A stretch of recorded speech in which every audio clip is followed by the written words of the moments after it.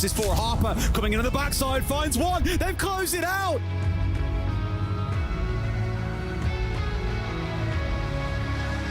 And Katsang wins it! Damwon Kia still undefeated, have taken every single map, and they secure the spot one in their group. From this angle, Kansan, are you a miracle worker? You only need one more! And there it is! One of the best plays that we've seen at this tournament! Elevate, who have played so well, they can leave with their heads held high, because I believe many would not have thought they would have been making it out of the groups. And here they are. From 20 down to 6, here are your competitors.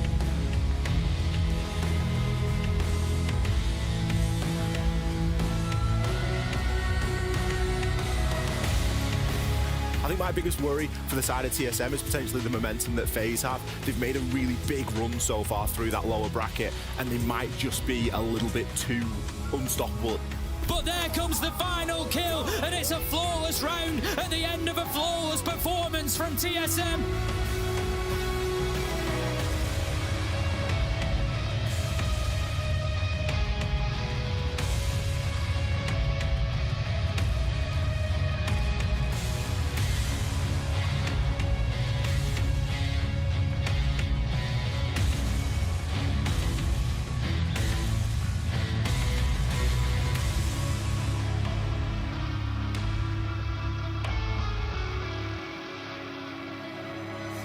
In over 2 weeks, we've gone from 20 teams to only 2. Let's welcome our competitors. TSM versus Team Empire, map number 1 is a best of 5. Joystick doesn't pull out ahead. He has a single bit of HP, and Chala says, no you don't. TSM steal Empire's map away, and they take Clubhouse. Merc might be able to get one, and there you go. What a performance from Merc. 14 damn kills and 7 damn rounds. TSM take map number 2. Geo in a 1v3, but Empire, they want to send this to map number 4. They just need a tiny bit of Geo's HP, and they're gonna get it.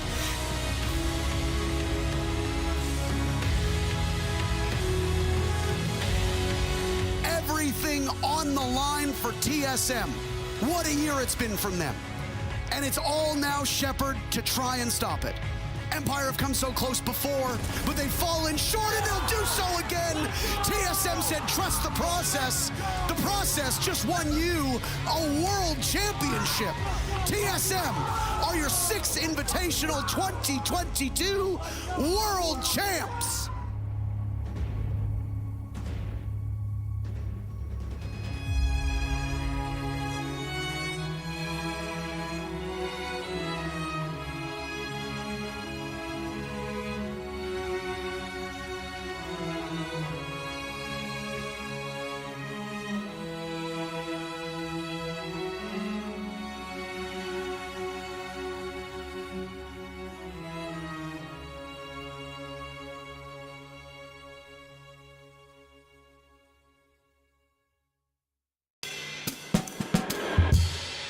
Check 1, 2.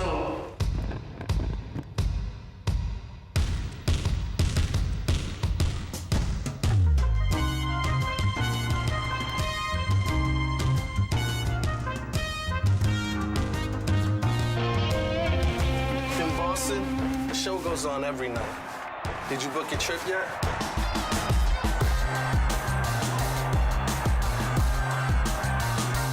Boston never gets old.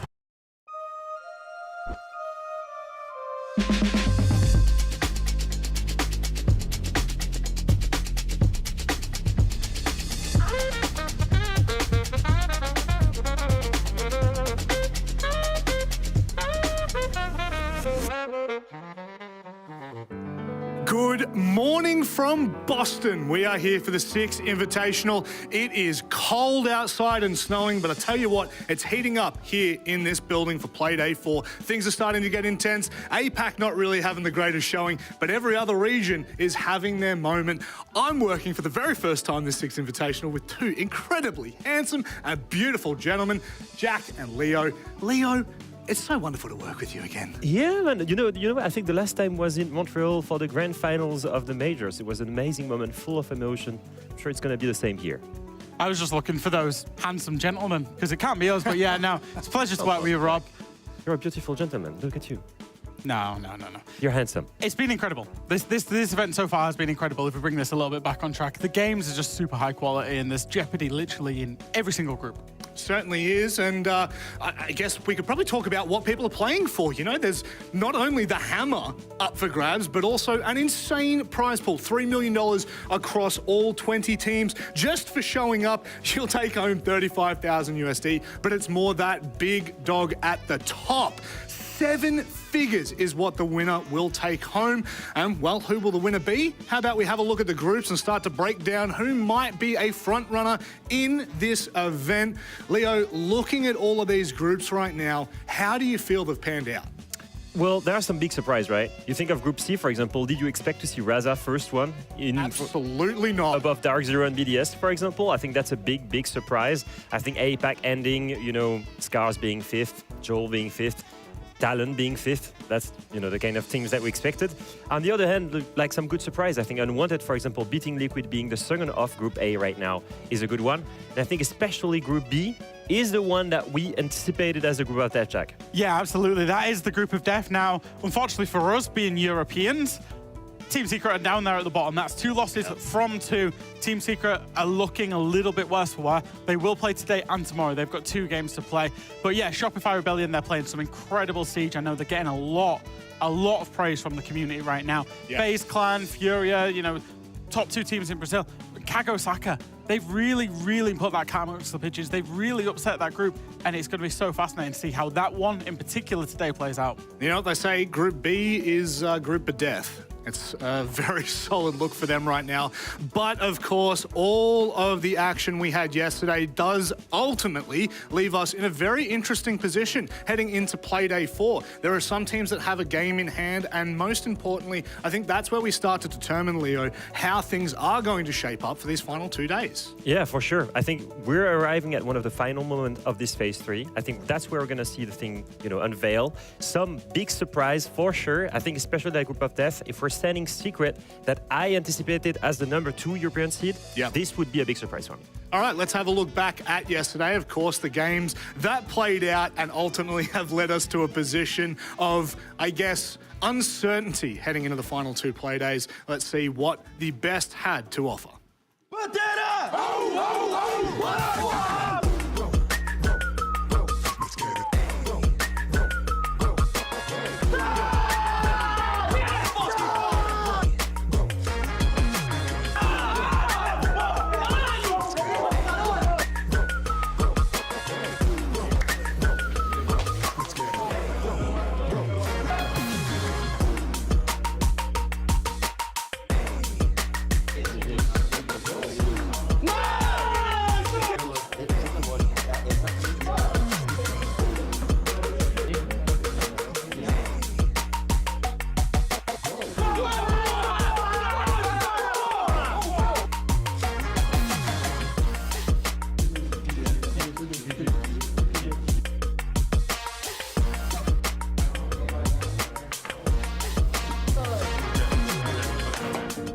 tell you what, Playday 3 always starts to turn the tide. That is the point at which there is no return for teams who are not performing well enough. And Leo, you could see the raw emotion and passion from those players. Yeah, especially one of the images that I love to see here is Grixer Pablo. I've played with this guy for 1 year. He's so passionate about the game. We never managed to qualify with the United roster, but I'm glad to see him attending every STR event with Sonics and now Shopify Rebellion. Now, of course, our favorite segment, The Monster. The moment. and the must-see. Let's start with the monster and see who it was that absolutely tore up yesterday. Leo, Gavin, I mean, do I need to say any more than just his name? I mean, speaking about great fraggers in NA, I think Gavin has really, got his place in the top fraggers for sure. Like, he was one of the best pickups for Dark Zero in a long time. For some reason, and many people debated that he was dropped unjustifiably. He was then picked up by Beast Coast, won a major with them, and was one of the big reasons for the success. And I think seeing him really come to fruition yesterday, he was impressive in confidence, Jack. I think that one of the things that I like about him is his confidence, but also his smartness in the game. Whenever a pro player is making any kind of play, there is a risk-reward element that goes through their mind every single time. Gavin's got that balance, that equilibrium absolutely spot on between risk and reward. He makes the risky plays when it's appropriate too. I'm just thinking of the perfect balance between risk and reward. And yesterday we saw him jumping out of dining window, taking a gunfight on someone that was still in the spawn. A jump out spawn peak and winning about 30 seconds, yeah. But apart from that, his general play, when he needs to, he can play safe, he can play whatever he needs to for the team as well. He's a very impressive all-round player. Well, you're talking about impressive. There's only one moment that sticks out to me, and I'm going to say from the start of this phase, I mean, how does it get any better than a 1 versus 5, Jack? Yeah, it really doesn't. We very rarely will see a pure 1 versus 5. Very often it will be the defender that's winning it out on time. This is Diaz here. He is literally 1 versus 5, a minute 30 on the clock. As an attacker, he has to force gunfights here, and he does that. He forces more or less 2 1v2s, wins them both out, and then the very final kill here gets off the plant, gets the 1 versus 1. A pure 1 versus 5 ace is absolutely nuts, and we've known for a long time that this kid in DS has so much talent. We've seen it across various rosters now, and he's continuing to do it at this event. Obviously, a 1v5 clutch is always super impressive to see, right? But the real reason is it's happening. It's not because Diaz is amazing. He is, but the real reason is Scars. Offering him 2 1v2s and then 1 1v1 is a big issue for me. The fundamentals are still not there. If you want to collapse on a player, you do it all together. There is no way he can trade 5 people at the same time. If you set up 1 crossfire, it should never be winnable. If you've got 5 people, you can ultimately set up, in theory, a 5-way crossfire. Yeah. If you're not doing that, the 1v5 is on the defenders that lose that. It was really tough last night. Lax went in, and rightfully so. He got heated by the end of it, but, that's just what happens, unfortunately. Scars are just not performing. We have 8 best of 3s today, so we're going to have a look at the must-see, the game that you don't want to take your eyes away from. Leo, for you, what game is it? I think there are some really good games all over the board here, but I think the biggest one for me, we've mentioned it before, Group B, the Group of Death is right now, a barn burner. Many people are losing maps, and the best one for me, the most impressive, is FaZe versus Team Secret. The reason for this is, like I said, Team Secret have really high hopes. They've super well performed, especially in Europe and at STR event this year, and they're on the verge of not even making it to Phase 2. This match versus FaZe is so important to get out. There were people talking about Team Secret as a top 3, top 4 team at this event before it started. They've not shown us that yet. 2 losses. And now they have a redemption story against FaZe Clan. They have to win to go through today. It's as simple as that. Well, a team that is certainly looking the greatest chance to win of all the games today. It is indeed Dark Zero. They take on PSG Talon here, who are at the bottom of the group. They have not won a map. They are struggling across the board. And to go up against a roster like DZ at the moment, Leo, I mean, are they looking in fine form? Are they looking like they could potentially top the group? So far, I will be honest, DZ, they are looking like in the get up the group. PSG, they're not looking like they can win, honestly. Like, DZ have been really coming alive. I think the entire event, they've consistently progressed.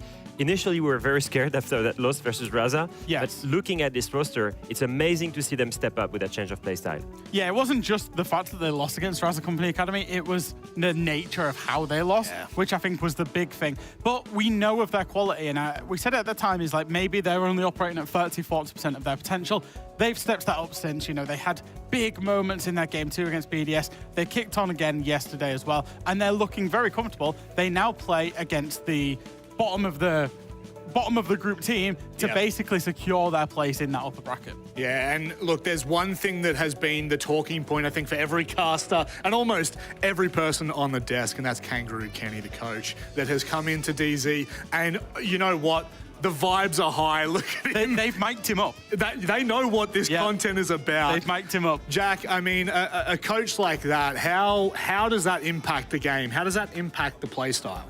I mean, Kangaroo Kenny was once known and still is known in Europe as probably one of the best coaches for improving his individual player performance. Obviously, he's got incredible aura. Just look at that picture. This is our highlights package over him. He turns the worst to the best. Now, we're particularly referencing one player inside of Europe, Noah Rurs, who had the worst result. He was the worst rated EUL player. Kangaroo Kenny got his hands on him, went into the top 10 of EUL players. Wild. He's nicely honest. We've interviewed him loads of times. He's very I would say brutally honest. He asked me to change that to nicely honest. About his players, about his teams, he's always very, very honest. And obviously, we do have to talk about that elephant in the room. Still chasing $0 in prize pool. Still chasing some prize money. I have a feeling he's going to end up with a lot after this event.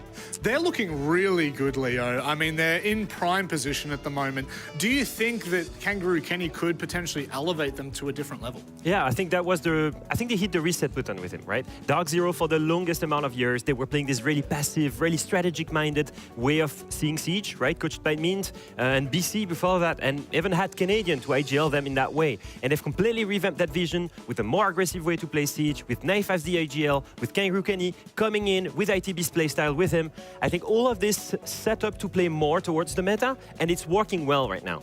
So they've played 9 maps. More than any than at the event right now. For 3 games, 9 maps, they've pushed every game the distance. But there's one moment, Jack, that we feel turned the tide for this team. Yeah, absolutely. It's going to be that moment up against BDS where they really were backs against the wall. They came out swinging because they'd lost their first game in an upset. They then lost their first map against BDS. It was looking like they were going to walk away from 2 games with just 1 point, and they managed to turn that back around. How about we relive that moment all over again?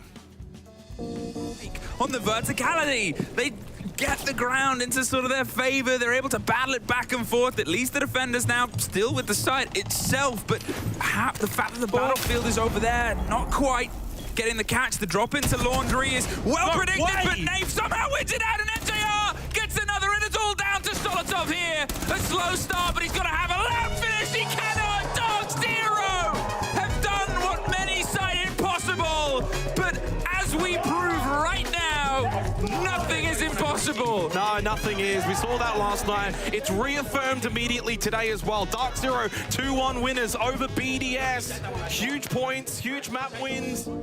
Nothing is impossible. A great tagline for this event and what we've seen in only phase 1. But Dark Zero have certainly turned on the back burners here, Leo. There were a lot of conversations coming into, I guess, SI as a whole. What were they going to look like? But specifically, what was Kobilax going to look like? What could he bring to this roster in this event that may well turn the tide? I think it was the biggest question mark for me. Picking up a young player, that's something that DZ has done for a long time, right?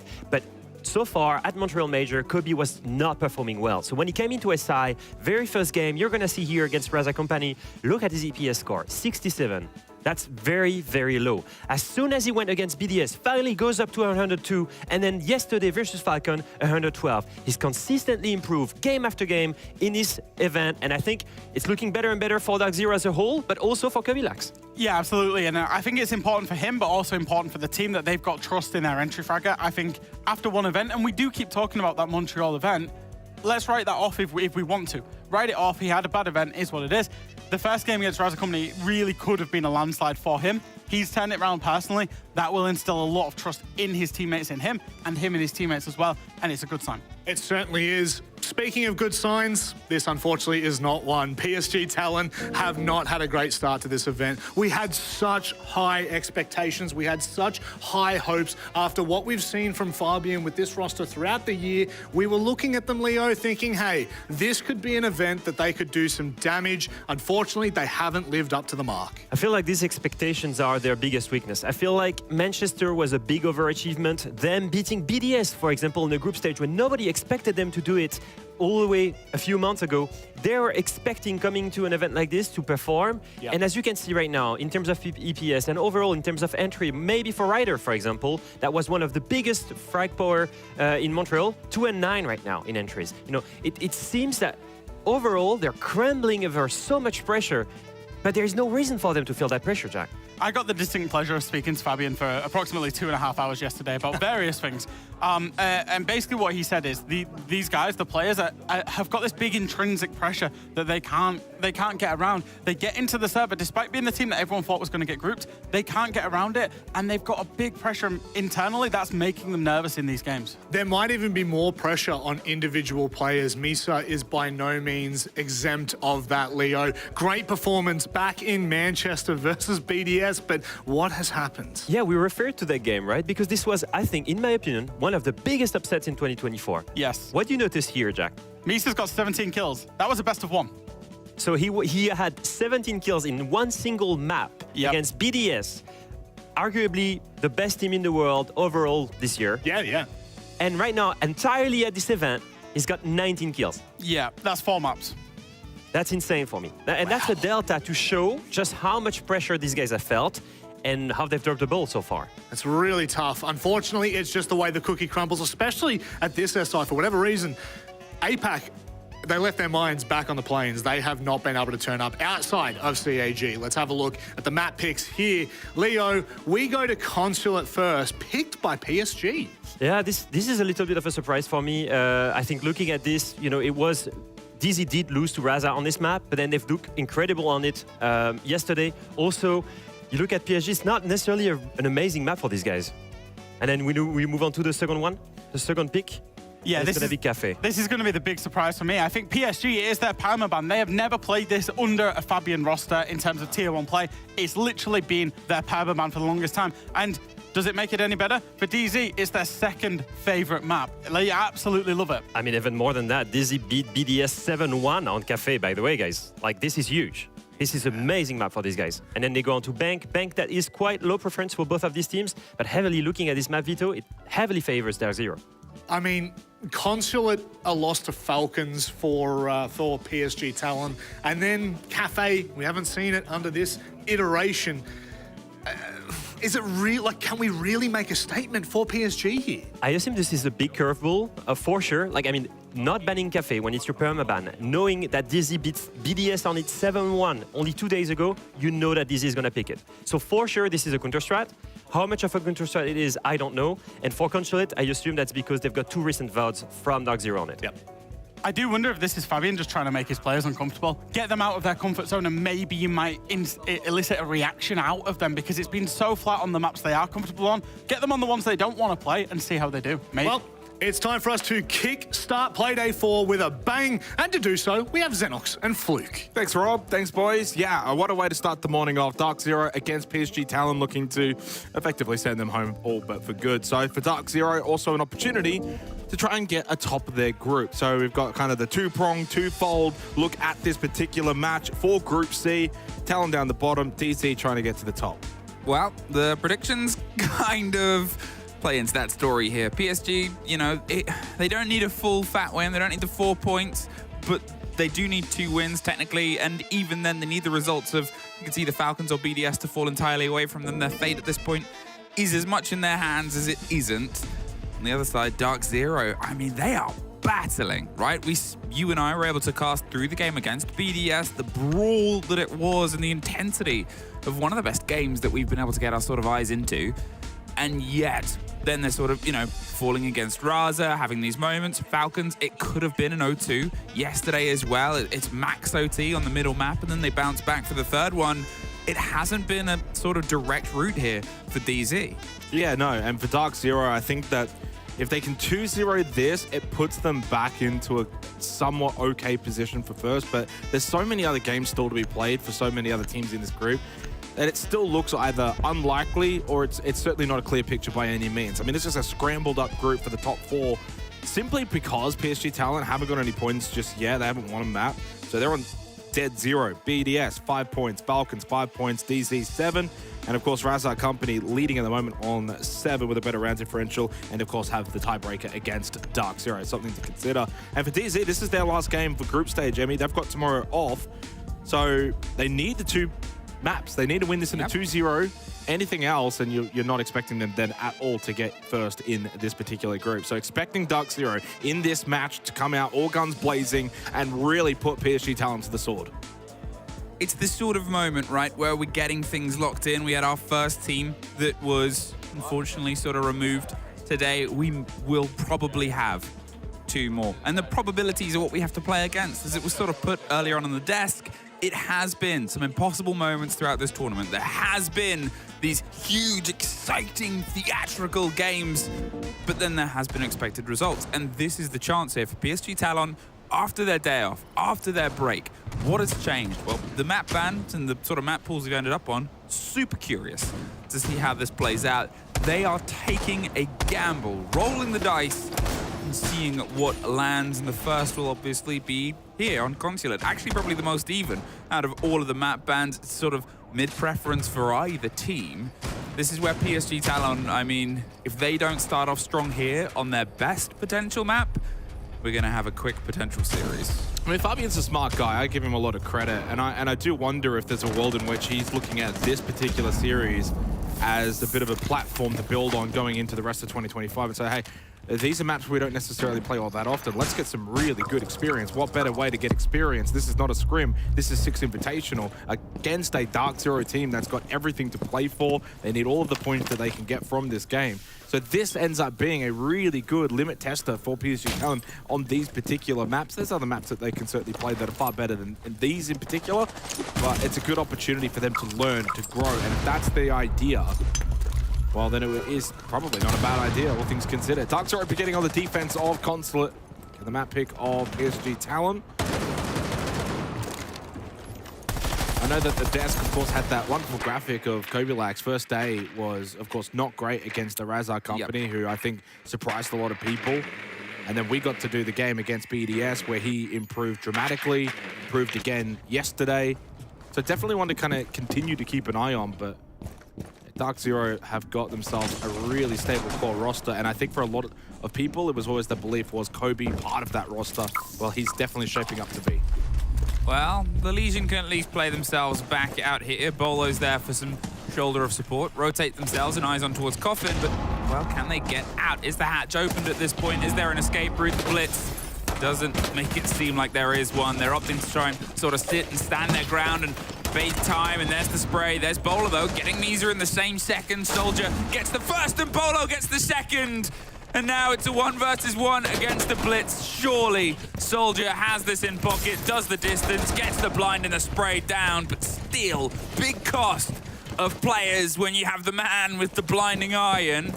It's not able to really secure that. Bolo, big work to bite into what is the glass of Yasp. It's obviously a big part of any push and hold when you attempt it, but also the chance at getting through some of the hard walls here. You've still got, obviously, Selmas that they're having to utilize on towards the hatch itself. That means that the garage wall is going to stay solid throughout this push, and anything else that might potentially be on the backside as well is going to likely stay locked and closed. Yeah, Dark Zero just need to play the angles on site now, hold over towards cafeteria and just watch for that drop. Eventually, if PSG Talon go for it. Breach not opened up, so you don't have to worry about that. Yellow stairs still a factor, dungeon and spiral stairs as well. That's really about it. So it means for Dark Zero, even though this is a 3 versus 3, there's not that many avenues of attack for PSG Talon. They're going to funnel in from pretty much a one-sided push. Soldier making his way down yellow stairs now with the Blitz. He's got the kit in hand. No nitrocells available right now for Dark Zero. So if you can get into that smoke or get behind the pillar, it could be a good chance to get the plant down. Nafe will fall, but Soldier should be able to execute this plant nicely. But they lose Gotti at the exact same moment as Soldier does get the plant. He falls back towards bot yellow, so low on health. They'll get Nafe back up as well for good measure. And that means Soldier, well, he's probably not going to be able to clutch it from here as a 10 HP Blitz finished off, shot in the body as well for good measure. Talk what you're doing. Fabian, you can hear the intensity here. He's a man on the day, sort of on the break, and he's had keen words, strong words with the roster, but you need to have that. I mean, I think everybody remembers his speech when he was coaching G2 on that run that got them the hammer, the speech that turned the tide of a team that needed it. He's intense, but intensity is what the roster needs. Again, you know, Bolo did great being able to pick the 2 kills on the top floor in towards Archives and slow this approach. The drop whilst they're going for the plant as well. Obviously the fight at the bottom of Spiral drawing the attention. Great getting the down onto it. Here the drop on the hatch. I mean, as the Blitz is planting, I'm not sure how much of a threat they thought there was. Throwing yourself down on that hatch, costing the verticality. It's sort of handed over. I feel like Gotti could have just double backed over towards Yellow Stairs and played behind the plant, and then be able to play off of the Blitz shield in the post plant too. So the disconnect, unfortunately for PSG Talent in that round, was they all kind of hit in different areas at the same time, and then when you lose those players individually, there's no trade potential. And your Blitz is obviously getting the plant down successfully behind the pillar. There's no response at all from DZ because they don't have Nitro. Spawn pick attempt, but Misa's a little bit sharper than Gobi, who was just not quite aiming in the right spot. Takes the head of Gobilax off. Good start for PSG Talent in the second round. Shutting down that Vigil, also shuts down a little bit of the roam game defensively for Dark Zero to begin the second round. Still have Nafe bottom Yellow Stairs on the pulse, and Soldier fortunate to get away from Bambazoo. Does strike back, gets him to half health. Dark Zero showing early signs of aggression though on Consulate.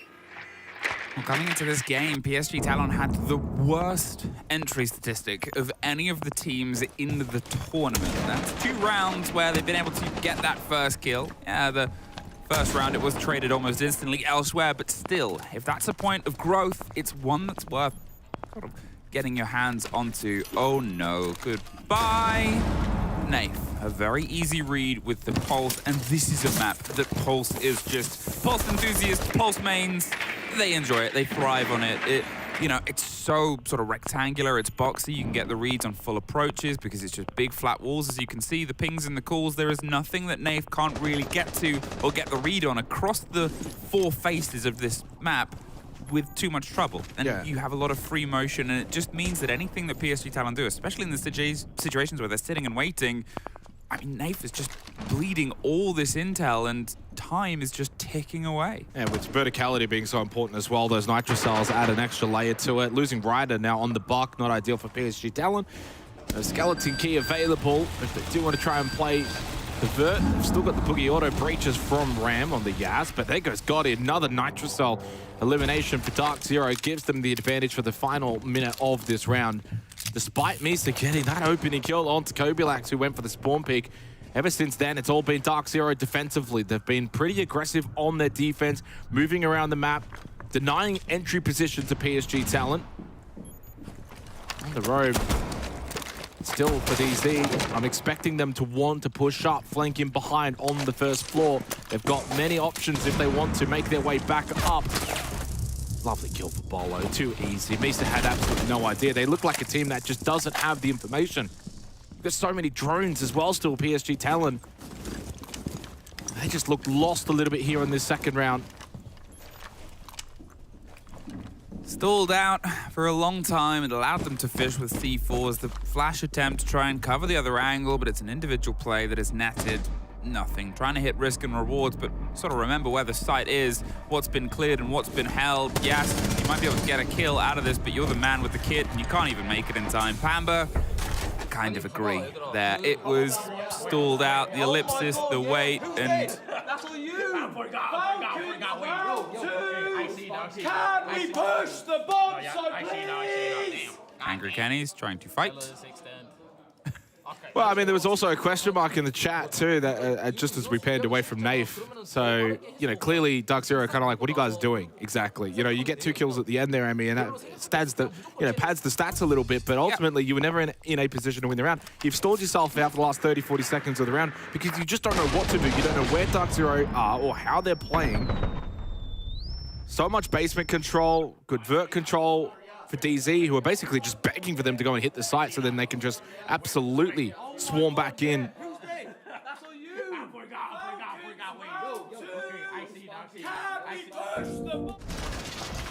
Kangaroo Kenny, can we push the bomb site, please? Did you say Falcons round 2 first, though?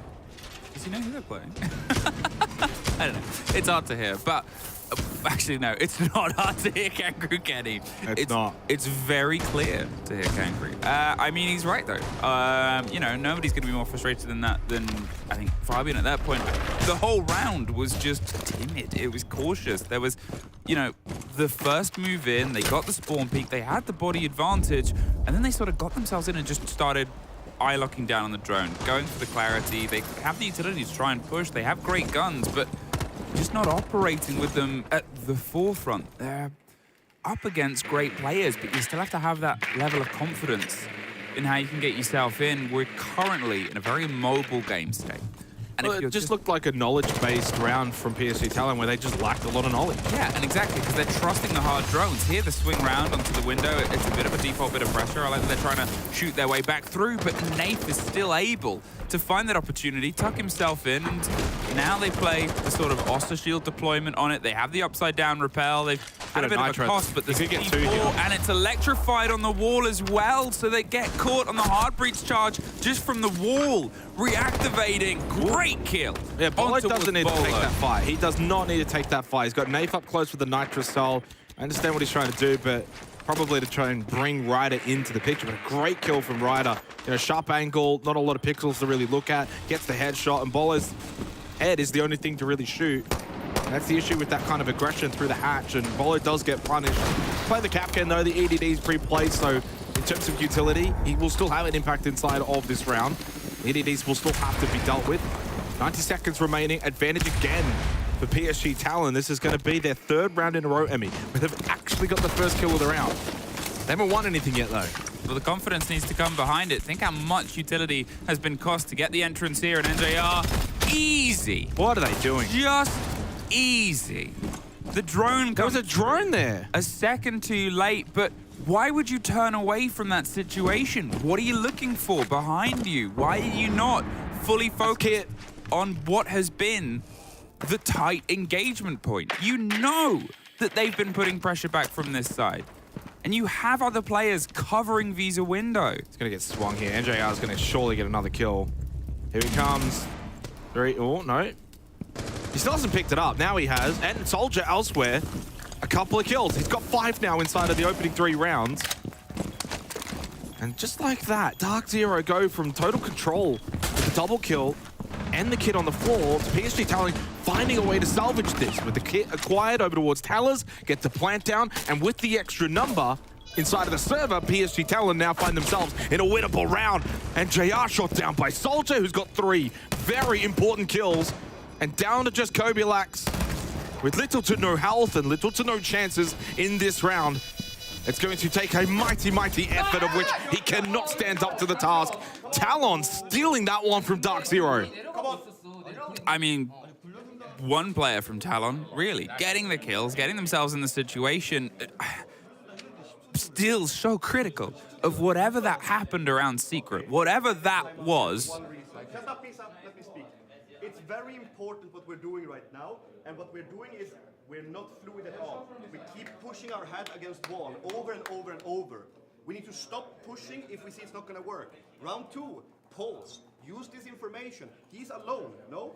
If he is alone, chase him, kill him. Play the mathematical game. We have 5 versus 4.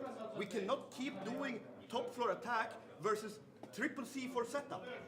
We have to be smarter, and we have to be thinking straighter. First round, we rush because 2 guys are offside. We know 2 guys are offside. Rush. This round, we keep going against the wall. Be smarter, change the strat when you see that you cannot continue. Come on, boys. Really good attack this one, the way we fixed it. So let's fix this up. Time's up, Fabian. It's true. It's always that sort of gratifying moment. And obviously, again, we're very lucky that we get the perspective of everything. But when the coach is saying the same things, who is that other person who can see all the screens, that, yeah, they are getting too locked in. This round started like that. Yeah, that was insane. Like, that moment there, though, the round, like, you've got to consolidate the round from this point. But they keep hitting their head. They hit their head against Secret Wall for 30 seconds, 40 seconds, trying to get themselves in the emergency entrance. And that was juggling utility, and then still they kept that plan going. And at that point, you know Dark Zero was aware of it. They're making their presence known about their awareness of it, and he's still trying to force it to happen. He's, you know, look at me being surprised. The man that's won 3 hammers is entirely right in this situation, but it's easy to say, tougher to do. Can they build on it? Can they get this counterplay working? Something that PSG Talon throughout their series before haven't always been focusing on, haven't always been sort of locked in on. Getting the counters, getting the intelligence, getting the reading, getting responsive towards what is being put ahead of them. A new round, a new dawn, a new day, and Dark Zero is just as much of a conversation in the time as well. But with this lineup, the sense play, the chance at the coverage of the smoke, looking like they might try and get here the control of Archives. See if they can shepherd their way across. Pamba's able to get out of there without being caught entirely in Coffin. With the hard wall reinforced and back towards the steady drone checking. I'm starting to want to see boots in the ground.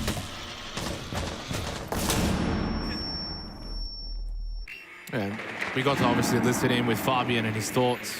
Just feeling as if right now through the opening few rounds that they're not quite that fluid, that they're not playing the way that he wants them to play, and that's kind of been the issue back home in Korea, which is at times this PSG Talon roster. I mean, obviously they're coached well, coached by one of the greats. Pengu's involved in the helping as well, but when they feel the pressure, they revert back, and they don't play the way in which Fabian wants them to play. As Fabian says, they go back to playing Korean Siege. Yep. When they're under the pressure, when they're under the pump and they don't know what to do, they revert back to their old defaults, which aren't that great. So it's about just trying to stick with the game plan that you've been kind of given. Bolo caught it vending, dead. Good opening kill again for Talon. If there's one huge positive to take away from so far this match, Talon with all 4 of the opening kills in the first 4 rounds, but the trade does come back eventually with Soldier's death, and that's a big death. He's been their best player so far for PSG Talon. Well, not sure what Kobe found funny about how it played out. I'm sure we'll see later on. Either way, it's a 4 versus 4, and this is the moment that they can maybe change things up. They put the pressure on towards the vending position, got the shield out, got the player out, and now have still, unfortunately, a dangerous sort of crevasse to travel across and rotate towards the top spiral to give themselves that growth. Ryder is in, moving on the other side of the light wall. They can drop it and go for the sort of reverse swing around. They have the coverage. This is a very good idea. Hoping and baiting that the player will pop in, but this is the fight that needs to be won, and it's not. NJR tucked for only 1. Very important trade, and now look at the positions PSG Talon have. Coverage onto the rotate in. That C4 will not get the catch it needs. They've got to try and just drive themselves across another plant, and they peel themselves back. Can they withstand? If they can hold on to the meeting desk, the reception in the front wall, and the rotate on top spiral, then suddenly there's a very narrow split that they can work with. Yes, over the top, Nathan, important trade right back and forth, 30 seconds, and a 2 versus 2. He's on a sliver of health, gonna go for the long arm, but he's gonna hold on. No, he's up and he's off. He got off it. I mean, he had pressure because of the 2 different players, 2 different angles, despite the fact that one of them deeper back, Misa was never going to find it right again. Nicely executed from PSG Talon. Really good. Really good, says Fabian, and indeed it was inside of the server. That's some better siege from PSG Talon. 2 rounds in a row from them, that it feels as if they're starting to get more of a grasp as to what they need to do here on Consulate and the way they need to play. They're starting to also punish the aggressiveness of Dark Zero, who are trying to get in their face early in these rounds. They want spawn peaks, they want these early contact fights, they want to deny the entry positions, and PSG Talon are starting to actually say, well, we're winning the opening engagements anyway, so we're happy to take those fights. It might be time for DZ to cool things off a little bit on this early round aggression, because 4 rounds have been played, and 4 times PSG Talon have found that opening kill. So it means at no point has DZ ever had that numbers advantage to begin with off of their early aggression. It's not working. It's sort of, unfortunately, immortalizing the words of Kangaroo Kenny, attack the site. 3 of the 4 rounds, PSG's been able to get the plant on. Well, they are row. They've been now successful here. I mean, you might want to retract that statement. At the time, it was correct, but since then, they have responded. PSG Talon seeing opportunity, seeking it out, building on the back of it. We're starting to get more of the players cutting themselves into life. Again, the movement behind the Sens wall puts them into a very sort of heavy, powerful position. They could have utilized the C4 to try and clear that instead of going for the kit. I understand why they went for the kit, but it was a hard sort of reach to make without putting yourself in danger's way, and obviously it didn't quite net the distance that they would have liked. Bolo, he opened strong with a double in this position a few rounds ago, and he's going to see if he can maybe try and start to draw some of the focus back towards him and get themselves back into the fight. And E1D doesn't quite catch anybody, but allows Yas to enter top yellow under the cover of the noise and start trying to hunt down the Solace. Ooh, in fact, double down with the Deimos here on towards Sandwich, and they're just going to get out of it. I think that's the right decision. There was a lot of pressure playing onto it, but there's still 3 C4s on the board. That's that risk. That will be the lesson, I think, learnt. I mean, that is something that Fabian touched on as well during the tactical timeout. Kobilax, probably if he had have triggered that immediately, may have found the opening kill for DZ. The delay, though, costing him. Only 2 more nitros remaining. An opportunity ahead presenting, but Nave couldn't find the kill onto Yas. Dark Zero in the early portions of these rounds certainly haven't been their most clinical selves, and it is allowing PSG Talent to get a pretty decent foothold on Consulate. 90 seconds just under remaining in this 5th round. Talent looking for their 3rd round win in a row. Back over towards servers now, and it's a huge horizontal hold for Dark Zero. That entire basement is theirs. PSG Talent are going to have to find these kills. They want to try and get some positions up above, try and get Soldier in towards Piano with that skeleton key. But he hasn't been able to. I mean, it's all a bit late, and I think that's the worry right now. The Tiburao will slow this, but it won't stop it. Eventually, that and the hatch will fall. But last time we were here and they couldn't get the garage wall open, it turned into Blitz just tucking themselves behind Pillar. They don't have that option right now. They need to start trying to work on that double wall if they want to get anything close to a plant. The fact that it's at 40 seconds, a single chance with an explosive would stop this coming together. The Tiburao won't quite go for the wall instead. Keep the hatch cold, keep that sort of solid. It means the Buck has a lot more work to do. It's awkward to clear out the pillar position here, and it's getting later and later. A Solace, they're ready to go on an adventure, get some revenge. There's somebody watching and waiting for them patiently, but the pressure of the kit is still on Gotti. You're looking what they've got to try and cover this right now. 2 smokes and a hell of a lot of flashbangs. It's just gonna have to be noise and aggression here. We start to get the push, 10 seconds, and Ryder finds the first onto Kobe. They're tucked deep in a great position, but if this C4 is the right way, which it is, well, now it's 2 seconds to get a kit. I don't know if they have the time. They don't. Too little, too late.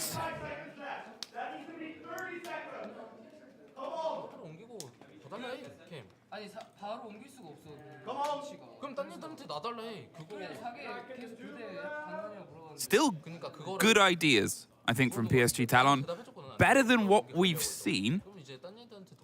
But there's always still that asterisk over this series, as this is their best map of the 3 by far. I mean, the ideas are fine. It's the execution. It's also the time management. You kind of mentioned it, you know, around that 45-second mark of the particular round, they're not through their checklist even remotely quick enough. And credit to DZ, they've got the right lineup, the tuber out, understanding, keep that hatch closed, don't worry about main breach.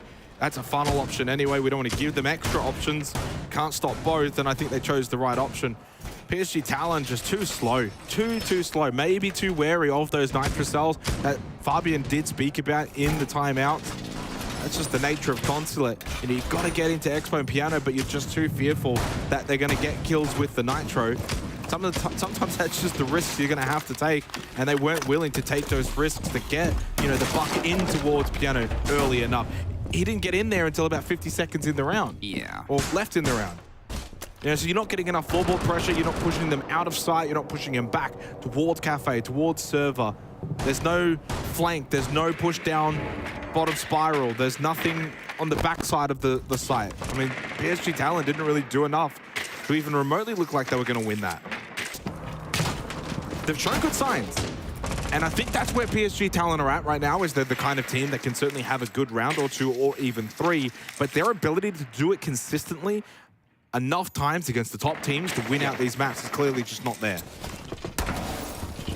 making their way downtown. There's a player inside the piano that's about to find themselves face-to-face with a blitz. This really should be a bit of a shutdown, but I appreciate the Soldier isn't entirely just throwing himself in. He's very curious, and Kobe gets it. There's a trade out and a drop. That was the cover that I was talking about, and there's Gotti and Misa able to pick apart Nafe and Pamba. So, though you've sacrificed the blitz, technically it is a win on the end of it. He was being sort of attacked and scuppered by a few different players around him, and it's left Kobe a bit isolated. He could try and potentially find one more fight his way out, but he's not going to opt for it. Instead of rotating down as well, he goes back up.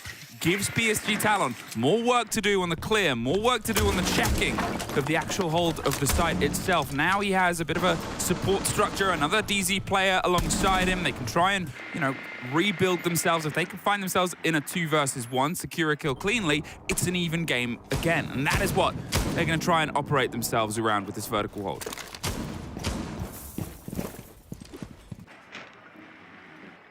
Dark Zero have certainly had to deal with being a player down a lot in this first half, giving up 5 of the 6 opening kills. This time it was a little bit different, but then the double kill immediately after does keep PSG Talon slightly advantageous. Going into the final minute though, things have just cooled down. This is where DZ are at their best. This is where also, quite frankly, PSG Talon throw a lot of these rounds away. The inability to execute towards the site has been quite lackluster.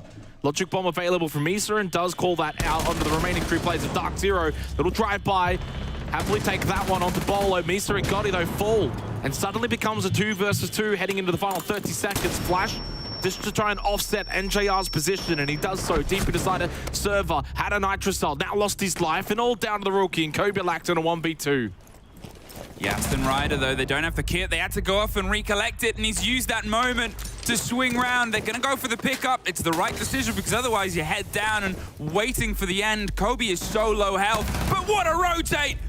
Ran onto the back for Kobelax. He's able to get himself in, and no, what are you doing? The immortal words of why are you sprinting?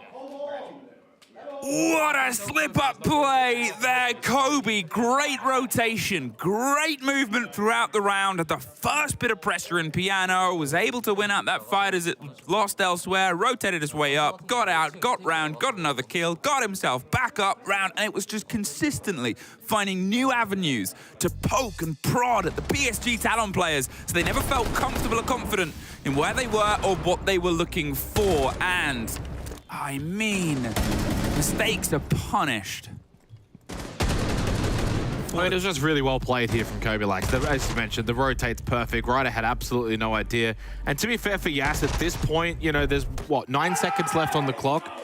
You can't try and bait the plant out, because if you're in that animation and you're trying to get that onto the floor, Kobe's probably going to kill you anyway. So what's your best option? Probably try and hunt him down. At that point, he has no idea. Has he ran away? Is he still holding? What's he doing? So he has to make a decision, and a split one at that very, very quickly. So I understand, the why are you running? But it's not about the fact that it's that 1v1. It's the fact that Ryder dies so easily there in a 2v1. That's the big issue. And that's when Kobe Lax got himself into a very winnable position by going for that flank, then by getting that kill. The rest of it was pretty much self-explanatory. He was going to close it out. 4 defensive rounds for Dark Zero on Consulate. They've set themselves up very nicely coming into the second half again. PSG's map pick, one of their better maps of this particular map pool that we've got for this game. And if they don't win this, it's going to be very, very difficult to envision that they will take out Cafe to come. Dark Zero looking like they could be on the verge of a 2-0 in this matchup unless PSG Talent can find a way on the defensive Consulate. Get themselves back into this. They've already taken their time out. Fabian can't really help them out too much from here. They have the full read on what is coming to face them as the Echo drone and joyfully bounces up and down. Just as if it's on a trampoline. As Medics goes in my ear. Whee! Observer. But at this point, it's a slow and steady clear here. I'm wondering if Dark Zero is just going to sort of formulate a strong structure, push their way across, go for the default plant. It seems like there's nobody that's directly contesting them here. Obviously, when they get to the vending line with the shield, with the setup, I think Misa playing around that position as well. And the Bandit, well, he's going to be the first sort of fight, bit of ferocity, but again, a minute 30. Pockets of utility used, and look at the rotation here from Dark Zero. They're, you know, trying to potentially now go up Spiral. They're pushing their way up the Visa stairs as well. The coverage of the smokes. Here's the engagement, and it's Kobe that wins out against Ryder underneath. Bolo's with him. As I said, they're rotating towards Spiral as well, and PSG Talon don't adapt for this. As has been sort of formulated here from the top of the stairs. It might start going away from them. There's 1 and 2! Misa gifted! 2 kills there. Nathan Bolo gone. Suddenly the body balance has flipped. He's about to find a shield, but the Echo's giving him the full read. Fantastic use and cover from Soldier in the meantime. The pressure on towards the corridor is a 3rd, not a 4th for Misa. Kobe shuts it down. Yeah, is Kobe going to be aware that there's now one holding? He should, because that diffuse is in a bit of a bad spot. They've got 37 seconds. He's got to make a decision here. Push quickly, and he does. Through long downs back in towards the hallway. He can now play off of NJR. Again, they don't have that diffuser. I think it's stuck over towards main lobby, and if they don't go for it now, they basically have to rush the site, go for the kills. 2 on 3, just start pushing in, go for the swing. There it is. It's not going to get picked up. With so little time remaining, you have to just commit to the fight towards the site. Bulletproof camera, not ideal. Good kill though from Kobe. 3 in the round, almost looking for the ace. Can't win the battle up close though. Got him with a shotgun. Gets rid of him. 5 seconds left for NJR to find the 2 kills. Trying to shoot Yas through the wall. He presents. You know where the last player is, but no time remaining. Good job. Big fucking round, Misa. Big fucking round. It was a big, big round. A big bleeping round from Misa. That double kill over towards Spiral, changing the complexion of the round completely, catching out. I believe it was Nathan Bolo. I mean, a huge round from Kobilax as well, by the way. They didn't win the round, but I thought he played incredibly well again. Technical pause.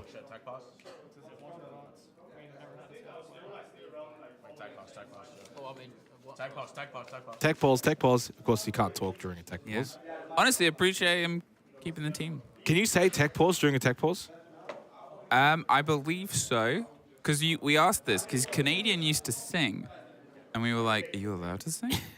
And then refs were like, there's no rule against it. So instead of talking during a tech pause, you just sing. Yeah. I think we should go. Imagine this. And do this. Musical. Well, I don't think it would be very good. Opening kill for Kobe. He really did try and set the tone for this round, but it's this moment here, Misa. Look at it. Like, what is Polo and Nave just doing? No pressure over towards long desk, right? So like, if you think about what have DZ got, they don't have long desk pressure. They don't have top spiral pressure. So that is a position on the map that is quite dangerous. And for 2 players to just be sitting over towards spiral and just paying no minds to a position on the map that you know full well is going to have a defender, is going to be defended. That is definitely a bit of a boo-boo. I think, and I could be wrong here, I think what happened there was they knew there was an Echo drone watching them, which was obviously what gave the read towards Misa to make the play, and we saw it hit Kobe as they came up the stairs as well. Bolo was looking up towards the roof to find the Echo drone. I think Nafe at that point was droning up Spiral, not expecting somebody to be on that aggressive overlook position, because to be honest, why would you be? It's not the most common peak to sort of get that angle there. I mean, you don't need a drone right there, though, if you're going to be droning. No, for sure. But this is me just trying to work out what happened. It's like Sherlock piecing the pieces together. You're my Dr. Watson. Well, Dark Zero's got to be careful, too, because honestly, I thought their attack was quite slow-paced in that previous round. It took them a while to actually get towards the side. It was a minute 30, I think, before they were inside the building with the pressure. They'd utilized utility. This is much quicker. Remember, it was sort of the complaints before, and that first one won't catch, that second one won't catch, and change of plans. 2 grenades. They didn't lose the exothermic at least, but the fact that plan A has failed so quickly. Well, and they've got to get piano control, and then it's not like they've brought a Bark or a Ram, so they can't even make the most of it. I mean, the idea is, for this particular setup, get main breach opened up, station Kobe on the glass, get smokes in. Off of those smokes, you can go for the plant. The glass is protecting. 2 nitro cells, of course, those need to be avoided. Kobe's actually in towards piano now.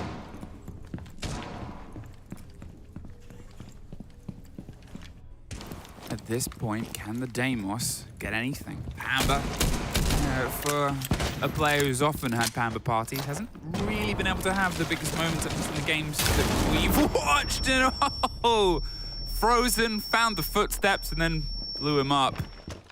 Great combination of utility there, something that they suffered on the other side of early on as well, and it just shows the reactivity that we're starting to get, obviously, here, opening up some angles on towards the floor, but there is a player buried in secret that is being droned out. However, the crossfires... Well, they can't get breached now either. I mean, it's not going to happen, so you've got to go for a back push. I think this is a really good adaptation from Kobe to try and be the one, but he can't catch out Misa on the hard left side. Throws out a gas pack, expecting more, and gets the kill onto Pampasu, who is struggling immensely against PSG Talon. Pampasu's 0-7, and Talon are about to tie this game up unless Bolo and NJR can change the course of this round rather rapidly. 35 seconds remaining. They do have the diffuser, but again, main breach is still reinforced. NJR and Bolo playing separately. They can't really trade off of each other. And with NJR's death, it's all down to Bolo in a 1 versus 4. Shot in the back by Soldier. Really good round, yeah. Really good job, boys. You are fucking insane. You are insane. Come on. 2 in a row for PSG Talon. They are insane right now. I loved it. Okay, so this is what sort of happened there, and I called it a little bit, and then it came together. They were fully focused on the Kaid playing in secret. They had the Deimos track. They really wanted to fight down the bottom of the stairs. They knew the wall was open because the drone had revealed that. We just saw a drone sort of swing that position. They'd utilized the Flores drone to be like, okay, we have the cover, but where Misa was sat, just in the little precipice of the door, they were so locked in on the Kaid. He was gifted the first. At this point, I'm assuming the Deimos was already sort of making the drop to try and get the swing round, but now he's in a 1 versus 1 against the Kaid right behind him, and he's focused on that. So here, just this position, we saw from Kobe's perspective, he was fully locked in the Kaid. The Deimos getting caught in the hatch drop as well, trying to get himself into the 1 versus 1 around secret. I agree with Fabian, the words there, but it's the positioning, it's the teamwork from PSG.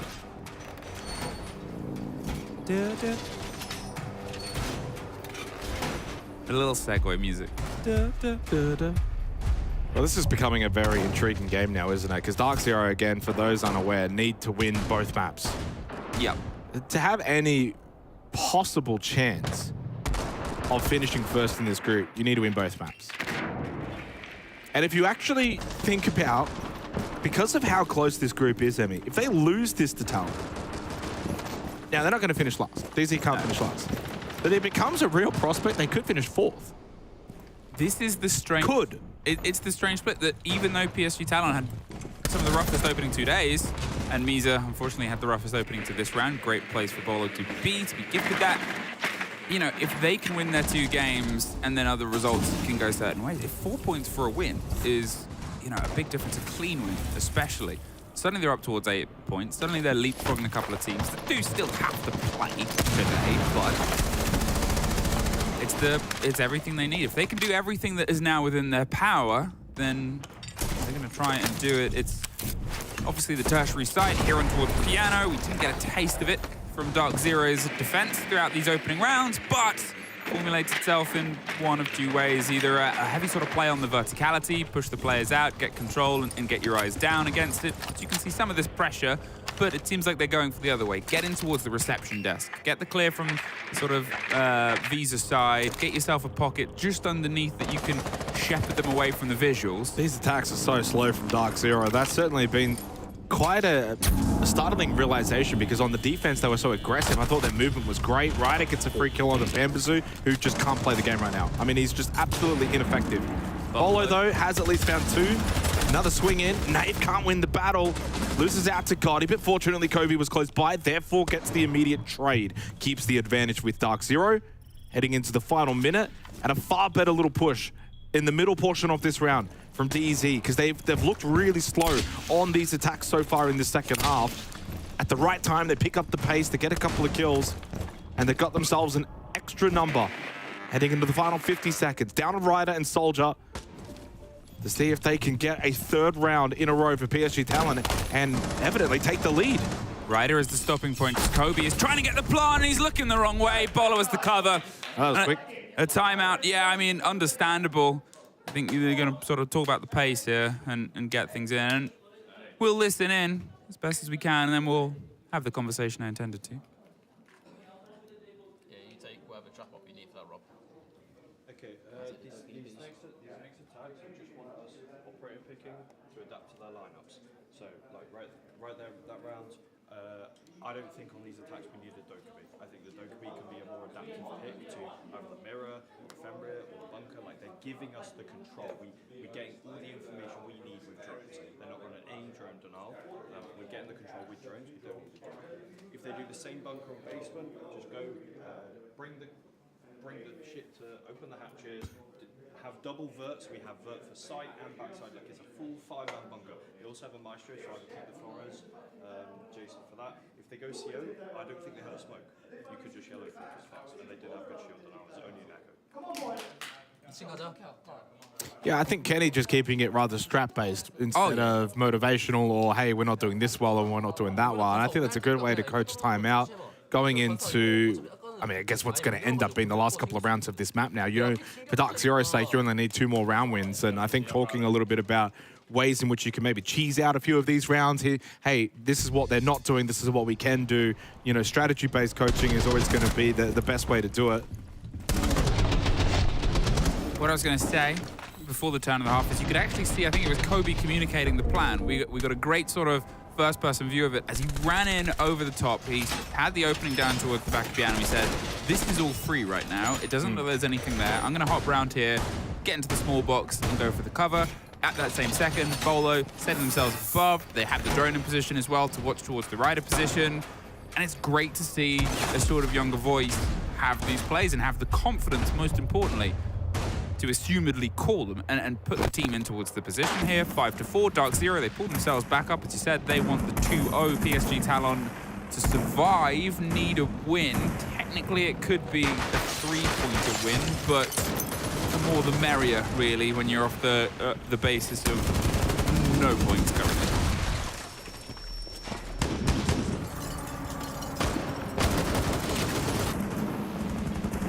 Steady approach here. It is kind of funny, though, as we heard from Kenny. It's like, well, when they're playing CO, they're not bringing the smoke. They brought the smoke, and then he also said they're not bringing drone denial. Well, you've at least got the mute.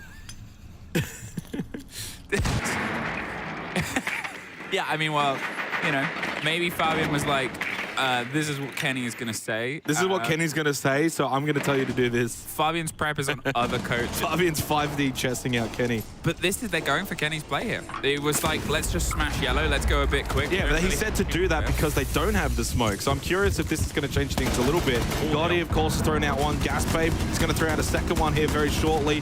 Losing a couple of players now. Ryder goes down. I think they might lose a couple more. Yeah.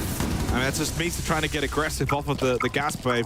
Well executed from Dark Zero. And I love the time in which they've done it in this round. Faster pace. They had a clear plan coming out of the timeout. Executed by Kenny. They've done it perfectly. Even with the smoke, it hasn't really changed too much into this round for Dark Zero. This is perfectly executed and puts a lot of pressure onto Soldier and Yas. They don't have the kit right now, but instead of that, they're going to try and push onto Soldier, who's the sole one on the site. He's able to get one. He's trying to get out of there and find himself a route, but he just had nowhere to go. Yas. Now, 3 more players to pull apart. Kobe has recollected the site, but they had the watch. 6-4. Good shit! Look what they do different. Look what they do different. Come on. Can he say that? What? Can Fabian say coaching stuff out of the time, like not in the timeout? Listen, you and I, that's above our pay grade. That is... There are people who are paid to make those decisions, and they're called Redditors. Now, you know, Cafe Garage, it was great adaptation, I think, from the side of Dark Zero. They realized, oh, wait, this isn't what we expected, but they still kept pushing this fight. Scrappy as anything, but I think you're happy you've got an LMG in this moment. They're going for the trade. I can see what they're trying to do here. Push the end of a clip and hope you can try and find the fight. Beautiful swing there from Pamba as well. I mean, we've been missing him this entire round, of this entire map even. Well, he was 0-8, he's 4-8. 4-8. That's how quick you can turn it around. And you know, the interesting thing is with pro players, at this level, if you go 0-8 as a pro player, they're not tilted. They have really strong mentality. Like they really understand that it's a team game. even if I'm 0-8, I'm still doing things to help the team.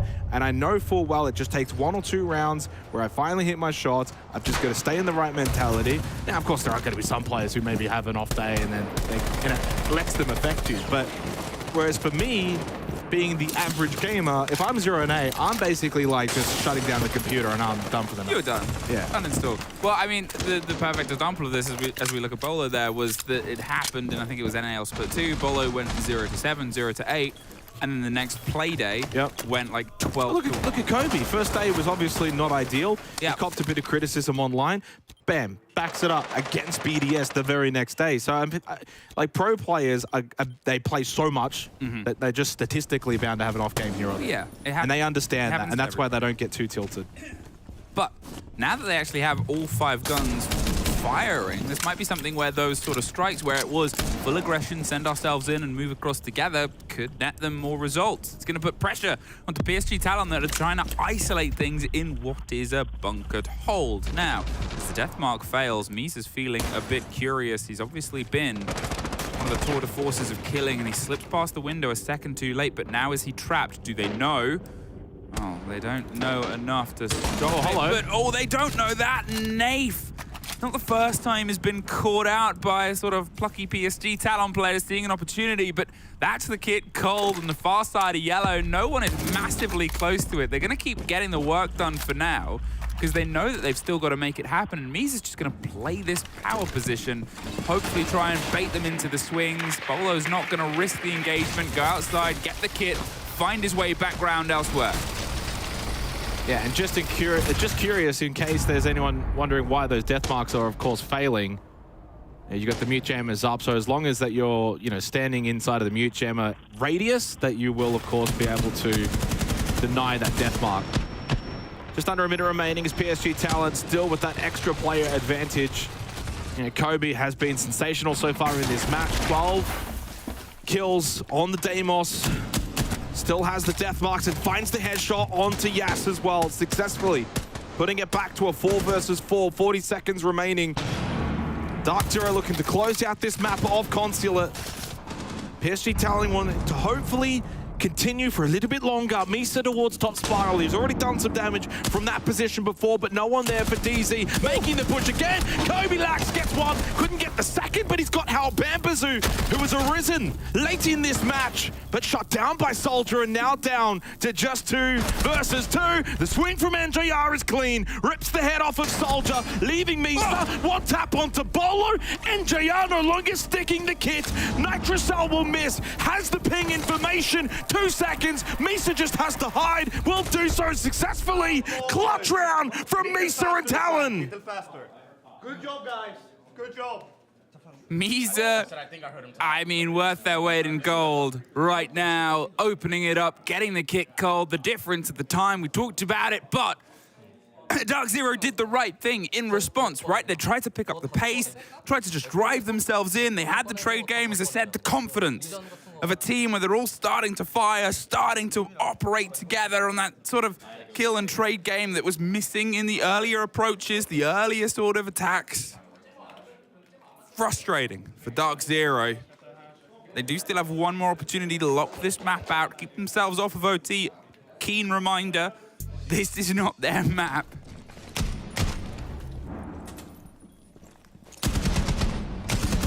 Yeah, if Kobe had got that second kill on the swing in, I think that might have solidified the round. NJR was forced to get off.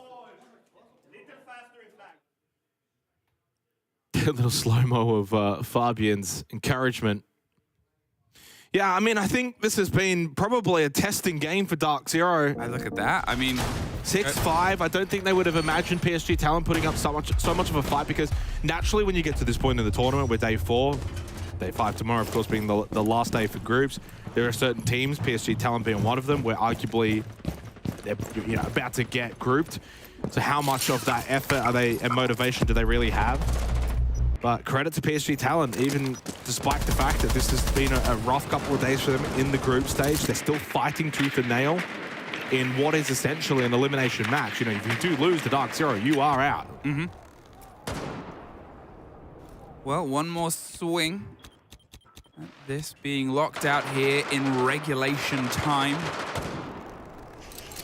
see PSG Talon pull and tweak themselves in towards just an OT, just that first little lifeline towards survival throughout groups. Obviously, you know, they in the showdown against Falcons, they were able to get an OT. It went all the way on Chalet 7-8. It's not been a regulation loss on all of their 4 maps, but it has been a loss in the 4 maps played, and now is their opportunity to try and pull this back and break that tradition. Dark Zero slowing themselves down once again. They're not entirely, you know, angling up for multiple fights. They've got at least Pamba as the Deimos in, trying to put the aggression here from the side of Archives. There's some support coming in from underneath. There's a long watch from NJR on the Finca around Coffin. They've forced control of the vending position, but remember how this one started to operate. When they changed plan, when they changed tact, things that went away from them. Capitao is being well read entirely, and there's Yes, but he's a second too late to operate on that kill. They're gonna try and track him, but he doesn't really mind. He knows he's been revealed. The Capitao bolt from underneath through the gap is doing some of the damage towards Ryder. There's a smoke battle on the plant spot as well as Misa swings out, gets NJR, but there's the fight right back. All the way over the top of Spiral here in Dark Zero. They just grab control of the long vending corridor, and at this point, Yas, he's got to try and start operating his way back towards the site and the fight itself right now. They are toying, playing coyly with the door of the site itself, eyeing up the idea. Do we execute? Do we pull back? But all of this conversation is pulling away from the 40 seconds that we only have left. Yeah, I mean, this is where, for PSG Talon, do they think about going for that counter punch, being aggressive? Goddy's still a couple of gas babes. They're now gone, expended. Big kill for Ryder onto Bolo. There's the Yokai as well. Burst goes out, and they've just cleaned house against Dark Zero to force overtime. PSG Talon, stalwart on the defensive side here on Consulate, sending us to OT. Dark Zero can't believe it, that they're getting tested this much against the team that has struggled at this event. So much so, they're yet to win a map. This is the closest they very well may get to, though, against Dark Zero. And Talon have got defensive side on OT.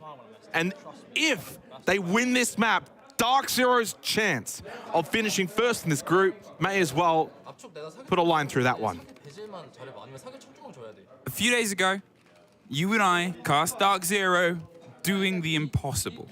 They were able to take Chalet, a map that BDS were undefeated on, and then take BDS 7-1 in the 3rd map. That is the biggest build. That is the biggest confidence builder. That is just an enigmatic force of energy.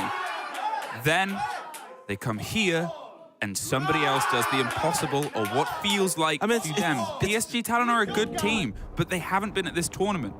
And that's that other flip side of it. This other side of the scales of if you are Dark Zero and you suddenly... Well, Dark Zero is just an enigma right now because they're the kind of team where they've, in their group, won the most maps. Yeah. They've got 7 points, which is tied for first. They actually have the 2nd worst round differential, though. Second to only PSG Talon, of course, who are 0-4 and really struggling. You think about their games, they lost to Razar Company 2-1. They beat BDS 2-1. Great result. And then you beat Falcons 2-1. So at no point have they shown that dominance of a 2-0 and the kind of team that can win 7-3, 7-3 and just clean house. It's been this sort of up and down inconsistency. Their great is amazing and their worst is pretty bad. And that's probably been the issue that I think moving forward for the rest of SI that Dark Zero need to work on is finding more and more consistency within this team, because they're about to drop a map to PSG Talon if they cannot find a way to probably win this attacking round right now. You can see again Kobe communicating the take, and Misa is so tempted to hop out, but it's a long route in towards that fight and back to any semblance of safety. The positions that PSG Talon have taken, they're sort of waiting and anticipating. Obviously, Misa's being aggressive on yellow stairs. Yas, I think, is down at the bottom of yellow as well, sort of hoping somebody tries to sneak and slink their way in towards an engagement for them in the coverage. They pull back now. They've realized, look, they're going slow once again. Let's not give them one body. They're taking their time here.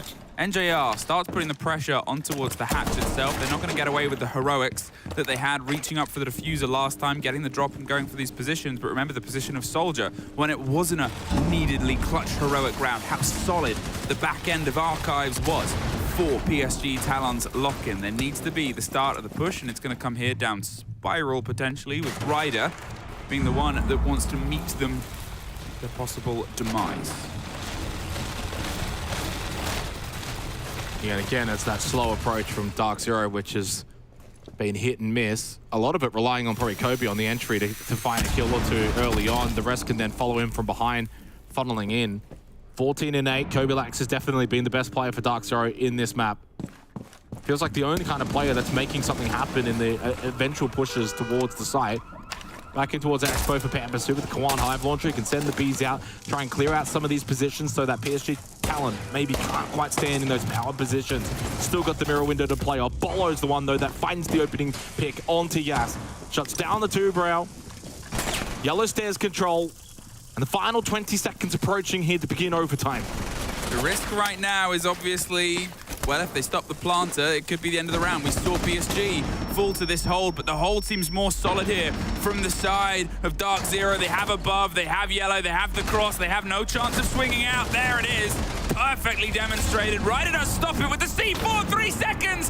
What I talked about might come true. They just hold it down in time, but there's the cover. If they can find the kill, they do.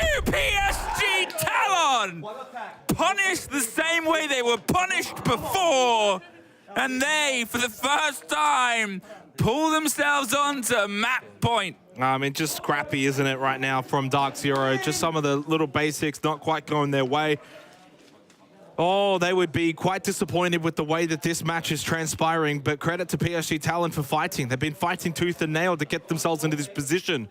It hasn't been easy, it hasn't been clean. They had some moments where it did feel like it was going to be a classical PSG Talon game where they just get overrun by Dark Zero, but they have found just belief midway through this game, and they're starting to play far more clinical than what we've seen of them at the 6 Invitational so far. Bolo's the one that gets the opening pick. That's great, sets them up, but look at the time, Emmy. There is no time, and as soon as Nave goes down to this Nitro Cell, panic sets in. There's only 4 seconds, and JR forced to just grab it and stick it in the same position. Not enough time to move or rotate or find a safer spot, and PSG Talon are aware of that. Rush in, kill the planter, win the round. It's quite simplistic, but it's just beautiful siege from PSG Talon. And Dark Zero are on the verge of dropping a map to PSG Talon for what would be PSG Talon's first map of the tournament. And that's quite staggering after what we've seen from DZ so far through this group. And again, DZ don't play tomorrow.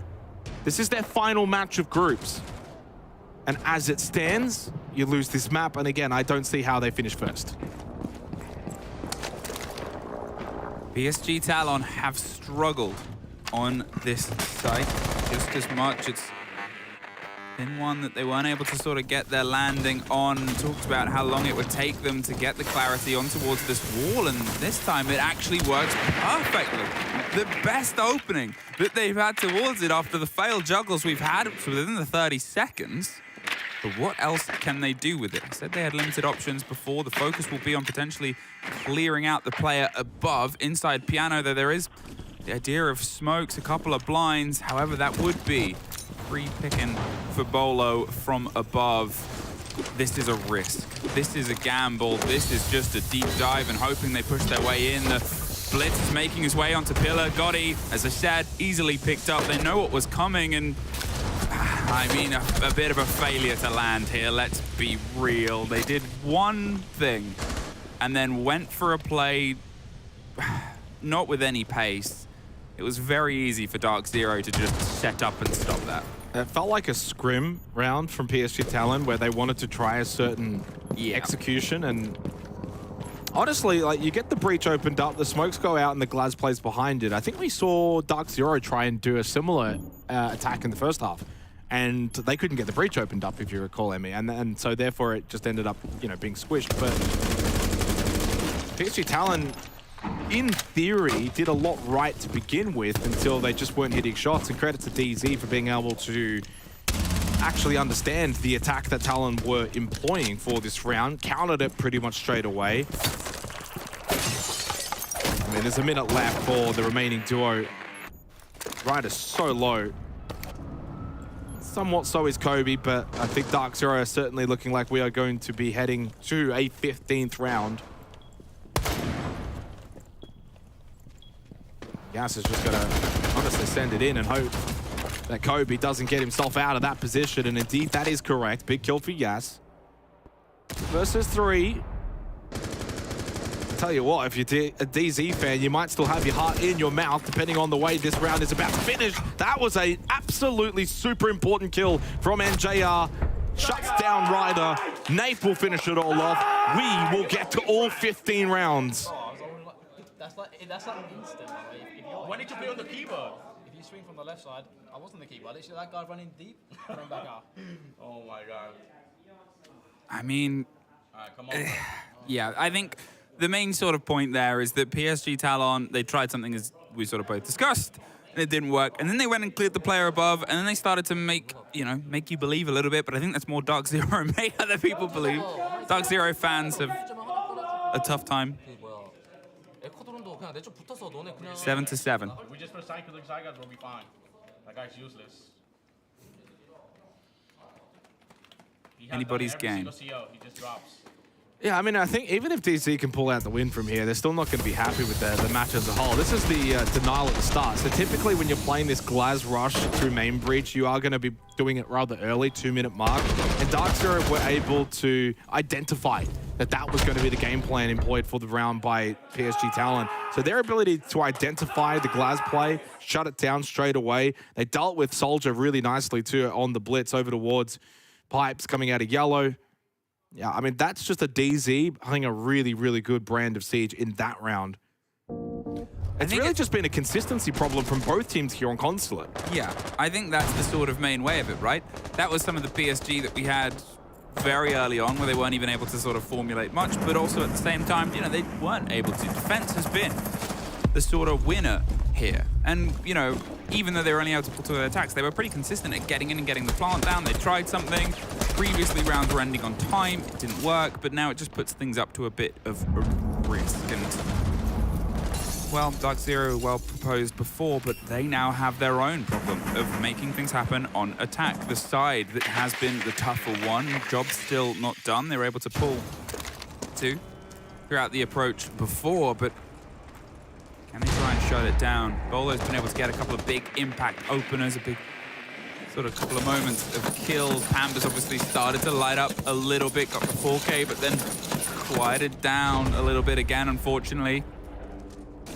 And Nafe as well, there's been very little, if any, focus on being able to successfully get the plant down, apart from this single round almost, but even then it's an almost.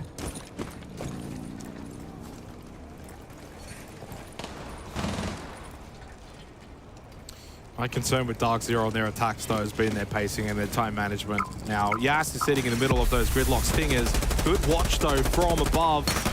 It doesn't get the kill. I mean, that is incredible. Nave goes down, and that's probably was one thing that was always going to happen. Yas then finds another kill because they couldn't finish him off when they should have. That is a huge misplay for Dark Zero. NJR, at least through meeting, captures out Soldier, deals with the Echo. Can't win the battle, though, against Ryder.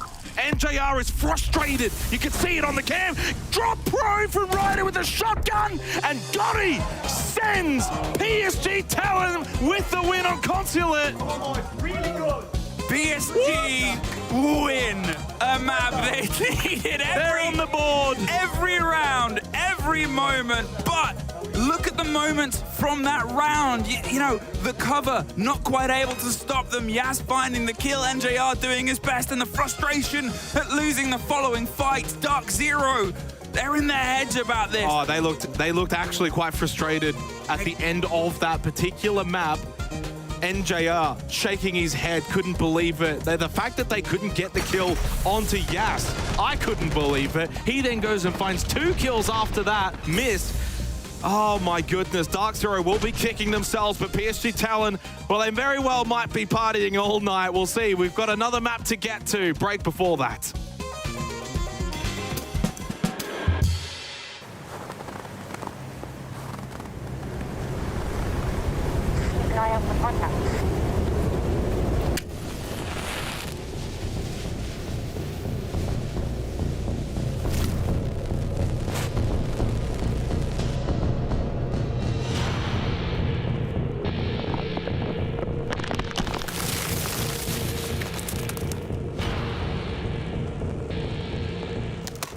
Available now.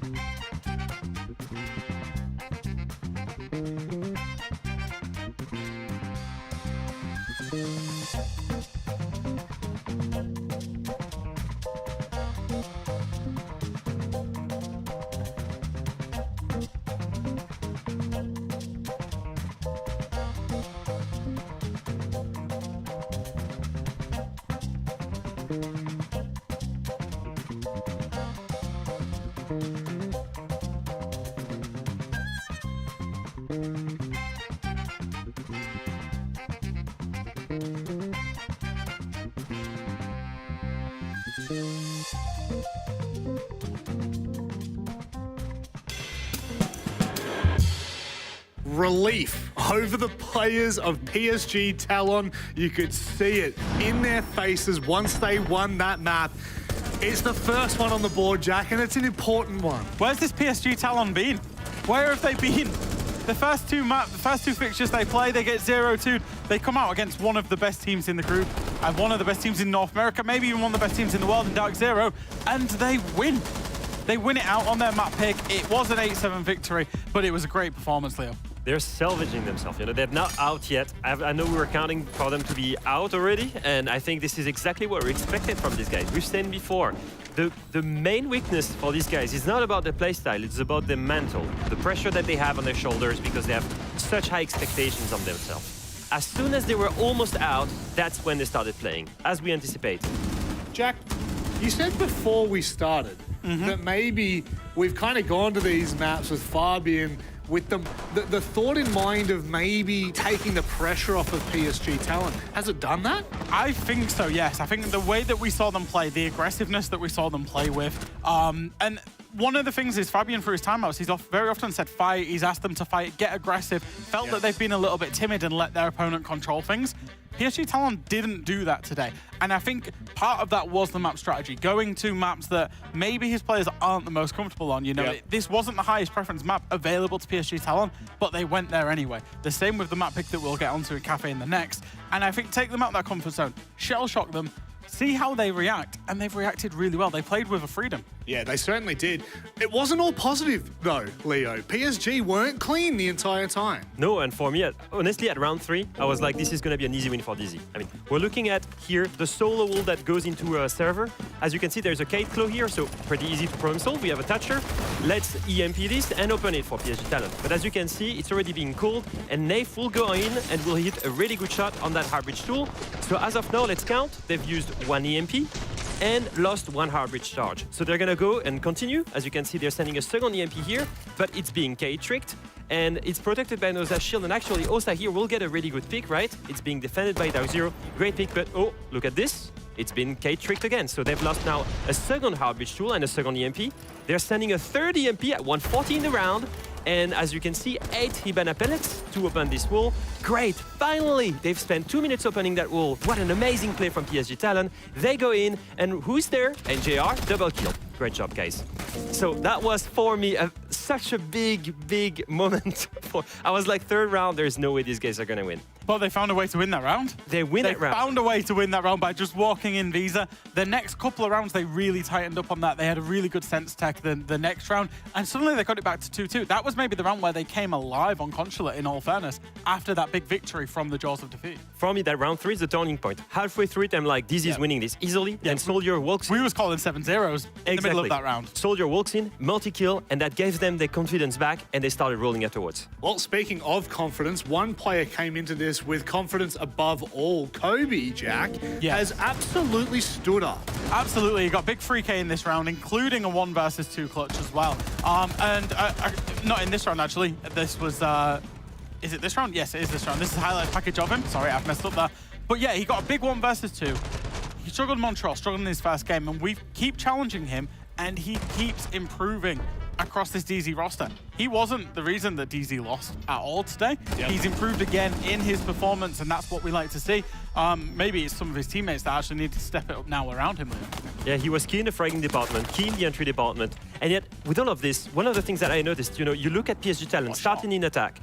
They win 5 opening engagements. They plant 3 times, and despite all of this, they went 2-4. And there's our updated line graph. And exactly as we anticipated, as much as Kobilax was, you know, weak in Montreal, he's coming into this 7 and he's warming up, and every single matchup is getting better.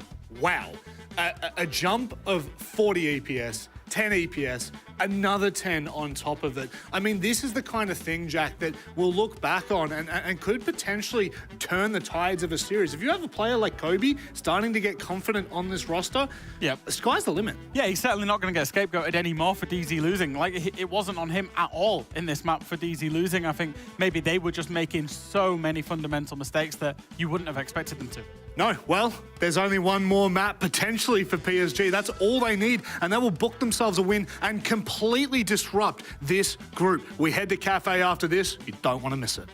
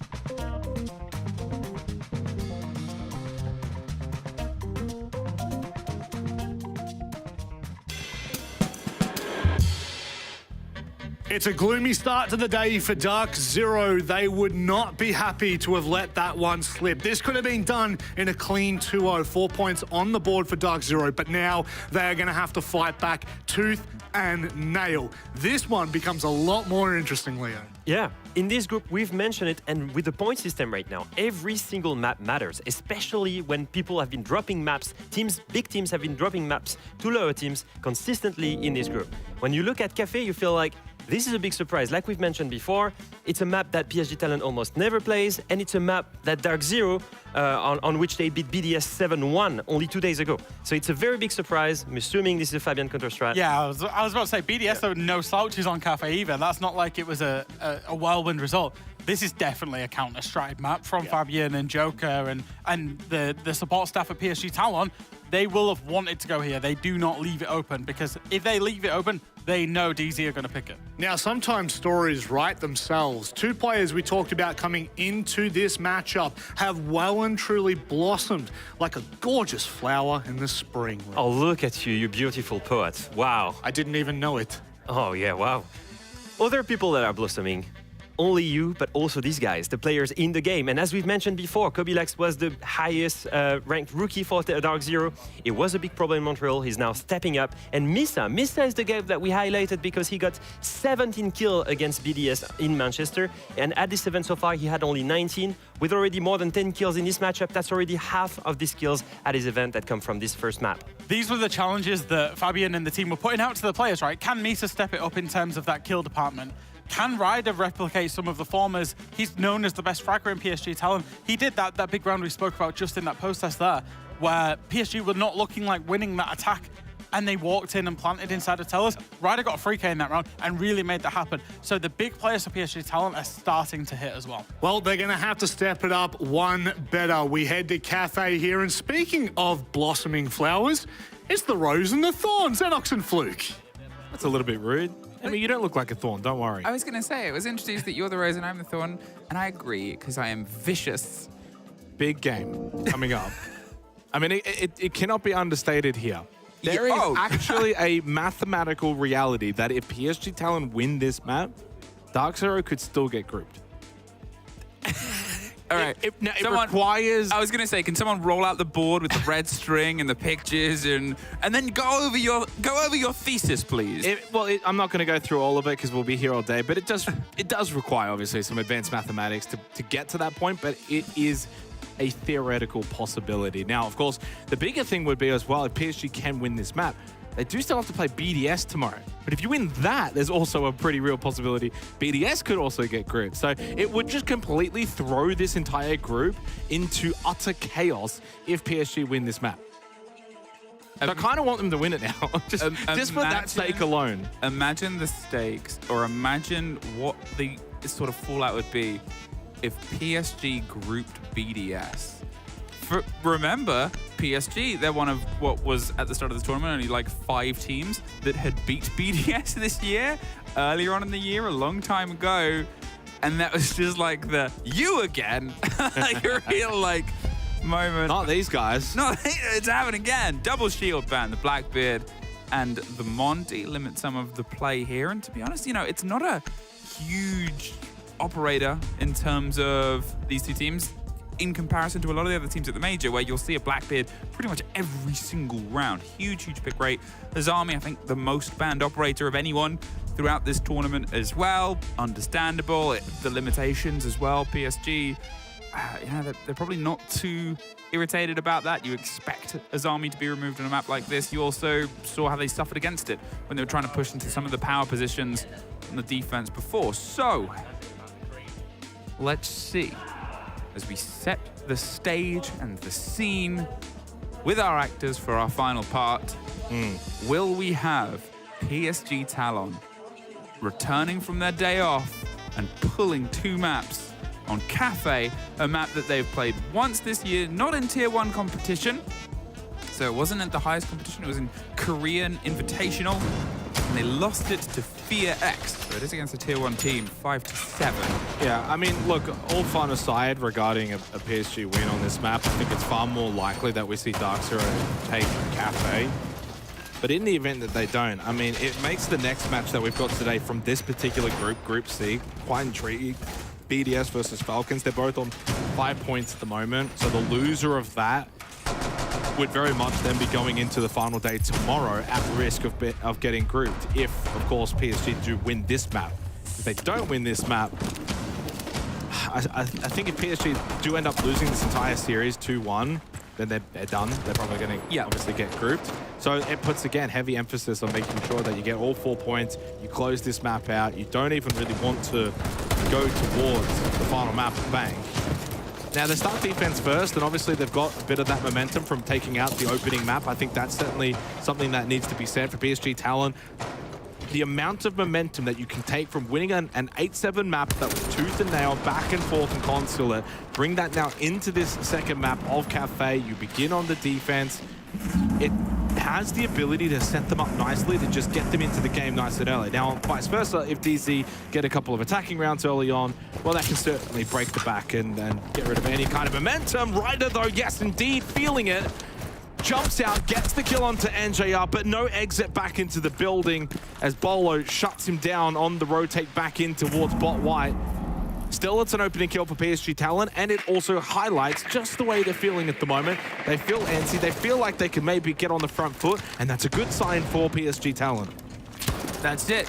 Be aggressive, be sort of on the explore here. NJR, the Lion, gone. They utilized it quite heavily on the previous map to try and get the control over the positions. The players weren't always the most scared of it from the side of PSG Talon, but now there's no fears at all. And NJR, we know how important they are for DZ on these approaches, but hey, we also know how important Bolo is too. Pamba trying to fight their way here across top red, get some of the control as the smokes come in. I'm wondering what's going to come on the back of this. Are they just going to try and drop and go for the plant in the middle of the room? Pamba loses out inside Cigar. The shield is in. The Blitz, Kobe trying to make their way around to find a fight. There's a bit of cover here on towards the side of Cocktail, and the pistol isn't going to win it out.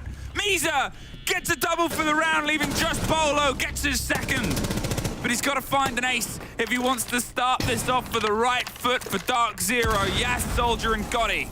They have all the time here to work with, 50 seconds. He's just poking and prodding and peppering different angles to try and hope that he gets a bite. He almost has Wamai. on the Pixel shield there, but he's not quite able to get the destruction onto it. One gadget, but at this point he just wants the gun forward. An opener here for PSG Talon. Yeah, and in the APAC region, Bar Cocktail's not always one of the best sites when it comes to defending. Everything you do. Oh! What did he say? Well, I mean, we'll probably hear it on the replay. I do apologize. I didn't expect Fabian to just start trash talking Dark Zero. That was not on my bingo card there. He said the last bit was, what are you doing? Or we something? see everything you do, or we know everything you do. I think it might have been the drop in the smokes. They maybe had a bulletproof or a maestro or something, but I don't know. Well, I mean, I think that you've also got to remember the reactions of the Dark Zero players at the conclusion of Consulate. Is there a world in which that Fabian feels like there's a chance to get under their skin? The mental game is a big part of this game. It's one of those sort of things. There. I think that was it. I think that's what they're referencing is Misa was in that position, saw everything that was happening, just turned around. Unfortunately, we lost the audio. Can you do an impression of Fabian? We say what you do. That was so Swedish. It's like the Swedish person is in the room with us right now. I'm hoping, because a lot of our production are from the Nordics area, that they all just cringed at your impression of somebody not too far away. Australian accent. What? See? My Australian? No, that's no. What if I'm like down there with the shrimp on a barbie? No. I'm finding my way. I can. No, stop. Emmy, please. We've got a game as PSG Talon take the opening round on Bar Cocktail successfully. Dark Zero.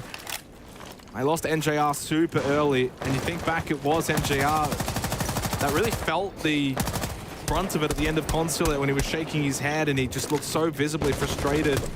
To then lose your life to begin the second map in that fashion on a jump out doesn't really help the mental cause.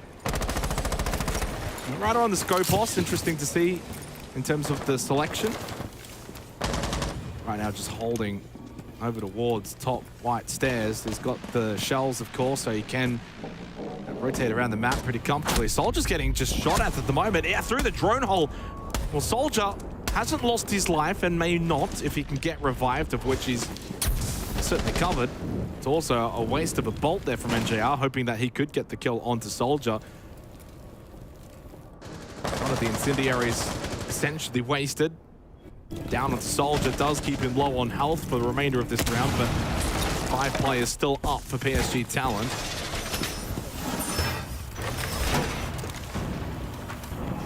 Now, as they're trying to formulate the approach, one of the things that we talked about with Dark Zero before on the previous map was a little bit slow on the launch. They tried to be explosive here on the sort of style in the previous round. It didn't quite work, but a direct line will cut the rotation in half. How long are PSG Talon going to try and stick this? Now, some teams do sort of rotate, drop down, and play their lives. They obviously have the hatch on the split, and they have the Scorpion shield, but Bolo, I mean, how necessary he is for Dark Zero. There's the swing, the coverage of his own shield, hiding behind a copy of himself as he looks for the fight. There's the second! Can he get any more? Yes, he can!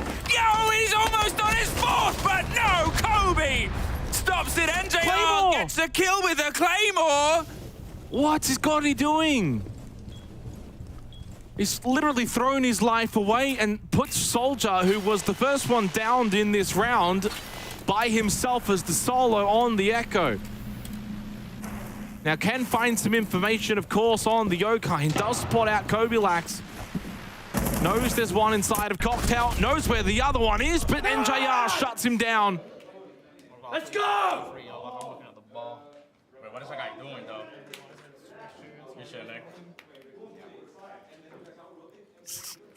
I mean, Ryder almost putting Dark Zero in the cooker and setting it to boiling point, but they've escaped, Emmy. They've escaped with that second round. Dark Zero on the board with an attacking round here on Cafe, but it was a messy one.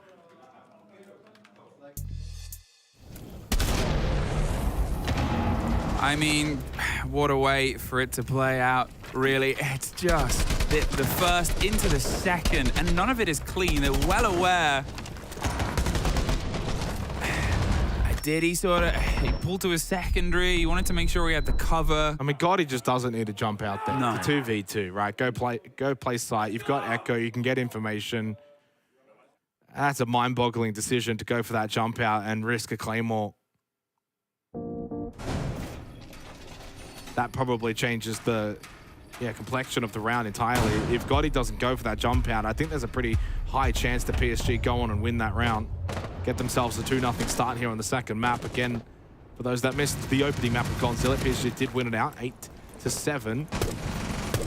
All 15 rounds were required. I think Dark Zero needed that, and NJR needed that. NJR needed that round. Not that he played bad on Consular, but you can see the visible frustration on his face at the end of the map. Then start this map by getting run out. That would have felt good for him individually. Quick opening. On towards the bakery double door. The pressure on towards the bottom of white as well. They're surrounding them as the jobs are being done above. Getting the clear towards the top. Pambasu in on Cigar Shop. There's not a direct counter. It seems like all of the presence is on the ground floor, but you've still got to get that clarification, especially when we've had some of the sort of plays from Misa, Yas moving around the map, putting the pressure on beforehand here. Sort of setting themselves up to lock down to the fight. Dark Zero, they're doing it quickly. I think that's the biggest compliment to be paid right now in the comparison to some of the slowest takes and sort of setups we said before. They've got the eyes down onto these positions. They're corralling and forcing the PSG Talon players slightly more off the piste of where they would like to be, but it's a hold that people expect to do. You have room for the width. You've still got to fight your way down and towards these sort of staircase positions on towards Coat. It seems like the focus could be here on Gotti towards the bottom of White and Bar, but at this point, all PSG Talon can kind of do is sit and wait and watch and hope. Kobe wants to try and get the Deimos drop here on a player potentially tucked behind the bakery. He's going to get the clarification. A minute 10. They still have a lot of time for what they do. It's just, where will they decide to start this pronged push?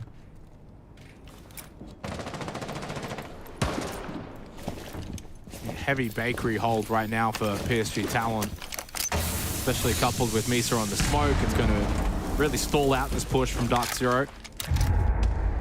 And the diffuser over on that side of the map as well, Emmy. So it's definitely a position that they're going to have to commit to now, trying to push through bakery, clear it out.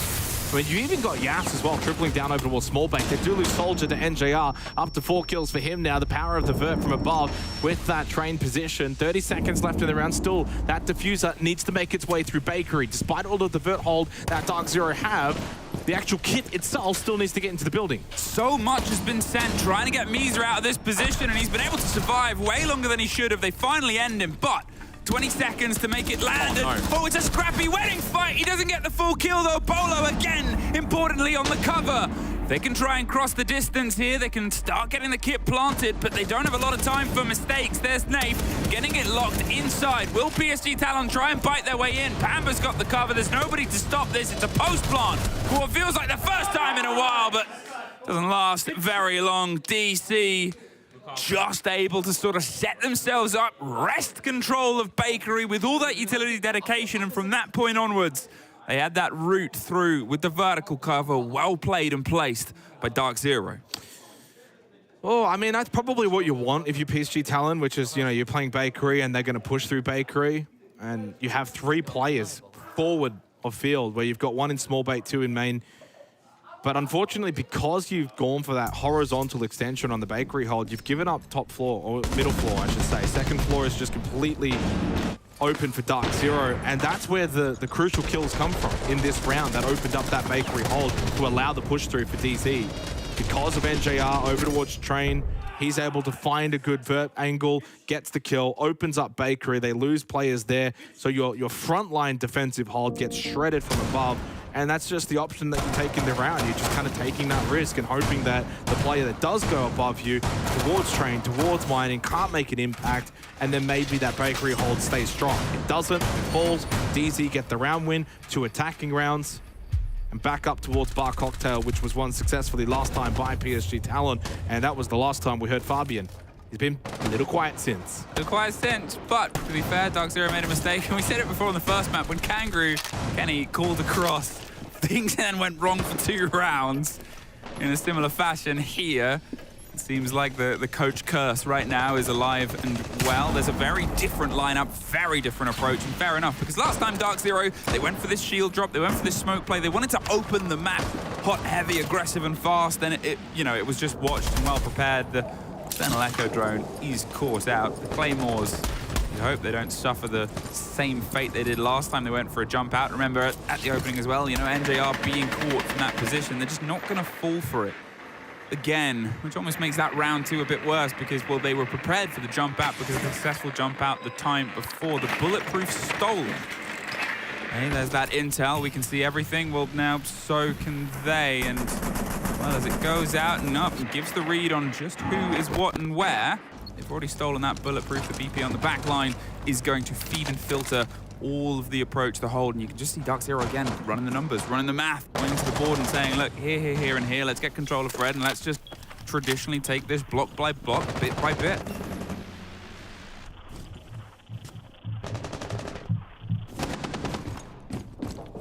Yeah, big round now for Talon. You don't want to allow Dark Zero to get on a roll, get that momentum back.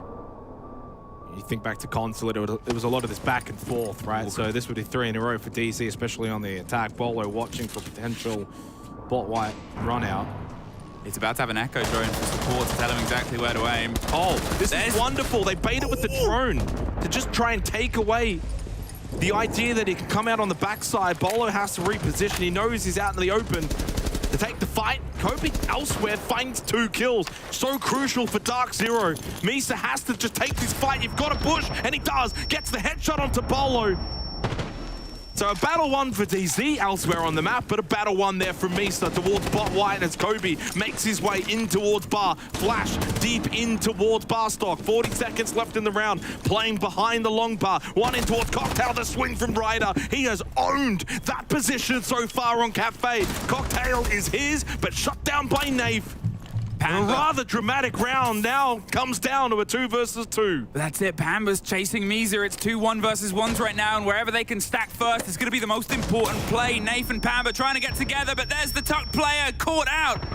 And now doubled up, and Pamba has the important cover, but to be honest, the person I think that's of most importance that round is Kobe, because whilst they were losing people out on the windows, caught in a battle, Bolo couldn't watch on towards white. They had a loss. Kobe, wherever he was dropping in, I'm going to assume top red, assume that cigar shop position, gets those 2 kills, gets the pressure onto the site most importantly, because that is the lifeblood of it all. That is the place where the defenders need to focus.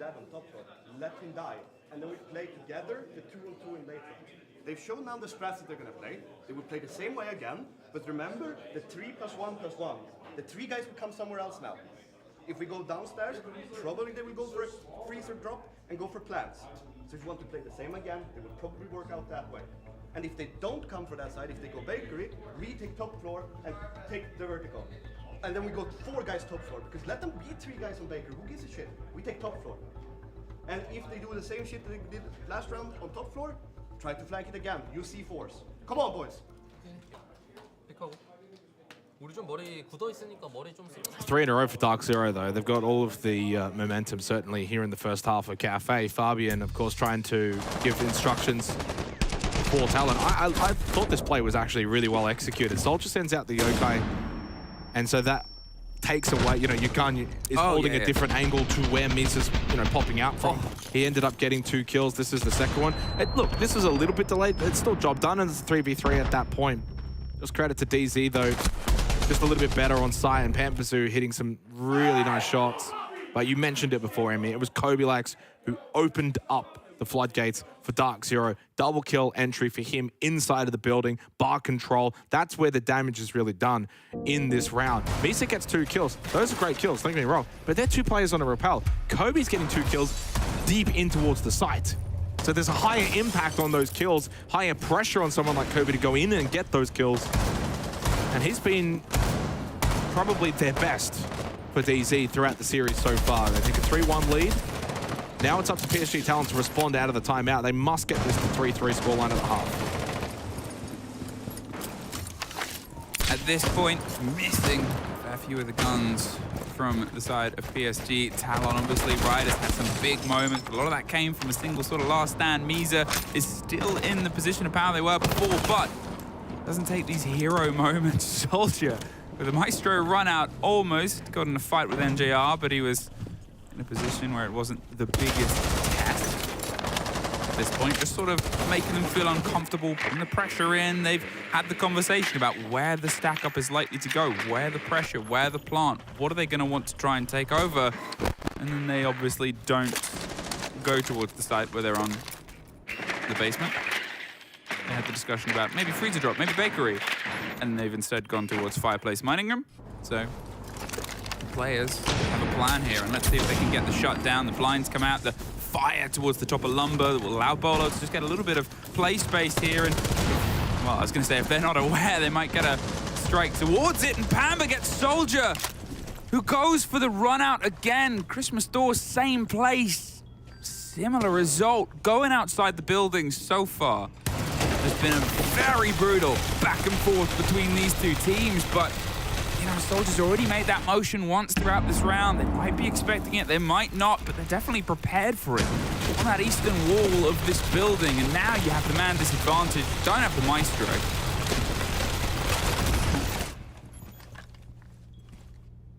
Starting to really see Dark Zero get a stranglehold on this game. Yes. The push-up red stairs needs to come a little bit quicker here. 1-for-1 trade between Bolo, Misa, and Kobe. Ends up still, though, with that player advantage for Dark Zero heading into the final minute. They've got themselves into a really solid position to find a fourth attacking round in this half. They're playing a lot better here on Cafe than they did on Consulate. Far more consistent. They look far more dangerous on their attacks as well. Consulate, plenty of times they stalled themselves out. Double stack in towards Reading, still a Nitrocell available in the hands of Gotti, trying to take the battle on the top floor. Ryder loses that one. Nitrocell from Gotti does at least have an impact, has a say in the round. 3v2, final 20 seconds. They're going for the plant though, behind the chassis. They're not quite able to stop it at this point. The back and forth cover isn't netting anything, but there goes Gotti onto Nath. Does find the narrow angle, and now Bolo holding onto the kit, waiting and wanting Pamba to offer some support, but Pamba is underneath. He's caught out by Yas, who's getting the spray across. Yas! Come on, boys. Good job. One more defense. One more. Because they are dumb.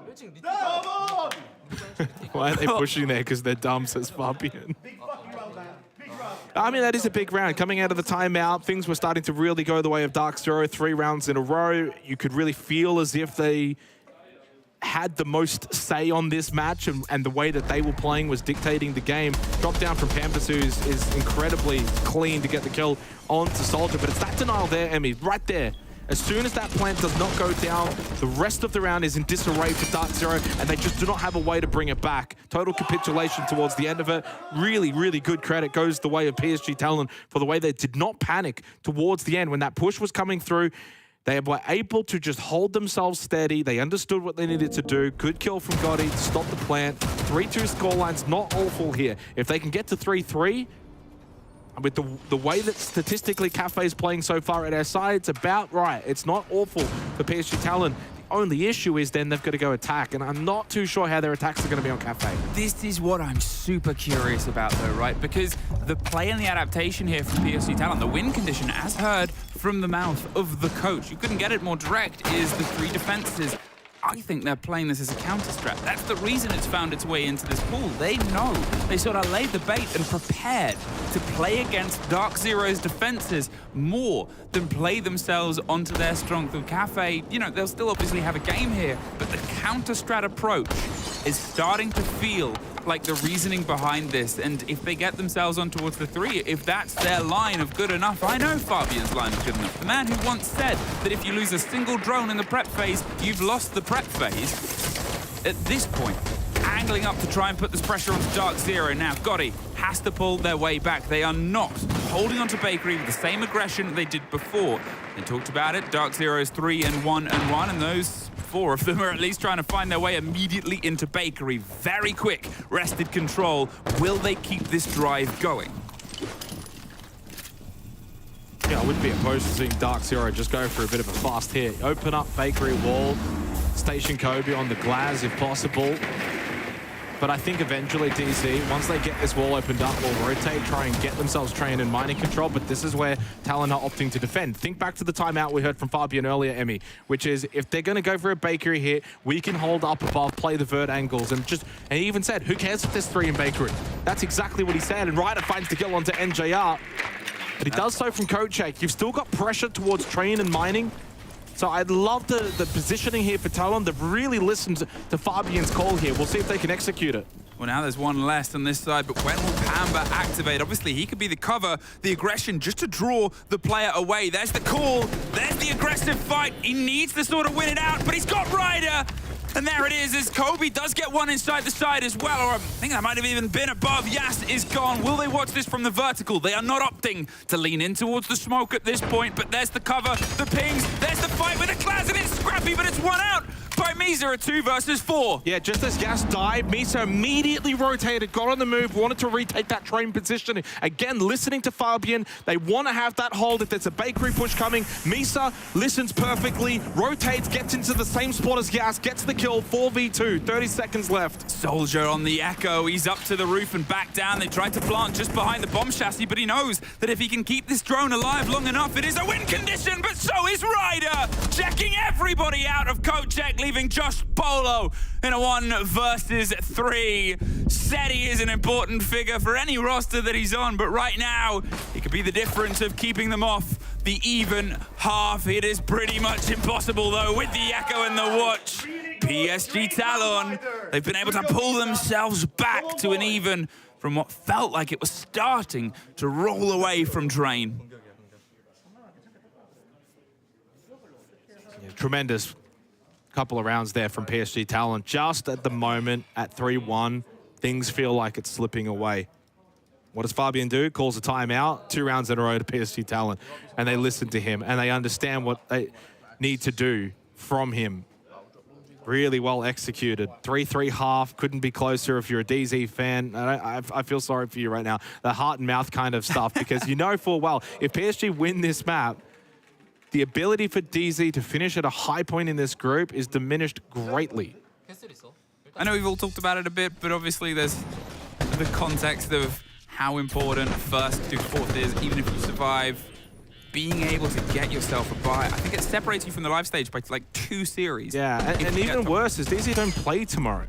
Yep. Like they're done. After this, they have to just sit and watch and see. And the fact is, as I said, if they lose this map, there is a probably low probability, but there is a mathematical probability that they could get grouped. That is still something that can be out there. They'll probably know by the end of today. Of course, there's the other game in the group to play, which will determine all of those things. But even still, if you do lose this map, you are stuck on 7 points. You are automatically then not able to get into first because they're already not in first. So you would only be more likely to drop from second to either third or fourth, which is not ideal.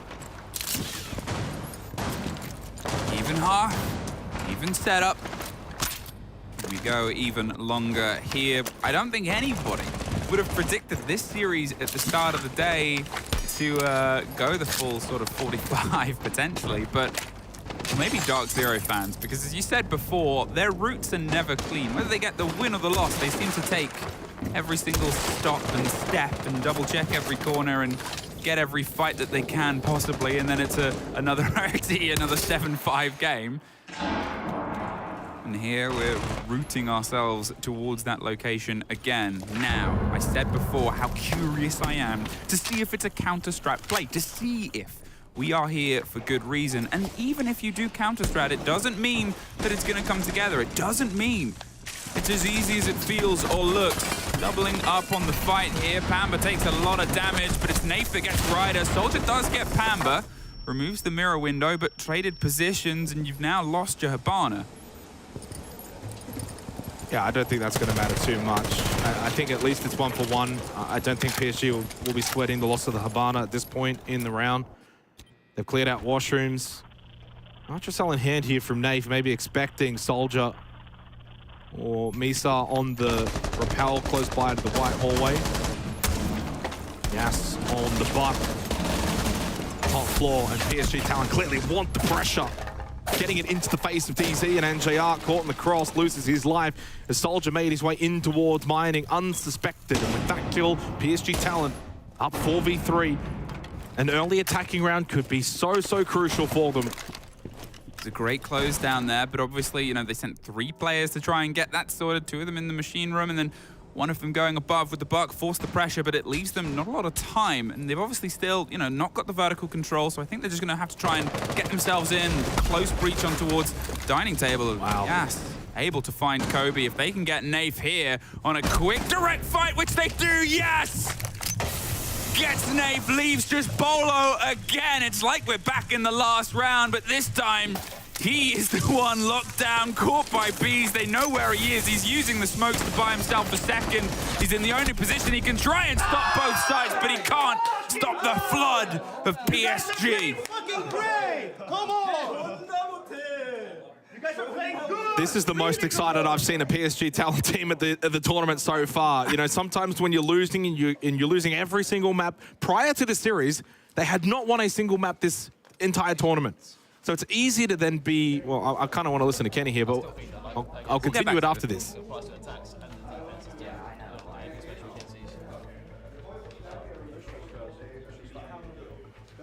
Let's get the vibes up, let's get the energy up, okay? Very flat, very timid.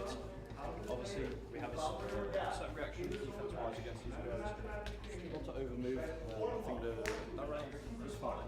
No stress. Let's just bring the vibes up, bring the energy up, and start playing our game, having a bit more fun. Back to the BDS game, you know? Even if we're losing rounds, it's still fine. Like, we're still in the game. The game isn't lost until it's lost. We play to win every single round. Team play, comms, communication, what are our gaps, who's helping who's holding back for who. That's how we win the game. Well, I mean, he's not wrong. I think the vibes are down, and certainly that was the point I was about to make for PSG Talon, is the vibes are up for the first time this tournament. You could see just how excited they were, especially after winning that round in particular. But if I'm going to be completely honest, you think back to the timeout from Fabian. What was it? Oh, NJR is incredibly tilted so far. I think at the conclusion of Consulate now here on Cafe, Fabian called strats. He gave them set plays, he told them how to play, and they executed it. Whereas for Kenny, he doesn't feel in this moment that strats are going to make a big difference. You're on defense Cafe as it is anyway. Yep. He brings up the more approachable angle, which is your vibes are down, you guys are timid, pick things up, have some fun, and he also then used a callback, which was to the BDS game, which is a good positive reinforcement of what we can do, and by saying that in that fashion, he's done it so almost subconsciously. So now it's like for DZ, they're going to come into this round, listening to Kenny saying, all right, yeah, you know what, yeah, we're not having fun, their vibes are down, their vibes are up. I think a very good, precise bit of that as well was when he talked about the BDS game, because he was like, even in BDS, when we were losing rounds, we were still having fun with it. Yep. And I think that is the barometer of when you think you should be winning a game and when you think you should be losing a game. Even if you admit it, you know, when you are being beaten by the team that people expect you to beat, it hurts more. And you just have to put all of that sort of subconscious ego to a side. You're playing a game of Siege ahead of you. You're playing a competition against some of the best in the world. If it helps, pretend you're shooting Shaiko and pretend you're getting into that mindset of being up against the best, but having fun with it and taking these moments. And, you know, as you said, the right speech by the right coach at the right time could be the right medicine for whatever is ailing them, and ailing them right now is that mindset. It is a wide hold on the ground floor, as it was often before, and well, there's been a quick approach here on towards the top floors as well, not sitting around, making sure that they can get the jobs done. I like Ryder's positioning earlier to pill up, get the Boogie Auto Breacher out, get that in towards the hallway, train, mining. The fact that he's done so at a pretty reasonable time and by himself, at least up until this point, and he got in there by himself early, didn't worry too much about pressure from DZ, as you said, full first floor hold. It's a pretty much default hold. Kobe playing on the bar side, Pampazoo holding out in towards VIP. You could swap Pampazoo and Bolo. You can play the Warden here as well, but the smoke is good at delaying, and of course can get the gas bait in towards Freezer if that's a drop that PSG Talon eventually do want to make. And then NJR towards Small Bakery. So opting to kind of give up Bakery itself along with Prep to have better positioning elsewhere on the first floor.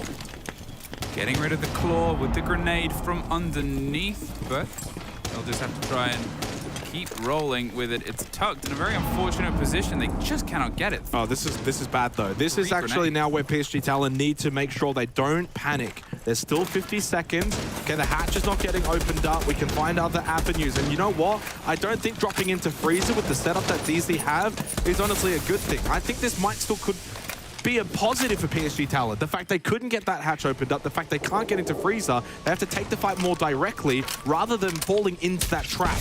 The problem right now as well is they haven't really opened up anything on Bakery's side as well, so there's no pressure. NJR can put his back on towards Wedding, watch down the corridor. Nafe, he's happy to focus. The entire team, as you said, is positioned to this position. And there's nothing that's drawing their attention away. He slips his way down on towards the side of Red. The fight on towards Wedding, as I said, he was ready for it. NJR gets one, gets two.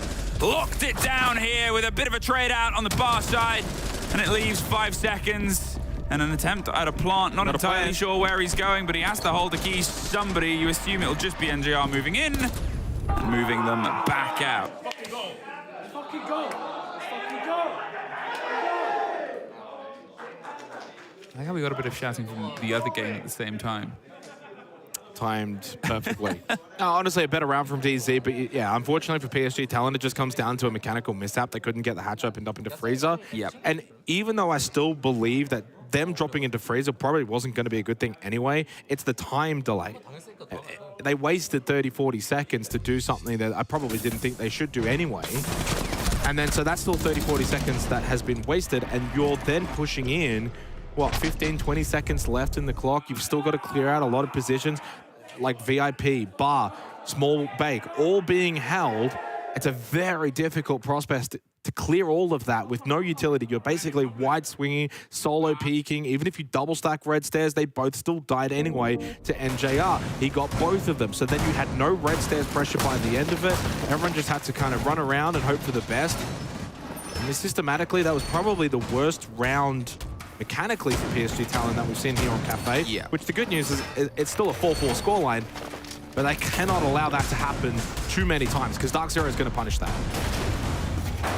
And now there's the option, obviously, we've got to try and make success elsewhere. They've been able to find themselves locked in down in the bathroom. They're going to go back over towards the reading room, where obviously it got a little bit heated, a little bit back and forth before, but it was a very good systematic breakdown of PSG Talon's attack. So, Dark Zero, what are they going to change in terms of their approach on towards the hold itself?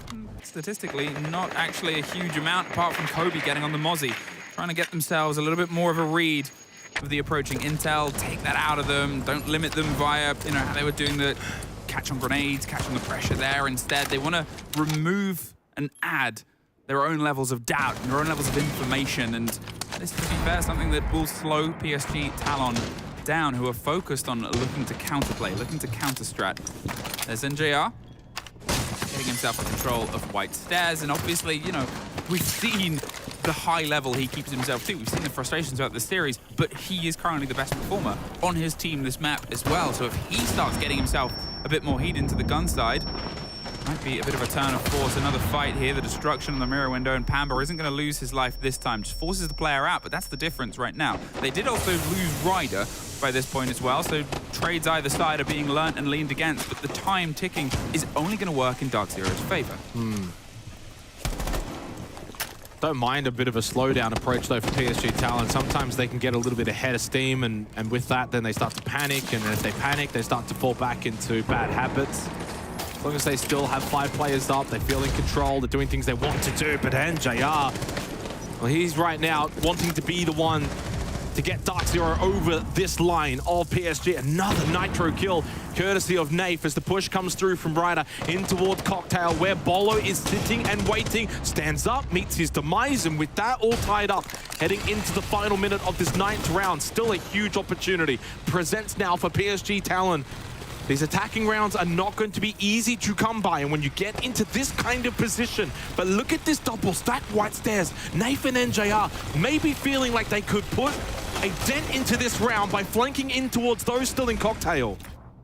With 30 seconds, with the verticality opened all above reading, they're setting themselves up for the attempt on the default. The procs will scream it out, and maybe that's when they want to go and put the pressure on, but with that gone now, they're up, they're going. That's it, they're going to make the motion happen. They're going to see if they put the pressure on. They're back down, they're trying to rotate. They don't have a C4 to stop it, but they got to do something here. Nafe is just going to swing on and pre-fire onto Gotti. NJR gets the double, and there just wasn't anyone watching for Nafe there at that point. He walks through the site I mean, I think there was maybe either a miscommunication or a last-second communication, but instead of a double stack push-up, they ended up kind of splitting a little bit. So one went back down, one then went back up, and they actually both got a kill each. It worked out perfectly. Really nicely done from Dark Zero. They understood full well. You can give up reading. You don't have to necessarily defend it. You can always retake it. And they actually know full well, let's make sure we've got cocktail control. They go and get the kill cocktail, stop any of that vert hold from the attacking team. And yeah, also Nave ends up pushing through, gets the kill. And that basically is the end of the round at that point. Misa's not going to be able to salvage it. 5-4 lead for Dark Zero. And the vibes look far more immaculate. They're happy.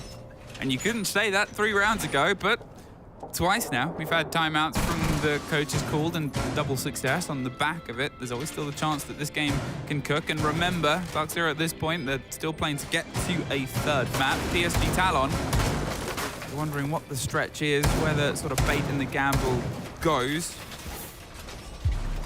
We've obviously had this map on Cafe. I mean, I think it was part of, I think it was the 7-1 against BDS from the side of Dark Zero the other day. So PSG Talon, they've taken that prep, they've been able to put the pressure onto it. It's still not done, but a much tighter performance. Well, the biggest issue is if this does go to 3 maps and PSG lose on that 3rd map, again, they're still pretty much staring down the barrel of getting grouped, right? So, like, they absolutely, desperately need this 2nd map so they get all 4 points. I mean, this definitely means more for PSG Talon than it does Dark Zero, because Dark Zero's ability to actually finish 1st now is already quite hindered after losing that opening map. Of course, it still means a lot for DZ to win this series, because even winning in a 2-1 fashion, as they've actually done quite a lot so far through this particular group, would be, yeah, not only ensuring they can't get grouped, but giving them a far higher chance of finishing 2nd or 3rd. Called out by the Mozzie Pest. I said it before, it was something that was sort of brought in and utilized, and it's eating through this information, making them doubt themselves on the approach a bit. They have the coverage. They've gone towards the top floor instead. Rotate round to the mining side and see if they can sort of get with a similar hold the same results. Good movement. Again, they're not playing their life in these positions, pulling themselves back, peeling away, not giving PSG Talon those surrounds that we complimented them on their 1st attack, where they were able to isolate.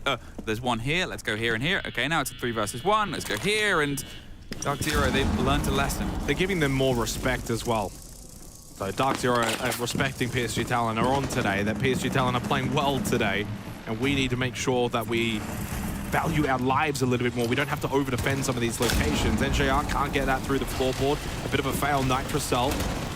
With that, of course, information for Yas to know there's one down below inside of Train. The Bookie Breachers doing their job of opening up the floorboards. No Buck involved this round, though, for Talon to get even further floorboard control. Still a couple over towards, actually, the top floor as well for Talon. 2 in Lounge, 1 on the balcony as well.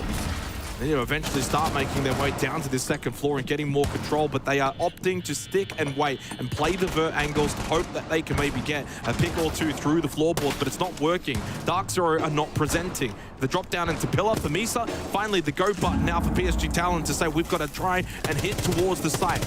It is mining for this particular iteration. Well, the player inside Washroom isn't entirely forced out. Kobe finds the 1st, and it's right at Bolo. Can he get gifted a couple here? Tucked in the corner, he goes wide, but it's actually already killed before he gets there. Swapped to the pistol by the Ram. Kobe's on a triple in the meantime.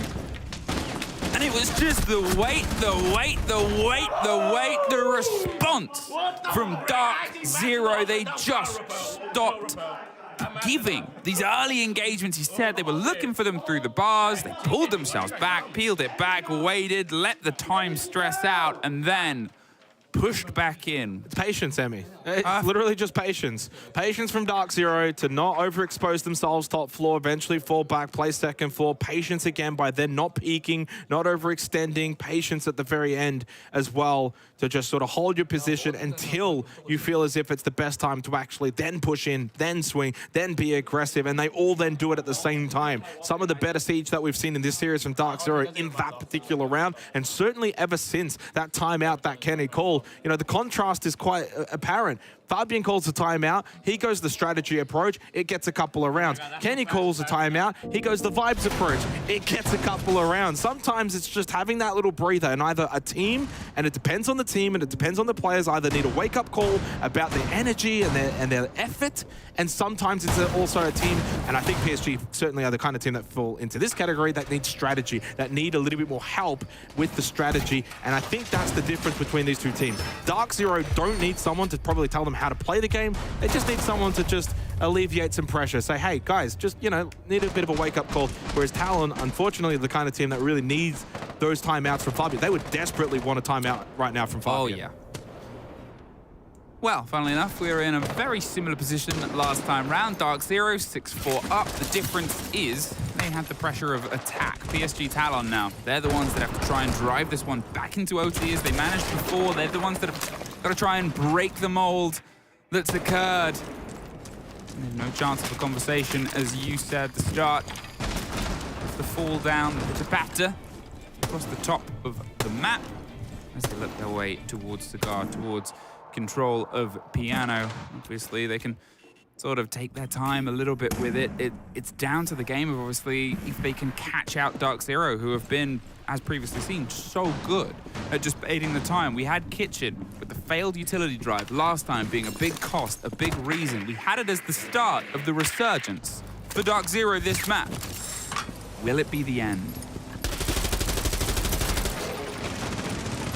3 rounds in a row for Dark Zero.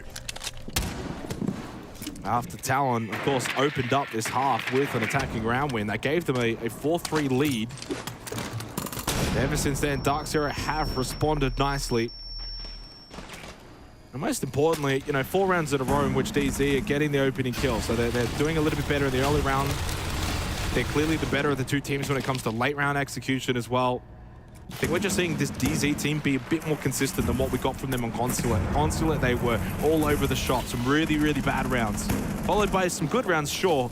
Whereas here on Cafe, they've been far more rock solid, far more like the Dark Zero team that we expect, and certainly expected in this particular series. And the pressure's also now on for Talon. You know, backs up against the wall. You've got to win this map, otherwise you're very likely going home. Next 2 rounds, oh so crucial, oh so required, and with that then just comes that added pressure. You know you can't make a mistake. And so when you know you can't make a mistake, you feel as if you don't want to make one, and therefore you're not aggressive, you're not confident.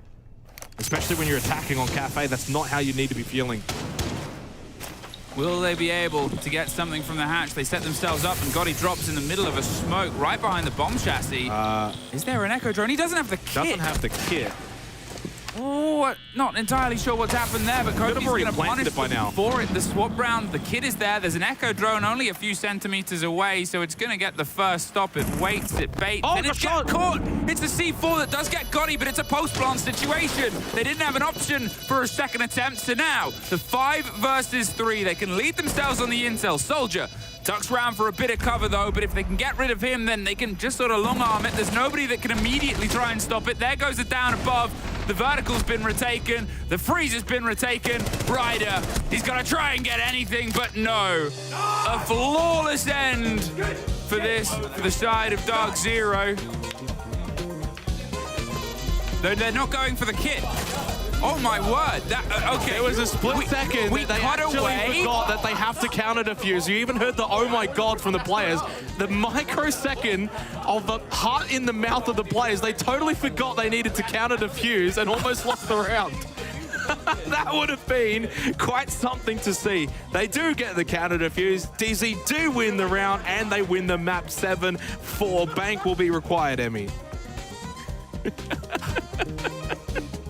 I was writing down, I was like getting ready for the next map. I look back up and I still look, there's like 10 seconds left, and then I hear an oh my god from the TZ. I was watching it on the top down, I was like, nobody's going for it, and they're standing up.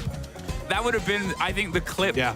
That would have been the clip of the tournament. It would have been a strange old low light for Dark Zero. Fortunately, it's a highlight that they do win out this map of Cafe. 7-4, Dark Zero on the board in this series. Unfortunately for PSG Talon, it's looking far and far more likely we might be saying goodbye to them. They must win this next map of Bank after the break.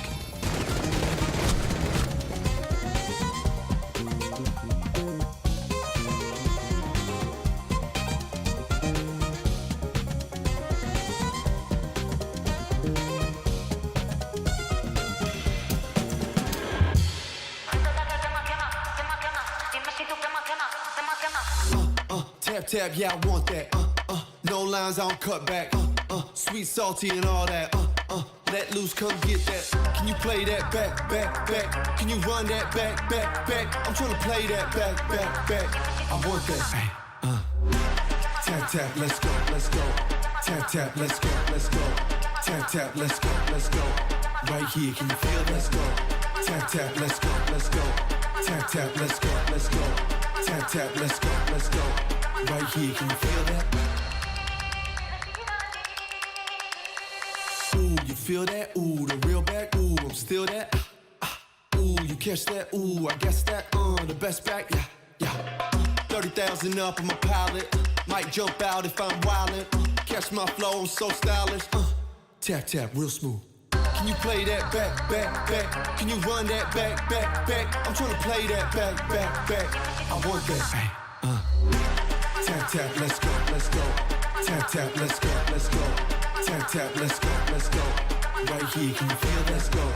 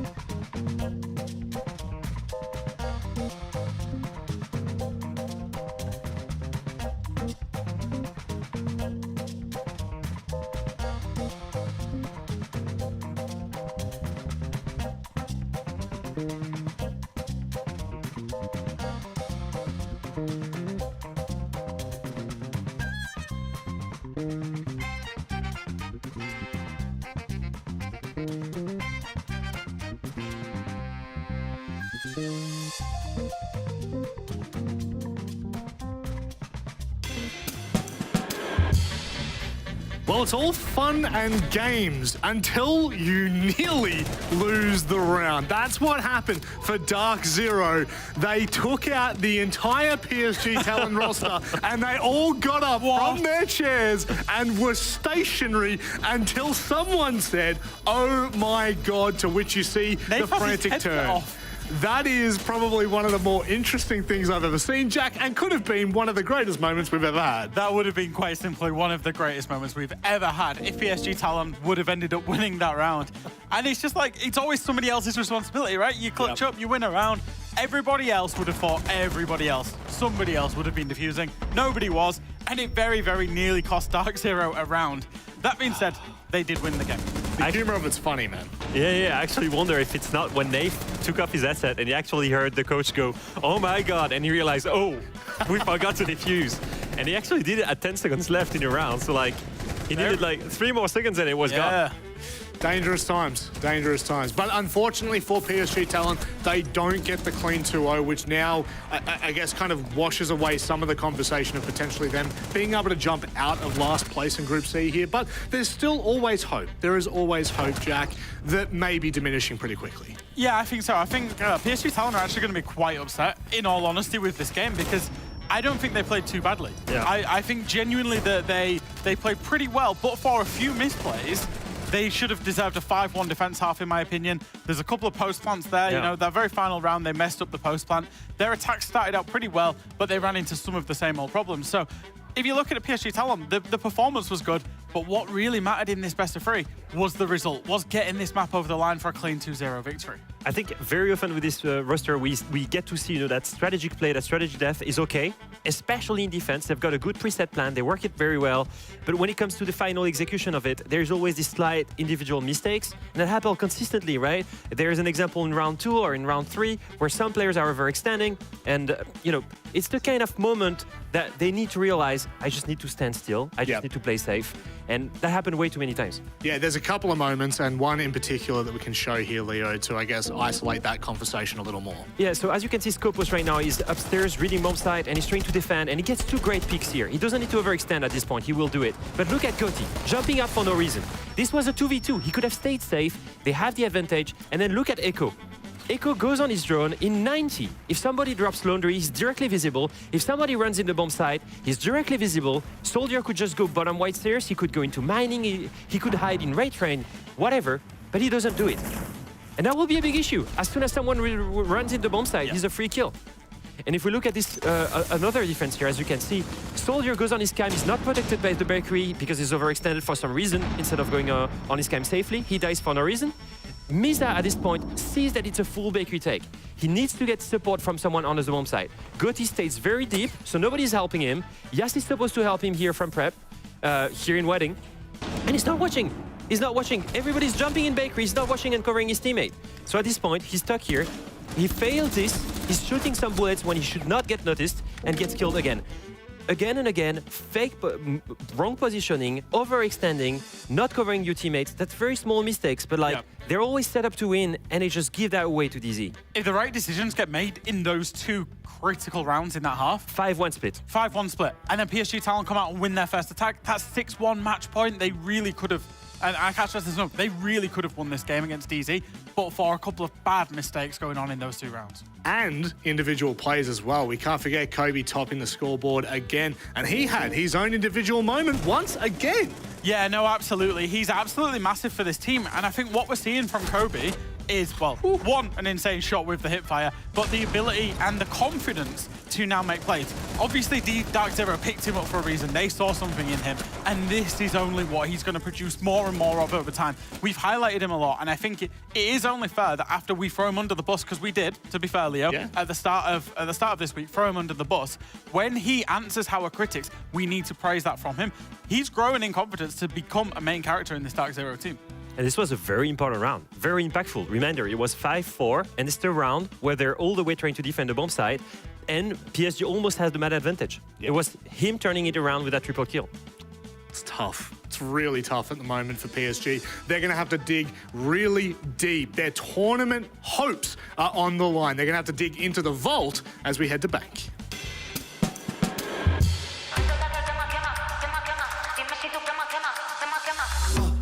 Tap, tap, yeah, I want that. No lines, I don't cut back. Sweet, salty, and all that. Let loose, come get that. Can you play that back, back, back? Can you run that back, back, back? I'm trying to play that back, back, back. I want that. Tap, tap, let's go, let's go. Tap, tap, let's go, let's go. Tap, tap, let's go, let's go. Right here, can you feel? Let's go. Tap, tap, let's go, let's go. Tap, tap, let's go, let's go. Tap, tap, let's go, let's go. Right here, can you feel that? Ooh, you feel that? Ooh, the real back. Ooh, I'm still that. Ooh, you catch that? Ooh, I guess that. The best back. Yeah, yeah. 30,000 up on my pallet. Might jump out if I'm wildin'. Catch my flow, I'm so stylish. Tap, tap, real smooth. Can you play that back, back, back? Can you run that back, back, back? I'm trying to play that back, back, back. I want that. Tap, tap, let's go, let's go. Tap, tap, let's go, let's go. Tap, tap, let's go, let's go. Right here, can you feel? Let's go.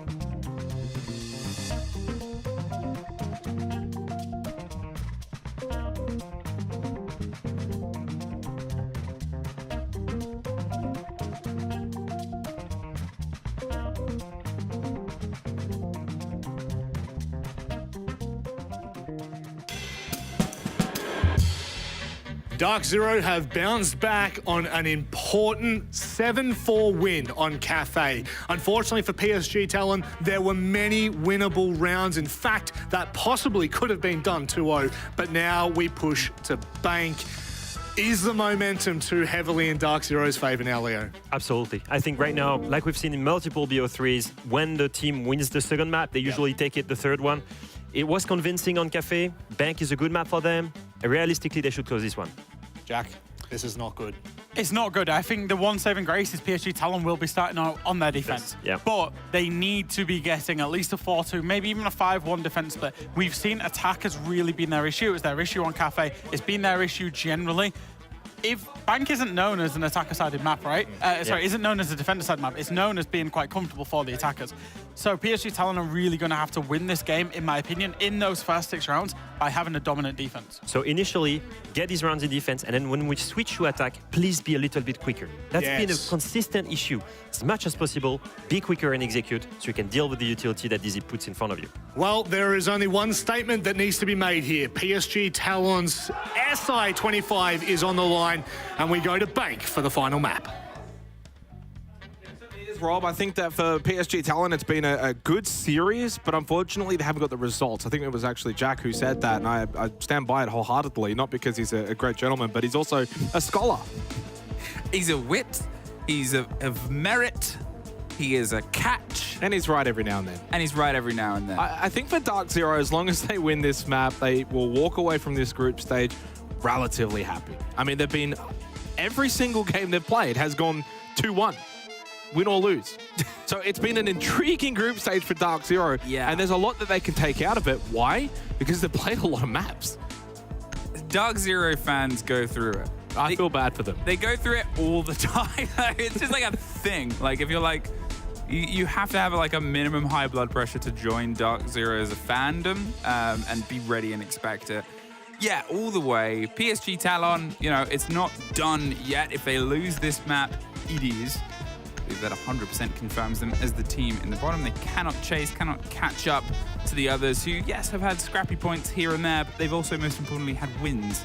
And that is the one thing that has evaded PSG Talon from, well, actually getting a win on a single map, which they broke earlier today. So, well, I mean, if you do want to give them some kind of lifeline, I believe if they lose this map, the only world in which they could get out of the bottom spot would be BDS losing 2-0 today to Falcons and then PSG beating BDS 2-0 tomorrow. I think that would put them on the same points, but they would obviously then have the tiebreaker for beating BDS. That would be drama. You love drama. Very unlikely. I could also be wrong. I'm not too sure. I mean, I'm kind of looking at the group stage. For all the compliments we pay towards, you know, fresh. Maths is awful. Yes. Never do maths on stream. No. Unless you're Jesse, who... Oh, Jesse gets the green light. Yeah. But I think... I do really agree with Fresh. I think the performance of PSG Talon has been good, but unfortunately this is a results-based industry, and especially more so if you want to get out of groups, you need the results. And unfortunately for PSG Talon, because they didn't get results in their earlier matchup, so you look at the Falcons game, 7-4 loss, 8-7 loss. I mean, what happens if they win that map, you know, on Chalet against Falcons? Maybe it's a whole different conversation. Against Razar Company, which they build as one of the more must-win games, they lost that 7-4, 7-3. So it's been a rough go of things. They get the day off straight into Dark Zero. And Fabian himself said, you know, they've had time to kind of counter-strat. They did that on Consulate. And even though Dark Zero didn't play the way they expected, they still get the win. Cafe was always going to be difficult. Sets them up now for Bank. And for Dark Zero, you win this, you get out of another tricky little situation that they've certainly been in a few times this SI. You know for a fact you can't get grouped. And you get to also have an extra day off because you have your day off tomorrow. Yeah. So you get a really nice break then going into phase 2. And that's it. You get the time to focus, time to sort of realign, reassess. Obviously, they've got Kangaroo Kenny in recently as the sort of lone coach in this position. It's the biggest structural change they've had since Dark Zero joined Siege, where they've always had sort of mint behind the team. It is that swap out. The more time you can get to breathe, to work together, to sort of collaborate with the man behind the team, it's always going to do you wonders. Now, the stress here. And towards the defense of PSG Talon, they get themselves held out. Dark Zero, they do this probing approach. They're putting the pressure on. They've opened up all of the eastern, the sort of northern windows and made sure that there's this chance at the damage, but nothing immediately responding to it as of yet. You know, Talon have to come into this map now with nothing to lose in their mind. You know, this is going to be a really good test for them. Dark Zero have a lot to play for. They want this win. This is not as if it's a dead rubber for either of these two teams. Two different reasons why they want to win this map, which is always a really good showing for us, that we know we're going to get a pretty good game of Siege. But again, Dark Zero, I think one thing that they need to work on moving forward in this tournament is certainly their pacing on their attacks.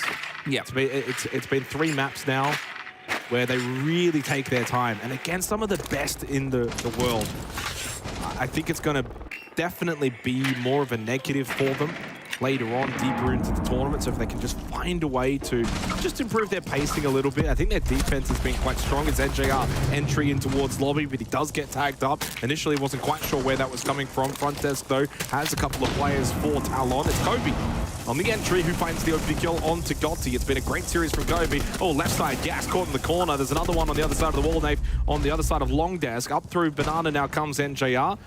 Again, this is when Dark Zero make their mark, and they make it indeed. Double kill straight away, 3 versus 1. Misa by himself, and Nafe will get the plant down successfully. I mean, they just threw themselves in towards site there. They sort of had the drone intel, realized there wasn't a lot that was watching them, a lot that could stop them. They had the first pick from Kobe, and then Kobe got traded out. But at that point, you've got 3 bodies inside the site. There's a 1 versus 1 that's happening around Spiral, but it doesn't really matter. because all it does is distract the player.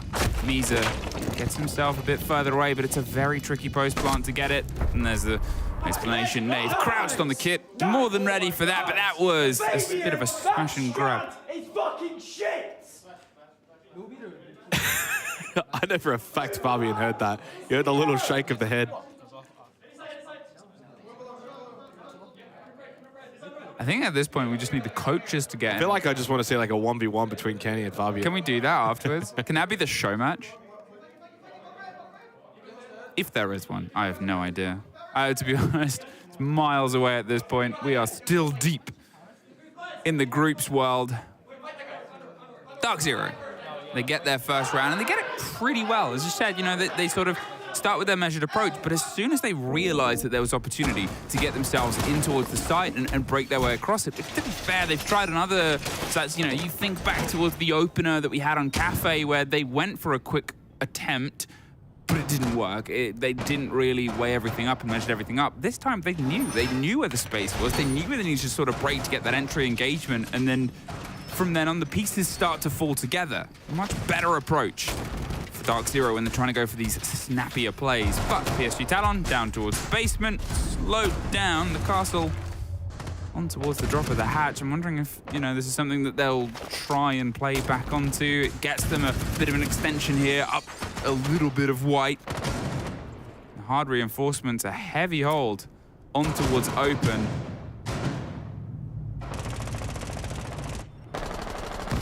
Misa is the man that's going to try and draw some focus here from stock. They'll force some rotation, but how long will he sort of hold his nerves here? Has some cover and some support. He's being tracked by Pamba. They know Misa is the man to shut down at this point, and well, as they fire the fight over the top here, it's actually the shoulder cover. They don't know potentially about the second player that's ready and waiting. Ryder is the one that's going to potentially get into this engagement instead, but no.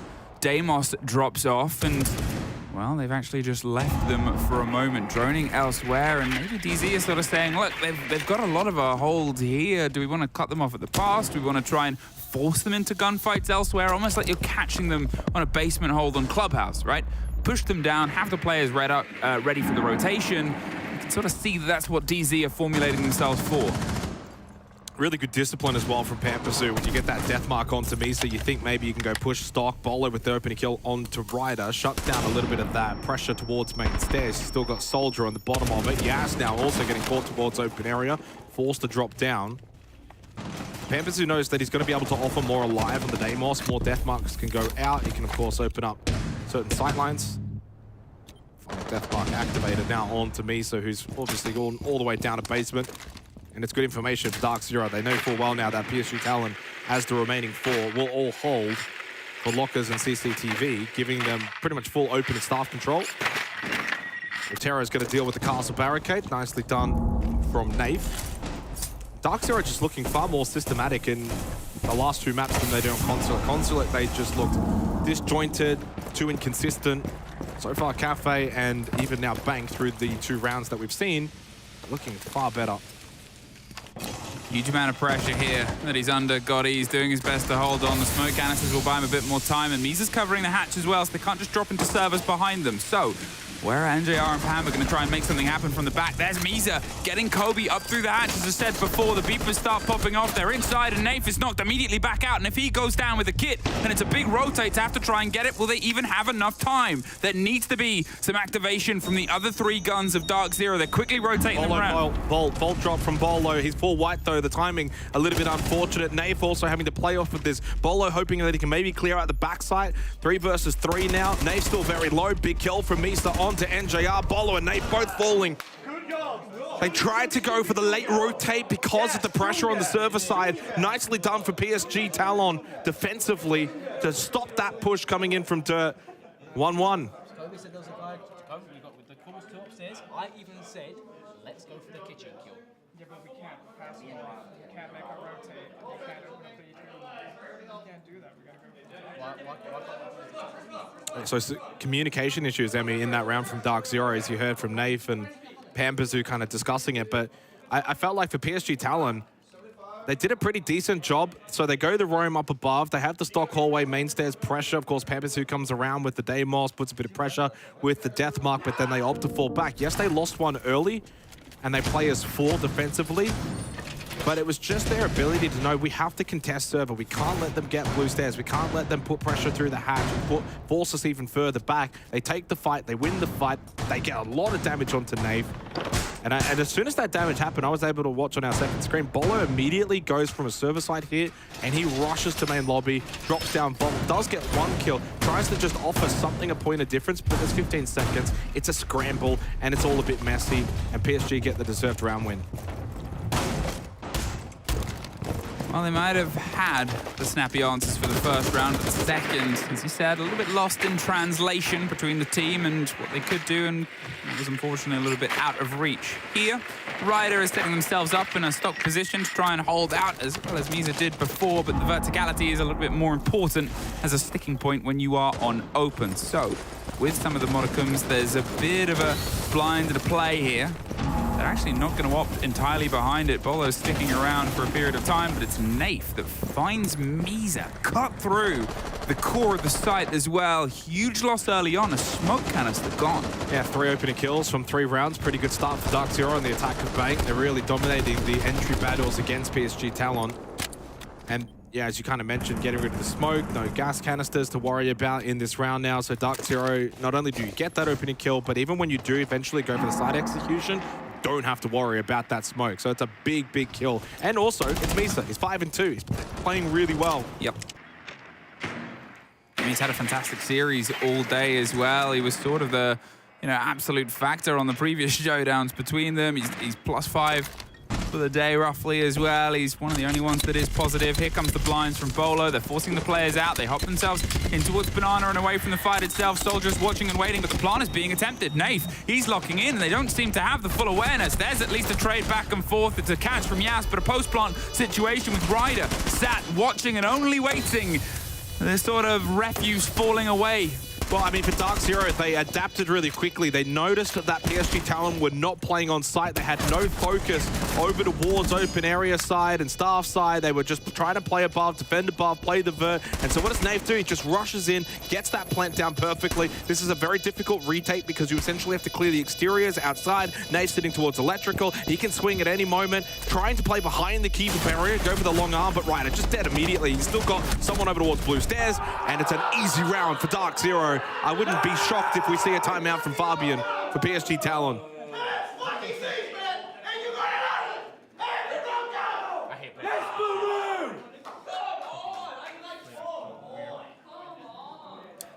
I don't even think that screaming was Dark Zero, because the way it's set up, if you can imagine this in your mind's eye, trick of the camera. No timeout. The teams aren't opposite each other, but they are opposite a team playing in the other game.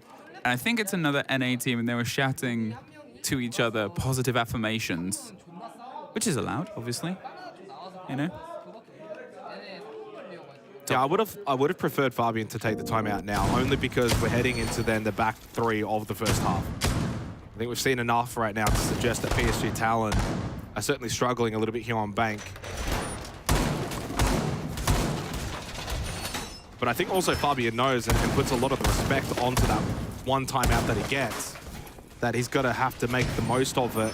Imagine if they had it later on in the previous map. They found success after it. Well, they did need to call it because they were 3-1 down. They were. And I think that's the thing is, he wants to let the players try and cook back in. When it's early and you want to stop it before the deficit gets too big, but you want to make sure that anything that you do, it was obviously well countered by Kenny's timeout as well on the sort of split of it and the growth that happened after that. And, you need to hold on to that resource for as long as possible. It is the only one that you get. Yeah, and to be fair, I think maybe Fabian might think that they will struggle more on the attack. I know that sounds crazy, but on Bank, PSG Talon statistically are better on defense than they are on attack. Yeah. So he may feel as if from a timeout perspective, I need to almost coach them in how to attack this more than, say, to defend this. And he has to just kind of sit back and see how things go. And as you said, hope that it's still early enough that they can pick up the pieces. Well, the pressure comes in. They're going for some of the close down on these windows once again. Last time they sort of flooded their way and put the pressure on. This time they don't quite see as clean or as easy a route in. Flores has to get some of the work done on the back towards stock as well, and Soldier has some angles and some attention to be paid. They've got the bulletproof reading this intel towards the approach too. Well, I said they got it, now they don't. And that means they have a blind spot behind them where they try and rotate a player around to it, pay some attention. It's just long watch. 1:40, loads of time for Dark Zero to do exactly this game, especially now that mirror window on Janitors is broken. They're just blinding PSG Talon. All of their options, they're forcing them into the swing or get swung game because Dark Zero love that game. Yeah, Dark Zero have been really good on their entries so far on Bank, so I'm curious to see if that's going to follow suit into this fourth round again. Somewhat slower approach, but it is now within the next 20-30 seconds. They will typically like to get some aggression happening. Another Rotero sent in. Nave still has one more. May opt to use it now. Still on the roof. Couple on the rappel, Bolo and Kobe. Nave is the one, though, with the diffuser still on the roof, on the Flores. Final Rotero that has been able to successfully deal with that castle barricade. Just opening up the airlock. It has been blocked, though, pretty quickly by the Keeper Barrier of gas. Something inside of Executive. But they're running out of time here, Emmy, leaving it down to the last 40 seconds before they make the push in towards site. Nave looking to repel in towards top square. He's done so now. 1-for-1 trade. Nave going to look to hit the site. Well, that's it. This is the moment and the movement they're trying to make. Nave as the cover of a long fight, but there's nobody else to support him, so he gets dropped by Misa. Pops round, and now they just have to swing and throw themselves into an engagement. He was more than happy to catch. Will he find another? No. Gets a big bite into Kobe, but as he rotates for around 20 seconds, he's got to find himself. It's like a pop-up pirate game, but just Kobe in a 1 versus 3. And he might have said he didn't like the strat last time round, but this one's coming down to a tougher hold to break for Dark Zero. Yeah, that's big for PSG because they don't call the timeout, but yet they go and win the round. That's exactly what Fabian would have wanted. Keep the pressure on Dark Zero. He hasn't had to get involved as the coach just yet. 2-2 scoreline. A couple of defensive rounds here is really, really good for PSG Talon. They're going to struggle on the attack, I think, a bit more than, say, a Dark Zero, so they need those defensive rounds. But that's a tilting round for Dark Zero, and you could see it when Nafe ended up dying. It got stuck on the little flower pot. And then because of that, stayed in the more open position, and Misa's able to punish him. Misa goes and gets 3 kills in the round. He's now 8-2. But Dark Zero just so slow in this round. The first replay that we have in the package is at the 45-second mark. Like, it says it all, and it's at this moment too. You can see Nafe just gets stuck, can't move forward. Easy kill for Misa. That's then the kit in a bad spot. That then forces everyone to have to just try and get into the action, not the way that they would necessarily like to. Good round for PSG Talon and keeps this series going. It's the first time we've had sort of traded rounds out as well throughout this series. It's usually been, you know, blocks and sort of big takes. Yeah, 3 here or 3 there. Yeah, exactly. And you know, it ties into the conversation we had before that round started of when do you talk to your coach? When do you try and go, right, from this point onwards, we're riding this conversation to the end of this game? Or from the other perspective, when does the coach go, I can see what's going wrong here. I can see what I can fix. And again, you know, this can be such a vital importance because we know how important both these voices are for these two teams. Last time. And that's the thing, because of the nature of this game so far, I don't think there is any of that for either side. No. I don't think Kenny's looking at too much. Like, that's one round, okay, that things didn't go right. But it's one round. They've played quite well outside of that. And same as well for PSG Talon. That was one of their better rounds. So now Fabian has the belief again. And we get to go to lockers and CCTV. This is a very crucial round. Misa 8-2, holding stock. Opening kill though from Yas onto NJR. And that's the Capital dealt with nice and early. You bring the Capital Grim combo, really good for clearing out positions. Soldier will fall. Good answer back from Kobe, who has just continued to be the best player in the server in this particular match. A bit of a struggle for Misa, but eventually the pistol will do the job, gets the kill onto Pampazoo, and keeps the advantage with PSG Talon. Yes, the trade came through from Nave, but a little too late. They lose Kobe, and they've already lost that Capital. And suddenly, you're left with a Flores and a Hibana, and you've got to go and deal with Lockers CCTV that still has a smoke up with 3 gas babes, and even those Zoto canisters, a Nitrocell. This is well and truly set up now for a PSG round win. Surely, they don't fluff this one to Bolo and Nave. I mean, they're both hugely capable players here, but at the same time, as you said it right, they've got to be gifted some moments here by PSG Talon for this to fall away. Zoto. It'll slow down the breach, it'll slow down the motion, and with 3 smoke canisters in the C4, as you said, I mean, they're just going to have to try and drop Nath. I think he's going to want to try and plant just close on the wall itself, but there's the freeze, there's the play. Yas doesn't give away his entire position. It changes to the pistol there so he can try and silently destroy them, and, you know, Nath's done a walkabout. He's had to come back. They finally get a bit of the wall open. They've still got to bait the smoke canisters. He could start throwing them now. And with net results, the C4 almost gets a double, but Nath does get the smoke. Nath gets Gotti. He gets one more. He hops on the table. And now the cover is caught as well, a 1 versus 1. Bolo runs in deep. He knows he wants the engagement, but is being pinged by a Maestro on the back end. But Ryder takes that one to the end, but it all got so much closer than it should have. Yeah, big from Ryder. PSG Talon, they don't care whether or not that got a little bit scrappy towards the end. It was still a 3-on-2. It's not as if the advantage was absolutely massive. You know, this was not like a 5-on-2, but some really, really good gameplay from both Nath and Bolo brought that round back to life. Unfortunately, though, they still, of course, had the numbers, PSG Talon. They could play that trade game. And in the end, Ryder stands up clutch, wins the 1v1 against Bolo. Huge round win for PSG Talon. They take the lead here on Bank, the 3rd and final map of this series. But a lot of it begins early on. NJR, again, frustrated. He's had a day. He has had an absolute day. Misa then gets the double kill over towards Open from the drop of stock. And in the end, from there, it's all comfortable for Talon. Of course, losing the smoke, not ideal. And this is a wonderful play from Bolo. And technically a 1v2 for Ryder, but of course Nath was very low, so that was an easy kill.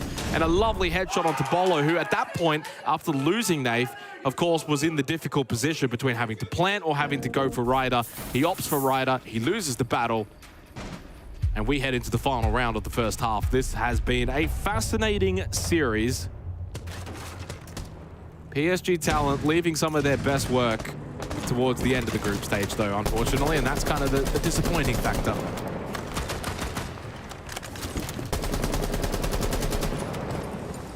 Two to 3 from PSG Talon. They've been able to replicate their performance on this map from the other day against Raza Academy.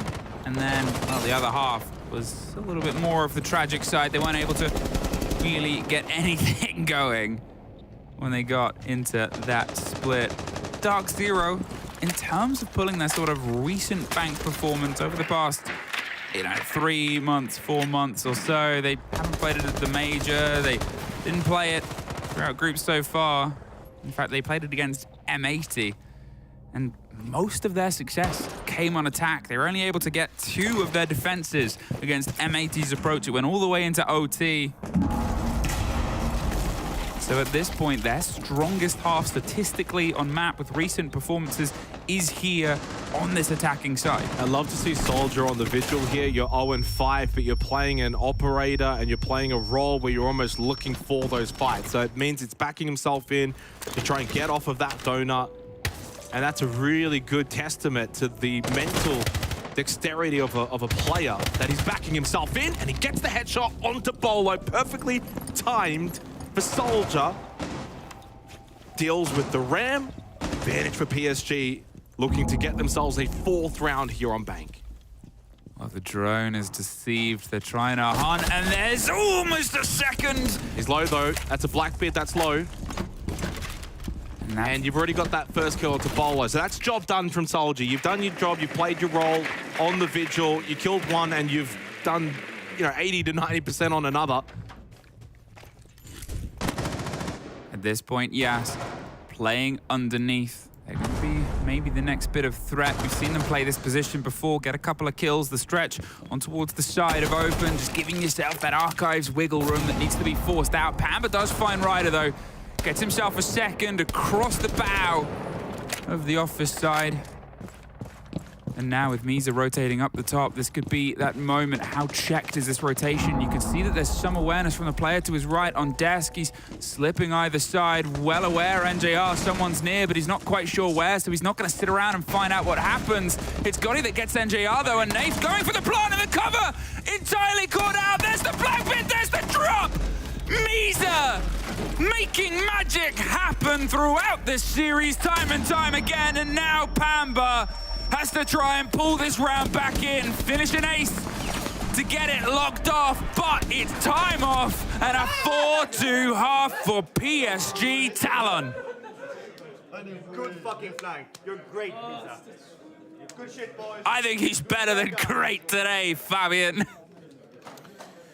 Yeah, I mean, the problem is going to be that, again, for Bank specifically, on PSG's side, they are a better defensive team on Bank than they are an attacking team. But that doesn't mean, though, of course, they can't find these attacking rounds. They're 4-2 up. They've got the confidence. They've been playing well, not only on this map, but, of course, in the series. And with that, you can then take it into the second half. But, yeah, tremendous round. Starts off with Soldier, of course, backing himself in, plays the visual contact. He got a lot of damage onto Nafe as well. I know in the end he does, lose his life. That's fine.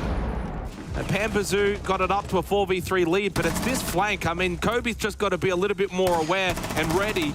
I think he's too focused, I think, on beepers. And ultimately, PSG Talon retake the site with ease and find 3 rounds in a row to close the half out after a 2-1 lead for Dark Zero that has evaporated. Of course, they go on to defense now in the second half. Get a reminder, if this does go to overtime, in terms of side choice, Dark Zero will be attacking twice in overtime.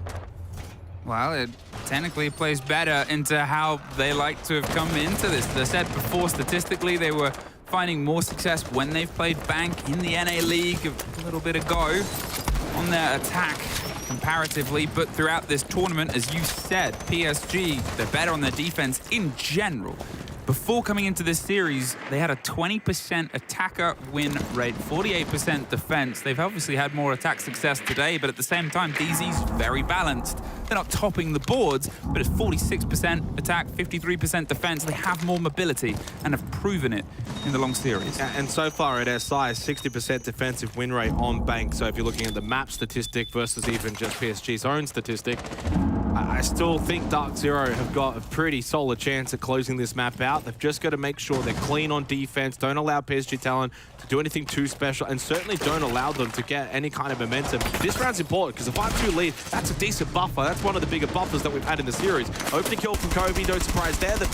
The man has been absolutely fragging out in this series, by far the best player for DZ, but he does lose his life in the exchangement against a couple of players towards the square side of the map. Soldier then got the kill. And with that, all tied back up. 4 versus 4.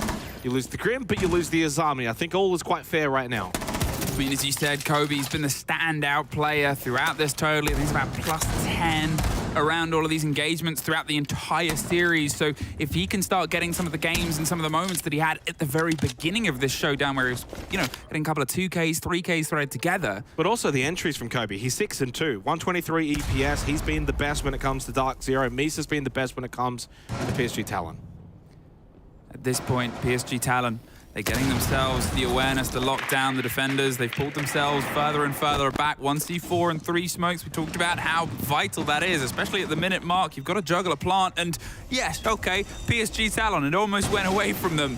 Doesn't mean Dark Zero are going to suffer the same slip-ups here. You've got to have a curious drive. You've got the 2 smokes, the flashes. What else is the cover at this point? There's nothing really in terms of the cover of the bees or the shields. That's not something they've opted for, so instead it's this.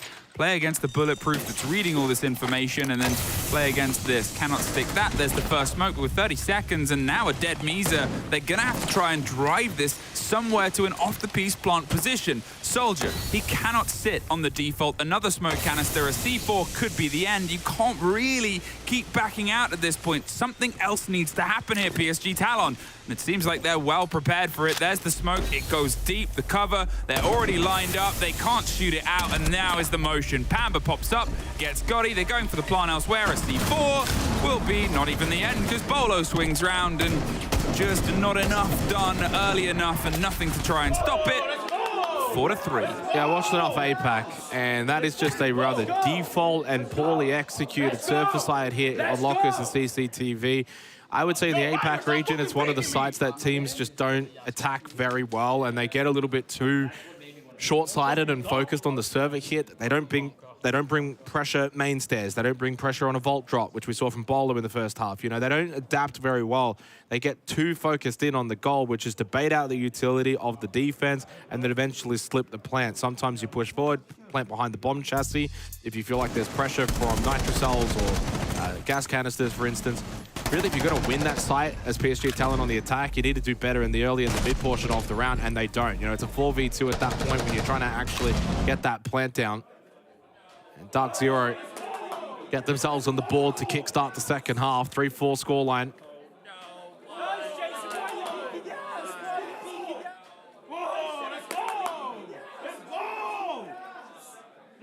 Not sure what Ball is upset about.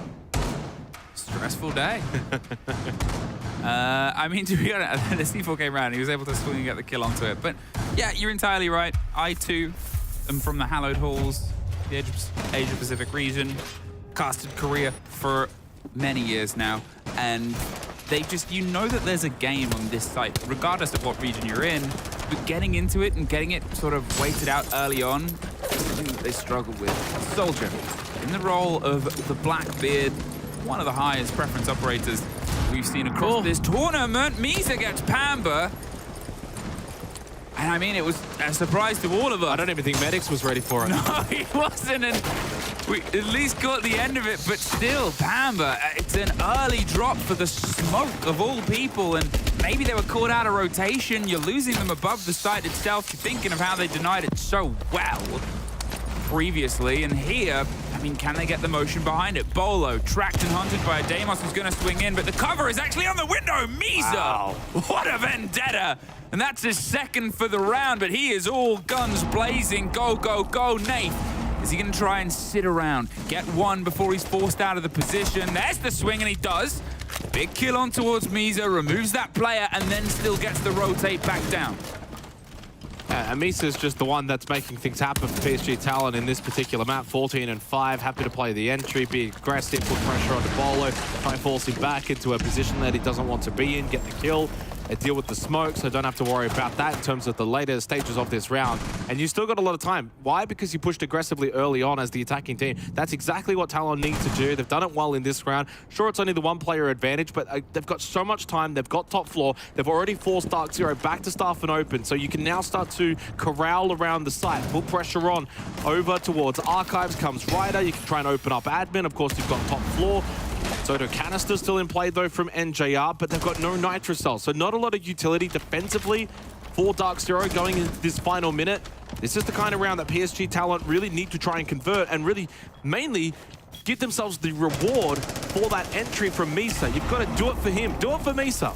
They've got an angle now through just the side of the Tubarão, and they're going to start getting some of the damage, but NJR wants to peek it right back. He shows up to see a Blackbeard. And the support that's coming just from behind him, Nath, across the seating area. And there's Ryder, takes care of NJR. Gets the reverse peek. The Blackbeard's reading all of this to the rotate of Ryder over to the window to force the fight with Nath, but he doesn't even need to be there in time because he's dropped. Kobalax, all that's left, trying to hold on. He's on a soft out, just wants to go to a rotate, but he tries to fight his way out, understandably. 5-3. When do you call that timeout, Kangaroo Kenny? That's the sort of question we posed in the first half. It is still traded rounds. Can your team, can they cook inside the server? Are they on the brink of bringing this back? Two things from probably the last 40 seconds or something. First thing, of course, Fabian straight away to Misa. He understood that play from Misa at the start of the round set them up perfectly, and his team was then able to reward him for the effort. The other one was that I was watching NJR's camera when he lost that battle, end of the round, it's hot and heavy inside of the server. Again, he's just like head back, you know, he's tilted in his chair. He has been super emotional in this series, and unfortunately it's also now 1-7 inside of the server for this map. So it's definitely getting to him. This was the start. This is just a super early swing from Misa. Then it's the death mark followed up with the vendetta. Headshot onto Bolo. Good night. And there's the there it is. I'm not making things up. No. But it's as if we said it before. Obviously, we've watched a lot of teams. This is the highest stress for these players. Absolutely. It doesn't matter how experienced they are. They've left scratching his head, literally. But and that's the thing, is we are getting almost like that sort of peer in to the toughest moment of the competition, how much it means. And this is just the group stage. And this is the group stages, and it shows how much it means to them, because NJR, he's frustrated because A, you know, it's tough to lose some of these gunfights, but B, he knows how good he is and how good he can be, and it's the same for all of them. His performances have been fine in the series. He's actually 21-19, just for what it's worth, because I know there's probably maybe going to be some people who are like, oh, NJR's playing bad this game, but he's actually 21-19. He's been fine over the course of the series, but the issue is he's been tilted over the course of the series, clearly, and now I think it may be affecting him a little bit here on Bank 1 and 7. This has been his worst map, so they really need him to get out of his head and back into the server. It's going to help out Dark Zero. They're still on defense. They can still control a lot of the action here going into the few rounds. But for PSG Talent, 2 rounds away from taking out this series against Dark Zero, which would give them a small lifeline going into tomorrow. Bolo sort of juggling the pressure onto the windows, and the grenade! No. Oh no, Bolo. Through a gap in the Kiba barricade, could only have been, but the Kiba barricade itself, I don't know how it works, but it's worked. And at this point... He felt safe. He looked like he didn't care about I would have felt safe. He couldn't believe it either. Straight away, he's just put his hand on his face. He's like, what has just happened? And another opening kill for PSG Talon here. 2 in a row for them. Naif does get rid of Misa, though. That's the big star power off the board for Talon. Nitrocell from Naif over towards Stock. Finds the kill onto Ryder handy because they just lost NJR. Well, what a shot from Yas on the Carly to get the kill onto Kobe, and Pampazoo losing his life. It's all down to Naif with the Blackbeard shield right in front of him. He tries to fight back and does us do so. 1, no more, though. Match point for PSG Talon. Would you have believed this was the PSG Talon we would see after the break, after the day off? They had their opening 2 play days, and both of them went as wrong as they could. Then they take that timeout.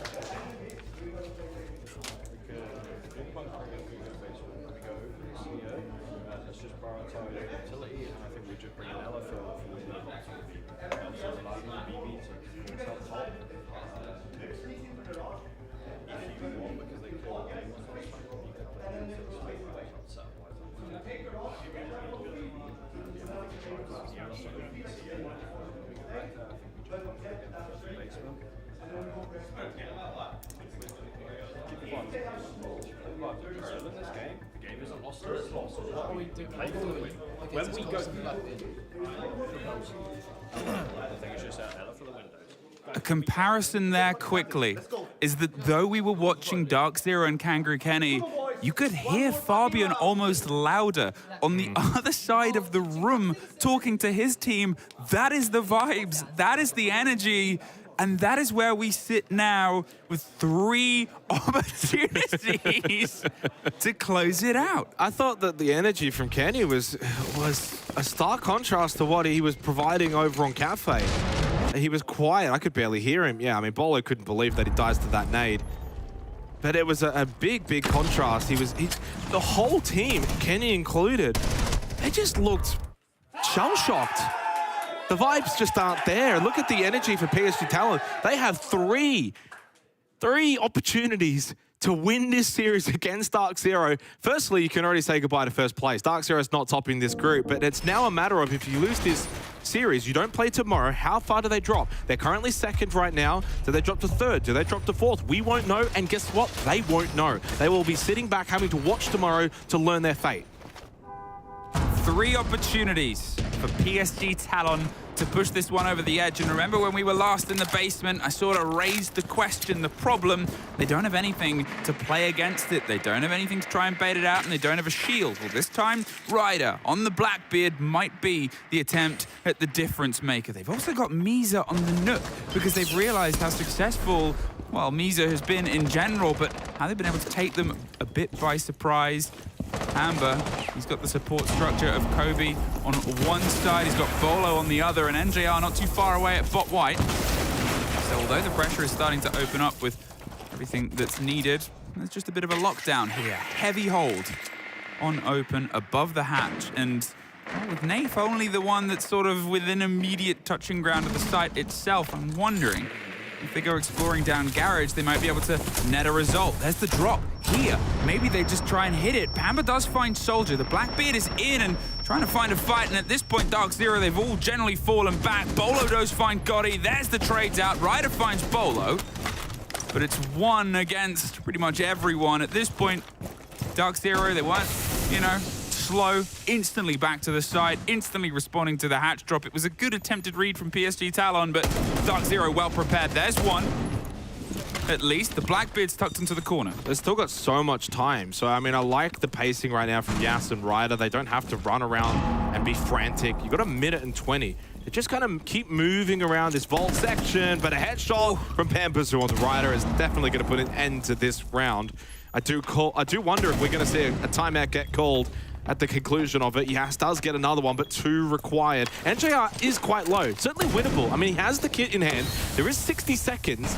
He can go for a big rotate. He can go just about anywhere. So the fact that Nath and NJR aren't really moving around, they're both playing together. He spots one. There is one more to your left, but Yas isn't aware of it. Nath is just holding. He's not moving. At this point, Nath might be aware that his position is unknown, so he can't move. Yas runs around. He's moving close, left behind bot main stairs. Oh, that was a heart-in-mouth moment. Nath stands up tall for Dark Zero. It shouldn't have got that close, though. That's the thing. It was good moves from both teams, right?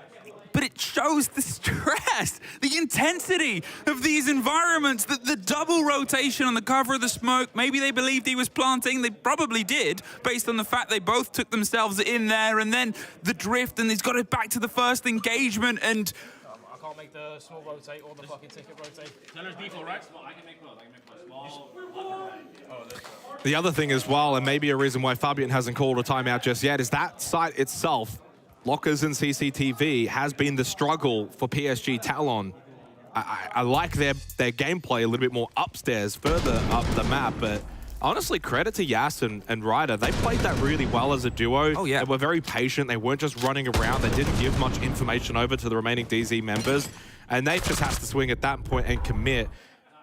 Really nicely done from Nate, but you can see it on his face, the stress. Look at the stress for NJR. I mean, even that, but that's entirely valid, because shouldn't have been that close. No, it shouldn't have, but I mean, because there was 1 minute 20, it's not as if this was like a 20-second where it's a 2v4 and the two have to just run around rampantly.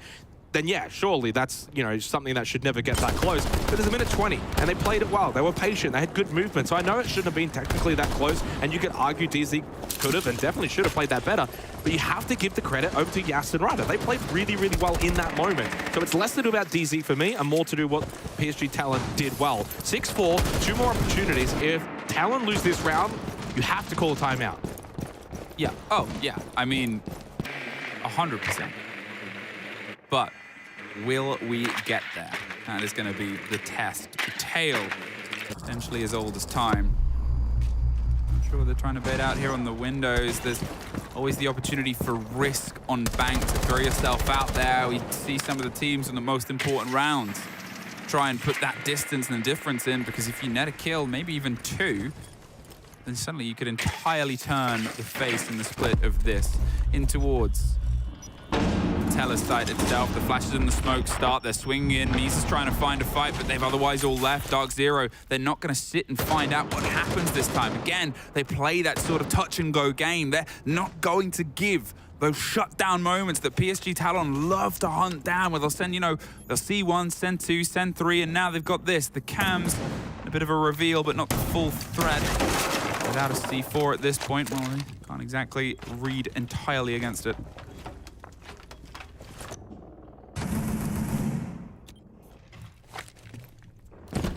You can certainly feel the pressure. Oh, yeah. Emanating out of the server, because everyone just doesn't want to make a mistake now.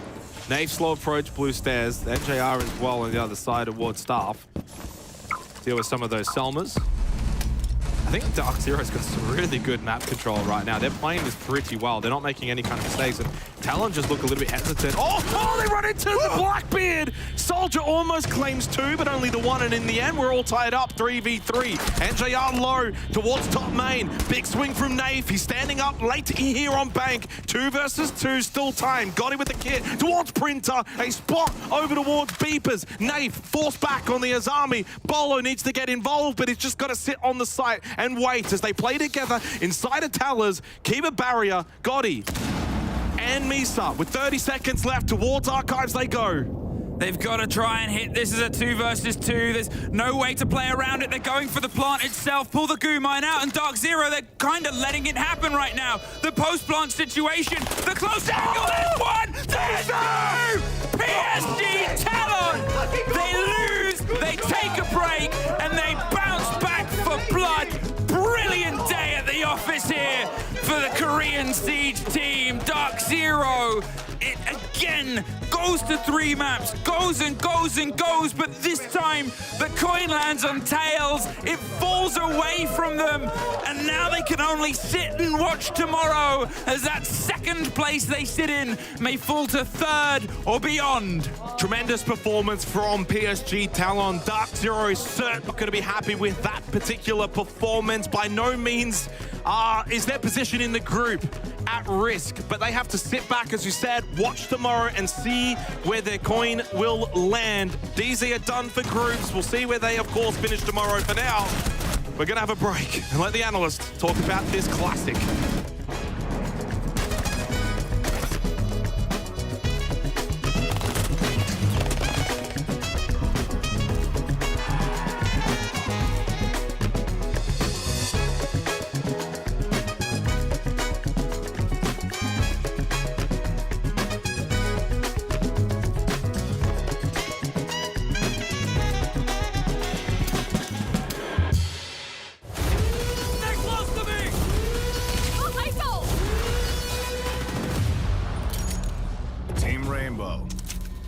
Carries Legion. Listen up. Hereford Base is now under our control. But we're not giving it up without a fight.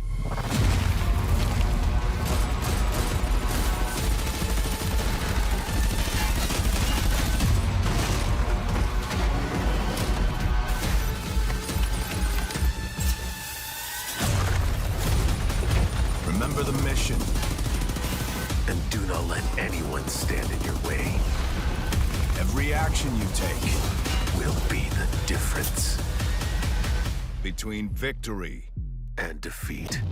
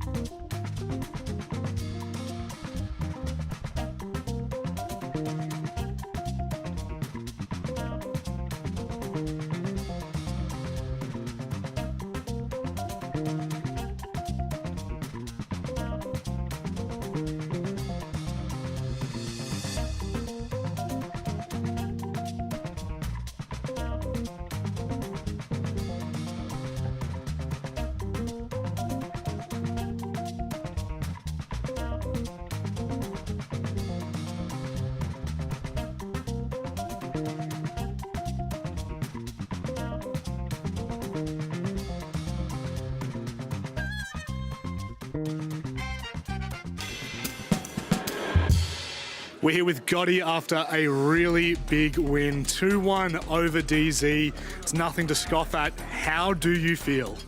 I feel amazing. Finally, we got one. Next step is just beat the BDS like 2-0. I've got to ask you, coming into this game, everyone had you as the underdogs and things weren't looking great after a couple of games on the trot. What was it that was different today than previous days? Today, like, our communicate was like perfect, like level perfect, and we prepared, like, we already knew how they play, so yeah, it was easy to counter it. Yeah. Now, looking back on the games that you've just played, how do you feel about it now, knowing that you've beaten DZ, you've done an incredible job? How do you look back on those games? Like the previous game? Yes, yeah. No, the earlier two games that you had. Yeah. Like, if we like communicate like today, then we could win those two games. So it was, kind of sad. Yeah. Now, the preparation coming into this, everyone said that you guys were looking really good. Did it feel that way as a team? Sorry? Your preparation for the event, did it feel like it was a good preparation? Did you feel ready for this event? Yeah. We had the boot camp in Katowice. Yeah. Thanks for our PSG Talon. They supported us very much, and we played with some good European teams, and yeah, it was really fun too. Yeah. What's the focus for the rest of the event and potentially for the rest of the year here? Is it just about focusing on the progression of the team? Yeah, right now we're just like our goal is just win the SI, and yeah, that's all. Gotti, thank you very much, mate. Best of luck for the tournament. Take care. It's a pretty simple goal. Just win SI. That's all it is. That's all they want, Jack. Just win SI, Forehead. Yeah, very, very simple. It started with redemption. Yeah. And I think that's the biggest thing to say is it started with having a day off and then coming in and putting in a great performance today from PSG Talon. That's exactly what they did. They're probably going to kick themselves that they didn't win 2-0, but winning the fixture was the most important thing. It does keep them in the hunt for making it out of groups, getting themselves into the bracket, however that may look like, Rob. What does this now look like for DZ? I mean, you know, they have played 12 maps across 4 games, the most amount of maps you can play in group stages. Yeah, some things, you know, we like DZ, we think they're good, but something's not quite clicking. They have their moments where they look genuinely exceptional, and then they have their games and their maps, like we've seen today, where they look a little bit lost, where they are the team that's committing more mistakes, where, you know, even some of these rounds, you saw it right at the end there, they had no business losing that round that they did to ultimately close out on bank, but they managed to lose it. Their player cams look a little bit off. You know, we've seen it, perfect timing here. Don't know if there's a little bit of...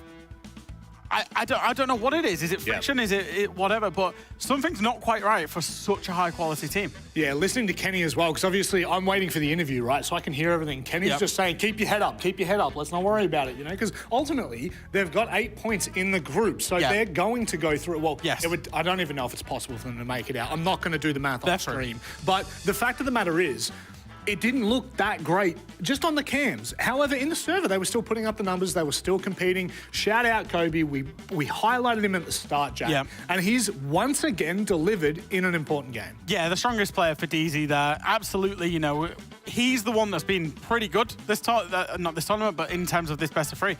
But Bolo, NJR, Pamba, the players that you need to be having your big impact kills and your big impact rounds for DZ, their moments of magic, especially when you're not playing so well, haven't today.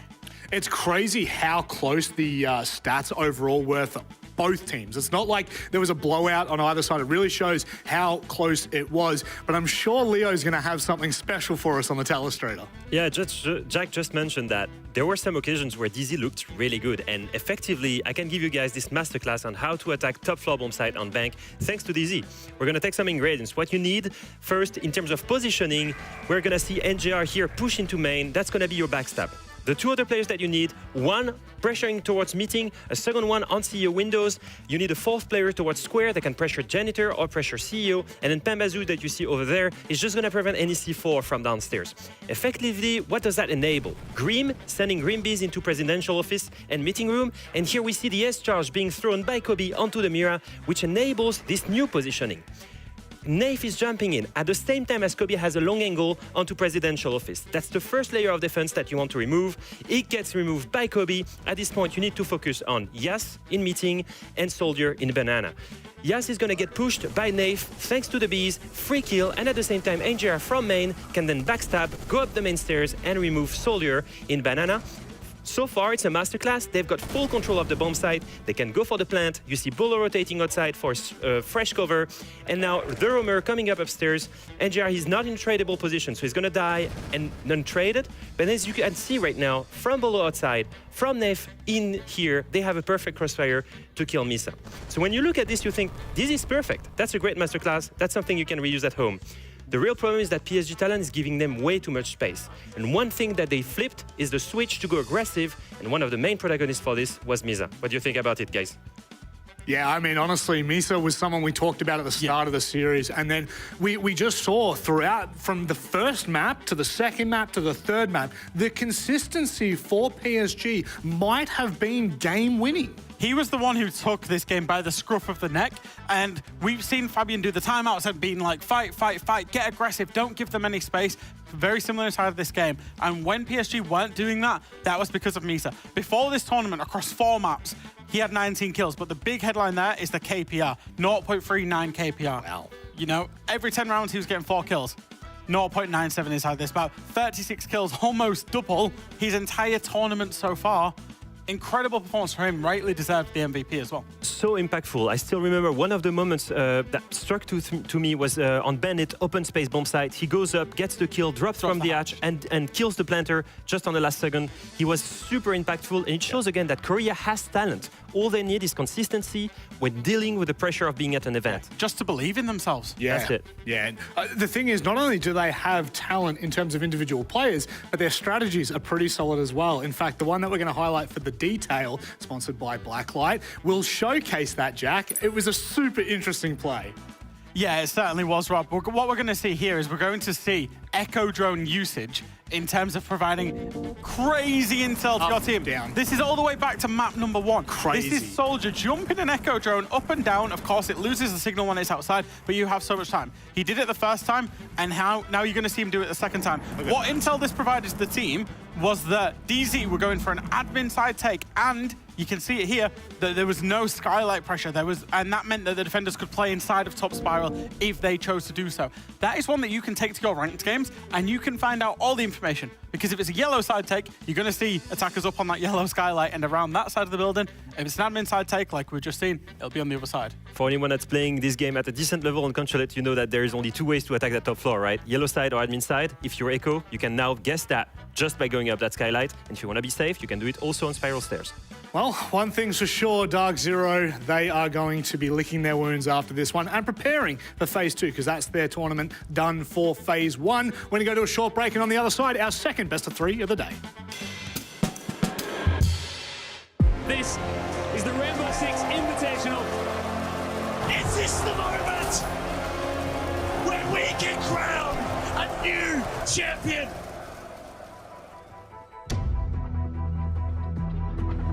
Let's go! At the end of the game, we on top. I got a team for the champions, huh? Check on the stats, I've been racking them up. My brother need me, I'm backing them up. Picking up over the corner, I got my team, I'm never a loner. We coming back, we fighting for champ, cause we get the heart of a soldier. I'm playing with Oryx, so you already know that I'm moving with speed. Okay. Last one alive, but I'm finna clutch, relax, we winning with ease. I'm checking on A, I'm checking the bombs, I think he had B. Come on. Put up the wall to fit in the bomb, I'm hoping they never get breached. They thinking they know how to beat us, they gotta relax. Stop aiming at you through the crack, don't try to wrestle, you getting one tap. I'm pushing with all of my brothers, we moving in packs. I tell them go to attack, the way that we moving, they thinking we hack. We came here to win, we never pull up to lose. Tired of playing it cool, just give me a second and get in my groove. We beating them fair and square, we play by the rules. I'm doing this for my team, already winners, got nothing to prove. Let's go!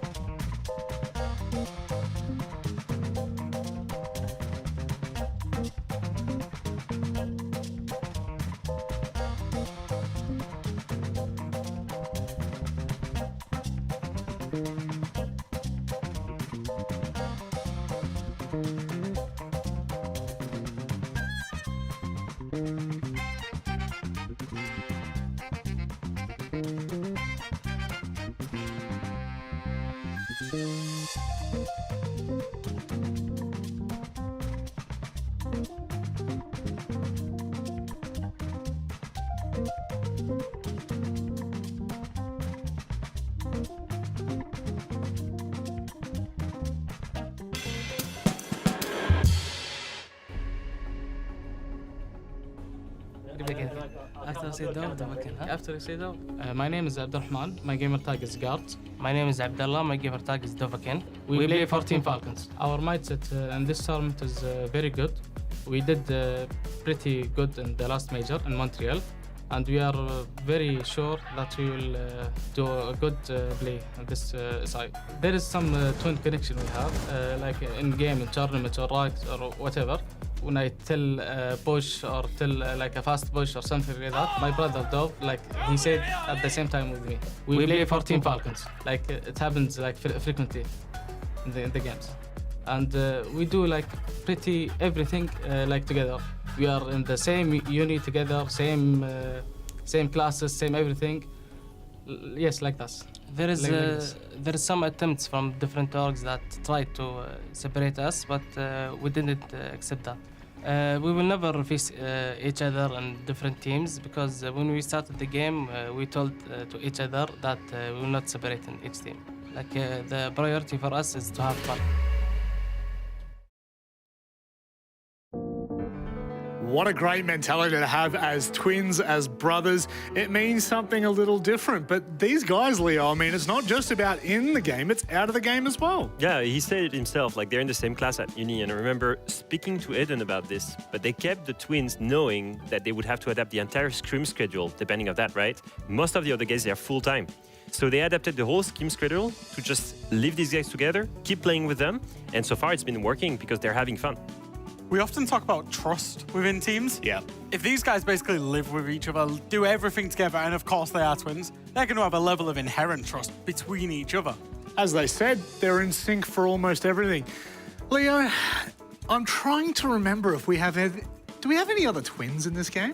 Well, you know, it gave, I think, birth to the biggest or funniest or most entertaining grand final of a side that we've ever had, right? One on FaZe, one on W7M, Handy, and I'm blanking on the second one. Nade, right? Amazing players. you just threw me under the bus. That's my bad. That's my bad. But what's interesting, Jack, is on the opposing side, we had two teams that made a grand final that competed against each other for the biggest trophy in the world. These guys aren't going to separate. Yeah, so they'll just have to win it together, won't they? And then that'll be the beautiful story. Obviously, the Handy and Nade story of last year was, I don't think anybody could have scripted that. No. I still remember Yen running around trying to find a second twin when the other one was helping because he was just sad that he had lost, right? Leo writes those stories for a living, and even he couldn't write that story. But I will say, like, yeah, for the two guys on Falcons, obviously, if they manage to complete something together, how incredible would that be? Whenever you have those big successes, you want to share in that with your nearest and dearest, and your twin brother certainly is that. I will say, just on the twin storyline, not a lot has brought a tear to my eye in esports over the years, but that W7M FaZe game, walking your twin that lost around the stadium to get a round of applause for him. The tears were flowing. I think everyone, there was not a dry eye in that arena. It was incredible, but there is one thing for me that really matters when it comes to Siege. That's community feedback. And we've got a great video to help explain how Ubisoft directs it.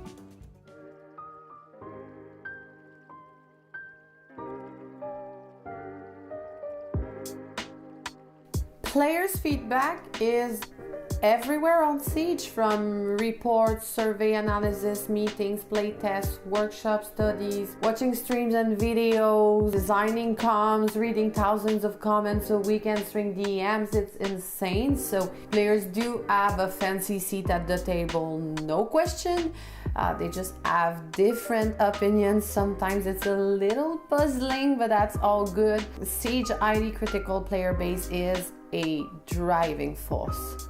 I'm listening, and we're all taking in so much of your positives and your concerns and trying to make the game just a better place for everyone. You know, I'm a player myself, so I also have my own opinions, but I also think it's nice to have a good, well-rounded opinion of the sentiments that come out of the community, and it really helps me better my feedback. So when I'm in play sessions for balancing or new operators, I can not only give my own personal feedback, but try my best to bring the community into that play session. These players are the best players, basically, in the game right now. So having their feedback introduced into, our decision making, I think it's really crucial to have. So it's definitely why this workshop is so important. The workshop is important for me because I like to see kind of the future that the devs want to bring the game to and how we can help bring that into a good space for everyone. I love the workshops because I think it gives you a real opportunity to see why things are being done, kind of what the thought process was, the steps behind things. I just love seeing other people have passion for the same game. We play the game 24/7, practice and understand what can be a little bit too strong or maybe a little bit too weak, so being able to help is a massive thing. I got to give it to these guys. The dev team, you guys have really been hitting it, man. The new operators they bring in that just find different ways to change the game, but not break the game. All of it is so obviously done with so much love and so much sort of apparent drive of yeah, we can do the coolest thing, we can do the best thing. I love the operators you put out, the maps you put out, and I know how much work goes into that. And I think they've been doing an amazing job, especially over these last few years. The updates have been amazing. The different balancing changes have been amazing.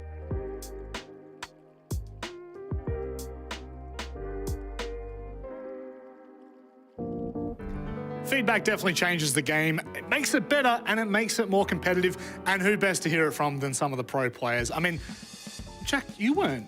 They didn't get you. Did they get the wrong number? Was it lost in the mail? I have done a test session for pros. I'm sure you have at some point as well. It's incredible. The devs do really get involved, and the pros and certainly content creators, everybody and the community can shape how this game is.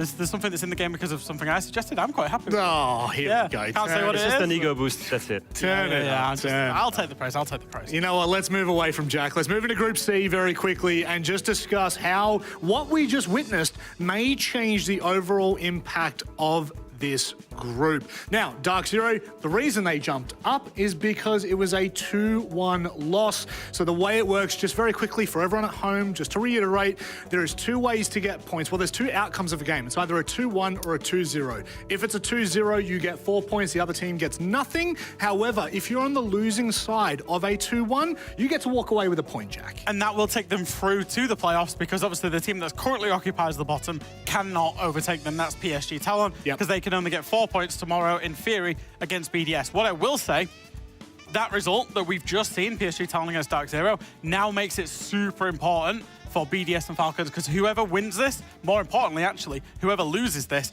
could really be hunted down by PSG Talon if they perform again tomorrow. At this point, Dark Zero tomorrow has a bye. They cannot improve their points. They're stuck at 8 points. This means Falcons goes to 0, BDS goes to 0, they overtake Dark Zero, and by PSG Talon gaining a few points, that's also points taken away from Dark Zero, so then it makes it very interesting for the 3 remaining teams to then take it over. Reminder, you can go in upper bracket and end up directly top 8 at the end if you're the first seed here. Crazy. And to be honest, what might impact this is the game we're about to watch. I know, crazy how that happens. Falcons now take on BDS. This is a game that I guess a couple of years ago, you would have been scratching your head going, hey, you know, who are Falcons? Not now. They've had 3 years in the international scene and they've built upon every performance. However, I will say BDS this year have looked phenomenal, Leo. One of the best that we've had. I mean, if you ask me, and it's not because I'm French, but they're the best team in the world when it comes to the consistency. It is because you're French. You're French. Let's be honest. All right, let's speak in terms of numbers, guys.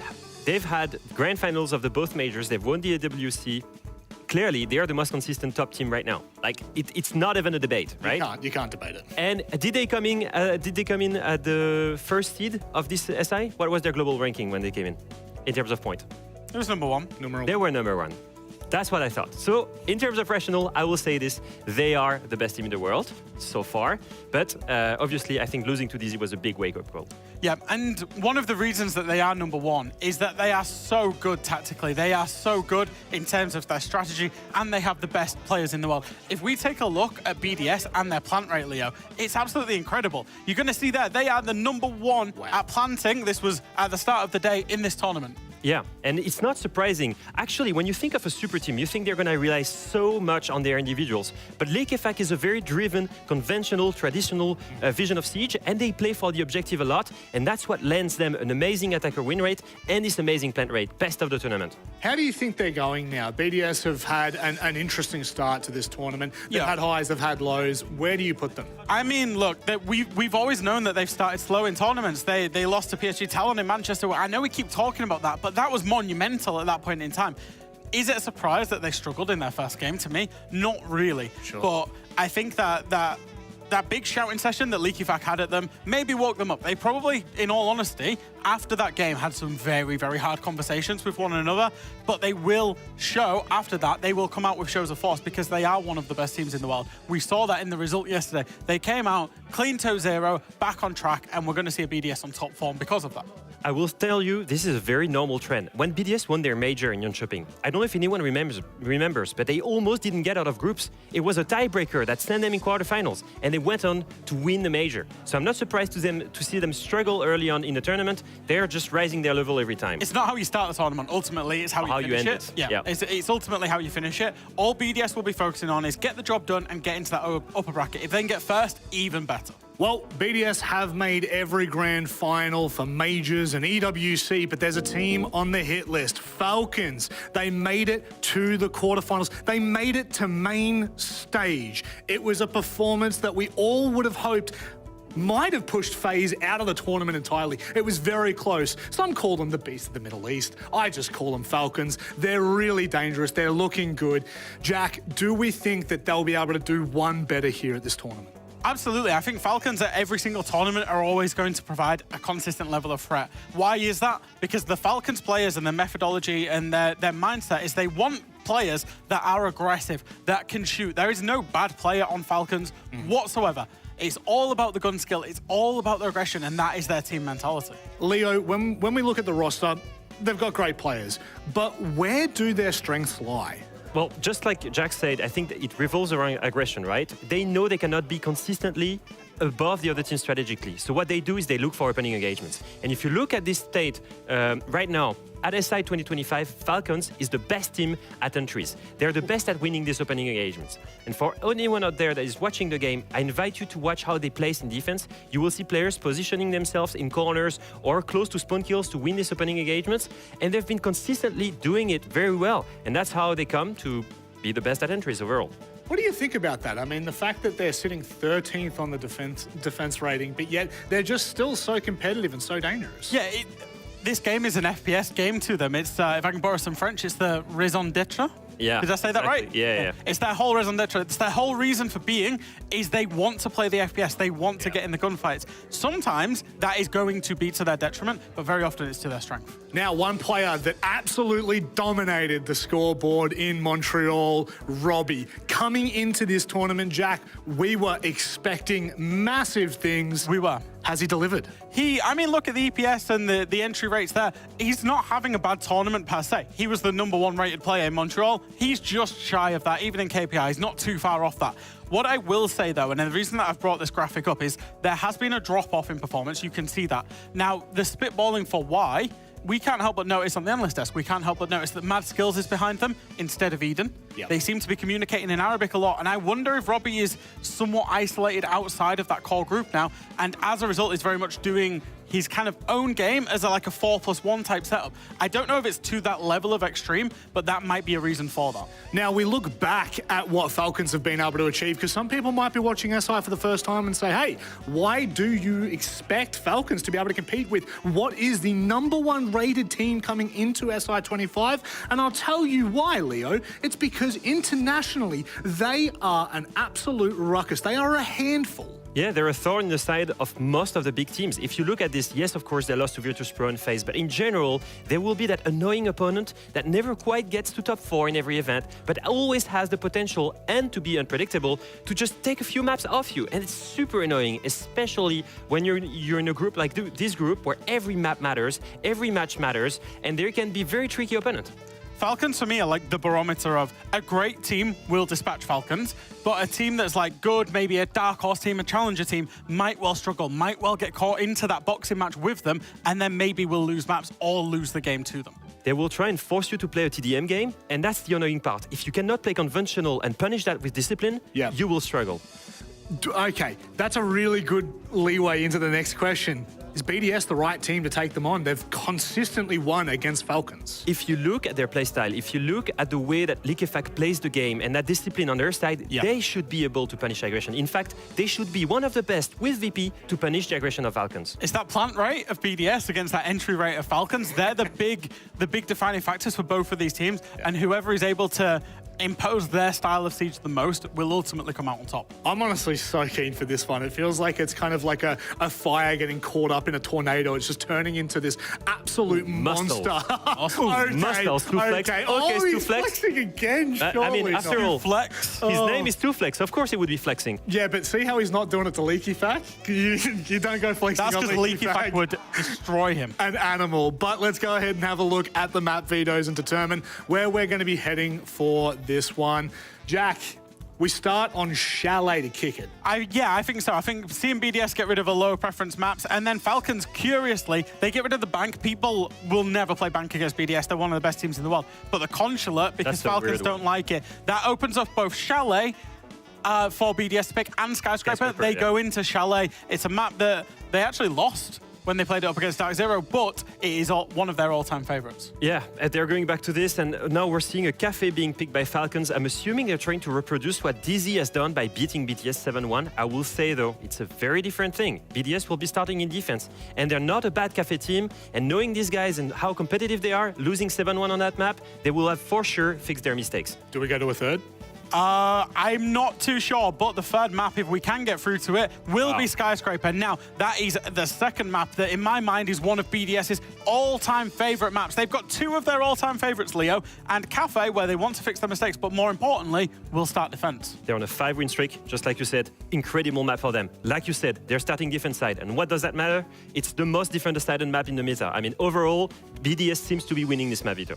I will say, as that Skyscraper map came up, I heard groans from the casters who were almost in awe, in shock of what they'd just seen. This one, for me, I mean, BDS are already going into it favorites. Falcons are always the dark horse. You'd never want to write them off. But BDS, this is the right place to be. This is BDS flexing their map pool, flexing their strategy, and maybe Falcons don't have the map pool necessarily to compete with this, because there's no veto in the world with any team that I would ever be involved in that I would allow Chalet and Skyscraper through in a best of 3 against this team. And it's no surprise that BDS has a better map pool. They've stuck together the entire year. They've went through, the highest highs. They've got plenty of time before SI to practice, and they've taken a month off to completely revamp their strats and their map veto. I'm not surprised that in the end they're winning in this map veto. All right, let's welcome in our two casters. Only just finished dancing off cast there. You had to throw us under the bus. I had to, unfortunately. I think you should do it again. Yeah, honestly. Show me, was it the thriller you were doing? I was doing a bit of this one. What happens off camera stays off camera, though. You can't throw us under the bus. I've definitely thrown you under the bus twice. I will ask you, Pengu, what are your thoughts on Skyscraper being the last map? Was that grown-in factor, oh no, what have Falcons done? I feel like Falcon, they got cooked in the map veto, I'm not gonna lie to you. It's between Skyscraper and or Clubhouse as well. I feel like there was no winning there. Yeah. I'm too OPDS here, and even worst case, I don't see them losing this out. Dev, you? Dude, like, I want to disagree, but you look at the numbers, and yeah, this is BDS's favorite maps. Disagree? Come on. Yeah, I want to. Look, we can settle this off the cast later. But first, we will have to get into the server, and I just want to pick Falcons here. I want to believe in them because, firstly, I'm always biased. You know, this to an underdog story. And there's quite a lot of history between these two teams. They've played each other 3 times, all of them at the G8 over in Saudi Arabia. How'd that go? Yeah, well, not too good. Falcons are yet to find a map off of BDS. Times now they have played each other. I reckon this is the time for that to change. Oh, I don't know about that. That might be a little bit too much cope. Pengu, just overall looking at this, would this be the perfect time for Falcons to cause an upset after what we saw from BDS just their last play day? That plus with PSG beating Dark Zero just a few minutes ago, it's like this entire group is going to be so chaotic, and who is to say what's going to happen at this point, right? Well, not me. That's all I can say. I'm not saying anything. I'm going to leave it with you two. Enjoy this matchup. It's sure to be a banger. Thank you very much, Rob. And it's time to get stuck into it. Falcons, do they have a realistic chance against #1 seed? We're not pretty convinced here, but I believe that Falcons should have built up some confidence after their performances so far. They had a great 2-0 against PSG Talent in their opening day, and now with the perspective of the Koreans beating Dark Zero, that seriously counts for something. BDS playing their second last match of the Six Invitational group stage right here, and you guys at home are firmly in the French's quarter, but Falcons, they'll be looking to fly high here on Chalet as we dig into the very first map of this series, BDS's map pick here in the BO3.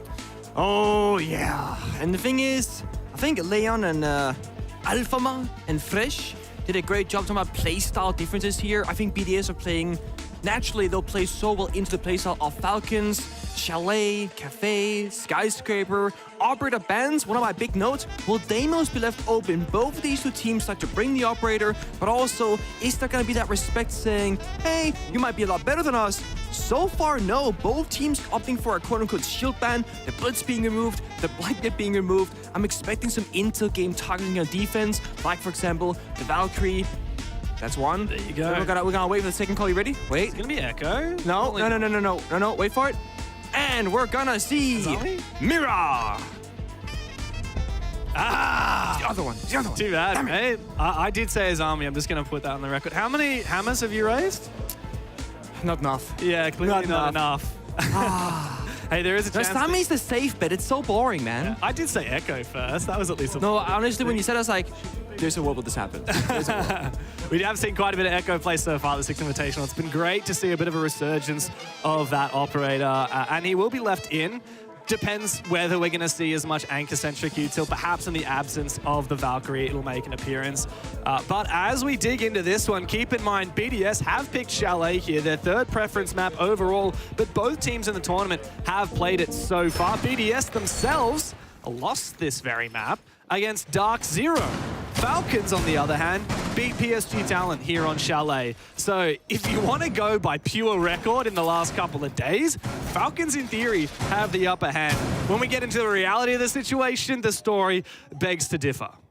The big thing I want to see from Falcons is getting onto the scoreboard quickly, not gonna fall back, 0-2, 0-3, Robbie can't get a kill, something like that. And of course, the big playmakers. Robbie is always mentioned so frequently, but in my mind, it's Dove.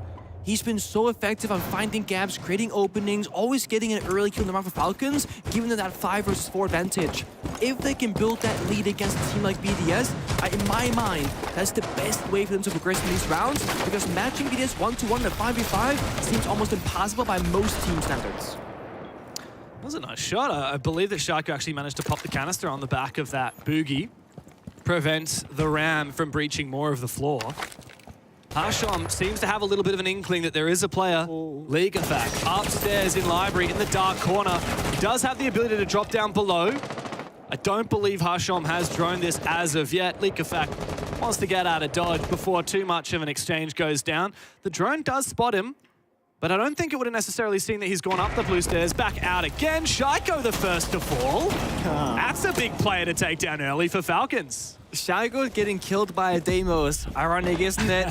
The dose of your own medicine there for Shaiko, and this is exactly what Falcons want to do. Get the 5 versus 4, now slow things down.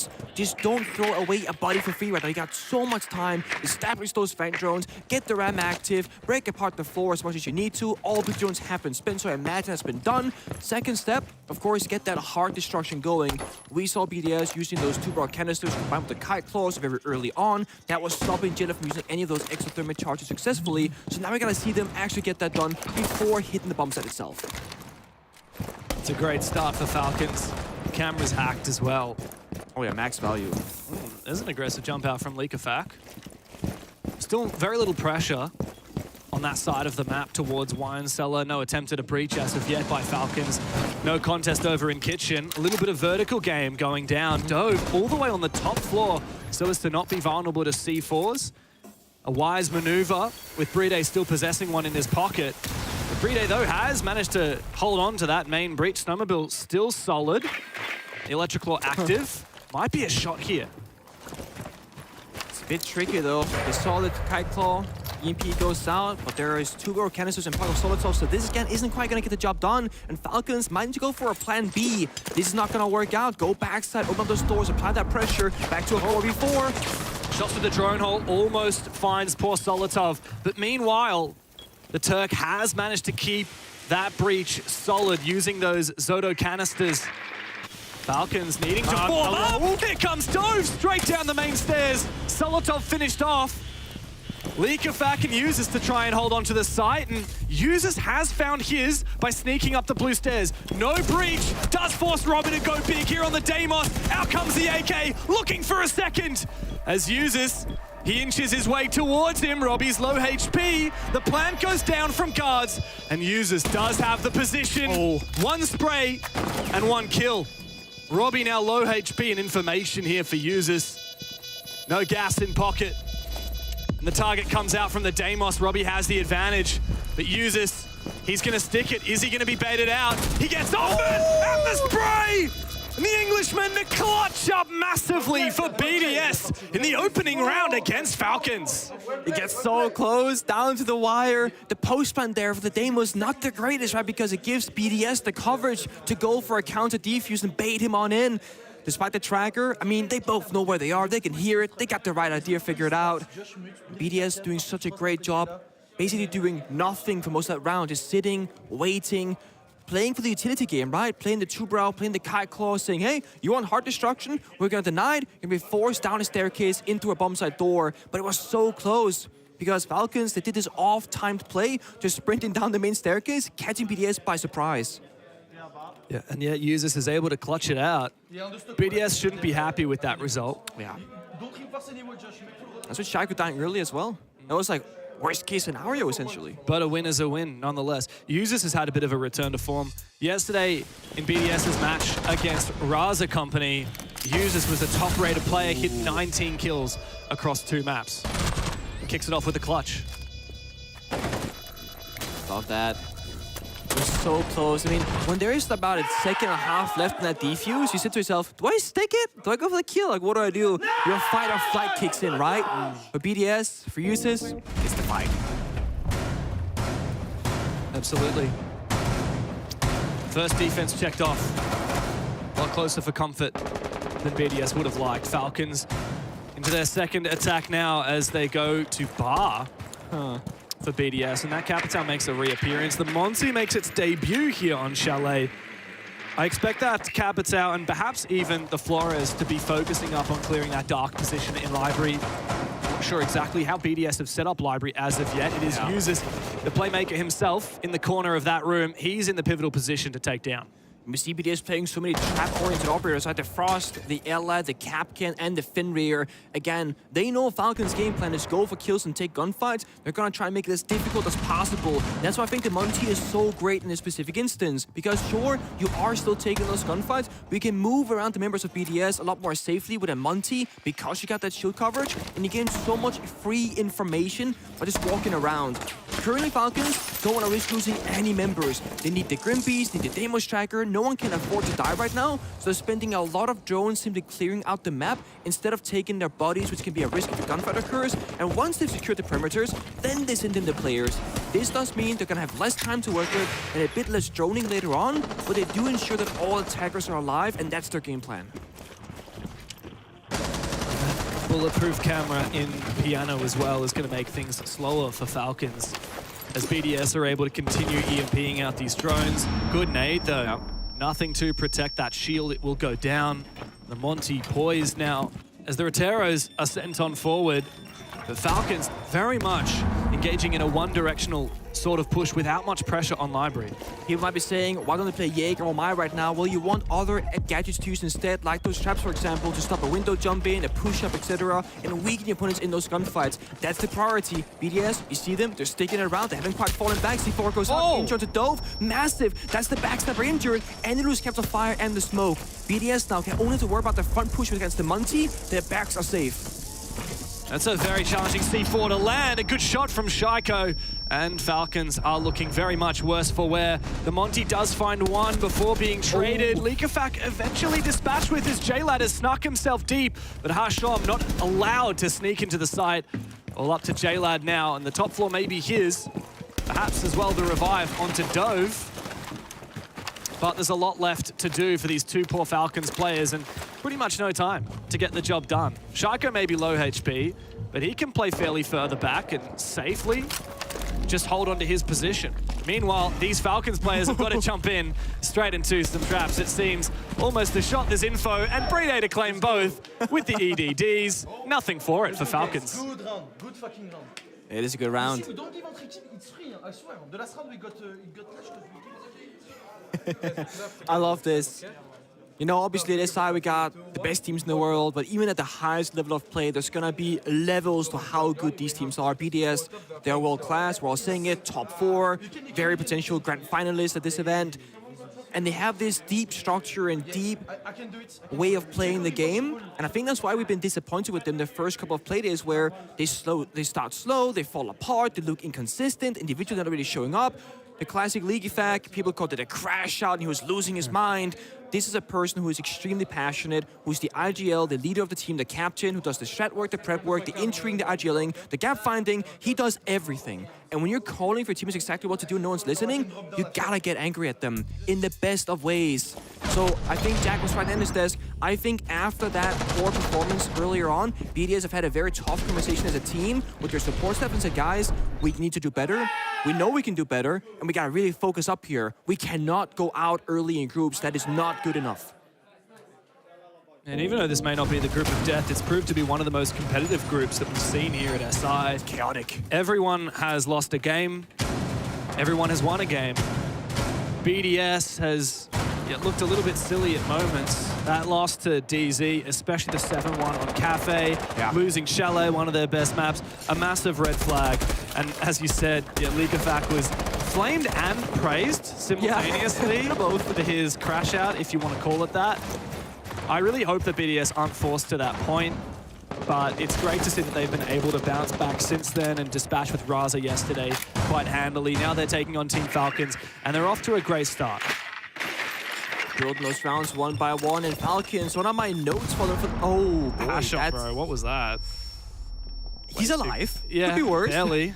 Guards inside, I think, actually. So they're going to go for a plant here? Does BDS even know what's happening? Seems like a rush as the relocation literally planting. from BDS. Guards and J-Lad in the side. Brede watching from kitchen. J-Lad has to cover. Robbie comes in from behind. Guards eventually goes down, but not before the plant can be confirmed. It's now a bloodbath as Hashom's still watching from outside, but the shotgun comes to life for Leagueofac. Hashom, his position still not known as Dove gets far too aggressive, and Hashom is forced to make a maneuver. 2 kills, a 1v2 now, but on the retreat, Solotov spots him and finishes him off. A daring attack from Falcons, and it netted some success, but BDS are not fooled so easily.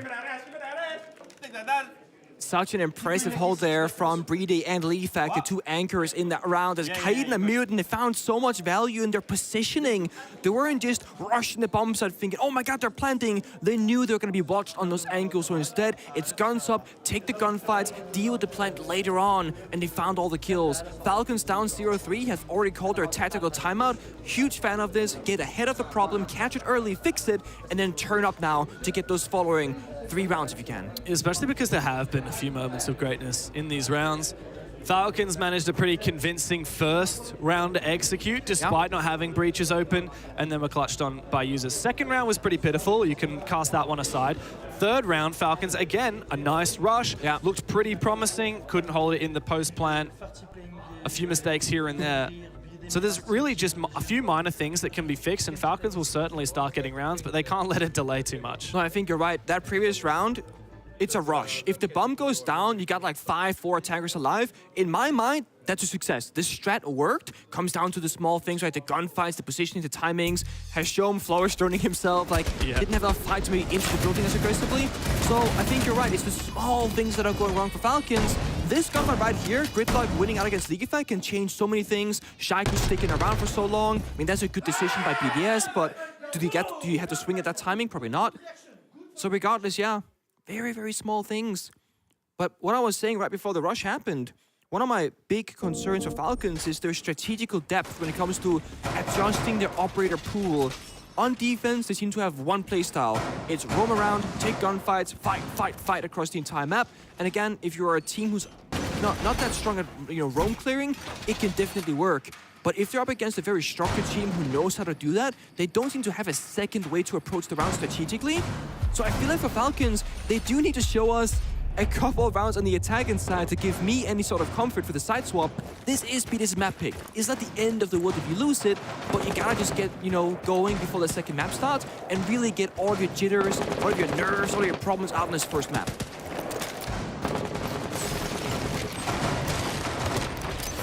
Another basement attack opportunity for Falcons. This time the breach fairly easy to open up. We also already have the Ram ripping up the floor above.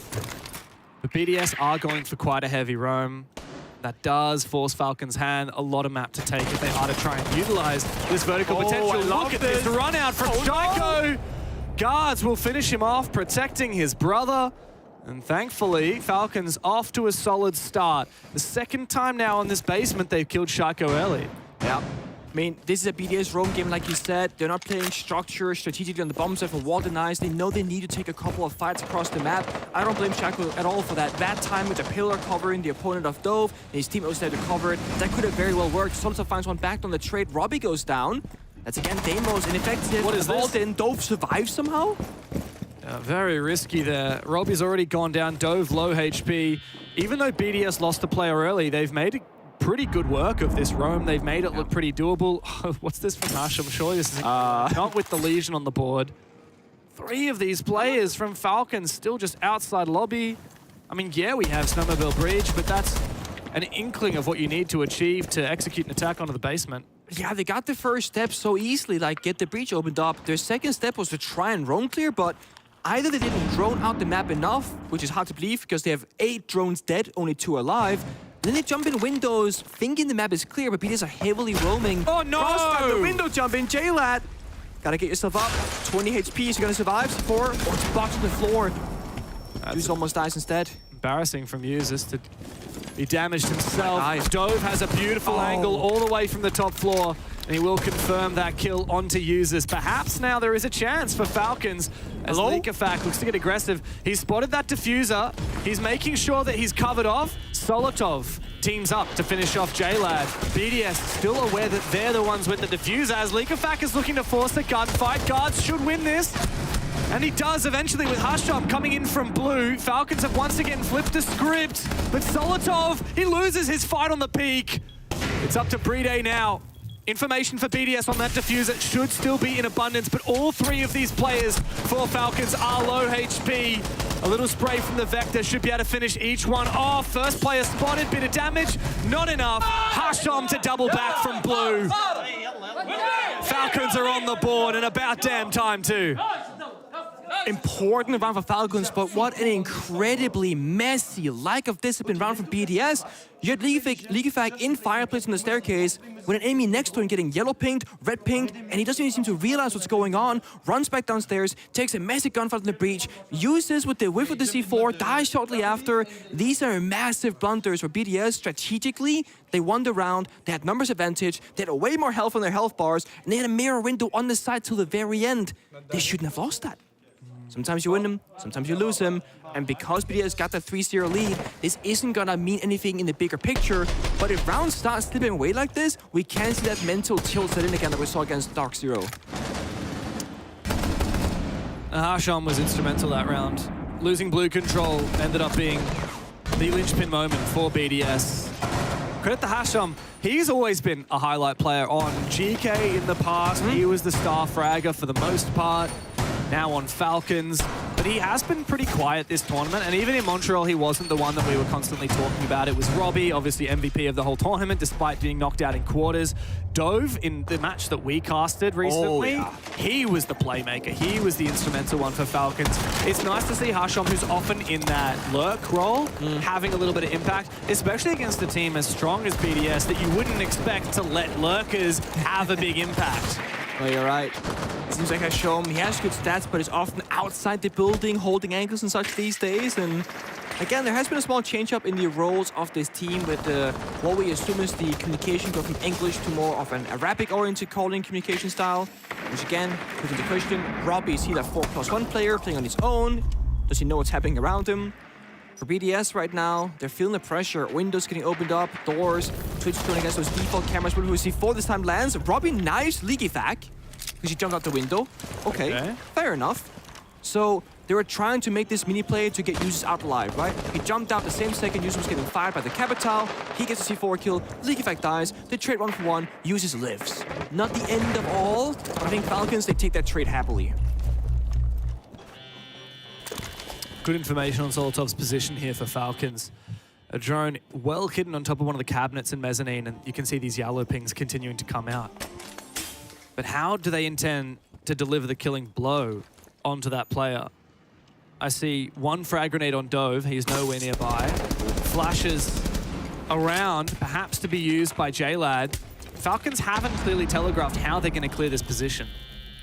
No, they're playing very spread. One library balcony, one fireplace door, one side of office. These are very individual positions for Falcons. We're going for just a 3-2-1 chaos in the server. Strike from all angles. There is no clear execute.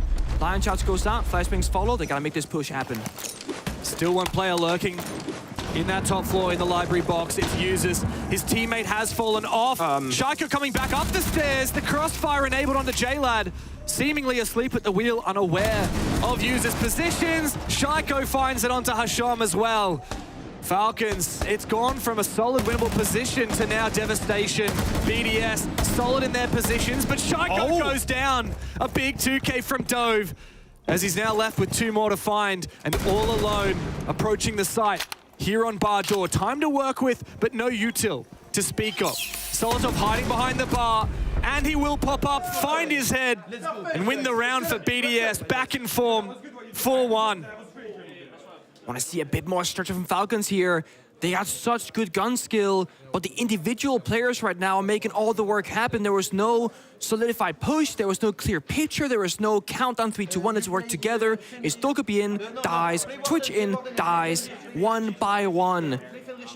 If Falcons can find the same wavelength of operation and just work together as one unit, they'll have a much better chance of picking apart in Chalet. Oh, look at this. Yoink! Not every day you see that. Oh, it really isn't. Yeah, I like BDS here. Shaiko regressing up the staircase. They're doing a good job at, I think, just rotating around the map, trying to figure out, okay, what are Falcons going to do? Defender mounts will be activated on like the bar door, dining hallway. That means Shaiko, don't hold those angles with your gun. Run upstairs instead and get that crossfire with your teammate inside of library. They're trying to basically say some parts are covered by utility, some parts are covered by gunplay, but everything is covered. They leave no gaps because they know Falcons. They love to try and brute force it by lurking around.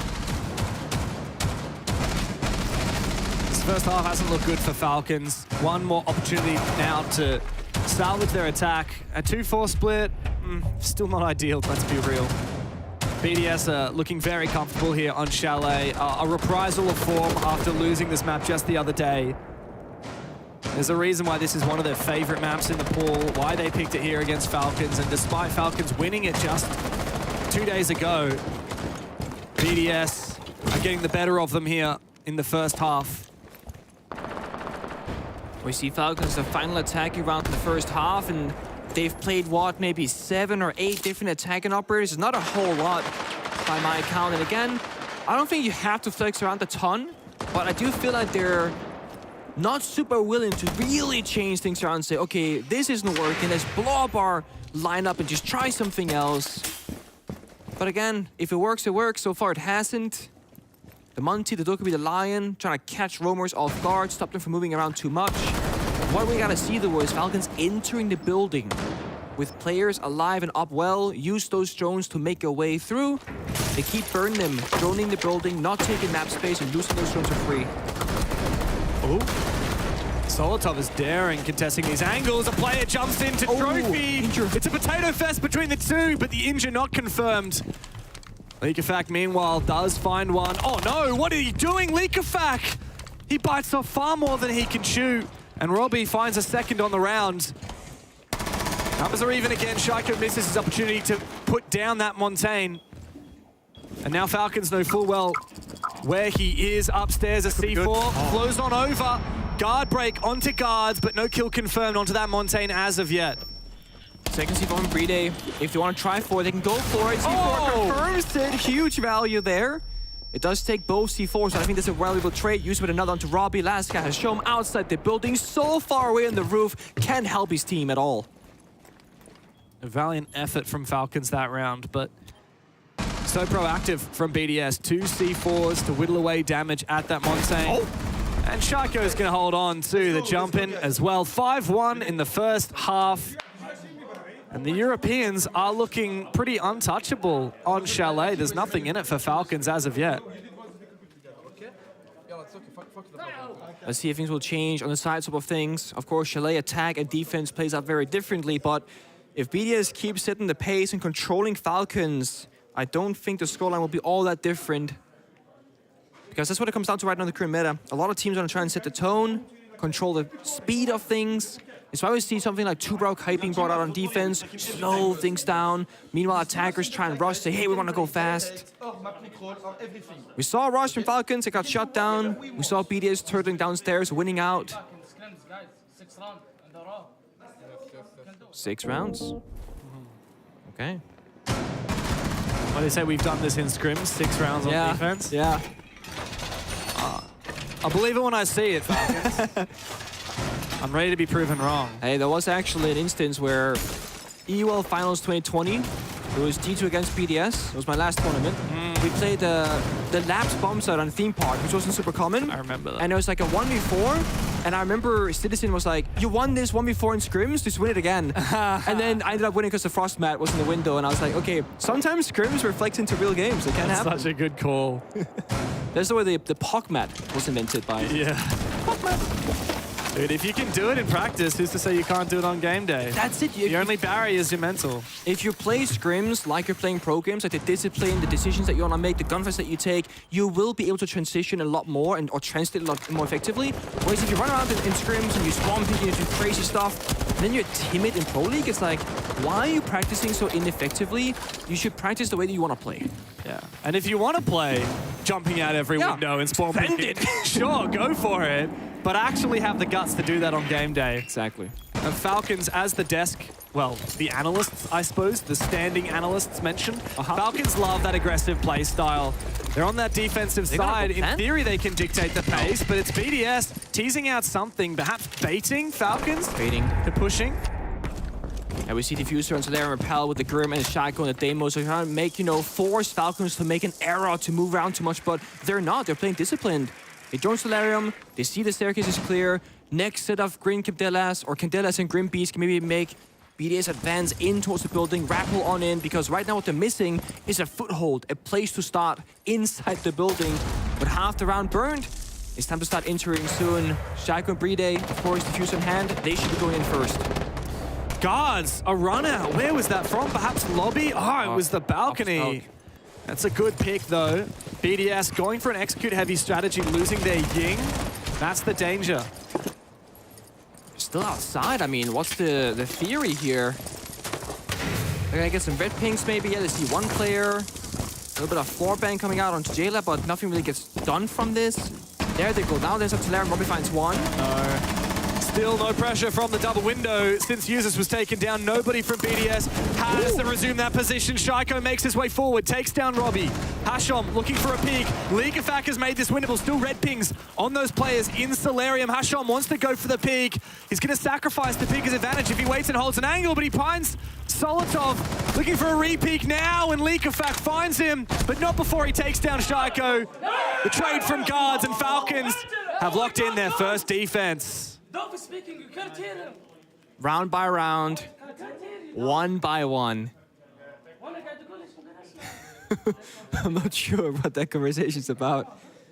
Dude, I wish I could understand what they're saying. He looks so concerned and surprised at the same time. Grabbing his shirt, I'm like, huh? Robbie's like, yeah, haha, I know. Yeah, good joke, guys. Yeah, well. BDS falls a little bit flat there. The first time, it's a fake execute trying to force an error from Falcons. Nothing really happens from that. And then BDS kind of sit around for a good 30 seconds or so. Falcons, they stay active with a run out, they get a pick. And from that moment forward, they were in full control. They controlled the pacing. BDS struggling to enter the building. I mean, when you got such good players in terms of gun mechanics, do you really want to have 5 players on rappel? I don't want to go in the building and take a gunfight, if you're asking me. Yeah, well, it's the risk of going for one of those heavy execute strategies is as soon as one of the dominoes falls, the push can't really work out. Like, it's such a crafted execute. As soon as you lose your double window player, you've lost your ability to cut the sights in two, you've lost your pressure, you've lost your crossfire, and you also lost your Ying. So a really good read from Falcons to get aggressive and try and isolate one player, take them down. And with that, I mean, the rest of BDS's push was so fragile. Yeah, it was very lackluster. Was indeed. All they had was the Grim at that point. Brede actually died the second he entered the building to Robbie as well, so you lose the Bees. Deimos was great, but there are mute jammers all across the bomb site, so you can't really track anybody. Master Bedroom start actually from the Falcons was a big surprise to me. It's a very controversial bomb site. It's been great in the past. It's been terrible recently. It's kind of making a resurgence back into tier 1 level. It's just one of those, if you're a team that likes to play it and have a good understanding for it, it can totally work.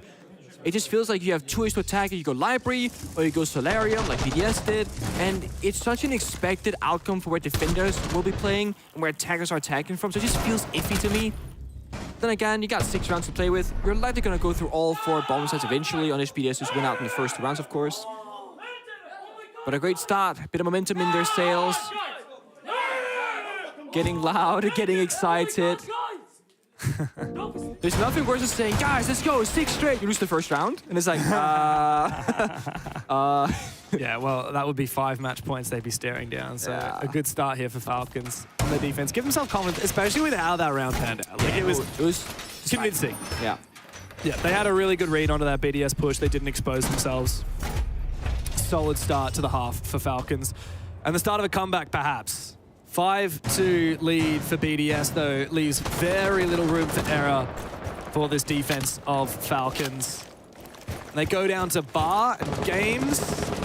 The question is BDS going to go for more of a direct library take or a map sweep? And I think the answer to that, seemingly at the moment, is from Solarium across. Yeah, the map sweep for sure, and they got the right operators, right? When you got like a Twitch and a Brava, in my mind, you're gonna try to work the map as much as possible because the default cameras on Chalet have immense value. They see so much. Like the fireplace default cameras at the stubble go to your left, the blue staircase camera as well, the basement, the west main. You see all the flanks and the main areas of the map essentially. Also stuff like this, hacking the Banshee, means that now you can lurk in fireplace stairs. So much value to be had. Yeah, but if you're going for direct attack, all of this gets wasted. That's a ton of value, even though he wasn't able to get the lobby default, which is very hard to get with the Brava, because the ranges, you have to get really close and often jump. Okay, Robbie exposed the piano window, not wary of his angles, allows an early lead for BDS. Doesn't matter how many cameras you hack, if you're going to have players falling for free from outside, then you're not going to have much of a good look in. Nade to dispatch with that BPC. BDS are looking very solid. Yeah. Might want to slow down though, because when you got Brava and Twitch as well as a Flourish, you needed to like respect the fact that these gadgets, they take time to activate. That's why we're seeing now hold angles, users getting active, Solotov as well, setting up those flank cameras, clearing so much utility around the bomb site. Is that all 3 Banshees? It's like, yeah, there might be a 4th. Yeah, there it is. There you go. But that's 3 Banshees so far by my count as well. Default cameras, funny enough, haven't been hacked or shot by the Twitch drones, which is like, yeah, well, the cameras aren't going to shoot back, but they are going to give Falcons continuous intel that you're not pushing right now. Last 6 seconds of the round, BDS slowly got to start ramping up the speed now and approach either the bomb site or library clear first. Let's see what they do. One thing that BDS are yet to deal with are the mirror windows. I don't believe the Twitch was able to find either. As I say that, there's the Twitch taking down one of those mirror windows. However, the Mute Jammer is going to protect against Shaiko's Deimos. Good coverage there from Solotov. Dove goes down. However, BDS are not finding it easy to take control of that top floor. Bride's on the floor. This is a dangerous play from Hashom to lie down. Solotov puts him in the dirt. BDS have this top floor control. They can pick up Bride and look to poise for an execute. 25 seconds to play. An off position from guards on site, deep inside. There's information, seemingly. I saw yellow pings on the site. BDS have the numbers, a C4, an air ball, and a spray through the wall. J-Lad to find Bride, but traded back. Guards up against 3. The first one found to prone, will not find Haven. Let's go, perfect. And a nice spray down. BDS can mop up the pieces and get themselves on map point. I love that from League Effect. His eyes closed, he says, perfect. And it's like 4 seconds left. Players are dying. It's completely chaotic in the server. Perfect, guys. Don't worry about it. I mean, I think from what they wanted from that round, it was perfect. They got the first step done, the utility. They got opening pick. They got the execute. And because they had numbers advantage, we saw them just kind of swarm the bomb set at the very end there. And I want to say, 3 of the first kills that they got, or the first 3 kills they got, was all from drone work, red pings, yellow pings, or intel game. This right here, there was a red ping. There was information on this position of the map. This right here, red ping, information on the map as well. And then they knew there's a player on the blue staircase because Shaiko died, or Brady got injured from this player right before this kill happened. So there's so much information game from BDS that gives them these openings. Combine that with hacking on the Banshees and getting rid of the bulletproof cameras, Falcons were very much in the dark. Whereas when Falcons were attacking, they kept getting hit by Fenrir mines, nearest sighting them, and giving away their positioning. Yeah, perhaps it does come down to operator selection here for Falcons. It feels like the operators that were brought to the table had very little impact. The Lucy, for example. And that's mostly credit to BDS for finding the adequate counters. Lickety split, quick as you like. Oh, this is a rare one. We get to see a League Effect on Monty, by the way. Damn. So, League Effect, for people who might not know, is a very, what we call like a gap-finding IGL. He's a player who calls the shots for his team, but from the front lines. He likes to get active on the battle, on the fighting, but he's a phenomenal mastermind when it comes to just picking things apart strategically. When you put him on Monty, it gives me like Troy Canadian vibes. He can sit back, no stress, no pressure. Guys, go over here, hold this angle, breach this wall, set this up. I'm gonna go plant now. And I expect this to be a more slower-paced round from BDS, where it's going to be very objective-based. Step 1, take this room. Step 2, go over here. Step by step, round by round, try and keep their players alive.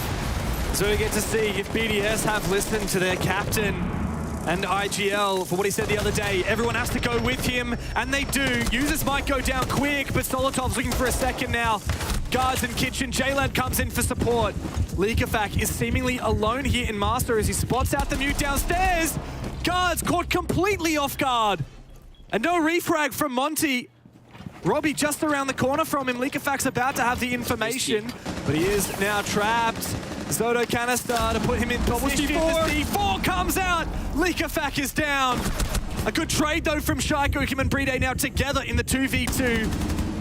Map point within their grasp, but they have 2 more players to find the Falcons. The new one guy was upstairs, double C4 and 2 players. Can't do that from a single person, so Hashom somewhere top floor, but where is JLad? He's a vigil, can't quite get spotted. These drones won't help them. Only 2 on the ground so far right now, so BDS with 1 minute and 30 seconds to go. There's so much time, but no intel game. This is one of the last drones that they can use right now. Do you put it to flank? Do you try and drone the bomb site? Do you try and find Hashom? A lot of decisions to be made. Got 1 finger boost, got 1 Grim Bees, but no nades, no flashbangs. Once they reach that bomb site, it's all guns blazing, no util. Thankfully, time is on BDS's side because information certainly isn't, as you said, just 2 drones up. Falcons still have that lobby default. Hashom also seemingly aware he snuck deep up into Piano.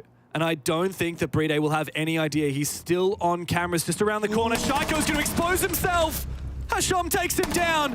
Bride now has to look for a re-frag, but waiting is Hashom. Bride takes him down. JLad still now on site. It's all up to him to clutch up against Bride, the clutch king himself. Time still on his side, a little bit to work with. And he's trying to play this passively, trying to play this patiently. As the Bees go out, restrict the mobility now from JLad. Listen up. Can you hear the footsteps? JLad's got the read. Bride's got to land the shots. SMG-12 in hand. Bride with the commando on the other side, ran in the corner, but JLad's got him dead to rights. And Falcons will keep this game chugging along. Perfect timing. I'm not sure you noticed it, but the second Hashom got the kill into Shaiko, Bride's drone got shot by JLad downstairs. So they were spending all that time using 1 single drone to clear the entirety of the map, and the second said, oh, here's the vigil. It dies. Shaiko falls as well. Bride takes the 1v1, or forces it down to 1v1 rather, upstairs. And that's it. And I thought it was going to be a slow-paced round for BDS because Likafak was a Monty. It was a rush. I like sending Likafak Monty upstairs alone, but he got a little bit overzealous, pushing deep into Piano, got caught by surprise with the players out of Office and the Piano hallway, the double C4. That was the turning point in my mind for Falcons, where they got the control back into their side because BDS spent almost everything in the early parts of that round. So taking down the Monty, that was like the ace up the sleeve, the holy grail, the saving grace, if you will, for BDS. Hashom really did fluff that up as well. Thankfully, JLad stood tall in the 1v1. Bride almost clutched up for BDS. He's not going to beat himself up too much about that. That's a hard one. You have no time, half health, no clue where the vigil is. And the big thing, like you said, was not having spare flank watch drones there. You've got 3 players dead for BDS in that 2v2 while they're trying to hunt down where these last 2 players are. Had there been a drone in the display hallway, it would have been a very different story. Hashom would never have been allowed to sneak into Piano. BDS would have got that information. It would have changed the scenario completely. I also think BDS didn't expect the flank to happen because it's a bad play on paper. Hashom doesn't know there's a drone watching him. If there is, he's as good as dead. And when you play a 2v2 like that, you're always thinking, defenders play together by the bomb set, that's smart, they got crossfire, we don't have any drones to find them. He just flanks out of nowhere. Yeah. It's one of those, you gotta play your opponent. Falcons are not gonna play conventional passive siege, they're gonna take the fights. Likafak wins this time onto Hashom that's leashing off the board. Very early lurk inside, a lot of damage done on the Robbie though. He can always switch shells. He still wants to keep contesting Likafak, and now all of these players are looking down below. Keep in mind, we've got Shaiko on top of Likafak as a vertical player. Shaiko with that Deimos, he's so good with it, he's infamous. And yeah, not a miss drone. If Shaiko can get in underneath the bomb site, surely he can wreak some havoc. I see the injuries. Likafak is right there. He hears them. They hear each other. He's about to get targeted by Shaiko as well. His guard's going to win this fight with the UMP. Spots Likafak. SMG-12 wins that every day of the week. Wrong gun, my friend, guys. I'm so sorry for you. With any other weapon, maybe you'll win that. You get another kill, you stabilize the round, but right now Falcons, they have one, I think, way to win this. They gotta keep swinging, because if you play this out 3 versus 5, you're gonna fall apart eventually with this much time left on the clock. And no need to rush it here. Oh, look at this, they're just going hunting of Falcons. But their wings have been clipped by BDS. Here comes the hack as well by the Dokkaebi, which is going to make it all kinds of painful here. Dove wins his fight, finally. Something is coming up for Falcons. Information, no, and Shaiko goes down. So uncharacteristic of the Deimos to make such a critical error. Maybe winnable now. We've seen moments of greatness from Dove. To keep Falcons in this map, it will require something massive. He does. 1v1. Traded back again. Robbie now. On the Scopos against Bride, we've already seen Bride fail to clutch up a 1v1 for the map. But rounding the corner, Robbie just around. He does spray his direction. Now Bride's got information. Who wins the fight? Robbie finds it! Back-to-back 1v1s. The Falcons, they will not go down just yet. BDS cannot finish him off. You cannot let go of the pressure for BDS right now. But that's fine, guys. The round was perfect again. Let's go, guys. Let's go. Okay.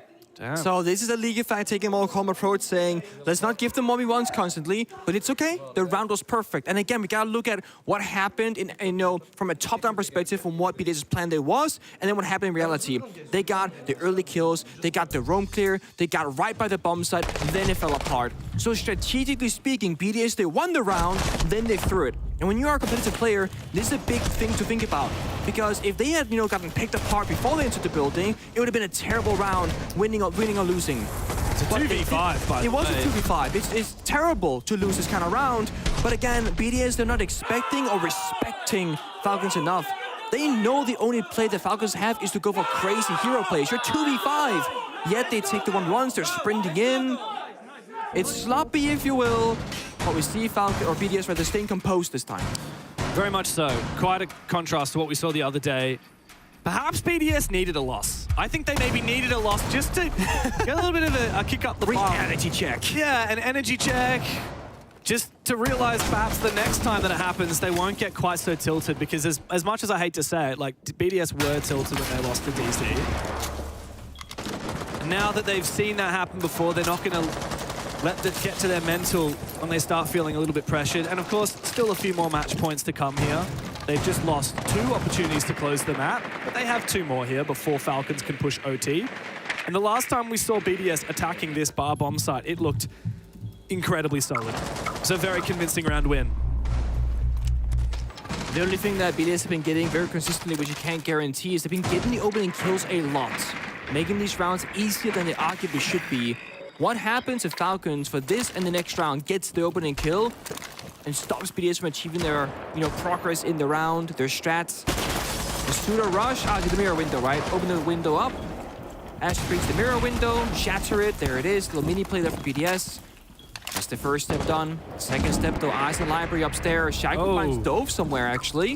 It's a very valuable pick, giving Dove's heroics in the previous round. As you mentioned, Falcons, the best entry team at the event so far. JLad himself, second best entry player at the event with 13 opening kills to just 6 deaths. BDS have really flipped that story in this game. They've won the majority of the opening kills in this map, and they're keeping up that pressure now that they've found it as well. They won't let it go again like they did that 3v5 just past. The line is going to lock things in. The line's going to make it so difficult for Falcons to reply. The C4 doesn't find anything. They're just waiting for Falcons to give them another pick. Yeah, they're all outside library, just fishing, prodding, stabbing around, droning everything 2, 3, 4 times. BDS, they have 3 drones left, limited intel, but still kept on fire, kept on smoke, 1 Deimos tracker. They got utility. They gotta start acting. League Effect goes towards dining kitchen for a backstep downstairs. 2 members in library balcony, 1 guy outside the bomb site window. This might just be a BDS. It's gonna say, let's just hit them from everywhere all at once. Oh no, Hasham's about to get spotted by Shaiko. He was in such a cheeky position. Oh yeah. But now he's spotted, and that does mean League of Facts should know about it. Robbie though, is gonna find 1 on the site. bring things back even again. Bride's also taken a hell of a lot of damage, but he will find his pick. League of Fact deep in the side. The IGL with a wall bang to rip the rug out from underneath Falcons. Diffuser. But Bride with the diffuser has been shut down. Cold on the ground. Now the case will rest as Leakafak and Shaiko, the iconic duo, try and pick it back up. Leakafak forcing it down. Shaiko lying in wait, watching this hatch. But guess what? Hasham, he snuck around and he's found that C4. No kill with it, and Leakafak has now made Hasham all alone. No information for him as two players stand on the other side of that bar playing a game of Duck Duck Goose. They will finally best the Falcons and take the first map. Took a few goes to finally lock in their match point, but they got it done in the end, and now they're 1-0 up in the series. And Falcons will be so much more warmed up, ready. Also, I think confident be saying, hey, we can clutch out 2v5, we can take gunfights, we are better individually in those clutch moments. They can now enter the second map feeling a whole lot better than if that's like a 1-7 loss for them. So really good for Falcons. They gotta keep fighting. Maybe flex around a little bit more, show us more depth to their strats, but overall, this is BDS's expected map to take, of course. Leakafak said it was perfect. It just took a few goes to finish it off, and so BDS did. One map away from putting down Falcons 2-0. We'll break it down after the break.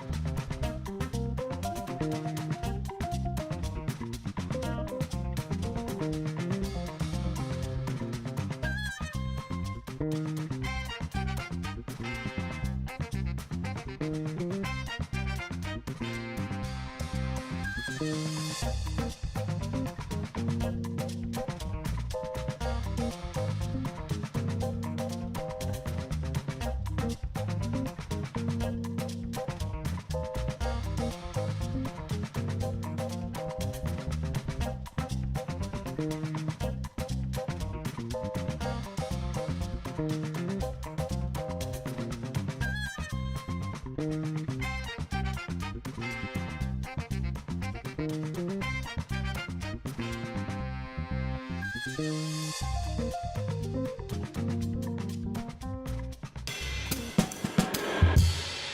were a little worried there for, unfortunately, Falcons at the start of that map, but they brought it back.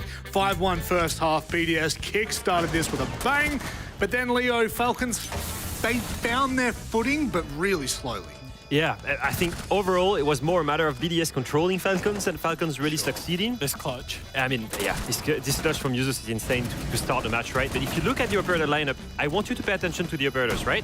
You have trap operators like Legion, Frost, look again here, Fenrir, Legion again, and Frostmat as well. You see the Capcan as well that got a double kill. And when we switch to attack, look at BDS operator lineup. Consistently bringing Deimos, consistently bringing Grim, Amonti as well. All of these operators, whether they're in attack or in defense, are made to control the aggression of Falcons, and it worked pretty well, except for a few occasions and a few clutches. I think BDS came into this with really the right approach. You often see teams and they'll talk about it, oh, we'll just focus on ourselves, we'll just focus on our game. BDS didn't do that today. They played a chalet specifically to how they wanted to play against Team Falcons, knowing that Team Falcons are at the far end of the spectrum on that aggressive scale.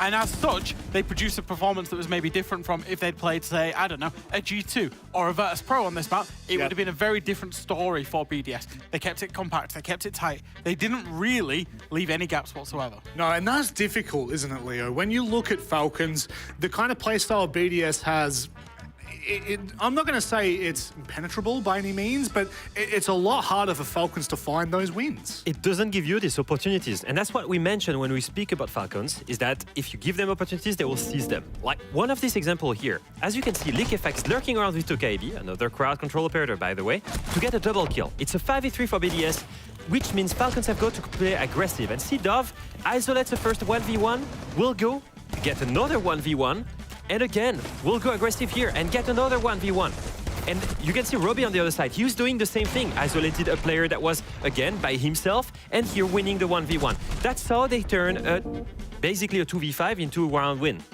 Obviously an incredible amount of skill there, but I think my problem with this from a Falcons point of view is there is a ceiling to this, and the ceiling to that is you can only put that skill on show when your opponent leaves that opportunity, when your opponent doesn't set up crossfires, when your opponent gives you 3 consecutive 1v1s. Like, absolutely the guys on Falcons are going to go and win them, because like I said right at the start of this Falcons roster is assembled with gunners on it from start to finish. Well, Falcons, they're going to have to bounce back here, but BDS, they're looking very strong in this best of 3. On the other side of this short break, we'll be back with Cafe.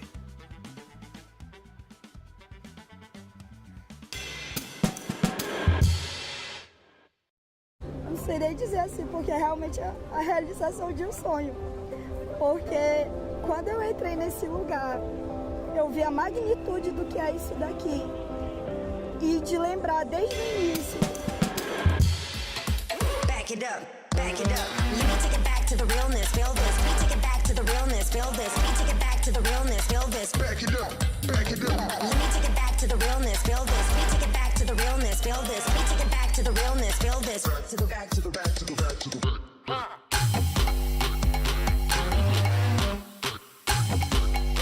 Take it back, take it back.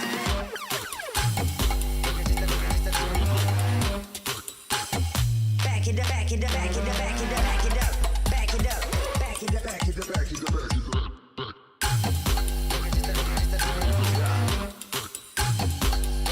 Take it back, take it back.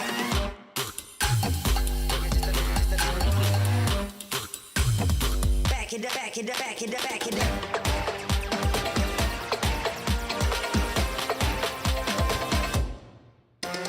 Let me take it back to the realness, feel this. Let me take it back to the realness, feel this. Let me take it back to the realness, feel this. Back it up, back it up. Let me take it back to the realness, feel this. Let me take it back to the realness, feel this. Let me take it back to the realness, feel this. Back to the back to the back to the back to the back.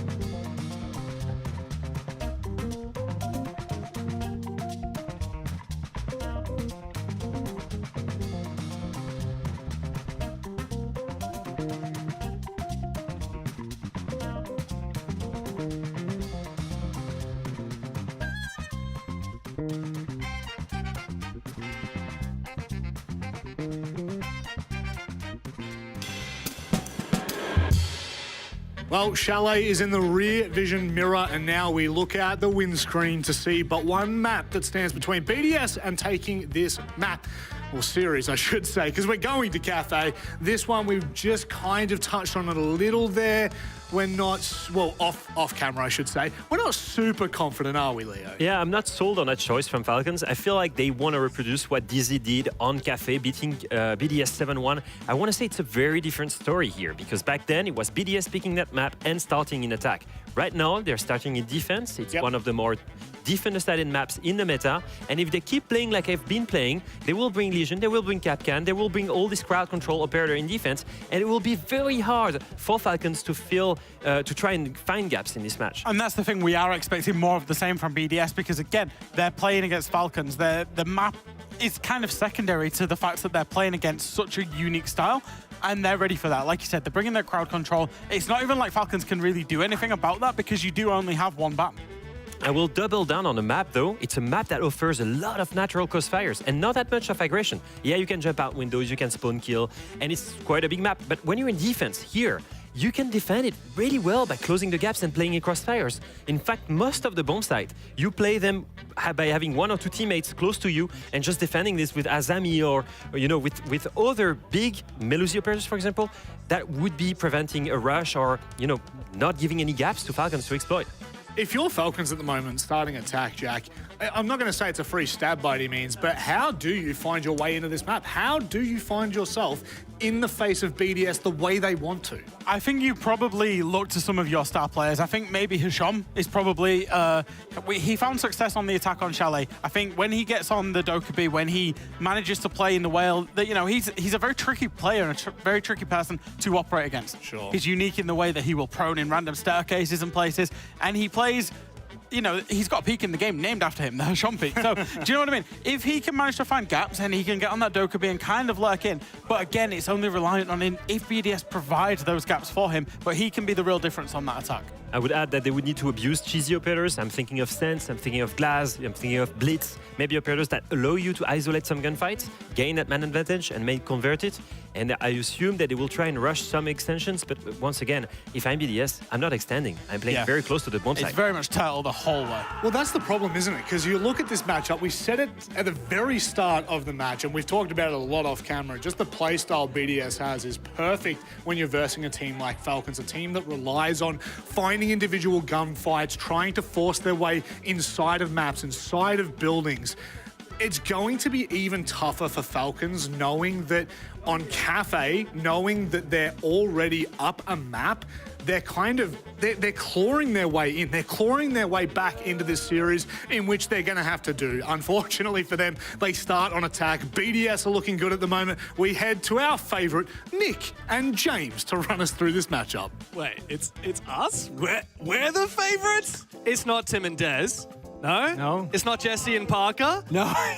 No. It's not Emmy. It's not Jake. It's us? Wow. I feel so special right now, Nick. And you know why? Because I get to commentate BDS versus Falcons on Cafe. These teams have never played this map before. They've played each other on seven times, 7 different maps, and we've never seen them play Cafe. I'm really excited to see what these guys can cook up, especially as Falcons, well, they're really on the run now. They need to get back into it. BDS have truly bounced back after their loss to Dark Zero in their opening match here at Six Invitational, and Falcons are going to do everything they can to keep this one competitive. Oh, yeah. I mean, I'm really curious if there's going to be a big stylistic change from either Falcons, well, I guess mostly Falcons. If they're going to like ban different operators, have different play style, play slower, play faster, whichever, because yes, they want to try and replicate what happened with BDS, Dark Zero, and, you know, just destroy them. But the issue is, that was a match where BDS were throwing so many rounds. They were leading, they were 1v1s, they were 2v2s. I feel like you look at that game and go, we can do that too. It relies so much more on BDS having a subpar game than just simply Falcons playing a good game of Cafe.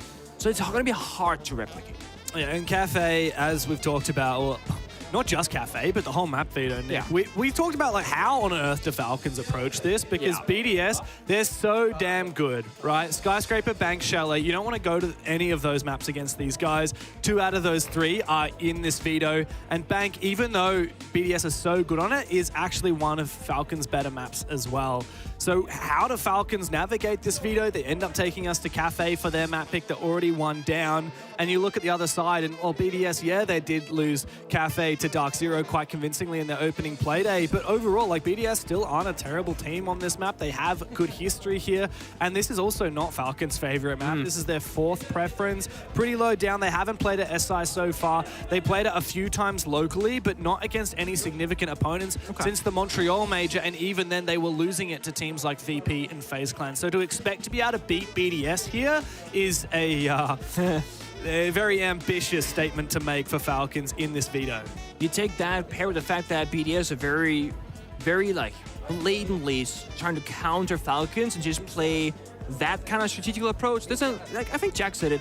BDS aren't playing their game. It's like, oh, we're just gonna focus on ourselves. No, we're countering Falcons with bringing these like trap operators, slowing down the game, playing Monty, etc. And it worked out so well that 2 rounds of BDS lost. They had significant man advantages and just got a little bit too excited about the fact that they were winning.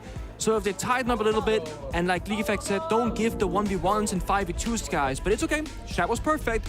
They'll be looking great here. BDS on defense, Falcons on attack. We'll see what operators they want to ban. As we dig into it, keeping in mind that BDS only have 1 more match after this in the group stage. That'll be against PSG tomorrow in the final day of groups. Falcons, they've still got a couple of games to go as well, and it remains to be seen how they'll fare. It's Raza up for Falcons tomorrow, and a chance to get into the playoffs, potentially even into the upper bracket if they do perform well. But BDS, of course, are looking to lock in first. And yeah, have a look at that in the all chat. Leak Effect saying, you guys learn, yes, a smart move, banning that Deimos, Shaiko, and Absolute Terror. And of course, BDS respecting it with the Dokkaebi ban as well for Hashom. Step by step, you feel me? Final operator to go out. We saw Valkyrie last time. Mossy this time around. You and I speak about these like specific tailored bans, and it doesn't happen all that often. But Mossy did get a small buff recently, getting a 4th Spider Pest. So it can be a bit more tricky to drone than previously. Not a super popular operator, but some teams do play him. Yeah, curious target. Especially on Cafe, it can be quite challenging to get your drones in the building. Limited droning. Especially in the prep phase, right? If you can lock down those staircases, only 3 staircases, and only 2 of them lead to the top floor, you can prevent any pre-placed drones from getting in the building early. A lot of Cafe is also droning from windowsills, so you're throwing those drones in. And Mozzie is so much better than Mute at protecting against drones being thrown in from windows. So a nice move from BDS to ban out that operator, keeping in mind that there's a slight little UI mishap here. Actually, the bands underneath BDS's name, the Deimos and the Azami, those are Falcons bans. Yeah. BDS themselves banned the Mozzie and the Dokkaebi. And that Dokkaebi, I quite like that, as we've already talked about and as the analysts talked about. Hashom, if he can start finding his form on that Doki, that's a great way for Falcons to get into it. BDS, like you said, playing the counter game. They're not just playing their siege, they're looking at Falcons saying, okay, well, what are these guys' strengths? We respect them. We'll take those away. One big thing you can do here on the kitchen and kitchen bomb side is, you know, reinforcing the walls, playing like Kai, Two-Brow, Bandit, etc. BDS not opting for that, but much more of a roam-heavy setup here. The Lesion, the Scopos, paired with the Echo drones, of course, for intel. I like it. Response from Falcons, what do they have? Bit of everything. They got roam clear in the Blanket, the Munti, which also can get down a plant pretty safely. Then they got utility, something like the Capitao, anti-intel for the Echo, the IQ. Falcons are paying big respect to BDS's lineup, and I think they've actually tailored this attack much better than they did on Chile. They clearly have something very distinct in mind. The double shield, and these players poised up outside of bus window and outside of garage. That mute jam is going to make things a little bit awkward though. Blackbeard tempting fate outside of bakery. A lot of mobility afforded to BDS with a rotate hole. And also information on the back of that yokai. Nades continue coming out. The yokai still intact. Hopefully, Hashom aware of it. But he's dead now, so never mind that. He also rotated over towards the other side of the map and didn't find anything. Meanwhile, there is a take inside of Bake, and Solotov's gone down to a nade from Robbie. BDS start to fall back. Gift up Bakery to Falcons, who've got their Monty and their Blackbeard, both of the shield operators very close to sight, and guards allowed to un-ADS and find the kill. Good trade though from Leakafak, who is able to get that kill confirmed before being traded back by the Blackbeard. Edging closer to sight, Falcons looking very solid. Shaiko feeling like he needs to make a maneuver to get up in their faces. Goomine pulled out of the foot for Falcons. But are they aware of the Frenchman's position? He does go for an aggressive peek onto that bus window. And the Goomine back into sight as well. There's a gap in the smoke there. I think Shaq might have an angle for it. Falcons, they gotta go now, surely. Here's the flank. No, you can't be allowed to do this. Shaiko! Careful. How does he get away with that? Bride's made this a 1v2 for Robbie, and Shaiko's doubled back for more. Too easy. Old school Shaiko, baby. Taking every fight, every engagement, and winning out every single time. It's hard to shut that player down. Falcons couldn't get it done. It looks so good, though. They get the early pick with the grenade. They walk in the building. They have Blackbeard. They have the Munty. And they cornered multiple players off BDS. But again, they lash out when their backs are against the wall. And they find the individual kills to get them back into it. It's a good start, I think, for both teams. Falcons got to keep up the momentum, keep up that pace, and keep pressuring and challenging BDS as much as possible. I like the idea, though. Just the execution was a bit rough on that VIP side. Do you have a read on what Falcons exactly were trying to do? Because I'm a little bit confused, because it looked like it was half on Bakery, half on VIP, and then they lost a pick on the VIP side, and then it was just all Bakery? Yeah, I think that's what happened. They want to do like a 3-2 split, where you basically have two different fronts that are pushing. You kind of meet in the middle, which is going to be the bomb side. But when one side doesn't find success and the player dies, you just say, okay, let's shift it. Everyone go together, take the Blackbeard, take the Munty, and they brute force Bakery with that. Man. And it worked. They got in. You see right here, they cornered Leaky Fag right now. Top decision. Do you risk your life or turning your back and kill the Munty because this happens? Or do you watch the breach, try and take the gunfight, and if you win, then kill the Munty afterwards? Bride and Shaiko, they made this very conscious decision. They were not going to help Leaky Fag aggress into the corner with him. They were saying, you're on your own, you problem solve that. Whatever happens, we'll play 2v3 or 2v4. I need a pause. What does he need? A pause? Is that what he was saying? Yeah, so Solotov, right when that round finished, there was like a small technical pause. I guess he was like, yo, stop. Something happened. I'm a little confused as to why Guards didn't shield up again in prep after he found that first kill. Leakafak was able to get that kill confirmed. It probably wouldn't have meant the round anyway, but regardless. I like how BDS, even when Falcons have a good beachhead established, they continue fighting. Yeah. They'll continue taking map control, retaking these positions, trying to 2v1 if they see an opportunity. It's a lot about just recognizing when are you in a strong position and when you're in a weak position. Falcons, they will take a fight 9 out of 10 times, whether it makes sense or not. That's how they choose to play the game, that's okay. For BDS, it's a lot more, I want to say, calculated risk, where Shaco Bride 2v3, they know they have to get aggressive. Otherwise, surely Falcons will just like use their gadgets, walk in, get the bomb down, then it's all over. So you gotta do that risk assessment. Are we okay? Are we not okay? Do we have to get desperate? Go in the skylight, might see Shaiko right now. Oh boy. Awkward. Shaiko does get out of dodge though. Meanwhile, J-Lad's lost his life to a C4. That star entry player for Falcons, second best at the tournament so far on the entry. He's the first to go down. It's huge. They had 6 grenades, by the way, mind you that. That's a pretty rare sight. Lion, Blankpit, and the Sledge. Does Shaiko take this fight though? Oh my god! What the hell was that, Shaiko? Pops his head up, immediately flicks, and finds Doze. Solotov in perfect position. He's come around for a flank, 2 big kills. Ain't nobody stopping BDS today. Repelling inside, Hasham up against the world. Solotov, a third. It's an unbelievable round from BDS. These guys are so hot on their shot today. Yeah, this is one of the big reasons why they are seen as one of the best teams in the world. They got strategical depth, they got adaptation, but they also have some of the craziest, most lethal players in the world all on the same roster. That was just an individual round for BDS. It was 2 players popping off. Shaiko swing that white hallway or white stairs window.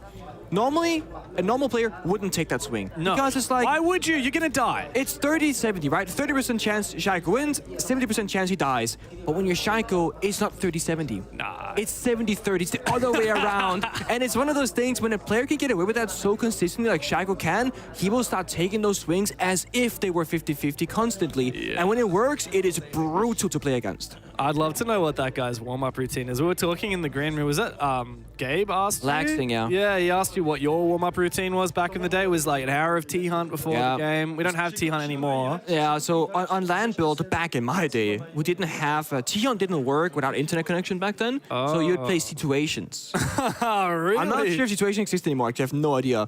I think they're still in the game. I think they might be. I haven't Which checked. situation did you play? So there's one on Canal. You're playing Glass. That was my one-tap routine because she's like snipe people, right? Right. And then one of the last ones, you're on Chalet. You gotta rescue the hostage. You're playing Thatcher with the AR-33, and there are 1,000 C4s and stuff in the building. Yeah. And I'll just rush to master bedroom, pick up the hostage, run outside, and they all chase you down. And so they don't stop, do they? They don't stop. They come for you. Like, you got the hostage, they want the hostage. So when T-Hunt wasn't available, I would do that. Then we had a partnership, like Siege, like the Pro League back then with AimLab, so like we played that for a period of time, for example. And then, yeah. Nowadays, I guess you play TDM and stuff, I don't know, or the shooting range. Maybe you could play free-for-all with your team, I guess, but there's also... the shooting range has some mechanics in it, but there's also the... I always forget what it's called, but that training routine with the dummies in the different rooms. Yeah, I know what you mean. I forget what that one I don't know what it's called, actually, but yeah. I've played that a bunch, but yeah, it's really good for, like, it's called map something. Map clear or something like that? Yeah, because it's really good for learning the new maps. I remember playing a bunch on Lair when it first came out. Yeah, I would love to know Shaiko's warm-up routine because he comes into these games so hot. Hasham, though, in the absence of the Dokkaebi, he's on the Nook and he's ready for a lurk early on. Leakafak is also seemingly unaware. Hasham doesn't continue extending, however. I do like this. One of the few flex things Falcons got is, you know, the Nuke, for example, they play quite frequently or frequent enough to be a factor. And up against the Valkyrie, that's when you do it. BDS, they think things are clear. You got the Nuke, can't be seen by cameras. Like this right now. If BD watches that 90 hallway camera, Hashim can walk straight past it and just find Leakyfact downstairs. Leaguefac's made a hell of a lot of noise, and he's also been revealed by that drone that was in laundry. I'm not sure if he spotted and took down that drone. I believe he did. Hashom wants to move past. Yeah, I'm surprised that he's not making this move. Bride has been flicking that camera, but as you said, it's the Nook. It wouldn't make a difference. He wouldn't be visible on it. Leaguefac seemingly aware, though. He keeps checking every corner. He's suspicious that a Falcons player is hunting him down. What is Shaiko doing? He's hanging out in Shaiko's spot. That's what's up. He's taken down Robbie. Early advantage. C4 goes out, and it does take down JLad. Another C4 kill onto JLad early in the round. Leaguefac has fallen back to a safe position as well. Hashom not likely to find this freebie like he once was. Nowhere near enough in it for Falcons. This is so risky with the barbed wire. He's gonna die. There's no way he survives. He's calling for something. Leaguefac has such a good read on this, actually. He has the perfect idea what's happening. Doesn't swing it, though. He's got discipline. He's got barbed wire. They got the 5v3. He wants to waste Hashom's time for as long as possible. He doesn't have to go for that swing. It's working as well. Look, he's just got this perfect read. He knows exactly where he is. Meanwhile, on the side, Guards is trying his best to try and take down these players from that rappel, but he's finding very little success. Dove has barely moved in to Cocktail at this point as well. Just fishing for kills are Falcons. Already 2 players in deficit. Hashom does win his fight onto Leaguefac. There's now a gap, but Solotov finds a bullet right between his eyes. Information onto the player on site as well. Dove teamed up against and shut down. All up to Guards. Position revealed. Rappels up to the roof. 20 seconds to play. Nothing in it here for Falcons. They took a tactical timeout after going down 2-0, and now they've struggled to convert it. It's a desperate look here for the MENA roster as BDS are looking as untouchable as they ever have. Yeah, 2 issues right now. Falcons starting attack on Cafe. It's very tough, especially against a team like BDS. But secondly, I think Hashom massively misplayed that situation. You're playing the Nuke against the Valkyrie. We know British taking that 90 hallway camera the entire time downstairs. Surely you push behind Leaguefac and utilize the Nuke gadget. Instead, he waits. Leaguefac gets up the staircase. There's barbed wire, there's a beep boop, etc. Sure, Hashom gets the kill eventually, but he spent the entire round chasing Leaguefac, waiting, holding angles, not getting it done. You have to be more proactive, because what Hashom is essentially doing right now is making the game 4 versus 5, because Leaguefac, he got a C4 kill, he was running around, he was doing stuff, he was IGLing. Hashom was quietly, not even using his mouth in real life, making calls, sitting there, holding a dead angle. You gotta do more. Some people say he was baiting. Yeah. I'm not gonna go that far, but some people say he's baiting. Who was it that was it DZ were calling Falcons baiters? Yeah, they were. Yeah, they were. Right. And the thing is, Hashom statistically has been a pretty standout player for Falcons this event so far, doing pretty good. But if you really break down a lot of his kills, it's people walking into his line of sight when he's holding those dead angles, getting exit frags, etc. So Hashom, he's a great player. He's got the Hashom peak named after him, after all. But I do feel like he's not forcing the value that he gains. It's his teammate pushing people around, or his opponents making mistakes or just slipping off. Yeah, well, in that case, he was required to be independent. Yeah, but he wasn't doing anything Exactly, with it, right? Like, maybe when supported, he plays well. Look at this run out from Shaiko from the bus window, times it perfectly. I didn't manage to see whether there was a teammate on cameras perhaps calling for that, or maybe he just has the timing down pat. But that's Robbie gone down early. While there is an Echo and a Valkyrie on the board for BDS, the IQ has taken down. That is such a rough pill to swallow. Look at this from Shaiko. He's so committed to the cause. He's hunting for more. I love this. As long as it works, right? Unleash the Shaiko. If they shut him down, I bet he's gonna stop doing these things, but as long as it works, why not keep going? 7-0. Meanwhile, Uses hasn't gotten a kill. No assist. He's vibing, not beat it so far. On the Echo job, just watching cameras. Bride getting active on the Ella instead with a shotgun, by the way, not the Scorpion. Playing that VIP shield. This is an early position. It's great if he gets to have a close quarter fight. It's not so great if they ignore him, he's forced in a pistol. But hey, with that opening pick, it's going to take so much pressure off of Bride with a worse weapon because they already got numbers advantage. Yeah, I think Bride can just sit pretty inside of VIP. Yeah. Not sure how Falcons intend to clear him. There's no nades on the lineup. actually stacked 2 players. There's Solotov hiding in VP next to Breeder, just throwing on the floor. Oh, so really? I think, yeah, so I think they're trying to sell and bait this. Like, Monty goes in, they try and take Breeder down, and then bam, we got a backup player. Wow, they're lucky that they have a numbers advantage, because if not, BDS would not be able to afford having Solotov hiding in this corner. It's a huge risk as well, because, yeah, Dancing, he's a gift for Falcons, waiting underneath that Christmas tree. Don't open it until the morning comes. Where's the Yokai drone? BattleBot says the Yokai is spotted by that Twitch drone, and seemingly Guards has made his way into sight, spotted by that Echo. Users sees him. Not sure if he's got any Yokais remaining to try and concuss this Montaigne, but the plan will start to go down. Solotov jumps up, Bride, he mounts the counter and finds the kill onto that diffuser player. It's all up to poor Hashom upstairs in a 1 versus 5. There's absolutely nothing in it. It's perfect from BDS. A flawless round. Falcons have no response. Something absolutely... It's disgusting what happened. So, you know, they droned Bride as an ally on that VIP shield, right? What happened is that Bride ran away, Twitch threw down smoke grenades in the wide hallway, Warden, who was hiding in VIP, puts on the glasses, beams the Twitch to the smoke, and they retake the side together. And the Twitch was like, why wouldn't you smoke an Ella? They can't see you. But that Warden that was hiding for 2 full minutes got the kill. It's these mini plays that some teams like to bring out, and when you see it actually work out in real time, it is beautiful. And it can easily go unnoticed because it's such a small thing. The jump out from Shaiko, it's gross. The Yokai drone went out the kitchen, doubled up from Bakery, and saw the information for him. And this right here, pop the gadget, get 2 kills with smokes actually, because of that mini play. It's hilarious. I mean, if Falcons had decided to go for a bake take, then there wouldn't have been much in it for BDS. They would have had all their players on the other side of the map, trapped, you know, Ella with a shotgun. So I don't know if you call that a gamble or just a good read, but BDS, yeah, they played Falcons like a fiddle. 4-0 up on defense of Cafe now. We've already alluded to the fact that Cafe is going to be defender-sided. You expect to have a strong half. But the nature of how these rounds are going down, man. 2 flawless rounds. Not a good look. Falcons, they've shown us a few good moments in this tournament so far. They really pushed DZ to their limits, almost won that series. And yet here against BDS, I think they might have met their match. Obviously, Dove is having a very hard time 0-4, and he's been, like, in my mind, the player to look out for. He's finding so much value, especially on the attacking side. But the way Cafe works, it's a very small, compact map. You can't find a lot of backstab angles, so his playstyle isn't fully enabled. And Hashom on the Nuke, for example, took over the backstabbing role instead.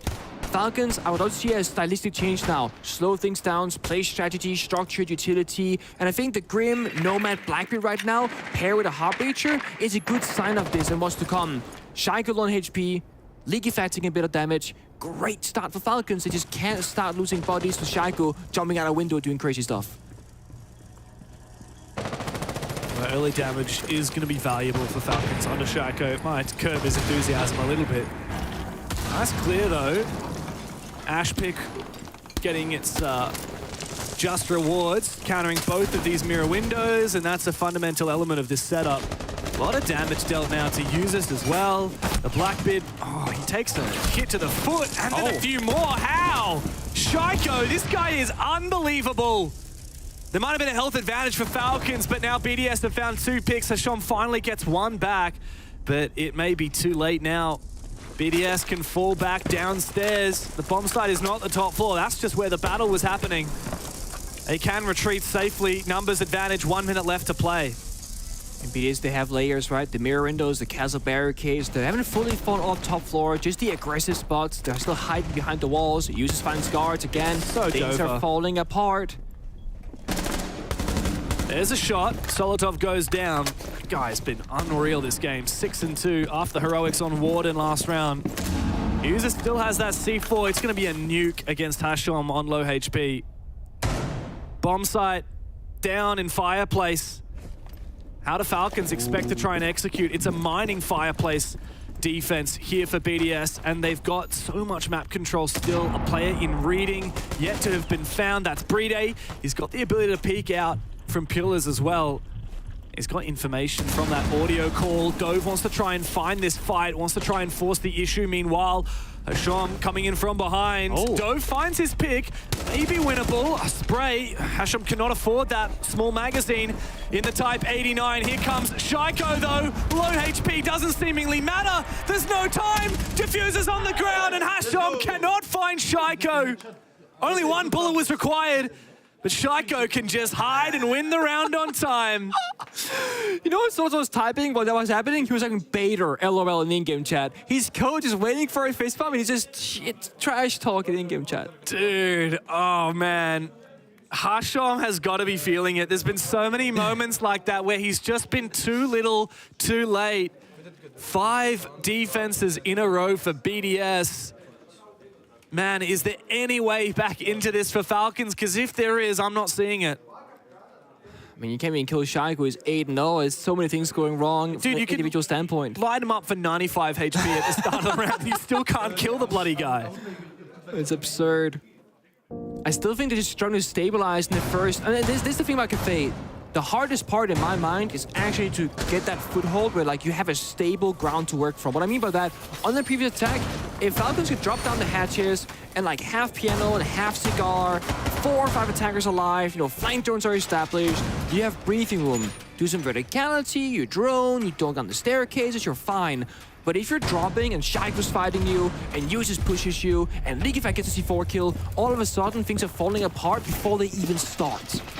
Falcons are losing almost all 5 rounds in the first 60 seconds to something like this, where Shaiko's bombing Robbie for the second time, goes 9-0 and smiles in the player camp because this is oh so free. Just look at that shit-eating grin on Shaiko's face. He knows exactly what he's done. Yeah, BDS are very much locked in. Poor Robbie. He's had a bit of a shocking tournament compared to what we saw in Montreal. Still an above-average player, but above average is not enough for Falcons at the moment. Talk about lackluster performances. We hyped up JLad coming into this as the second best entry player in the tournament, sitting at 0-5. Negligible impact on the shield operator as well. This is devastating. This is the worst showing we've seen out of Falcons on the international stage in a long time. Here comes an attempted execute though, as the fire comes out. Nades to follow. A little bit of ground taken for Hasham. Still information. Where's that player gone? Over on Cocktail. Trying to clear these roamers on the top floor is a lot easier said than done. His timing is off as well. He backs away at the perfect moment. And Shaiko's found Dove. Another shot for Shaiko. This guy is unreal. This is peak prime Shaiko back in action. It's so he's typing. He's typing. Wait for it. He's typing. Step by step, boys.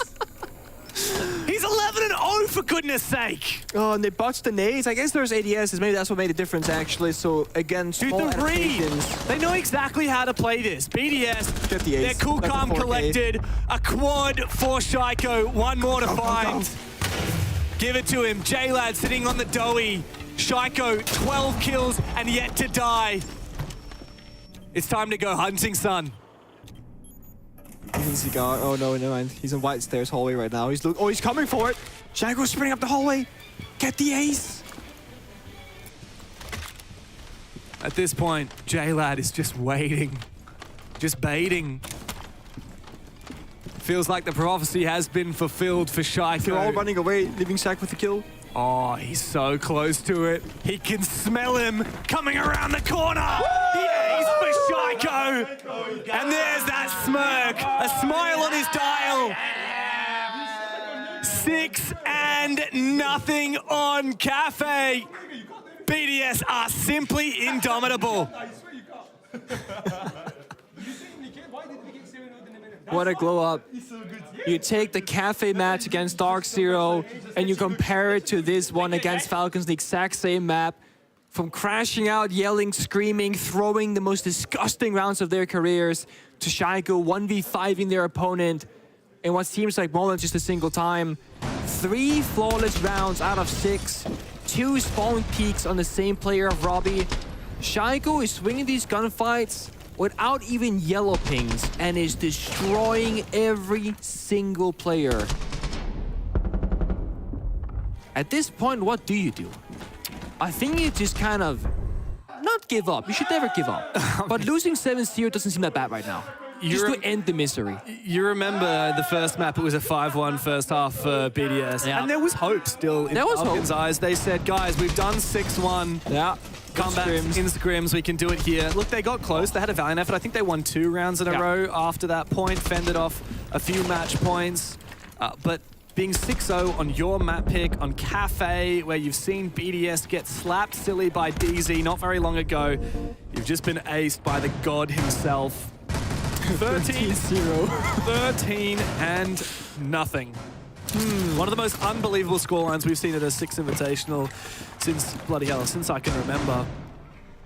Falcons, I mean, they were perched to try and challenge the Kings, but you can't take a shot unless you're sure it's gonna hit. Because if it misses, BDS will come back swinging, and that they have. 6 match points now for BDS, and on the other side of this game, first place in their group. Falcons and defense can set things up and try and shut down Shaiko, and, you know, I might have expected more trap operators. It's just Defender right now, but it's something. Aruni, Castle, they are going to slow down BDS right now. We see them just pick a very flexible lineup, right? The IQ in case of Intel, like the Valkyrie, the Echo, the Grim is always great to have. And Shaiko, funny enough, on Brava. He's gonna play Brava this round. After going 13-0, farming the Jaeger Legion, he is gonna play a drone-oriented operator. That's a lamp.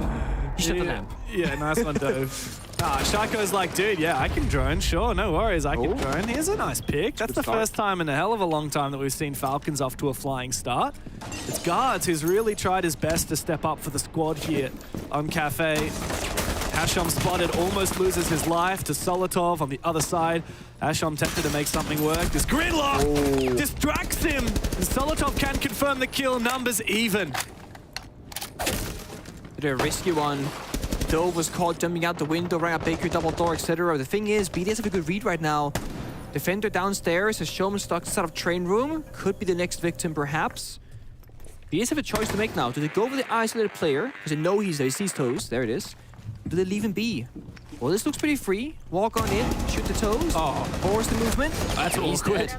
A nice 2v1 there for BDS. And Solotov is so fired up. He's so keen for it.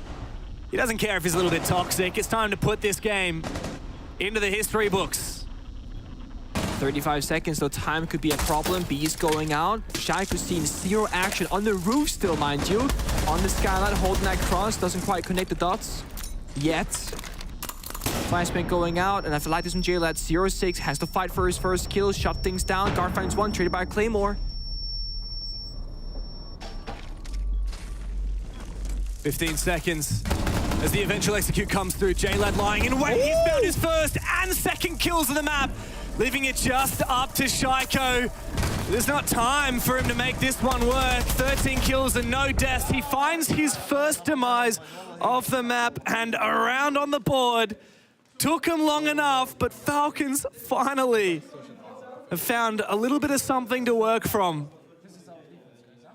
I really cannot overstate, though. It really is just a little bit of something. That's 1 match point staved off. 5 more to go for even a hope of keeping this game going. You know, I heard League of Facts call that round, and he said, guys, we want to play the game as well, so Shaiko stay in the roof the entire time, just bait and don't do anything. Shaiko only entered the building with 8 seconds left and barely fired any bullets in his gun. That was a 4v5 round with an ineffective Brava that can't even hack any gadgets, really. That is the easiest it is probably going to be for Falcons. It's the very first round. It's the start of something that could be great, but it's going to get a whole lot more difficult before it's going to be over. We got defense, guys. Let's go. How do you believe that? It's exactly. I hate to be a hater, but man, like, there are so many chances for Falcons to show us something in this game.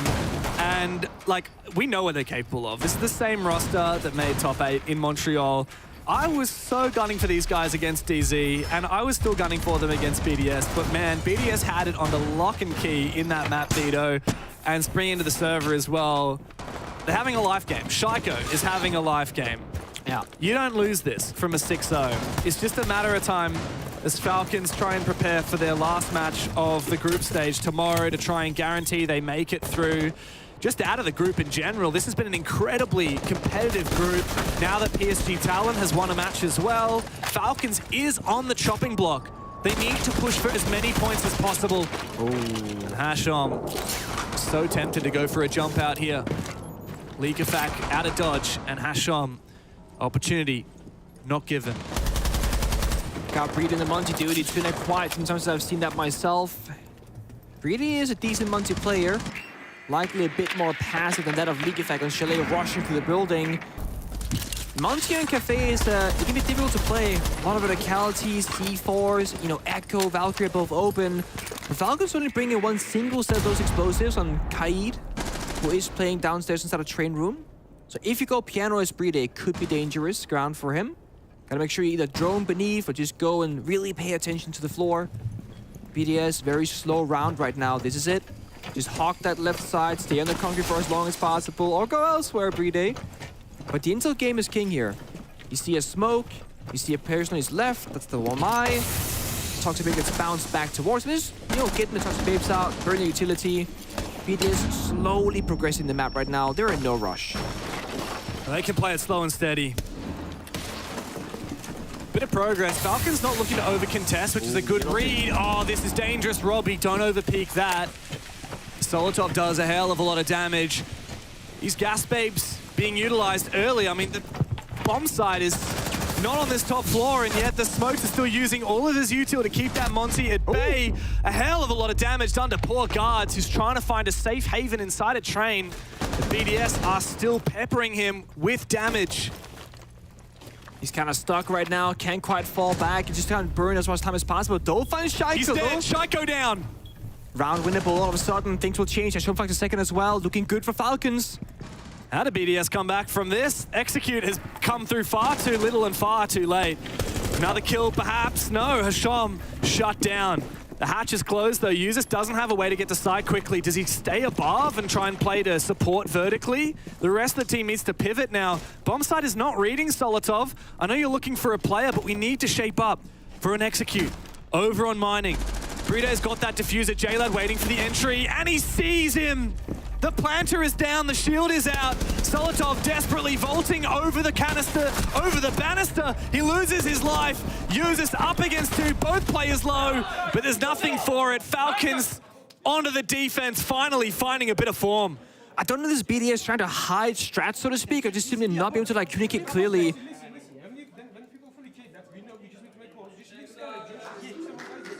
I was trying to listen. Fine, but still, if we have Monty or something, we just need to clear above. Okay.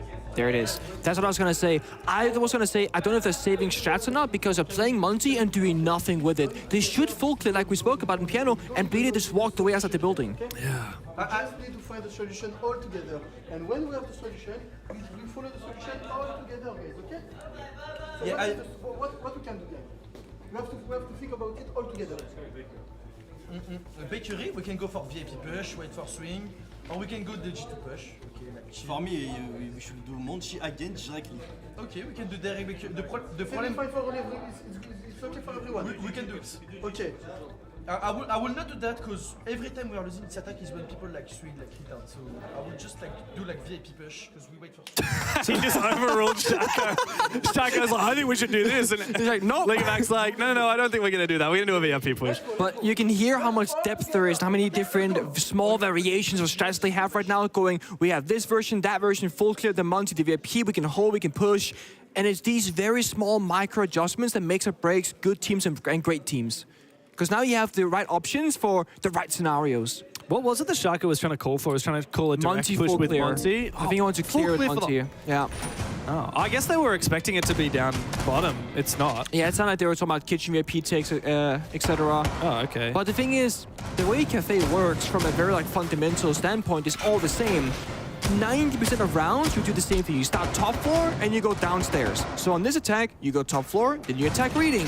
On kitchen, you go top floor, you clear second floor, and you go kitchen. Yeah. So you can apply this philosophy on any bomb set that BDS they want to envision. They go off the Monty at the very end though, likely because the bomb set change has happened, but we see a much more, I guess, proactive and aggressive lineup. The Ying, the Finger on Shaiko, while still keeping utility like the Nomad and the Grim to try and control and cage in Falcons. Yeah. Interesting. I like just observing that tactical timeout and seeing that Stuflex actually didn't talk very much at all. He was just saying, guys, trying to resend to everyone. Yeah, we need to talk about this together as a team. And yes, Leaguefac is clearly the leader of this team, but there are contributions from Bride, from Shaiko, from Solotov. I'm sure he uses talks occasionally as well, but he's a pretty quietly spoken guy. Bit of a point and shoot player. But at the end of the day, it is Leaguefac that says, no, we're going to do this. Oh, interesting. A couple of Candelas.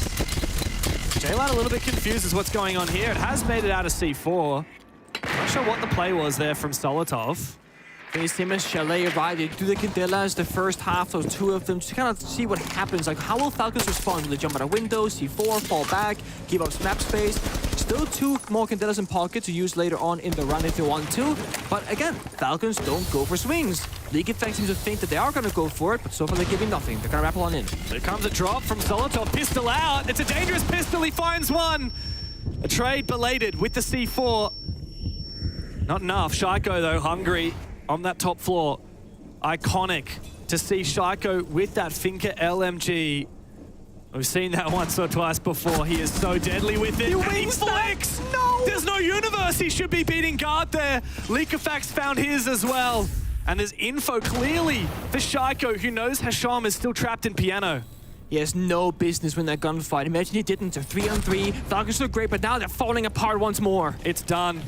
Hasham spotted, and Shaiko lying in wait. The swing to come through from users. Solotov getting in the old chat, getting around it.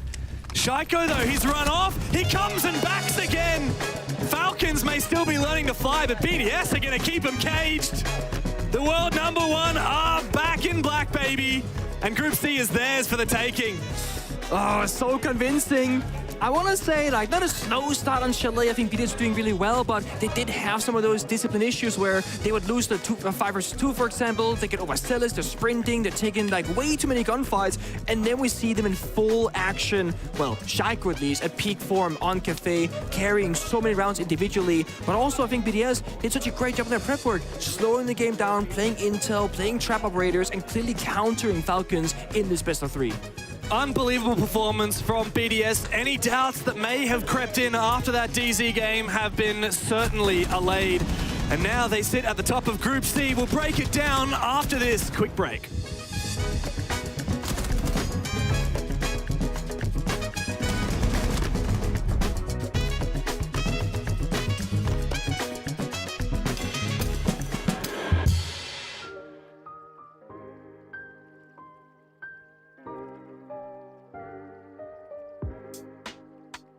Players' feedback is everywhere on Siege, from reports, survey analysis, meetings, playtests, workshop studies, watching streams and videos, designing comms, reading thousands of comments a week, answering DMs. It's insane. So players do have a fancy seat at the table, no question. They just have different opinions. Sometimes it's a little puzzling, but that's all good. Siege ID critical player base is a driving force. I'm listening and we're all taking in so much of your positives and your concerns and trying to make the game just a better place for everyone. You know, I'm a player myself, so I also have my own opinions, but I also think it's nice to have a good, well-rounded opinion of the sentiments that come out of the community, and it really helps me better my feedback. So when I'm in play sessions for balancing or new operators, I can not only give my own personal feedback, but try my best to bring the community into that play session. These players are the best players, basically, in the game right now. So having their feedback introduced into, our decision making, I think it's really crucial to have. So it's definitely why this workshop is so important. The workshop is important for me because I like to see kind of the future that the devs want to bring the game to and how we can help bring that into a good space for everyone. I love the workshops because I think it gives you a real opportunity to see like why things are being done, kind of what the thought process was, the steps behind things. I just love seeing other people have passion for the same game. We play the game 24/7, practice and understand what can be a little bit too strong or maybe a little bit too weak, so being able to help is a massive thing. I got to give it to these guys. The dev team, you guys have really been hitting it, man. Like the new operators they bring in that just find different ways to change the game, but not break the game. All of it is so obviously done with so much love and so much sort of like apparent drive of like, yeah, we can do the coolest thing, we can do the best thing. I love the operators you put out, the maps you put out, and I know how much work goes into that. And I think they've been doing an amazing job, especially over these last few years. The updates have been amazing. The different balancing changes have been amazing.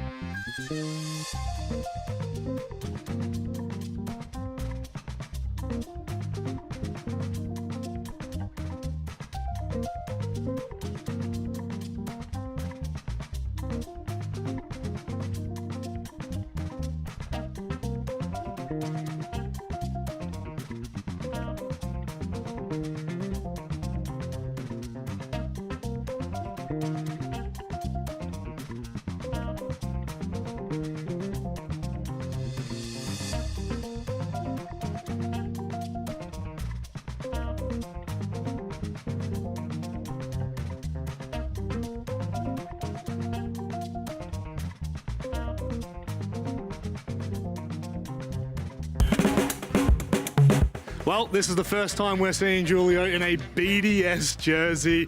Mate, first of all, congratulations on the pickup. But I want to know, before I get to you and the roster, I want to know, what's it like when you prep for a team like Falcons? They're notoriously aggressive. Yeah, they play a very different style of Siege, but for us, it's really good because we actually practiced against them. So we know every little detail they do, like the red plays and everything. So for us, it's easier, but it's always harder, because the way they play, they looks like they don't care at all, so it's harder, but like I said, for us, it's fine. Now you got one game left. It's PSG. Obviously, they just won their game earlier, so who knows what could happen. At the moment, you're top of the group. I just want to check how the vibes right now. How do you feel like the team's done in phase one? I think the vibes are really good, and they are, before the tournament even started, they told me like, we always lose the first match, and we had to, they have the shake-up, and then it's all according to plan. So I'm just following the thing with them, but it's really good, I think Haas and Falcons are a really good team, so we got 2 good victories. And it's better for Talon as well, because imagine if they lose today, they go without nothing to lose, and actually tomorrow they have something to lose, so I think it's better to play against a team like this, Yeah, it's going to be a lot of fun, I can tell you that much, and I'm looking forward to that final game. But I want to ask you now, this is the fun part. You have just joined the roster, or at least you've announced that you've joined the roster very recently. 1, are you enjoying it? And 2, what are you bringing to this roster? What is the main goal here? Yeah, for sure. I have like Josh, that is Yuzus, Fari, that is a lot of my buddies, and I'm getting really along with them, the staff as well, like Stuflex and Ingomez, we're working really well together, like no ego at all, we always do everything. And yeah, it's really good. And for the things I'm doing, it's just adding little stuff, because they're already really good. I'm saying, I don't want to change that much, just adding stuff that they need to improve. And with my experience and my in-game and outside, and that's it, it's not, like, you join BDS, you don't want to change that much, Well, that's the thing, you're joining from Bleed, right? You're joining from an APAC team. I have to ask, as an APAC fan, did you learn anything playing with Bleed? Yeah, for sure. I think I learned a lot with them, and in-game and outside of the game, but you can see like we are adding more meta stuff. You can say like playing Blitz and playing the meta more. That's one thing I told them. But I think with Bleed was a really good year as well. Yeah. We have some problems at the end, but I think it was a good year because I feel like APAC is still harder to work because they never won a tournament, so you have to put on the player's mind. We can actually win, you know, and then we can actually go to playoffs and win a tournament, but it's harder, you know, but I think it was a good year and I learned a lot with them for sure. Well, speaking of playoffs, finals, you guys have made 3 this year. You've won 1. Just very quickly, who are you looking at as your biggest competitor for this tournament? I think there's not like one team, but there's a lot of teams playing well. No, it's hard to say. Like G2 is playing well, Shopify, like you know. So it's really hard, but I hope they and we face Double again. You know, so we have the trilogy. You know, it would be so fun. Beautiful, Julio. Thank you very much, mate. Best of luck. Very humble analyst. As now. always. As always. Such a pleasure to talk to, but more of a pleasure to watch BDS do what BDS do best, Leo, because this is the kind of performance that I think instills into everyone's mind, oh yeah, it really is a slow start for them in every tournament. Yeah, and then they grow and then they look amazing. They look in full control exactly in this matchup. I think they added a new layer to what we expected, right? You can see here the Legion, the Ela. That's the crowd control we're expecting from these guys. But one thing that was peculiar here and super important was the intel gathering. Valkyrie almost every round, Yokai drones as well. All of this to do one job, control the aggression and play aggressive even more than Falcons, and which give them a perfect defense split, 6-0. Yeah, BDS obviously had the opportunity to go 7-0 as well, but for this play that J-Lad made. A little bit unfortunate not to get the 7-0. Shaiko was on for a completely perfect game with 0 kills, but we'll move that to another day. 0 deaths, sorry, not 0 kills. He got a lot of kills, and we'll come on to that, and we can see it there on the scoreboard. But I think the ultimate storyline from across this whole best of 3, map 1 and map 2, different methods of doing so, but BDS had a great read on exactly how Falcons would play. They knew what was coming at them, and they punished them, particularly when BDS were defending. Leo, what's your takeaway for Falcons? I mean, a really tough talk, especially on Cafe. That's really hard to sell a positive storyline. But Chalet, they looked like they had a bit of bite to them. Yeah, on both sides. To be honest, they could have came back if they actually managed to get some rounds in attack. But in total, like, you know, they're playing against the best region in the world. And the best team in the world. No. But to be real, like, the thing is, their play style has a very clear ceiling. You cannot expect to get away with lurking, with rat plays, and with cheesy operators all the time. At some point, you've got to have good fundamentals, a good base, and play towards the team objective. And that's something that we haven't seen from them. I'm not telling them they need to change their strong suit. Aggression is still their strong suit, but they need to be able to play various playstyles of Siege if they want to grow up. Jack, one thing, mate. Map 2. Shaiko just doing Shaiko things, am I right? Show. I gotta ask you, how is it even possible? I never get bored of talking about this guy, and the tale of the tape for BDS so far, actually, at this tournament, it's been a quite even performance. Look at this peak here. No right to win it whatsoever, over-peaking in a 5 versus 4. Still gets away with it. But yeah, the tale of the tape is that BDS generally have been quite consistent in their level of performances. No one individual has stood out. But the bottom line is, Shaiko is still probably the best fragger in the world, probably the best aimer in the world. And when he's on it, and when he's feeling it, and when, look at all of these engagements, he's not shooting people in the back. He's forcing gunfights, gets an ace to boot as well. He is genuinely one of the best fraggers in the world. And he is like a force of nature on top of what is an absolutely solid team. I mean, let's be real, like, so many of these gunfights were insane. I mean, the shots he's hitting, like, he's full control. 144 EPS score, 25 kills for 8 deaths, 7 opening engagements won. I mean, crazy. It's just ridiculous. Best team in the world, best entry in the world. What can I say? If Shaiko's feeling himself, you just cannot stop him. No, the problem is as well, when you're a team like Falcons that relies on gunplay, what happens when Shaiko's on his A game? You just saw it then. Unfortunately, it doesn't matter what Hasham has, doesn't matter what Robbie can do, they get annihilated, sorry to say. It is time for us to have a look back at Group C, the wider picture for everything that has panned out over the course of the last 5 hours. Team BDS take the top rank going in to phase 2. It's not concealed yet. It's not well and truly done, but it's very close, Leo. We thought at first that maybe because BDS lost to Dark Zero, they would not be first seed. What I want to say here is because Dark Zero beat Raza beat Falcons, everyone is beating each other, I guess, and PCG Talent took some maps of Dark Zero. It makes it even easier for BDS to be first seed right now and lock in that top 8 spot in SI. They're absolutely guaranteed top 2 because the only team actually that can overtake them on points here is going to be Raza H Company, and obviously if they do, it will be second place. But for BDS, top 2 in the upper bracket regardless, and it will be second seed at absolute worst. They've done a great job. Now, Leo, looking back at the game that we just played, we need to announce the details, sponsored by Blacklight. Of course, I mean, I love to show you guys something you can reuse in ranked, right? One of the things that we've said, the main win condition for BDS in that matchup was Intel Gathering. Let's take a look at some Val cameras, right? We're on basement on site, and all of this. This one is for the red stairs retake and a C4 you can throw from coat. This one for C4 and vertical play. Whenever you defend this bomb site, many vertical plays are being made from train. And this one here, shoot the floor pot, put that here, and you have a long range visual on the entirety of VIP. And then you look at this beautiful kill from Shaiko. That's the IQ removed, which means they can go more aggressive with the UK drones. And another Intel Gathering here, you can see one in bakery and a second one outside of the zone hall of kitchen to get information outside garage. That way, you know if you're gonna get backstabbed in that bomb site, and you can go play aggressive from VIP, courtesy of Flickefak. So if I'm a ranked player, spawn peek and IQ, play Valkyrie, play Echo, win. It's a problem. It's a problem. You know, that's just what these brains bring to the broadcast. And boys, I've got to say, thank you very much for the shift. It's been a solid one for Playday 4. Of course, there's still so much more action to come. There's a halftime show. This one will be interesting with Spoit and Leaky Fack as they join Anne to draw. We'll see you back after this.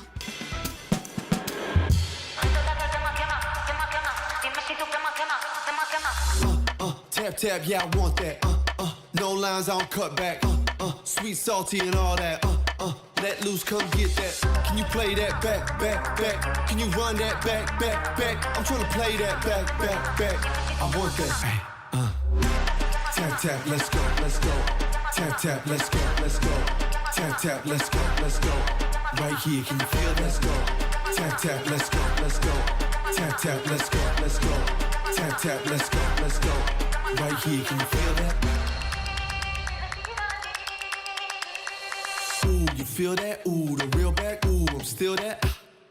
Ooh, you catch that? Ooh, I guess that. The best back. Yeah, yeah. 30,000 up on my pallet. Might jump out if I'm wildin'. Catch my flow, I'm so stylish. Tap, tap, real smooth. Can you play that back, back, back? Can you run that back, back, back? I'm trying to play that back, back, back. I want that. Tap, tap, let's go, let's go. Tap, tap, let's go, let's go. Tap, tap, let's go, let's go. Right here, can you feel? Let's go.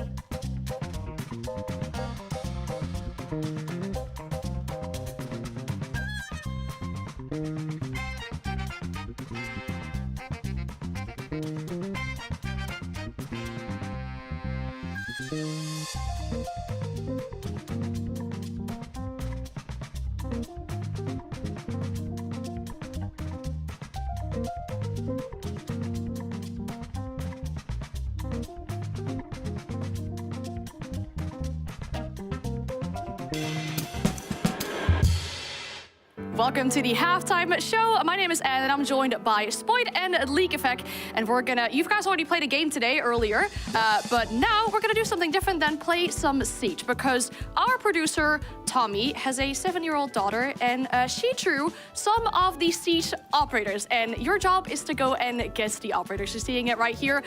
She's drawing them. She's made pretty good drawings, and not to put any stress on you guys, I guessed them all when Tommy showed them, so I feel like you two will probably do a similar job. I've got them here, and we're gonna show them to you guys. If you know the operator, just yell it, and we'll see who gets to be first. The first operator. IQ. No. Bandit? Yeah, it's Bandit. Yeah, What? good guess. Cool. I got this. This is hard. Second operator. Oh. Solace. Mozzie? No. Oh, Warden. No, she was super strong, and they nerfed her a little bit. What? Wait. What? How is it? Azami. It's Azami. Nice. With the flower on the Yeah. He's got a good eye. Third operator. Oh, Solis. Yeah, I was gonna say you guessed this one earlier, so I was kind of hoping you were gonna guess it again. I gave him the hint. I gave him the hint. Thank you. Right. You'll have like 3 more, so you can only draw, but Yeah. you need to show your Yeah. A game. There we go, 4th operator. And Knock. Nook. Okay, I give him. That's very nice of you. Okay, cool. Well, knock, cool. We have 2 more. Last one's a bit difficult, but this one is... Hibana. No. Yeah, Is it Hibana? yeah, it is Hibana. Yeah. Yeah, you gotta have faith Okay, in your now- guesses. It is Hibana. You recognize the head cap very well. The last one was the one that made me doubt the most, but this is the last operator. Maverick. Nope, Mute? not Maverick. Nope, no. It's an attacker. Oh, attacker? Yeah. Oh, wait. Striker. No. They have global utility. That's how we normally call it. Lion. Yeah, it's lion. Yeah, good guess. It is lion. Okay. It's the Oh, yeah, it's like he's holding something. I don't know exactly what it is, but yeah, it's a good guess. Right, now that we've guessed some of the drawings of Tommy's daughter, it's up to test you guys' drawing skills. We have 2 whiteboards here. You can have them. Our beautiful impromptu arts Thank you. and crafts boards, and we have markers for you guys as well. The erasers are on the table. And now just to get things clear, we are going to draw operator icons. These are portraits. We're going to draw the operator icons. And whilst you might think it's very simple, it is not, but we spared you guys. We will start with an easier operator icon. You'll have 20 seconds to draw them, and then you're going to have to show them to the camera, and we'll guess which one's been best. We're currently in a draw, so it's been looking good. Yeah. 3-3. The first operator you're going to draw is Bandit. Oh my god, wait. I think I got it. I have no idea 20 what I'm seconds for doing. it. I have no idea. You play this game every single day, so you think you should know the operator icons, but I just play the game. I don't look at... But that's the best I can do. I'm not as you good still at have it. 7 seconds. You can add some detail to it. That's fine. I have Okay. nothing to add. 3, 2, 1. Show them to the camera. Yeah, there's no way I got Did this you one. go for Thermite's icon or did you go for Bandit's icon? I just guessed, like, I guess there was a battery in the middle and I kind of freestyled it after that. Oh, I got it. I got it. Yeah. Probably got it. Yeah, we're gonna have to. I feel like we're gonna have to give this one to Leak Effect. Yeah, you can wipe them down, and we'll get the second operator. We started a little bit easy. We're switching on to the attackers right now. The second operator icon you'll have to draw is Ace. Ace. Oh, I play Ace as well. Oh, I think I got it as well. Wait. So surely you know how to draw it. You got 15 seconds. You guys really picked the worst for this, I gotta say. Yeah, we tried. Isn't this something like this on the side? Think of the playing card set. Oh no, you give the hint. 1-0. Right, show them to the camera. Yeah. You might not be finished, but you gotta show it. Right, there we go. And then the results in the middle. I feel like, yeah, we're gonna have to give this one to you. Yeah, you put the 2 cards. I put the 2 cards. That's the biggest resemblance. Nice. You can erase them. No, it's probably you have to wake up now. Bro. Yeah, so 5-3 lead to you now. We have 8 left, so there's definitely a chance for you to come back and absolutely smash me to the 8 ground. left. Oh god. But yeah, the second one is another attacker. This one is a bit difficult. Deimos. Deimos? Okay. Bro, I see him. Are you blanking? You have 20 seconds. Oh, I think I know. Isn't it like... I'm not giving any Gonna give a hints. sneak peek to the viewers. Isn't it something... Isn't it like... I might be completely wrong here. Nah. Okay, and time's up. Show them to the camera. Oh. That is Deimos. Well, yours has a mouth, but it's like the bar instead of a circle. Oh yeah. I got the pointy eyes. Yeah. I got the pointy eyes. Okay. Yeah, I give it. We'll give it to you, Spoy. This is that's your first point in the drawing. I just know you got this. I just know everyone watching from home is spamming the chat right now, laughing at me. I just know everyone It's okay. is this. You have a chance to redeem yourself. You have a chance to come back. Let me have a quick look at the next one. The next one is a defender, Ella. The thing is, I play all these operators and I have no idea. So good luck drawing them. You have This is 20 not a- seconds. Good. I have no idea. I have literally no idea. Yeah, this is one where you seem to forget what the orientation of the operator is like with what's exactly been shown. 5 more seconds. I saw what you did, and I think it's doing that. Okay, yeah, show it to the camera, because I think you guys drew the Grizz mob mine. Yes, this is in fact a Grizz mob mine, not something else. But yeah, this is... Oh my God. You guys went on the wrong track here. We're showing Ella's face, I guess? Yeah, unfortunately, I can't give either of you a point for this. This is, no. No, not, I swear no. it's so hard to think about. No, It is, it's it is. insane. It's Because insane. you think you play these operators every single day, you think what they look like, and then what's the orientation? Oh my Yeah, God. it's difficult. Right. Yeah, you'll have to step it up, because we couldn't give a point to either of you for this. But the next one's also a defender, Mozzie. Better start drawing, 17 I have seconds. no idea. Like, literally no idea. Wait, I need to think. Do I get It's, points? I'll give you a hint, it's the Mozzie pest, is what it looks like you're drawing. Or the grapple, sorry. That looks so bad. I don't know. All right, time's up. Show it to the camera.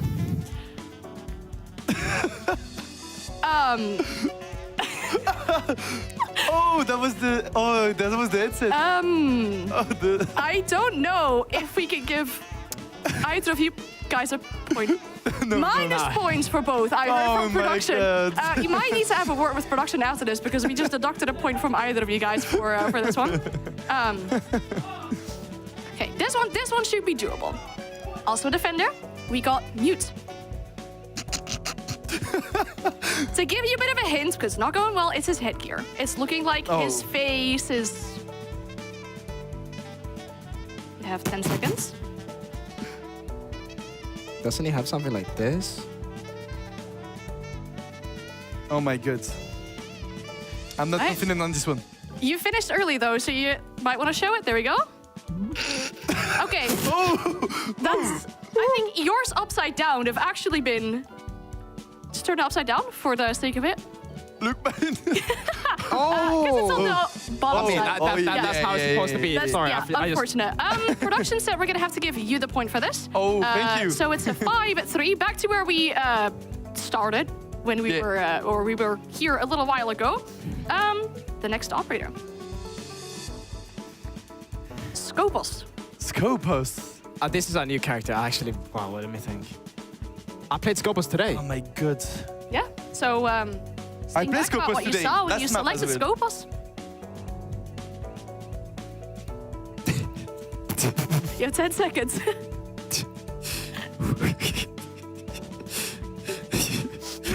This is your point. This is your. No, I don't get the point. I haven't even drawn anything. This is your Okay, point. show the camera. This is your point. Yeah, this is. Okay. Oh. That. Okay. Yeah. Wow. You gave up, or what is Yeah, this? Is it time to start thought showing the I had white flag? I thought I had a read, but I didn't. Point for you, League Effect. That means it's a 6-3. I'm just checking. We have 3 lefts, so you can draw at best. But okay, we made it a bit difficult on you guys for the last few ones. Oh Next one's a bit easier. Sledge.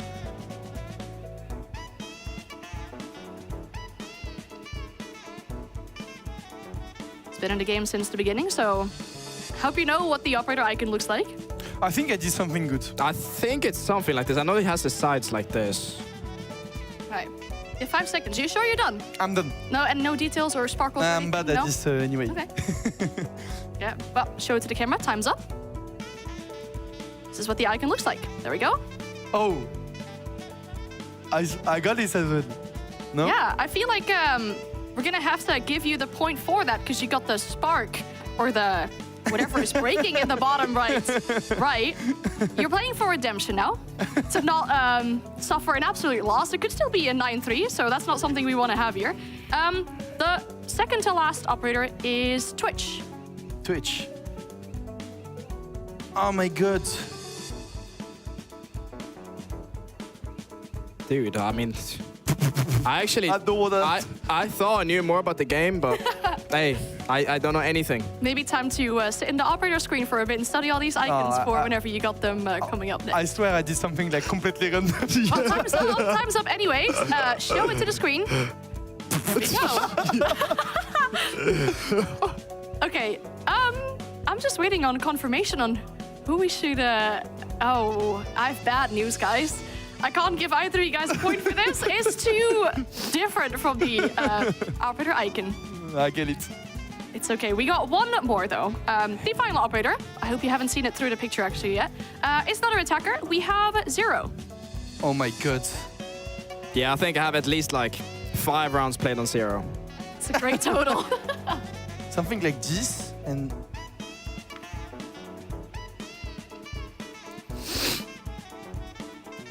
You have 5 more seconds. I'm not sure I get the point. Show it to the camera. Time's up. There we go. Okay, I think because there's no triangle in between, I actually think we're going to give you the point for this one. Yeah. The circles are in the right spot for as well. Well, there we go. We're going to look at the score on the bottom of the screen as well, just to make it right. Those are all of our operators. 7-4. How are you feeling after this amazing victory? Huge victories. This feels like a winning side, literally. Cool. Well, what are you going to do next time, you think, to make sure you beat him? Well, I gotta study some. Actually, you guys are setting me up for failure right here. That's all I'm saying. I don't know. Nah, but I gotta, like you said, look at the loading screen a little bit more. So for next time, I'll be ready. Awesome. I see in our production was actually looking at the operator icons as well. So I hope neither of you looked at the screen because I was like, oh, there might be some details that are spoiled. But thank you so much for your participation in the halftime show. It was a lot of fun. Best of luck with your games that you have coming up still. For us, it's time to go for a break. And after the break, we have Phase and Secret.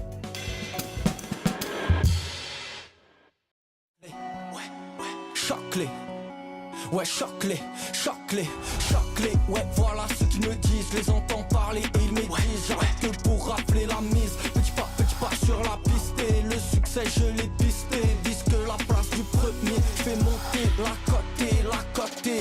Sur moi tu mises gros, tu connais déjà l'équipe. Ça criera au complot, je prends le double, on est quitté. Je fais la magie des chiffres, la somme je la triple. La concurrence la dribble et le stade est en délire. Ça fait choquer, j'arrive pour tous les choquer. Toute la foule elle est choquée, j'espère que t'es accroché. Gauche, droite, esquive rageux. Coach m'a rajouté du temps de jeu. Dans l'action, ouais je me sens en feu. Je suis on fire, je fais la différence au compteur. Money time, ça shoot sur le buzzer. Je suis on fire, choqué. J'arrive pour tous les choquer. Toute la foule elle est choquée, j'espère que t'es accroché. Choqué, j'arrive pour tous les choquer. Toute la foule elle est choquée, j'espère que t'es accroché.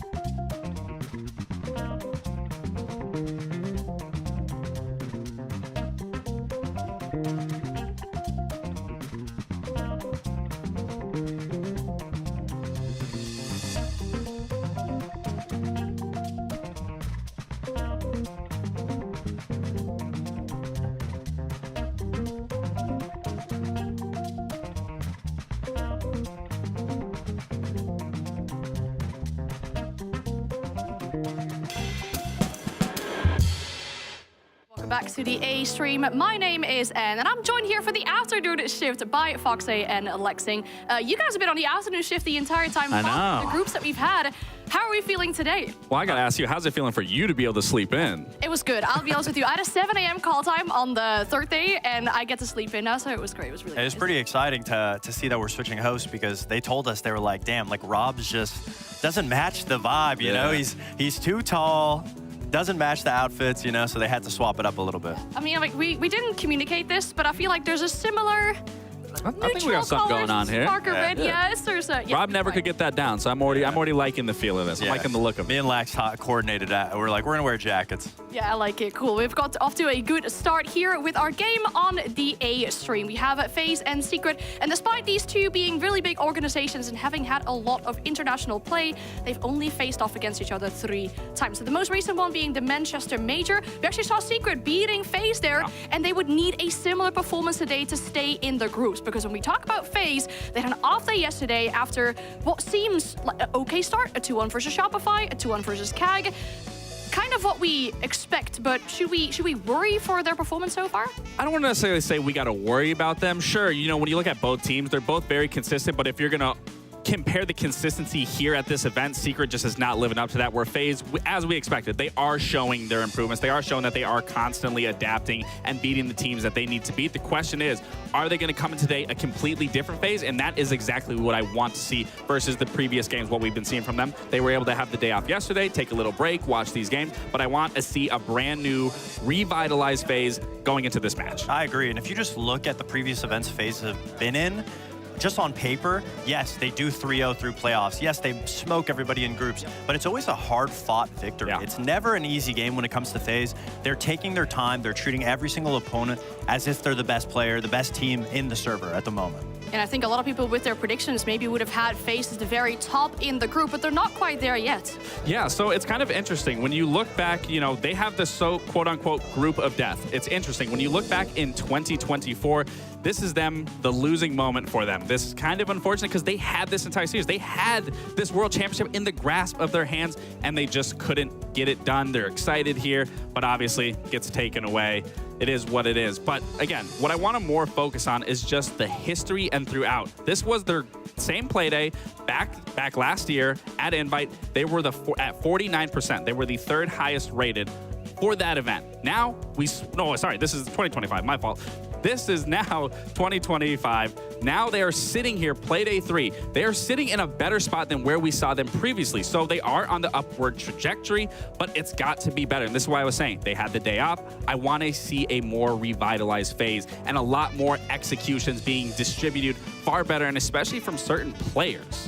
It's actually surprising how that SI Grand Final appearance is the last time we saw this team in a Grand Final. We kind of expect better from this team, especially the player we're looking at just now there. A standout player for his roster at times. Is he really meeting the expectations at the moment? Yeah, so no, I don't want to say he hasn't met his expectations. He's right there, Cyber. You know, in my notes, I have him Cyber being the cyber bullied. So when you look, this is his overall cost. And I think Fox said this best in one of the interviews of saying he is the Achilles heel of this team. And you can see through all of his performances so far, he hasn't been that great. He had one high moment against Cake sitting at 73%, but now he's back on a downward trajectory. And how I look at Cyber as a player, he is the player that is allowed to sneak in, find an opening, create chaos, disrupt comms. And there is nothing more frustrating that you feel that you have a round in your pocket and then you get your comms interrupted. And Cyber can do that. And this is why I need to see him step up specifically in this matchup and interrupt the comms, interrupt the gameplay that Secret might have set up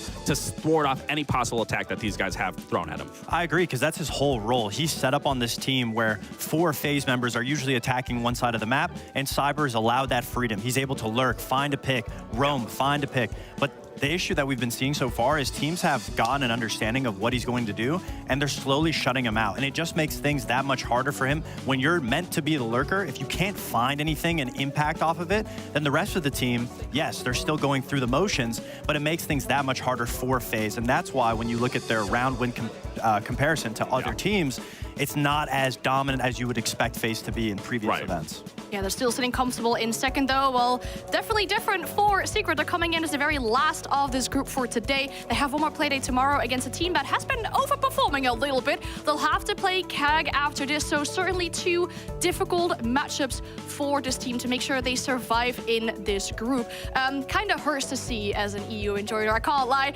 You know, one map versus Shopify Rebellion is kind of good, and O2 versus Furia. What's going wrong here? I mean, what I'm going to say is not going to sound too good as an EU supporter either way. Dang it. I've been very critical over Secret's playstyle since they've been making events. And since they've been making events, they had some good runs. But the issue with Secret is their playstyle. They're unpredictable. Nobody knows what to expect. And they're comprised of very good individual players. But the more that we've seen them play time and time again, teams are getting understanding of what they do. And you look at their opening kills and opening deaths, and there's nothing too crazy about them. But it's not what we'd expect from Secret. And the issue with it is the more that they lose, the more that teams are understanding what they do, they're able to pick these players apart. And the more that they lose, I believe that the trust in the team gets weakened. The team, once they get that opening pick or they lose an opening pick and they get the man advantage back, they consistently overpick. They're letting the confidence get to them. Oh, we're going to lose the round. I don't know if I really trust my supportive backline. I'm going to go for more to make sure we're securing these rounds. And that's where we see them fall off. In the mid-round, they're losing it time and time again. And when you're talking about the unpredictability, like, it's great when it's working. Everything's looking like it's perfect. Everything's going awry. But then, again, that unpredictable playstyle, once it gets figured out and once you can't make things work, I think you are absolutely right. They don't have anything to fall back on. Now it's like, what can we do? Well, let me try this. I'm not going to be able to support you. You're going by yourself. You're losing these numbers. You're losing a man advantage. And especially in those mid-rounds, that's where you need to come alive. That's where you all need to be on the same page for a final round execution. Something that's maybe a little bit more easy to predict is our map picks, a best of 3 between these two teams. To have a look at where we're going to. We're seeing all the maps at once, a lot of information to digest. This is an interesting one for me. Just throughout the 2024 year, Consulate so far for FaZe, they are 8-0 on it. They are undefeated currently.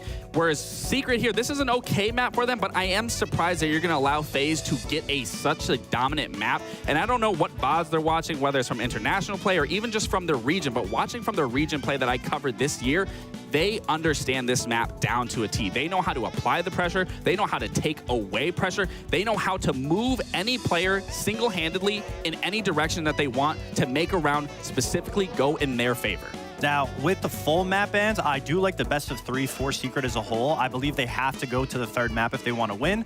But leaving Consulate up, I mean, Secret just lost yesterday to Furia, and it was a devastating loss. They did not look coordinated at all. And I actually caught Savage on the way to the bathroom, and he was just saying they just didn't play together. They didn't have the confidence, and they're hoping that that change of them realizing why they lost will be able to carry them through Consulate in that first map against FaZe.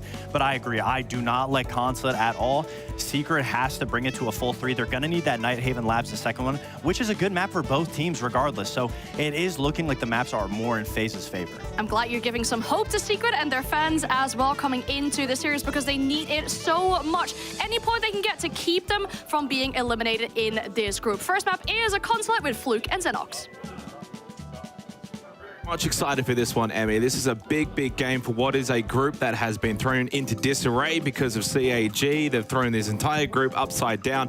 For Secret, they're at the bottom of it very much right now. So they've only got the 1 point. Huge game now against FaZe. If they can get some points against FaZe, it puts the likes of Furia under threat. Then their game tomorrow becomes oh so crucial. Could you imagine Furia v FaZe tomorrow? The loser goes home. I think I remember a Furia v FaZe that had a different sort of moment with those 10 players not too long ago. I think you were there, and it was maybe one of the best series of Siege. Any expectation on what is going to happen? As you said, thanks to Cyclops, up in the air, out the window, right? It's just been so fun. It has. Okay, not for players. No. Huge amounts of stress for players, but for us, for casual viewers, for people that wanted entertainment, baby, are you not entertained? We start here, finding our way through, and as you know, Foxday said on the desk, he thinks it's a 3-map journey if Secret would be the ones that sort of pull it together. So we head to Consulate first up, which, as kind of alluded to on the analyst desk, is a very strong map when it comes to FaZe Clan. In fact, since September last year, 7-0 on this map. It is their biggest win streak map, their biggest round differential map, the biggest statistics as well when it comes to attacker side. This is the best map that which FaZe attack on. Then they're pretty good on it defensively too. Basically, this should be FaZe's map. Statistically, Secret are going to be up against an absolute wall, hence why the guys on the desk were kind of saying Secret have to win labs to get us the skyscraper, because it's very much in the camp that FaZe should take this map down, which does mean not as much pressure on Secret here. I mean, they kind of go into this map as heavy underdogs.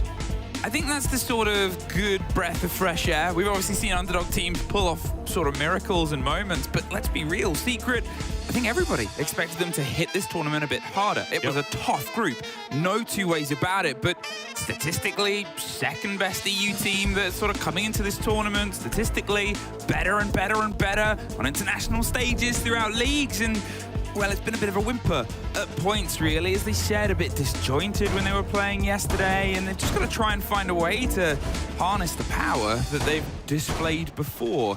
Maybe it being a high-intensity game where Death is starting to learn, sort of lurk on the line, might be something that brings us together. But we were actually on this map earlier, and it was a lot of fun. Very, very... 8-7. Yep. PSG Talon. You know, when we got the schedule for today, I was like, looking at the two matchups that we had, and I was like, of course, immediately drawn to FaZe versus Secret. And I went, well, that's going to be a banger. Little did we know, Emmy, little did we know that PSG Talon were going to give us some fireworks to begin this morning. Hopefully we can get something similar between these two teams against Secret. As it stands, bottom of the group, only so many more opportunities, this being one of those. They've got to get points against FaZe Clan. It doesn't have to necessarily be a win or a 2-0 win. A win would be great, but at least getting one map just gets them ticking over. Of course, they still play CHG. That could be a huge game for Secret tomorrow. So there are other opportunities, but this still stands as a big one just to get them off the bottom of the group. For FaZe, of course, you get good results here, and you are all but assured that you are heading probably top 2 from this group as we begin on Consulate. Again, FaZe attacking, and they are very good at attacking on Consulate. It's also the sort of, way we can piece it together where on their first day into Shopify Rebellion, Secret, although we say that they've had a failure to launch, they were one round away, technically, from being able to take it within 2 maps and within the sort of full fat points. Shopify Rebellion wouldn't have been confirmed if that result had gone that way, I believe. So they know that they're still knocking just on the precipice of glory. And it starts here, breaking our way. They've got Handy eyeing up with the kit. I'm wondering if they're just going to try and throw themselves in towards the desk window, see if they can maybe get some support. The castle gives them a little bit of cover for this, but surely Adrian with the smoke can get the watch on. There's a C4 that rolls over the top. It's too late, but the smoke is all on Handy. He's stuck as the Blackbeard and just gets gunned down. Great cover as Adrian and Groovy have it either side. There's a bit of a trade out from Doom and Vidaking, but they went for a bit of a snappy play. Now they've got to try and recollect the diffuser. Souls is in. Vidaking has some sort of paired up cover. There's a hard wall, but a big, big open space to cross to get towards it. He just doesn't even know where he's being caught from. And no, the kit wasn't actually recollected. He just ran over it. There's the drop. And Doom doubles it down. Well, it was wonderful timing from Adrian with the smoke canister. He was able to get that in just prior to the repel action beginning. So he's timed that utterly perfectly. I think that for Secret, they knew exactly what FaZe wanted to do, pretty much a set play, go for a fast hit. They have to have come into this game, of course, looking at the counter strats. You do not allow Consulate to get through unless you've done your homework. Yep. And you are prepared to say, let's meet them on this map because we think we can be ready based on our prep work.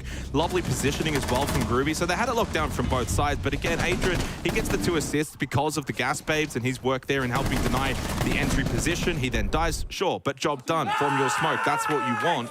And kind of what I want from this game, looking at the numbers for Secret, is probably the likes of Groovy and Adrian to rise to the level that we know that they can get to. And right now, as it stands throughout this tournament, they're both struggling. -10, -12 on the KDs, -3, -1 on the entries. But what a perfect start here against FaZe for those two in particular, because you know what you're going to get from Virtue, Savage, and Doom. They've been ultra consistent, they've been great, putting up big numbers. But if Groovy and Adrian can rise to their level, then Secret become that team that we know can perform very, very high, as evident at the Montreal Major. Can they remind themselves of it?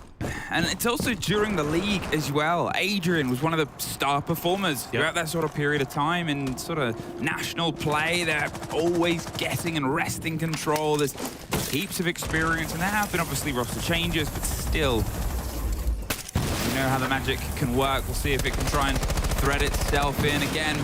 Early pressure here from FaZe. They're a very adaptive attacking team. Complimented that when we were able to cover them the other day on how sharp they can be in different directions, but it's a complicated map. You've always got a new corner, a fresh sort of side to clear out here. In Cyber, he never knows if he's two steps from being adrift. He saw the start of an engagement, and he's almost found the other side of it, as Groovy is happy to do what Groovy does. Gets himself into awkward places, gets himself into these firefights, sprays and survives longer than he probably should, but Joom's here to try and offer some support. It doesn't seem like Cyber wants to go up against also Adrian as well. Fully set themselves up here to rebuff. I mean, it doesn't seem like much, but I think this is already a small victory for Secret. FaZe are the kind of team that can go fast and they want control of Consulate, and Secret are just holding down good positions, not giving their lives away, not misstepping, not over-roaming. I think they're playing a pretty calculated defense right now. Obviously, that means they're giving the respect over to FaZe. Groovy thought maybe about a little peek through the window, but the logic bomb, of course, giving away that position. Minute 20 down towards yellow stairs. Savage trying to again just deny them the ability to get into the building, at least over towards yellow. There's 3 stacks here for the defensive Secret. They do lose one. Groovy falls, but Savage was there imminently for the trade. 4v4 as they head down below. Here comes Joom though, spots one inside a server. That Soul's dead, pulls out the pistol, puts that back, goes for the reload as he does have the time. Good swing from Cyber though, and he knows there's another one that wants to get antsy here on the defense, and he does win that battle. Vidiking helping out. Cyber on 1 HP. In a 2 versus 2 where 2 players are very much low, this is winnable for both teams. Who will be able to just formulate this space at this point? Obviously the pressure of putting the plant down is in the pockets of FaZe, but if they can try and maybe isolate just one of these engagements, force someone just into their teammates' gunfire, as they do still have to be aware and propped up. Joom gets the first threaded shot down towards Cyber, wins the battle of very little health, but now it's Vidiking with huge clutch potential. Drifts one way, but as I said, it's a matter of being where they couldn't possibly go. Double down, 2 rounds in a row, and Secret off to a strong start. Yeah, I mean, it's kind of the roam defense at the start, throws FaZe off, forces them to waste time, and then they're able to also deny positions in towards yellow. And once they know full well Secret, the positions of the map that they've blocked FaZe out of, they know it's going to be that server side. So then they can send bodies over there and then they can match them. This is a good little 1-for-1 trade. That's fine. You know that yellow is pretty much clear. Guess what? Secret can turn their attention over towards server and they can meet FaZe head on rather than getting pinched. So there was never any kind of pinch potential because they went yellow first. If they had not have cleared out yellow, there could have been that yellow server side hit, maybe bot spiral as well. FaZe could have had multiple avenues in towards the site. Instead, it was just all grouped together inside a server and Secret able to pick them apart. Yes, it was still somewhat close. That's just the sheer ability of a team like FaZe. But a 2-0 start defensively on this map against FaZe is absolutely perfect. This is the dream start for Secret. This is FaZe's map. They don't lose Consulate and they attack it better than any other map. So to get 2 defensive rounds already is a huge start for a Secret team that hasn't been playing at their very best this tournament. I mean, it's a Secret team where I think their defensive win rate is one of the lowest. Currently, on the stats, I'm not sure if it includes the stats from earlier today, the 2nd lowest across every team in the tournament, 36% of their defensive rounds. And, well, also on 36, but a slightly worse one is Scars, the only team worse than them. So, I mean, every little bit, every little round here on the side that has just been a struggle for them throughout this tournament is going to be something that they can sing home about. Groovy wants to open this up. Again, Groovy's style of play, he loves just being problematic around the map, and if he's allowed to activate and allowed to do things like the Boss G push and the pressure, it's going to be something that just pushes FaZe closer to a timeout. There is a player not a million miles away. There's 2, in fact, but it doesn't seem like they want to pay any attention towards his side of the building for now. Yeah, this is now up to FaZe to adjust. I think they've got to make sure that they're not too ultra careful. Keep the pace up, that's fine. You start to fall back, play slow, I think that can be a positive for Secret. You've got Vidiking on the Montang, so you can get these easy entry positions through lobby. Others can follow behind. Jim, though, these kind of positions from Secret indicating again that they're happy to get aggressive. And that's where now FaZe are quite hesitant. The way they're pushing in, they know all these positions angles certainly can be watched through hatches, through windows, and then up close as well. Groovy finds the kill from above inside of Admin. There was one also still down below that would have been able to help him take that fight against Cyber. Secret playing together as a team very nicely on the defense. They've been set up very systematically. It's pretty clear to me they've definitely done their homework on this map against FaZe, and FaZe just don't have the answers right now. They don't know where to enter, how to enter, or when to enter. Minute 10, and now finally they look to try and push behind Vidicking on the Montang, but they got no vert control, they got no map control. FaZe are getting absolutely strangled on Consulate right now. It's very impressive because, remember, this is where Secret struggled so massively just the other day in a showdown where they only got 2 rounds over the entire thing. 1 attack, 1 defense, and yet here they are. Handy does at least stem some of it, but they didn't know about Savage! That's Savage. Tears them either side, big swings, and Handy now has to find, well, an ace. Timeout, timeout. Timeout, General's called it. I mean, if you don't, you're trolling, because this is an awful 3 rounds from FaZe Clan. They clearly just need 60 seconds, talk things over, say, guys, you know, this is not good enough. We're not playing the FaZe way. And here's what we can do, and maybe here's what Secret are doing, and how we can counteract that. You know, this is a map in which FaZe need to be getting attacking rounds, and you've already given up 3 to Secret. And it doesn't seem as if they're going to call this timeout. I mean, I feel like there's already been more than enough damage done from Secret. This is the point in the half where you can try and bring things back, but no, I mean, you do you, King. This is absolutely nuts from Secret. It's it's such a bounce back, right? And obviously you're against different competition, you're against different sort of teams, but to go from being 2-7 by one of the teams that has been openly struggling as well to one of the only teams that in this group has sort of been, at least in some regards, sort of consistent. You know, they've been able to pull off their wins. They technically haven't got a loss in a column. The only team from this group that don't have that, even Shopify Rebellion, who are secured and confirmed at the top. And yes, it shows how cyclical this is. It shows the magic of the cup. It just shows how you never really know how a team is going to face up on the day, on any given showdown, and just against the playstyles here. And so far, kudos to Secret for being able to look at what happened yesterday and find a way to sort of piece things back together in a much sturdier fashion. Yeah, and just in regards to the labs very quickly, we can talk more about it in the second map, and we will then also have more of an idea as to what it means. But 2-0 over the last couple of months for Team Secret, it's definitely one of their better performing maps. That's where a lot of their numbers are strongest out of the map pool, whereas for FaZe Clan, it's one of their worst, if not the actual worst performing map over the last few months, I should say. But they don't ban it, so it's not like a hard, heavy ban map. They're happy to play it, clearly. They've allowed it through, but it's just a map that FaZe don't have good success on. It does put a little bit of emphasis on FaZe to actually make sure they do win this on Constellate. Plenty of time still remaining, but an amazing start for Secret. Onto the roof for FaZe, again, struggling to really get good entry positions. They've never really had any kind of map control here on Consulate either. I mean, Secret have done a tremendous job with their movement. Their movement around Consulate has been perfect. Cyber does spot one. The kill onto Adrian is very nice. Virtue does fall. Nitrocell onto Cyber. Zera deals with the Blackbeard, and with Andy's death now, suddenly, Secret looking to regain some kind of an advantage, but Savage got a little too over-aggressive. Maybe that adrenaline going to his head. As KDS gets rid of Joom, Groovy in a 1 versus 2, Vidicking on the floor, over towards Yellow Stairs, and I think he will get brought back up, confirming this now as a 1v3. Yeah, I was waiting for the Finker gadget to tick its way around. They didn't have to sort of, you know, get themselves too aggressive. Groovy's got a lot to do here. He just needs to see if he can get a gap onto one, but he can't. Very clean take ultimately there. But, you know, you look at that moment where Savage swings with the shotgun. He was that was the one mistake. I think Savage got a little bit too hot and heavy, and he's been playing so well. When you're in the mode and you feel as if you're on a heater, it's almost like a heat check, really. But if he had just fallen back, held position, they would have had numbers, more numbers on site. You knew exactly that FaZe were going for a yellow stairs kind of group hit.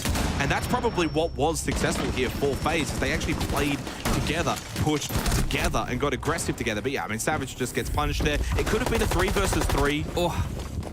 Doom had the flank as well. Yep. They seem to have a very good read on it. They had the 2 player, FaZe approached the Doom flank very well. But yeah, entirely right. It was explosive. I think it's the easiest way of describing it, as common as that word is to throw around. You saw everyone try and throw themselves into that engagement. It started with a little bit of a back and forth that just turned into, I think, ace or 7 of the kills happening at the top of the yellow stairs. And then ultimately even the sort of cross and the power. It was a lack of Secret wanting to give up a power position. They wanted to sort of make a statement, but they don't also want to go back there instead. Flipping our way round on towards the split side for the first time in this showdown, at least. What's the hold? What's the read? You could see a fairly, active re-pick there from the side of FaZe.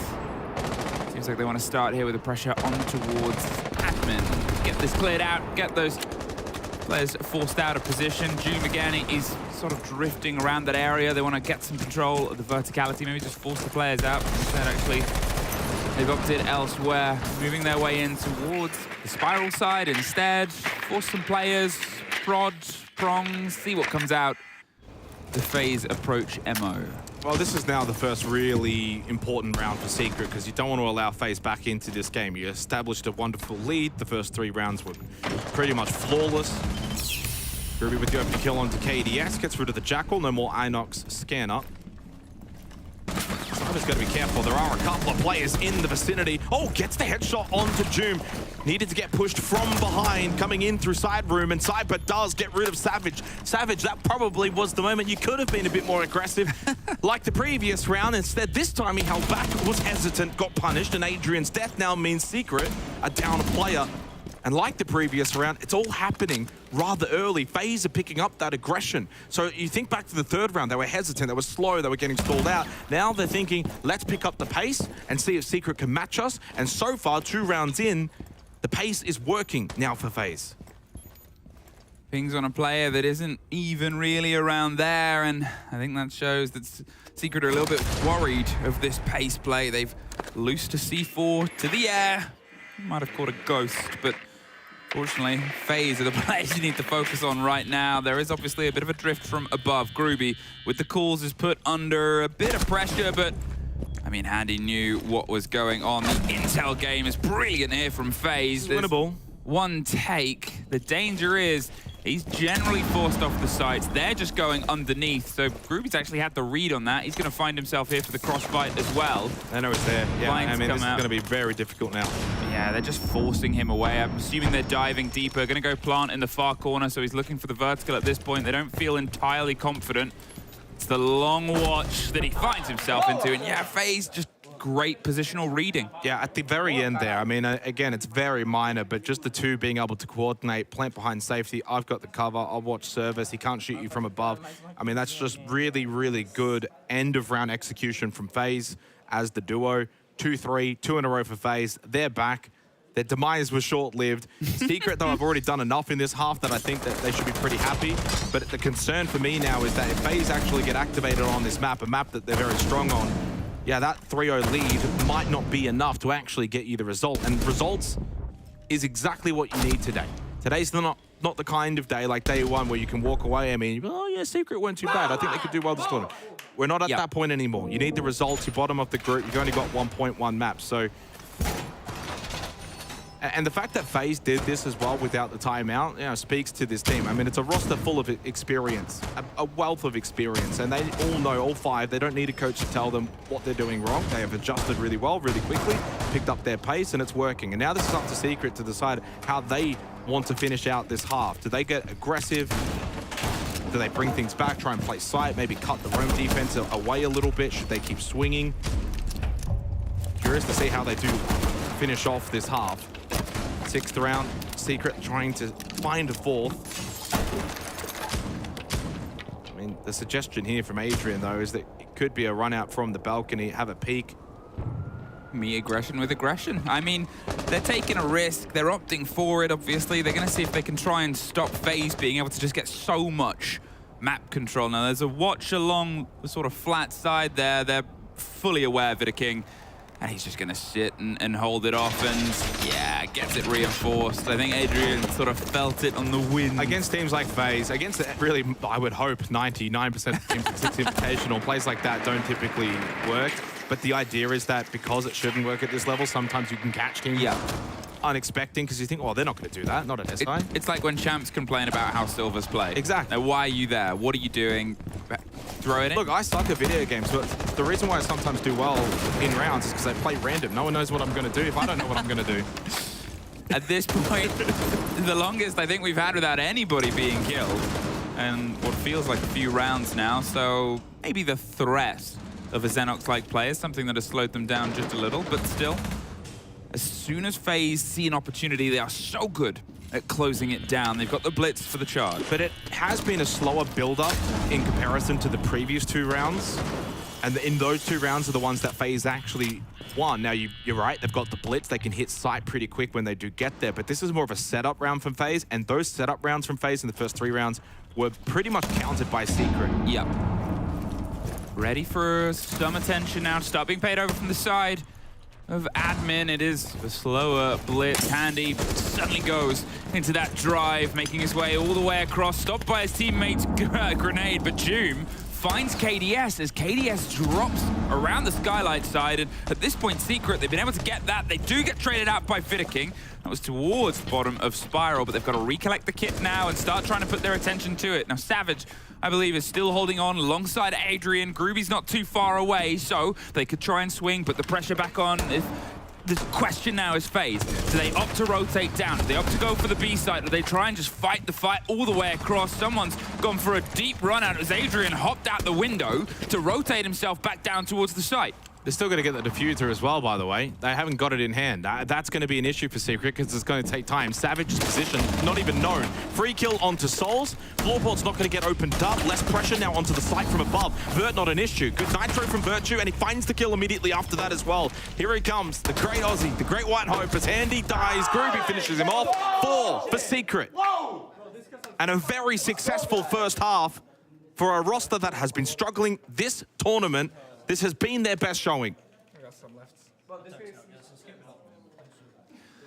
Well, they didn't need the timeout yet, but I guess we'll see how far their win condition goes at this point and how much we're about to get a stress on the other side. As I said, when we saw this map the other day, it was one where they were able to win one of their attacks towards the top floor, to be fair. Console, they got a plant on it. They were able to get another plant, but it was diffused, and it's just one of those things where what have they learned, and what has FaZe learned from that game, from that showing?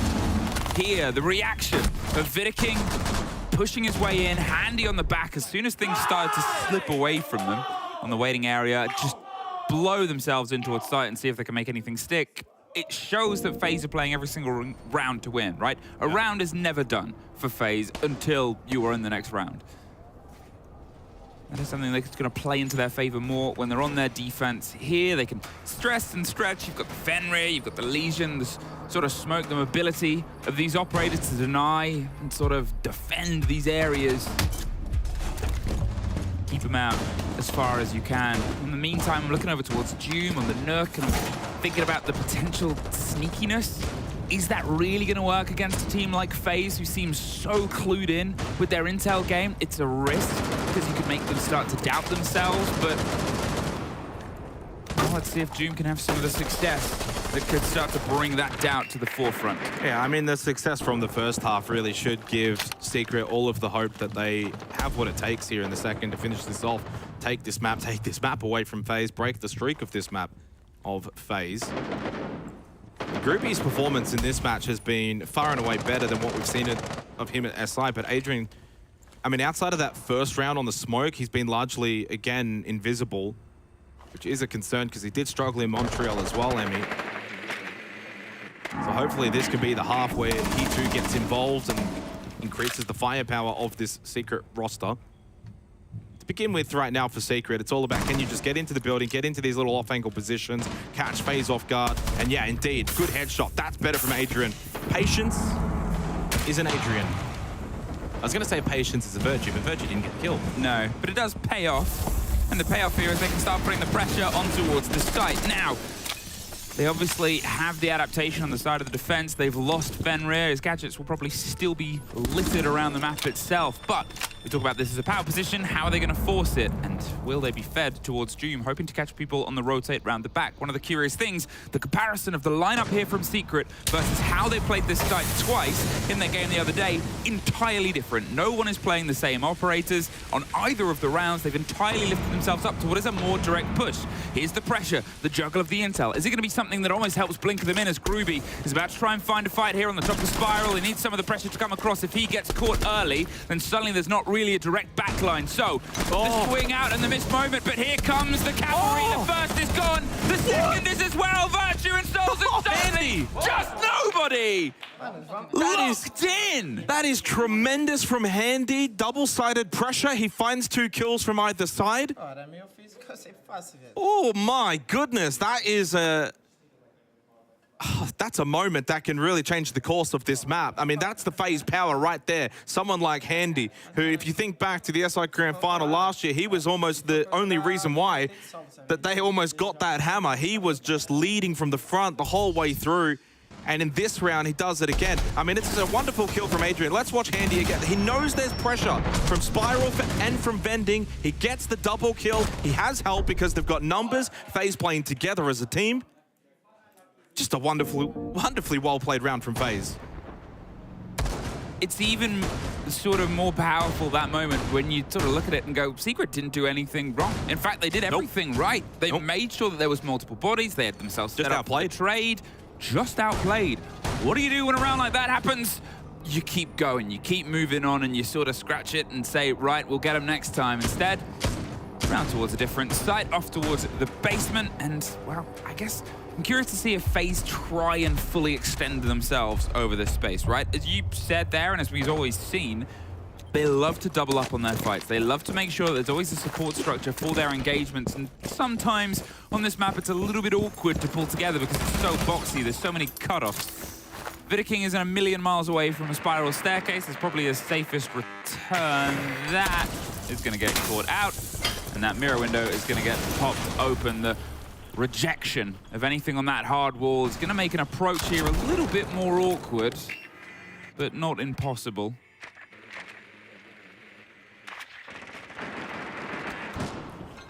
What's interesting about the lineup for Secret this round is, you know, you don't have a Buck, you don't have a Ram, you know, it's basement consulate, so if you can get Expo piano control, you can open up the floorboards, push them back into Cafe.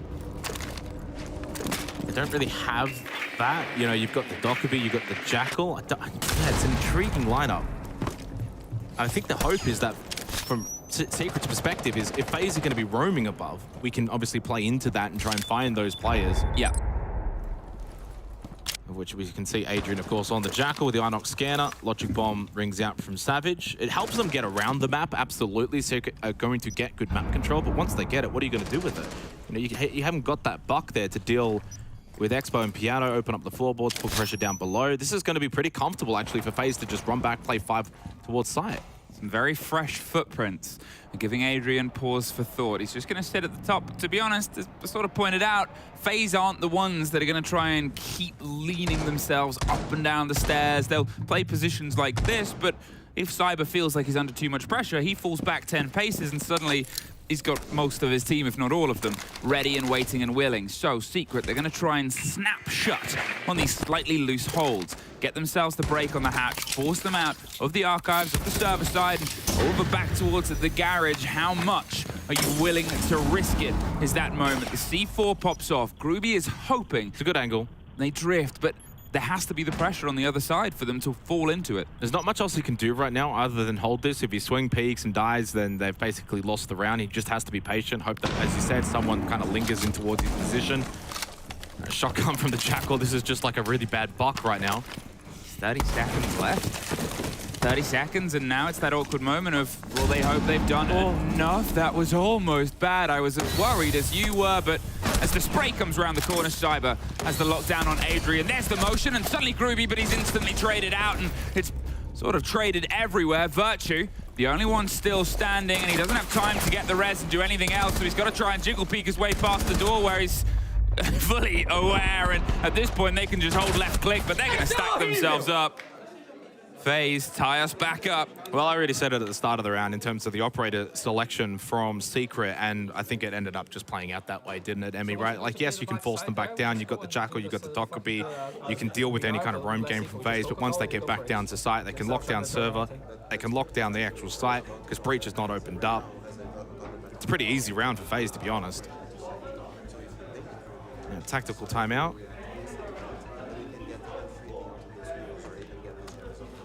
Very quiet. He's not the loudest of the coaches.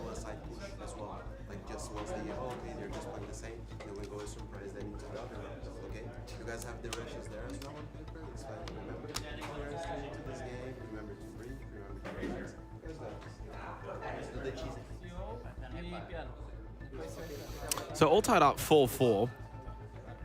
4 of the last 5 rounds, though, Emmy, have gone the way of FaZe. So they've got that momentum swing now, right? They've got the wood over Secret over the last, 5 rounds. So they've been able to really wrestle back the advantage after Secret got out to a flying 3-0 start. I'm gonna play the Dokkaebi there. We can do something similar like I heard we're going to play the Dokkaebi there and we'll do something similar. I don't know if those are words you should say after you just lost the round convincingly, but of course it will be a different fight. Well, we don't have the Dokkaebi in the and there's no Dokkaebi right now. Lineup yet, so I think that was just bait to us, specifically, and the viewers at home. Yeah, I mean, obviously, as we said there, Twister is a very calm voice, a very sort of cool voice. He's been able to help build the roster over time. There it is. All right, Savage wasn't lying to us. But it's also worth always looking at what this roster is, right? The history of this roster. It's Adrian's first SI. Dokkaebi's gone again. Savage, we just said that... I mean, the Buck is good here. I would actually probably prefer the Buck. But it's also one of, 5 teams here where somebody has lifted the hammer once upon a time. There is a wealth of experience. There is a wealth of sort of history with it all. It's a very wealthy lobby. Cash money. I think for FaZe, they've got into a position now where they look far more comfortable. Very sloppy to begin with, but they've got themselves into this game. This is clearly a map that they're very good on. They've got a lot of experience on. Hello, Handy, free kill. Thank you very much. But by Adrian, there goes the Twitch. Slightly less cash money. I mean, Adrian is, continuing to struggle, unfortunately. I mean, you don't like to see it, but that is the standout that has to be kind of pointed out. Means you're down a player. Don't have the Twitch, which can deal with, of course, electric claws, the Banshees, bulletproof cameras as well. There's 2 involved. So you do lose a lot of value by having Adrian go out this early into the round. The other thing as well is for Secret is, again, the pacing reminds me a lot of FaZe when they were playing poor in the first half. When FaZe were winning their rounds on attack, it was when they had really good pacing. This is a worry. Ooh.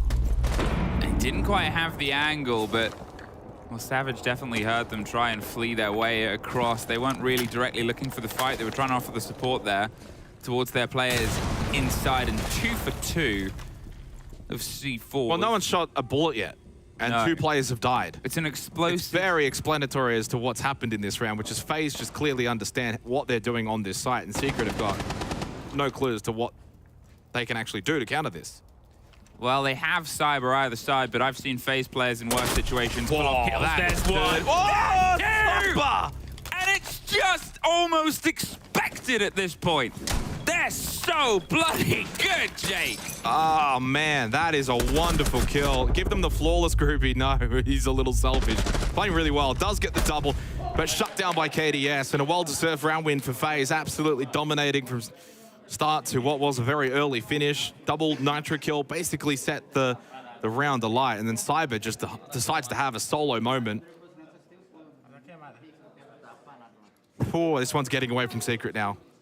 The scoreboard's close. This is the thing. If you've just kind of tuned in, you see it's 5-4, you think, oh, wow, Secret's playing really well. This is a competitive game. It was a 0-3 start.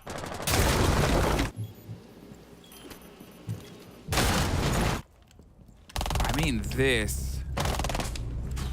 Wow. It's like that old war quote where it says, "Men, we are surrounded by the enemy. We have the greatest opportunity ever presented. We can attack in any direction." That's like FaZe's mantra. It's like, I'm in the middle of all this. I can kill in any direction I want. Yippee! 5-4. It is their map. But as you said, you know, Secret started off very strong. If they're now going into the second map, knowing that the very, very necessary, beautiful, full 4 points is not going to be 4 points, regardless of if they win the next two, regardless if they fight FaZe, they're still staring down the barrel of, you know, elimination regardless of that. They need everything. Yeah, I mean, you definitely need everything, but in fairness for Secret, I think even just one map and then you go and beat CAG tomorrow should be almost enough. But that means you've got to be perfect against a CAG roster that have been pretty competitive. In fact, very, very good in their group so far at SI. I was reading a Reddit thread today actually about how people view teams either as underperforming or, you know, over exceeding expectations. And CAG was just in that field because they've just played so well at this event. Even I'm surprised at how well they've been playing. So by no means is that matchup tomorrow against CAG a guaranteed victory for Secret. In fact, I'd probably say many would argue that's just a genuine 50-50 at the moment based on the two teams at this event. This point, as the floor starts to pop away from Souls, he's happy to take a few steps further back. Doom, though, making his way downtown with the Blackbeard, another C4 kill, and he turns his back. Not entirely clued in onto where the pressure was coming, but there's no instant response. Virtue's in. The smoke is dead, so he feels as if this could be a plentiful situation for Secret. It doesn't have the cover, though. That's the thing that Adrian and Groovy need to try and get locked in right now, because as soon as he starts planting, you know FaZe players are going to go for the swing, go for the pressure, and go for the lockdown. So he needs Adrian and Groovy putting pressure in, but Cyber cuts the first off. Virtue then follows not long after, and it's just Groovy left, holding on to take the first kill, but just from across the map itself. I mean, come on, FaZe. They are so in control of this map. And as you said, it's not only just that they know their holds, but they seemingly know everything that could potentially cause problems and how to react to it. They're so positional with their responses to things. They're so reactive to how each other is moving around the map and how utility is hitting them. Obviously, the C4 cut here, and then they make plays like this where they get a bit lucky, but... Well, I think Joom's the big part of the win con inside room, because if he stays alive and can protect that area, it becomes a lot more difficult for people to actually rotate into CO to stop the plant in what is a conventionally default position. But as soon as he turns his back and dies, then you've lost all of that side room pressure. Virtue's in at that moment, and now he can't stick the plant, because as soon as he tries to do that, he's got no one covering. I think you mentioned that. So, yeah, that was just quite scrappy for Secret. 6-4. What a turnaround from FaZe Clan. They have now successfully won 6 of the last 7 rounds. And they've put the pressure right onto Secret. And I think this is a really good indication as to why this is such a strong map for FaZe. I mean, the irony in all of this is their attack side on Consulate is ridiculously good. It is statistically the best attacking map that they have in their pool at 60% attacker win rate. And they only got, what was it, 2 rounds? 2 rounds. I mean, like, that is a win for Secret. 2 rounds. And now that's all that technically separates Secret. They can try and, you know, start to get a bit of a lead in here, start to get a bit of a pressure, then maybe they can find a way to apply it. And it's not that they've been a million miles away, but it's just the struggle to crack the holes is that little break. The kill game isn't impossible for any of these players, right? You know, even the ones that have struggled a bit more in this tournament, yes, but you like to see Adrian hitting even going beyond as he does in the EU League.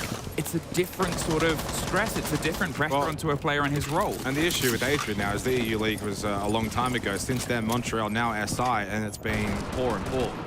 So that's just the reality. I think he's an incredibly exceptional player, but it's clearly just he's out of form right now. group. He's played really well in this particular match. And for Secret, it's really disappointing to see it unfold in this fashion because they played so well in the opening 3 rounds.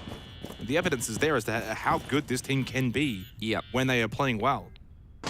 But FaZe are just on that another level, aren't they? I mean, that's the issue. I mean, FaZe is so good. Look how even they are as well, and it sort of ties into how they love to play this game, how they love to be there over each other's shoulders. Now, as the calls start to come out, they're trying to force the players off the top floor, which has been done. There is still 2 C4s potentially to be loosed. We did just hear 1 and 2, actually. I think one of them got shot out because the X appeared as I was talking about it. And now that just leaves, well, Handy. So, we're not going to get as many deaths, but Souls maybe overstayed his welcome a bit longer for that engagement. But he's still able to get out of there, and that's maybe the most important part. He hasn't been entirely punished for that. They're still clearing out. It's 50 seconds left, and all the players are still standing. It's just FaZe pulling themselves back, going for this retake moment. They're sort of saying, okay, yeah, you know, they can have the site, but we can then push in the back of them and retake the side of it. There's a player not too far away, deeper and deeper down yellow. They had an awareness in the shield break with Souls getting Adrian on the cover and Handy getting the shield, 3rd player late to the party, but hey, go join your friends. There's 4 and 5. Oh, he cannot get any more, but it doesn't matter because Souls is there. FaZe, what a clinic. Man, I love Handy. He's one of my favorite players. He's just so calm. In the clutch, you want a player, and Handy's on the top of your list of want because he just doesn't put a foot wrong. He doesn't make mistakes. He's so clinical, and he's basically just put on a clinic here on this map. It's not the kind of clinic where he's dropped like 20 and 5 because, as you mentioned it before, Emmy, either the member on FaZe has 8 kills or 9 kills. That's it. Like that's the separation between the 5 of them. Just a standout team performance from FaZe Clan after a 3-0 start for Secret. They absolutely capitulate. FaZe 1-0 up.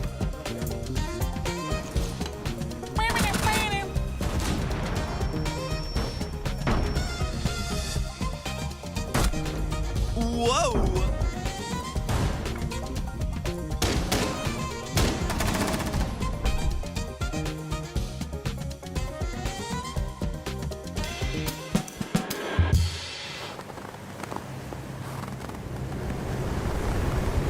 Keep an eye out for contacts.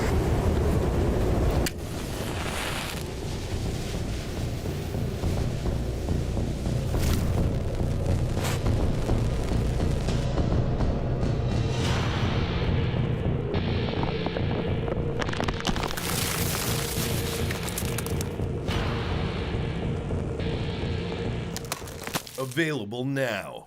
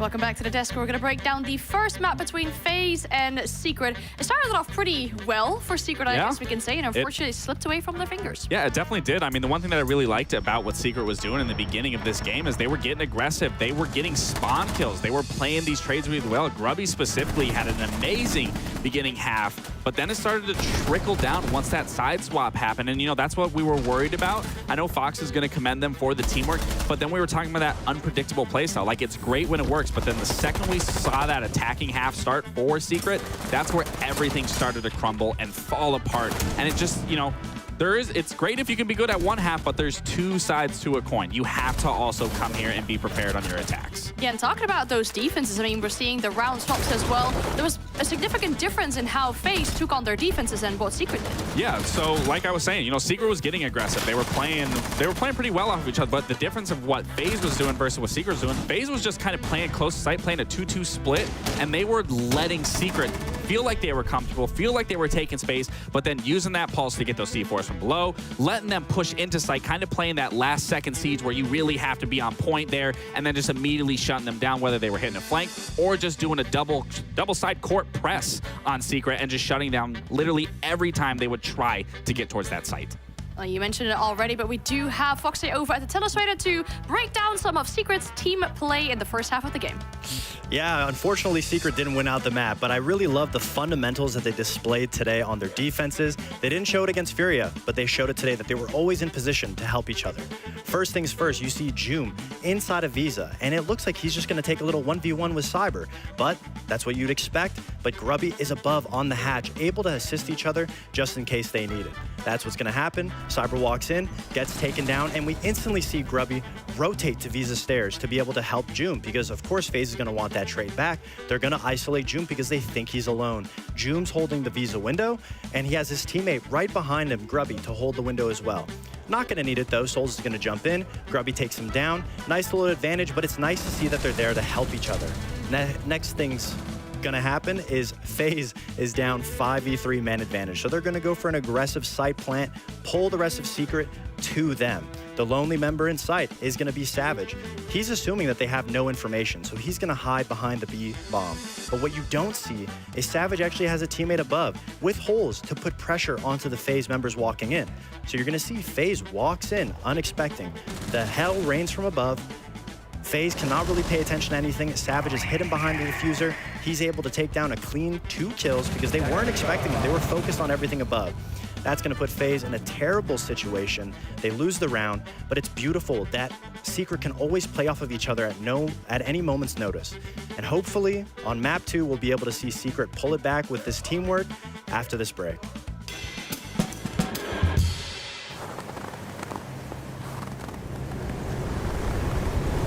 an eye out for contact.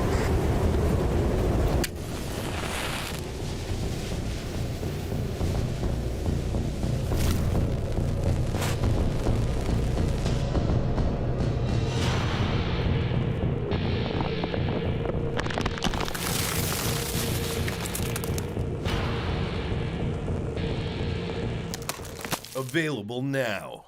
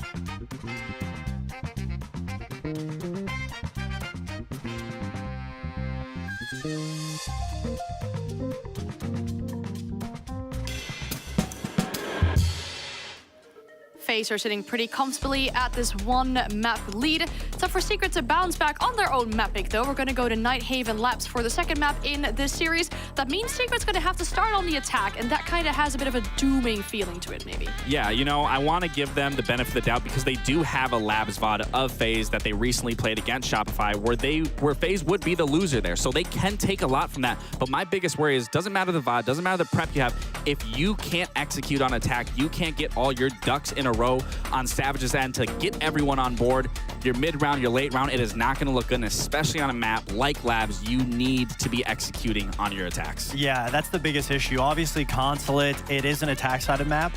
Nighthaven Labs is more defender-sided. Yeah. So you're not going to have any favors going onto your attack, and it's a bigger map. Yeah. Obviously, if you're just losing picks left, right, and center, it looked like FaZe was just so well set up to stopping that hyper-aggressive split-up playstyle from Secret. There wasn't a moment where Secret could really approach anything or get anything going. They were really struggling on getting those opening picks, and when it comes to a map like Labs, attacks are your everything. I hope Secret can at least get 2 to 3 rounds, sit comfortably, because we know their defenses. The teamwork was the biggest thing that got them a little bit of comfort on Consulate. If they can at least swap sides with 2-3 rounds, that's the best course of action for them.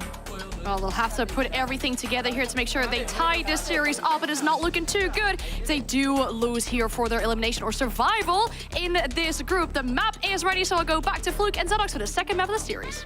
Yeah, big map coming up now for Secret. They started really, really well on Consulate, but in the end, FaZe just brought that FaZe firepower, and they were able to get the job done. We head over to Nighthaven Labs now, where for Secret, they need points, they need a map, and this has to happen now.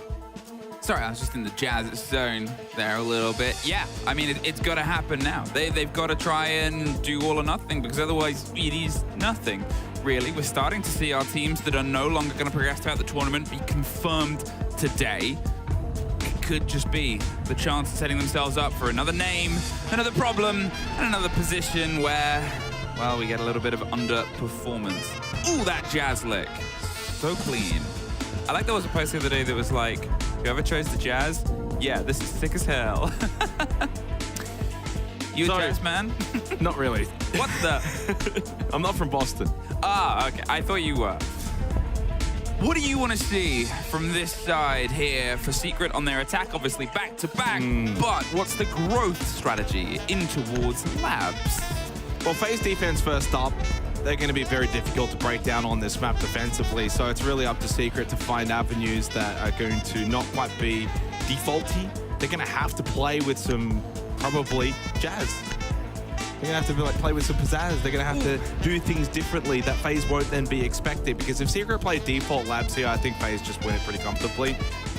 And Labs is also the kind of map where you can get drawn into that sort of defaultive style where, you know, you think about top floor, you just play the IT breach and rafters, and it's all pretty predictable. Same with basement. It's a roam game that falls back. So really for Secret, they need to try and be the ones here that don't allow this game to go to a default nature, because I think then FaZe will have certainly the ability to win it comfortably.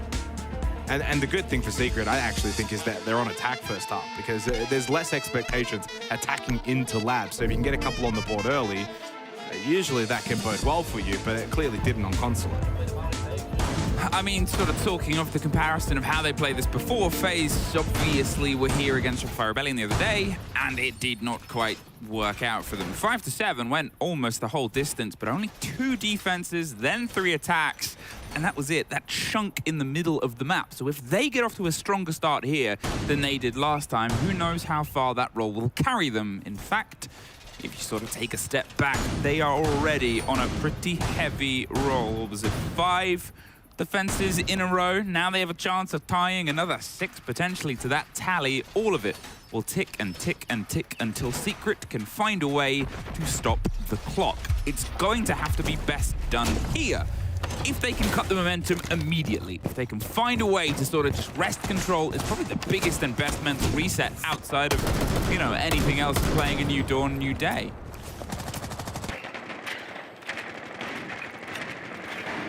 As it stands for Secret, bottom of the group, just the 1 point from the one map which they gained against Shopify Rebellion, and they barely even got that map. I mean, it was an 8-7 on Bank, so I mean, their 1 point that they've got is by a very thin margin. As the group stands, 5 points for CAG, Furia on 4, but they play Shopify Rebellion today. Or Secret play CAG tomorrow. That's going to be a massive game. And at this point now, I'm starting to think that's going to determine who does get grouped.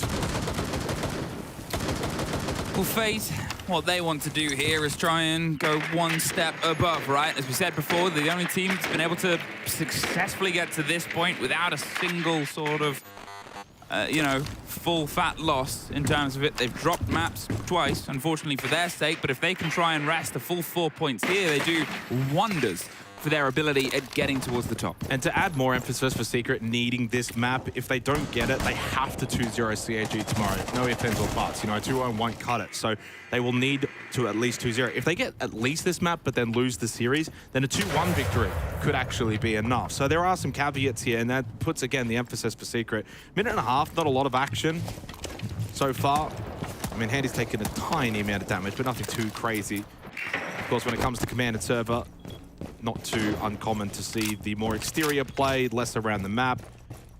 Cyber actually just goes down below. Nitrocell, this could be good, indeed it is. There's your opening kill. Groovy walks into the trap, gets blown up for it. And now you've also got a Cyber that is just running around the map, something that, unfortunately for Secret, they will have to deal with. I mean, Cyber, he's always got that possibility. Oh, they deal with him. Goes to yeah, well, he doesn't always have that possibility. He just always has the possibility, but not always. Oh, saw a second player on the side of a fight. They're able to tuck themselves in, but there's 3 guns pointed towards this door. Savage does find KDS. With some of the power position, the blinds come out, but there's the perfect man to deal with it, popping shotguns and just sort of saying, look, I am still here. It's all sort of exploding, but Virtue is held at the top of blue. So is Souls, doubles down, holds them off. There wasn't an anvil to the hammer here to the front of the site. Great use of utility. Doom has to scream through the fire and the flames. Unfortunately, he's just the one that finds himself a bit burnt. Great trade-off. Virtue did the big rotate. They're now in just a split, but Souls gets his third for the round. The 1 versus 1. The blinds and Souls! 4 kills for the man buried on the back of the site, but truly comfortable. Well, I mean, Virtue was over towards blue for a large portion of that round, and then when he felt like his team was losing numbers towards Rafters, he makes the rotate and he's able to back up, gets a big kill, suddenly turns the round back, not quite into Secret's favor, but at least somewhat of a neutral position. But credit to FaZe, able to still just hold strong. That was a bit of a sloppy defense from them. I think that they would even say that they could play that better. But credit to Secret for at least just trying to get in their phase, trying to take the fights. I honestly think that the Warden was the biggest difference in all of that, but Souls ends up getting a 4K, plays that round incredibly well. FaZe get away with that one, and Secret, those are the chances, right? Like against other teams, they probably steal that round away, but not against a team like FaZe who just either have the strategy or the mechanical prowess. And in this case, it was probably more the mechanical prowess, and they head straight to basement. Good start for FaZe to get that on the board. Unfortunate for Secret, that's one that they will feel they've let slip. So if we're talking about how things might continue, yes, it's obviously now 6 defenses technically in a row here for FaZe, but you ended the last map, I think it was a Souls 3K, coming to this one with a Souls 4K, and it just shows they haven't cooled off, really. They know the job's at hand, they know that the job is ahead of them. And, well, the same way that they lost this map as close as it was, they probably went away and said, well, what can we change? What can we tweak? You can always readapt. It was the sort of gambit of picking into maps each other has suffered on and struggled on throughout the previous play days. And this is the chance for Secret to try and get a response. FaZe started slowly on the previous map as well. They did. So there's always still a whole map and a whole game and 2 halves of Siege to play. KDS slips on by, but Cyber doesn't want to without at least the opening kill again. Groovy suffering on vending. I like how he's like, he pinged it and then they threw it somewhere else, then he pinged it again. Like, no, I meant here. Oh, he's baiting them. He wants the shield to just walk at him here. And he can pop it at the same time. Again, they're happy to sit. They're happy to play this team game, but Secret changing motion, changing strats, and getting the drone out. Will they take the bait? I just don't see a world in which Secret are in an advantageous position right now. You've still got stairs control both sides of your phase. All 5 players up. You've got Nitros, you've got Gas Babes. So I was just trying to be a nuisance here, just to show contact, show presence. Doesn't need to get the kill onto Savage, nor is it very likely, but he's just trying to buy some time. Good information as well for FaZe as to where that Montank's going to be pushing from.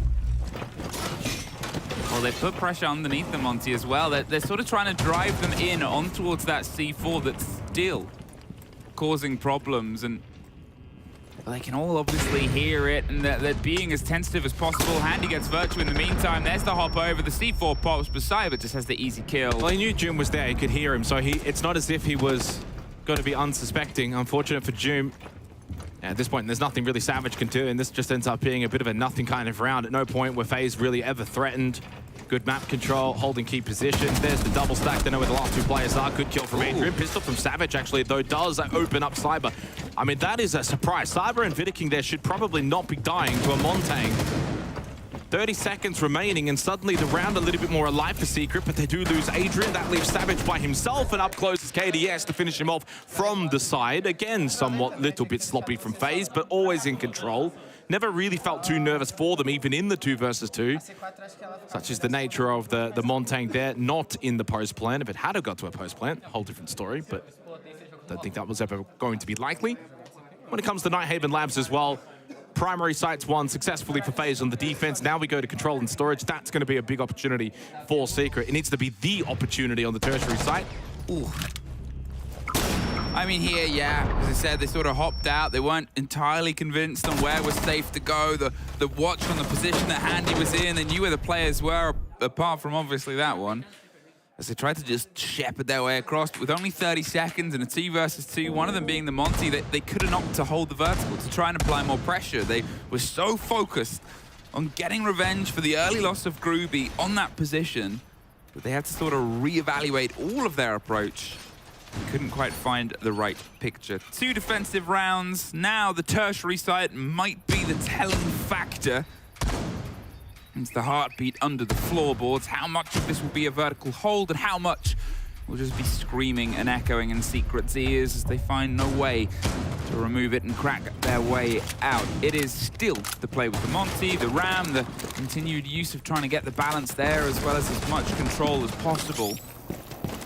Sort of rotating and catching the loose players, but to be honest, FaZe, they're never really shy about the positions that they're in, right? They're very vocal, they're very sort of saying, look, you posture up to me, I'll be able to sort of take this, sometimes even with multiple enemies at once, and whether it's netting the exact results that they could potentially want here or not, either way, remember that FaZe were only able to get 2 of their defenses against Shopify Rebellion when they played this map the other day. Any more, and technically, they're already in a better position.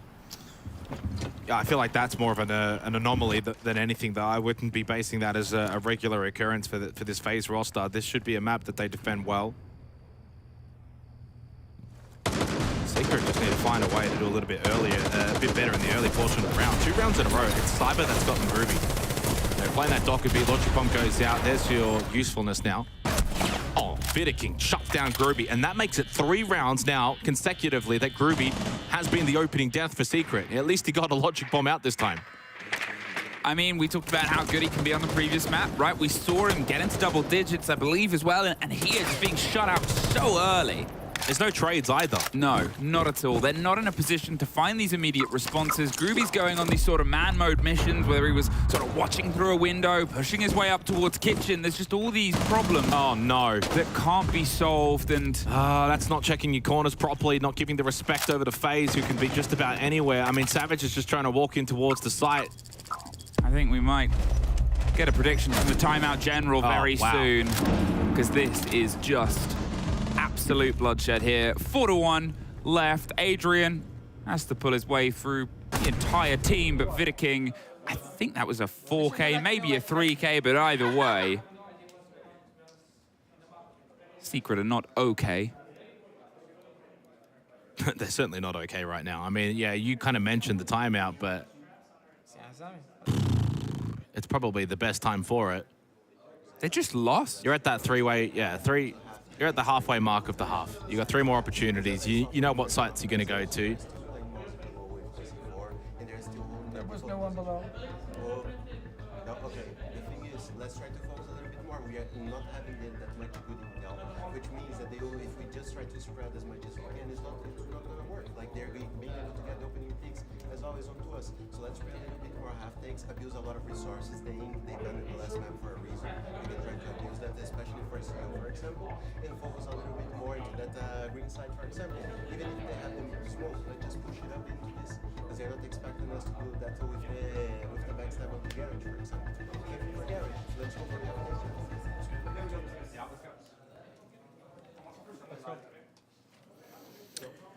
Yeah, I mean, it doesn't seem like a super exuberant Secret right now, and admittedly, after that previous round, I'm not surprised. Just some common mistakes. It's just 2 deaths in a row where it's just not checking corners, not really having respect for FaZe around the map, especially on the tertiary, where when it comes to control and storage, it really does open up the map. All 3 levels really can be involved, so you've got to be careful when you're walking through these doorways. Virtue doesn't look too happy, not too pleased.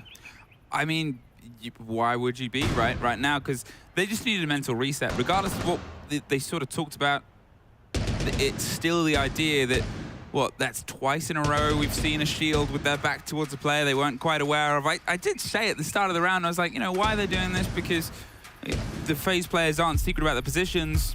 Well, I guess it's the benefit that I can see all of this, I can hear all of this.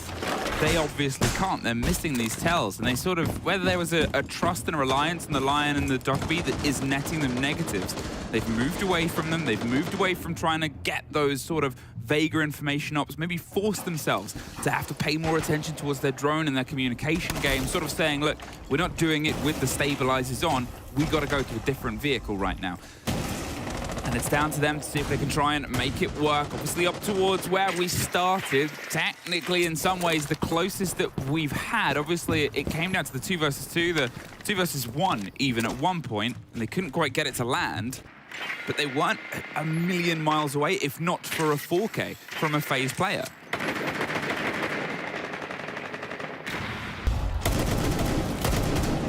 Back to command and server. Top floor. Very difficult site to take. Double hard breach, so shouldn't be too much of an issue to eventually open up IT. One thing I do like already, though, Virtue with the kid on the con side. I mean, I'd like to see a bit more of that con side meeting kind of push here from Secret. Try and come in on the back, see if he can go over towards blue hallway as well. Oh, Cyber actually ends up dying over towards IT. Gets caught by Groupie. Turns the table, and June follows up with kill onto Vidiking, giving Secret a 2-player advantage on one of the toughest sites to hit. This is the perfect start. Now it's just all about capitalizing on this advantage that you have. You don't need to pick up the pace too much. Still a minute and 20 seconds. Secret don't have to start rushing in towards the site, but it will be a con side push. An aggressive position, nets at least one. There's nobody instantly to try and fight against it, but KDS... Why solo push? Why are you solo pushing? Now lost underneath at this point. If they get the idea where the players are, they could try and put some pressure onto it. They don't. They throw the C4 out the window, and it gets another handy. Going for his third, but KDS in the meantime gets Virtue, and it just leaves Doom. A 5 to a 3 to a 1 left. Doom, 40 seconds to try and clear his way across, but Andy wanted to be done with the round. That could be one of the biggest blows that you could suffer. Technically, I think that is now 9 defense rounds in a row for FaZe. I'm tilted for Secret. I am a little bit. I mean, you've done so well to begin that round, and then you just throw it away because you solo push, and there's no reason for Adrian to push into electrical there until all of the work had been done down below. They started opening up the floorboards after the fact, and at that point, it's just too late. I mean, why are you pushing in there by yourself, not with numbers? You can play numbers. It's a 5v3, Emmy. You can push in as multiples to get trades. Even if it concludes as a 2 versus 1, you are still up. You are still in a winnable position. I mean, that is just a throw from Secret. That is a very tilting round. 4 rounds for FaZe in a row. And these attacks, I mean, great opening 2 kills, sure, but the rest of it then just falls apart. I loved the con side push. But once you go 5-3 up, you can actually pivot, rotate, go open up IT, get Raptor's position, really stretch that defense, right? When there's 3 players left holding command and server, what are all of the angles that they can actually hold? 1 towards electrical, 1 towards blue. That leaves maybe just 1 to block off a Rafters or IT push. You've got 5 players. You can overwhelm these positions. No, I'm going to solo walk into electrical. FaZe are the kind of team that will punish you. If you give them any kind of sniff, they'll take it. And Cyber on the clash now. As we head towards the basement, it's going to be, again, tricky for Secret. The clash will certainly be blocking off venting stairs. They're going to be able to, again, deny a lot of pressure down towards basement because they're blocking off key entry positions, which may then look to force Secret towards a breach hit. That's not what they want.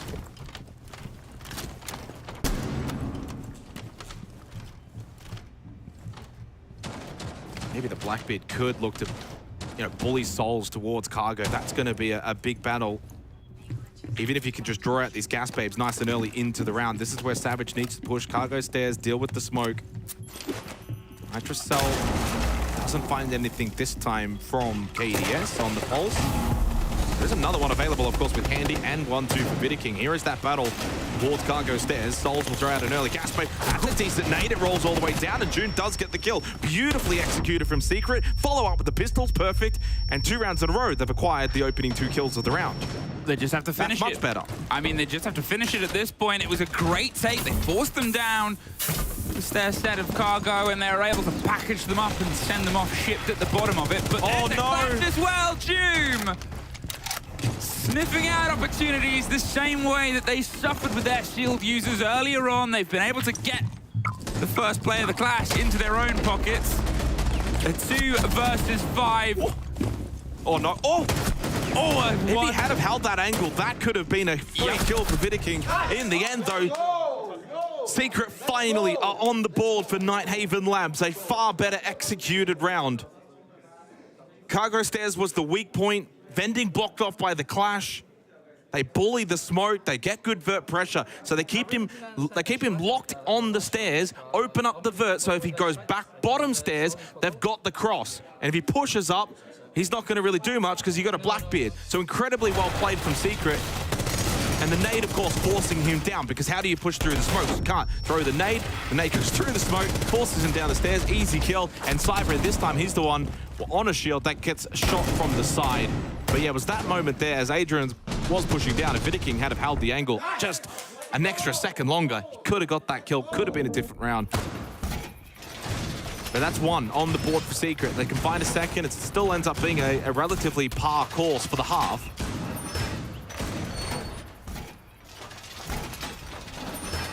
Eight and 4 for Doom.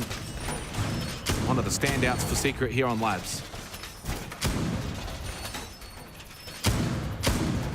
All right, they're off the board. They stop the bleed, they stop the pain, and they maybe stop what is the inevitability of them going home, which is probably the biggest thing that they'd like. And yes, they lose this, it's not the end of the world. It does start to make things cook, but as you said before, having 1 point from this just gives them options. It gives them chances tomorrow, which anybody would really want, let's be real. So, it'll be down to see if they can try and build on the back of this. There's obviously the options of sites here as well. They're not going to go down to the basement immediately. Have themselves instead playing the control room, playing the storage site.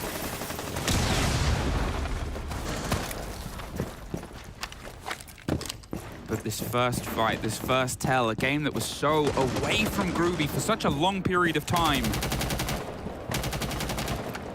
could be the start of it. Very important round for Secret. A second attacking round, absolutely crucial. FaZe can go 5-1 up, puts them in a tremendous position going into the second half, a big buffer.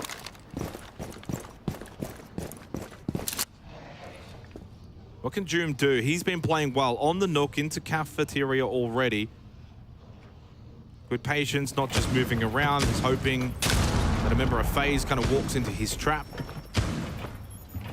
Savage once again employing the Montang. Monty's very good here on this particular site. You can push in towards Garage, get lots of information. How are they playing storage? Of course, you do need to clear up above. IT certainly going to be a valuable position to be won for Secret. Here comes Doom. Should have probably won that battle in towards control. KDS, quick reflexes, gets the kill. Another one shut down. That Souls, though, by Virtue and Adrian. Adrian, though, falls. KDS still on the floor. 3 versus 3. Secret don't have to keep this pace going. You can slow things down a little bit, but it would also allow KDS to get brought back up. That's still a possibility. I think Vidiking might be making his way over to bring their Legion back into the fold and make it a 4 versus 3. Well, now with this man advantage in 40 seconds, what can be formulated here? Remember, you've got the shield. You're going to put yourself into a situation where you'll have even less guns pointed up. And yeah, you can use them to break your way in, but they've realized that. Swap the plant over towards Savage and see if you can make it, but it's an easy pick back up here. The vertical is gone. Even though Groovy found Cyber, now they've lost this position. Now they've lost another body, Virtue, as the fight is way through 2 stories. But as you said, there's no real way out of that shot, like a fish in a bowl. That is 5-1. He was, yeah, unfortunately for Virtue there, because Handy had retaken IT, even if he got into storage, picked up the kick, started to get the plant down, Handy was going to kill him from above anyway. So at that point, it's a 2 versus 1, one on the first floor, one on the second floor. It was always going to be completely impossible for Virtue to clutch in that situation. Didn't have enough time. 5-1 half. Dominant performance from FaZe. Secret had moments in the half, but just not enough of them. And that's a moment there that June really should have got that initial kill onto KDS. Could have changed the course of the round. Unfortunately, KDS then flicks around, gets the kill. And yeah, this is the end. Handy, of course, with the Vert. And even if Virtue had a flicked up, got the kill onto Handy, still a 1v1, 10 seconds left, and at that point, you're going to back in the defender. Huge ask for Secret now. Down 1-5 on Nighthaven Labs, but you are on defense. This is one of those maps where you can get, of course, a lot of defensive rounds in a row. Virtue with the old hide the clash. Weird work. To be honest, shields haven't always been the best boon for Secret today on attack. Hey, maybe the defensive shield is the difference. We'll see. As I said before, the last time they were here, FaZe were actually more adept on their attack technically, and they've only got to land it twice. That could just be on the tertiary side. You know, they'll put the stress here onto the main ones, but that's probably the biggest stress here of Secret is from this point onwards, well, they at least need a flawless opening 3. If they find themselves falling on towards having to play against a 6 whatever, whether it's 6-2 or 6-3 even at that point, then you know, that's still a perfect rotation. Open with it. Keep them off. Map and series point as long as you physically can. And again, this first engagement, that's going to be that needle to thread here. It hasn't really been netting any rewards. Most of Secret's players are a couple kills behind their death tally at this point. And that is just a big fear, right? Because we talk about how great FaZe are at their sort of faceted approach. And here, the same sort of measures are being taken. Secret know that they were able to open the last set to their defense on the previous map 3 times in a row. Souls seeing a clash, having a bit of fun there in Connector. He's just hoping Virtue backs up a little bit too far and then it exposes the back of his body.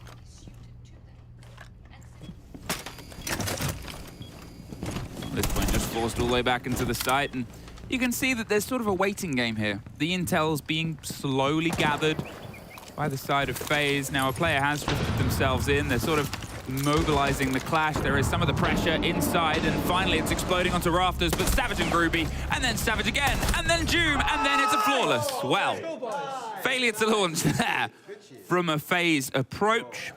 And Secret pretty handily and comfortably take that first defense. Yeah, better from Secret. A little bit slow from FaZe. I mean, a very questionable attacking round where they didn't really have any kind of pressure, didn't try to get Secret early in the round. They were slow building up. I think a little bit too focused on Virtue's clash, to be honest. I mean, Souls kind of just looked like he was just staring at it for a good 30, 40 seconds and not really doing as much around the map because of it. It's a good start for Secret, but I mean, again, command server, defense labs, we're not sitting here, you know, praising too much because it should be the sort of site that you win. It's a flawless round though, which is great, and I think FaZe can play a lot better than that particular round, and it's a long, long way back for Secret. That's just the first step of many to come for them. Down to basement now, got to win this. Things get serious, Emmy, if they win this and then win control and storage. That's when things will get serious for Secret. That's when they'll be in a position that they could still win this map. Long way to go, have to be perfect. And you know at some point FaZe is gonna come. You know FaZe is gonna be able to up the ante. They did it on the opening map as well. Think back, 3-0 start for Secret, and then bam, FaZe out of nowhere, find the mojo. Boom on the Azami over towards Garage.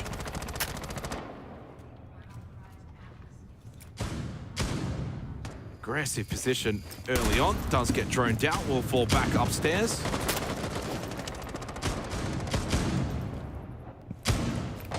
Virtue as well on the Mozzie. It's a full roam defense from Secret here. So FaZe need to be wary of that. They have to probably go top floor down, which does then extend the amount of time it's going to take in clearing out the entire map to eventually end up at basement. They only have the one hard breach. Can't imagine they're going to go for a main breach hit. EE1D employed by Souls. Let's actually track a little bit on to Joom. FaZe, though, very much aware of the fact that Secret are playing a full map roam. Oh, they are but centimeters from a fight here. And to be fair, you know, we talk about how good Souls can be. He hasn't really done anything since that opening 4K. Granted, the team's been doing very, very well, and he plays a backline role, so he hasn't really needed to, but I'm sure he'd like to be able to get another kill for his tally and start putting the pressure back on. He's got this Lion roll. Here comes the Flood phase, slowly moving their way across the kitchen towards Adrian's position here, where he, once upon a time as an attacker, lost his life, and he's not going to sit around and see what happened next. 3 C4s in pocket. And they haven't opted to throw them up as of yet. The hatch is gonna get popped open, and he's not even gonna try and contest the area anymore. Exo and Vending all handed over. And still top floor roam though, employed by Secret. Savage over towards blue. You've still got first floor 3 players as well. So a large portion of the map still occupied by Secret. But with a minute left, this might be the time they start to make their way back down while they still have these exit strategies in play, such as cargo stairs, held now by Groovy, allowing, of course, to rotate back down by Savage, and need to get bodies onto the side, especially with that kill onto Adrian. Now the side itself is relatively weak, and suddenly the potential to get the plant down is there for FaZe, and that's an issue for Secret, but they do still have players above, such as Virtue, inside of storage.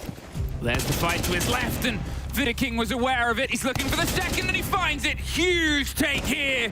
The verticality falls into FaZe's favor with 20 seconds left. Groovy and Savage, can they keep themselves off of map and series point? The blinds come across, and he finds it just before he fades away into potential oblivion. Cyber is the one packaged off and sent, with Groovy getting his third for the round. KDS caught between a Savage and a Groovy place, and he can't find a way out. Great hold by the 2 remaining Secret players. I mean, just a wonderful map roam defense from Secret. Yes, they lost the battle eventually towards storage. Well played by FaZe to retake that particular portion of the map, but then the on-site defense from Secret is really, really good. I mean, that is a very solid round from Secret. Again, they win one of the primary sites. No cause for alarm if you are FaZe. It's this next particular round that's going to be oh so important, control and storage to come. But I just loved that Secret were happy to play the roam game, look to deny as much time as possible. They weren't scared if they were going to take these fights. This is a lovely little retake over towards storage from Vidaking. He gets the 2 kills onto Joom and Virtue. But it's the on-site defense. Well, down a player in a 2v3. Groovy and Savage stand up, win the round for Secret. Because had they lost it, you're staring down the barrel at 6-2, and it's a long, long way back. Huge round to keep Secret alive here on Nighthaven Labs. Groovy's been tremendous so far in this series. Control, storage, tertiary site. If Secret win this, the primary sites will open back up, and they will be staring down a clear pathway to, honestly, 7. This could be a 7-5 if FaZe don't win this particular site. They've done almost 60% of what I said they needed to do, but this is the moment, right? The tertiary, the place where things are really gonna get stressed.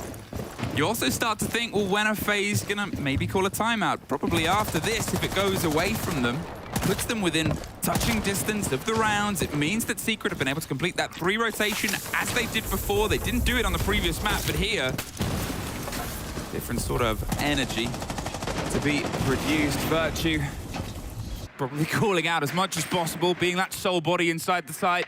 It's not that the others are too far away, most of them are above, but he just wants to make sure that he doesn't suddenly find himself toe-to-toe with a couple of FaZe players, as they have been known to do.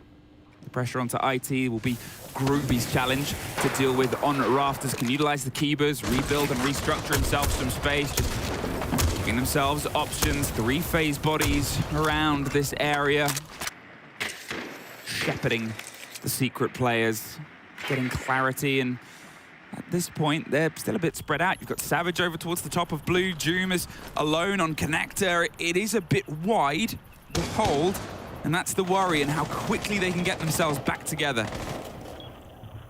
I mean, this is fine right now, though, for Secret. I think they're more than happy with the way that this round is playing out. Control storage can get a little bit more chaotic than the primary sites in the middle portion of these rounds, and yet no contact, no real scurry around the map for FaZe. They're all on the exterior. No one's actually in the building. They have no building control, which means they're going to have to hit the site pretty quickly. And if they haven't got IT, that's pretty much impossible. Cyber's still working on that at the moment. Souls will get the opening kill onto Groovy, but Virtue stops the entry by KDS. Diffuser actually there as well. Something that Secret can play off of. They need to also make sure they retake IT up above. Virtue losing his life, and now the plan going down successfully. Secret don't even have numbers anymore to contest both. Savage has to either decide, do I contest up above or do I contest the side? They can't do both at the same time, and FaZe do in fact take the tertiary of control and storage, and they do so very nicely.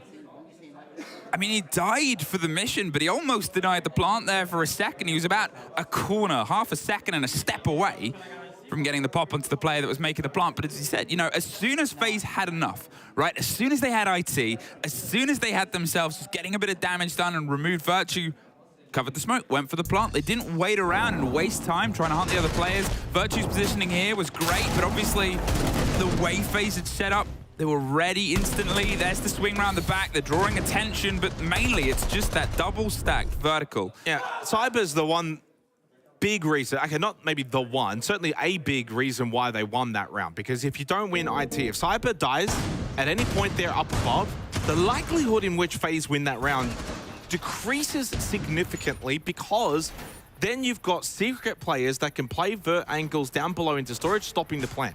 So if Cyber loses that battle, they probably lose that round. Instead, he wins it, he keeps IT control, and he denies Secret the ability to stop the plant, which is then happening at that moment in time. So again, you're kind of looking at one piece of a pretty large puzzle for that round, but Cyber plays his role perfectly on the Maverick, opens up IT, gets in, gets a couple of kills. That is a huge, huge round from him and from FaZe, puts them up 3 match points available for FaZe, of course, winning out on the opening map. And it would mean another series in which Secret walk away with nothing. They will be on 1 point with 1 series to go against CAG tomorrow, and they will require a 2-0 victory.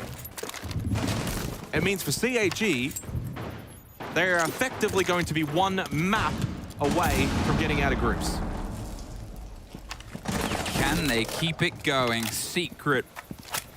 There are 3 chances here for FaZe to lock this out. You've been able to win 2 of the sites that we've seen before, and you almost got the opening blow here as KDS suffered the bites and the splinter of a fight through a soft wall. At this point, survival is that key moment, a gadget you can utilize from anywhere at any point. Now, where this fell apart before was Secret weren't really giving them anything. They sat back on the site itself. They said, right, set up. They went for the push, and they were able to shut it down from the multi-different angles. But, you know, one of those engagements goes away from them. Who knows how quickly things might change. There's the flash, the pressure onto the player on rafters, who utilizes the Keybers to buy himself some time, but there's a Blackbeard. Vidiking hops in and gets the opener onto Groovy. Yeah, poor Groovy, who was playing that well with the Keeper barriers. Doom then down below finds 2 kills very, very quickly. Secret absolutely needed that one because FaZe was starting to build that momentum heading in towards the site. KDS has the diffuser, by the way, in this position. Swings out, gets the kill onto Savage, tries to take the battle over towards the blue hallway. Lost it out, Virtue, huge kill. But suddenly a 2 versus 2 with well over a minute. Doom again, 3 in the round. Saving Secret in their dying moments, and all down to Cyber. The push out from Virtue, though, punished as he runs out of IT. And with 60 seconds, it is a straight 1 versus 1. Low health Cyber, but against a menace in Doom, who has been playing this round oh so well. 4K for Doom. Secret's still alive. Let's go. Let's keep it up. Let's play active. I mean, I say, you know, however much you look at that round, however much you say, let's keep it up, the difference is Doom. Entirely there. Comes up from underneath, gets the 2 kills inside the warehouse, rotates his way around, gets another kill on the pressure onto rafters, and then in the 1 versus 1, it's Doom's round. There's just no denying it. But then you look at the sort of spread of things. Doom, 13-7. That's fine. Who cares as long as you're winning rounds? Hey, if you can get a 4K every round, I think Secret will be pretty happy with that. I don't think they would care. But yeah, I mean, I guess where you're kind of getting with that, Emmy, is it's like it's taken a 4K individual heroic performance there from an individual, and that's not something that's going to be reliable. Oh, not in a million years. And you know, as FaZe sort of just talks, that we just need to close out one. They have 2 opportunities now. They obviously won't be going back up to the top sure they side. said the same thing this time last year. In a particular grand final. Hey, we just need one. We just need one. How hard could it be?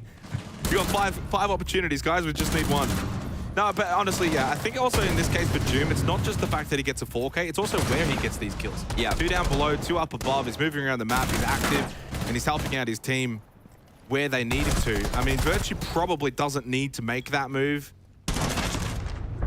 because at that point, it's a 2 versus 1. You're on defense. You can play side, you can play angles. I don't know why you're pushing out an IT breach there. He may have just sensed an opportunity to maybe catch Cyber off guard, right? It's like Cyber's probably not anticipating the push out of IT. And if he had been watching towards rafters down the hallway side, then that might have actually been a successful swing for Virtue. So I understand it. There is a safer option, though, that is available.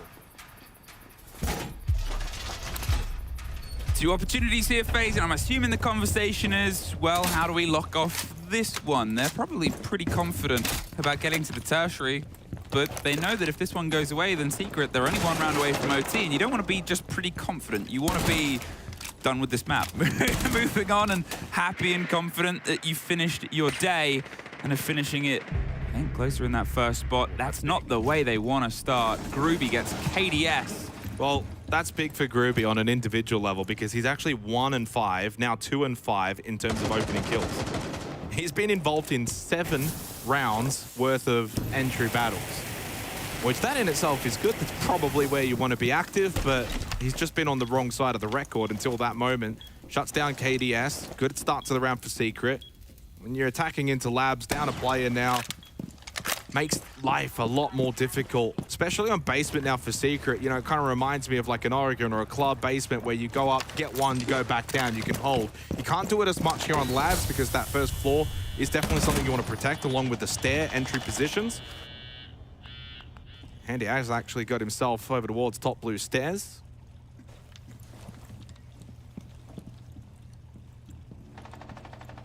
I think he knows that Savage is over towards command and server, but he's just dropped down. Timed that one perfectly.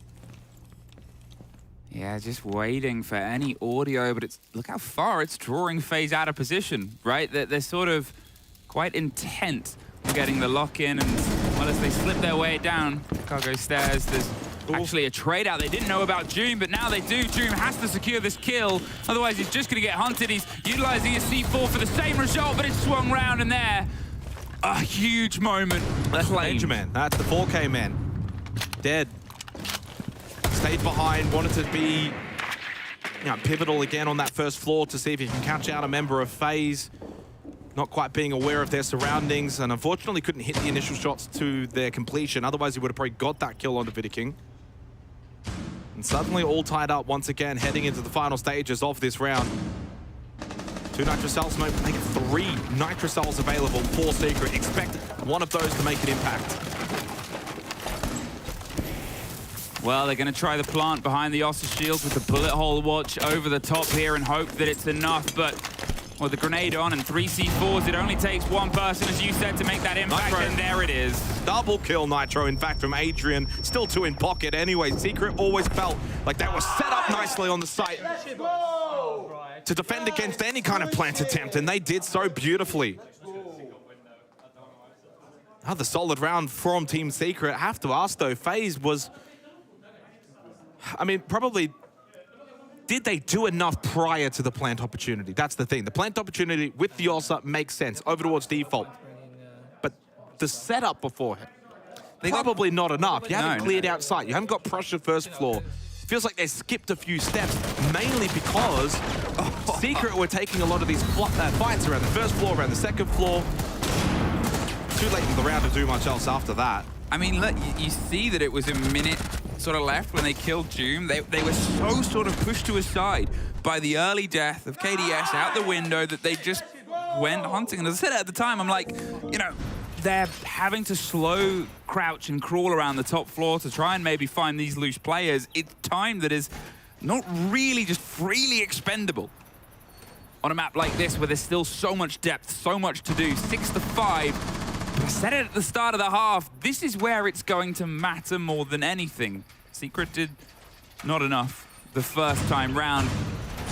But if it wasn't for Doom, it would already be over, right? So there's even more pressure here. Yeah. However, you have a bit of energy. You just had a pretty much Doomless round, and the lockdown worked. Well, this will be probably default from FaZe. They'll send Cyber to deal with IT, bit of help from Souls on the ace.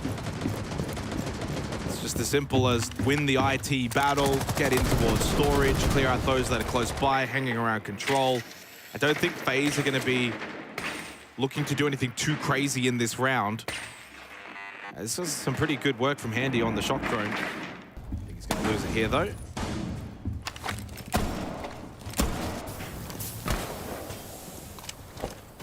We saw the pressure over the top of IT before. They're hoping to catch his army, but they're just building themselves a bunker, and they always would. The Rafters position, an important one for them to sort of keep a lockdown on. There's the stretch. Handy does get Adrian, though.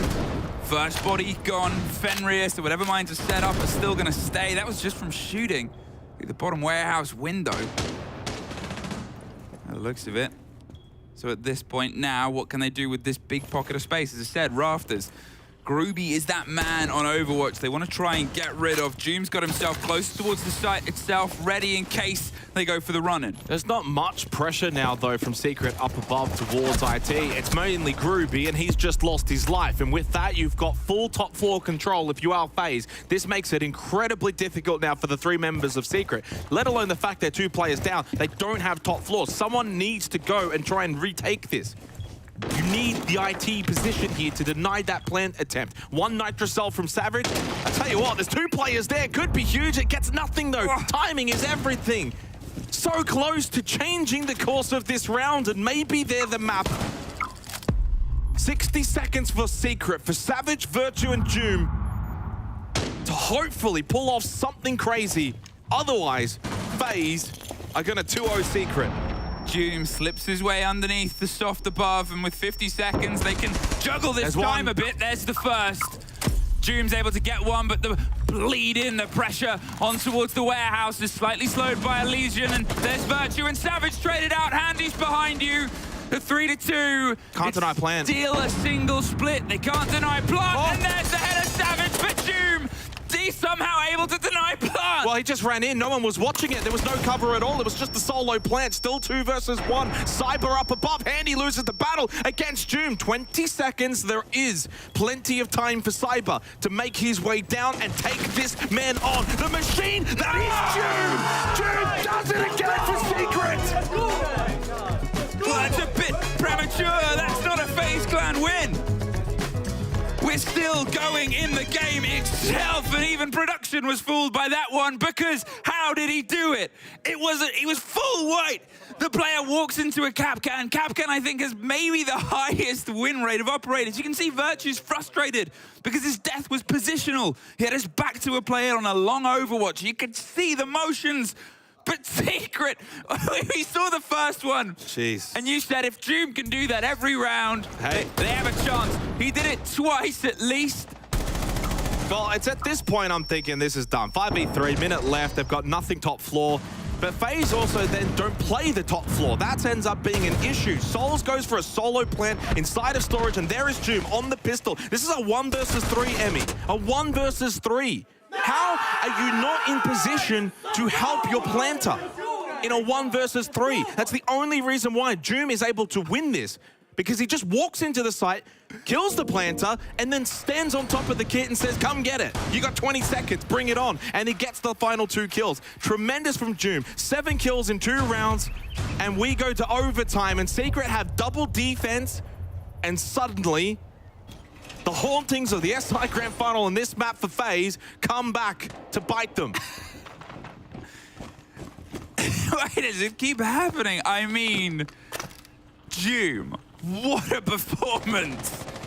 Truly refusing to give up. I mean, as much as it's Doom there, it's also FaZe. Oh, yeah. Dropped the bundle big time in that round. Even the best are human.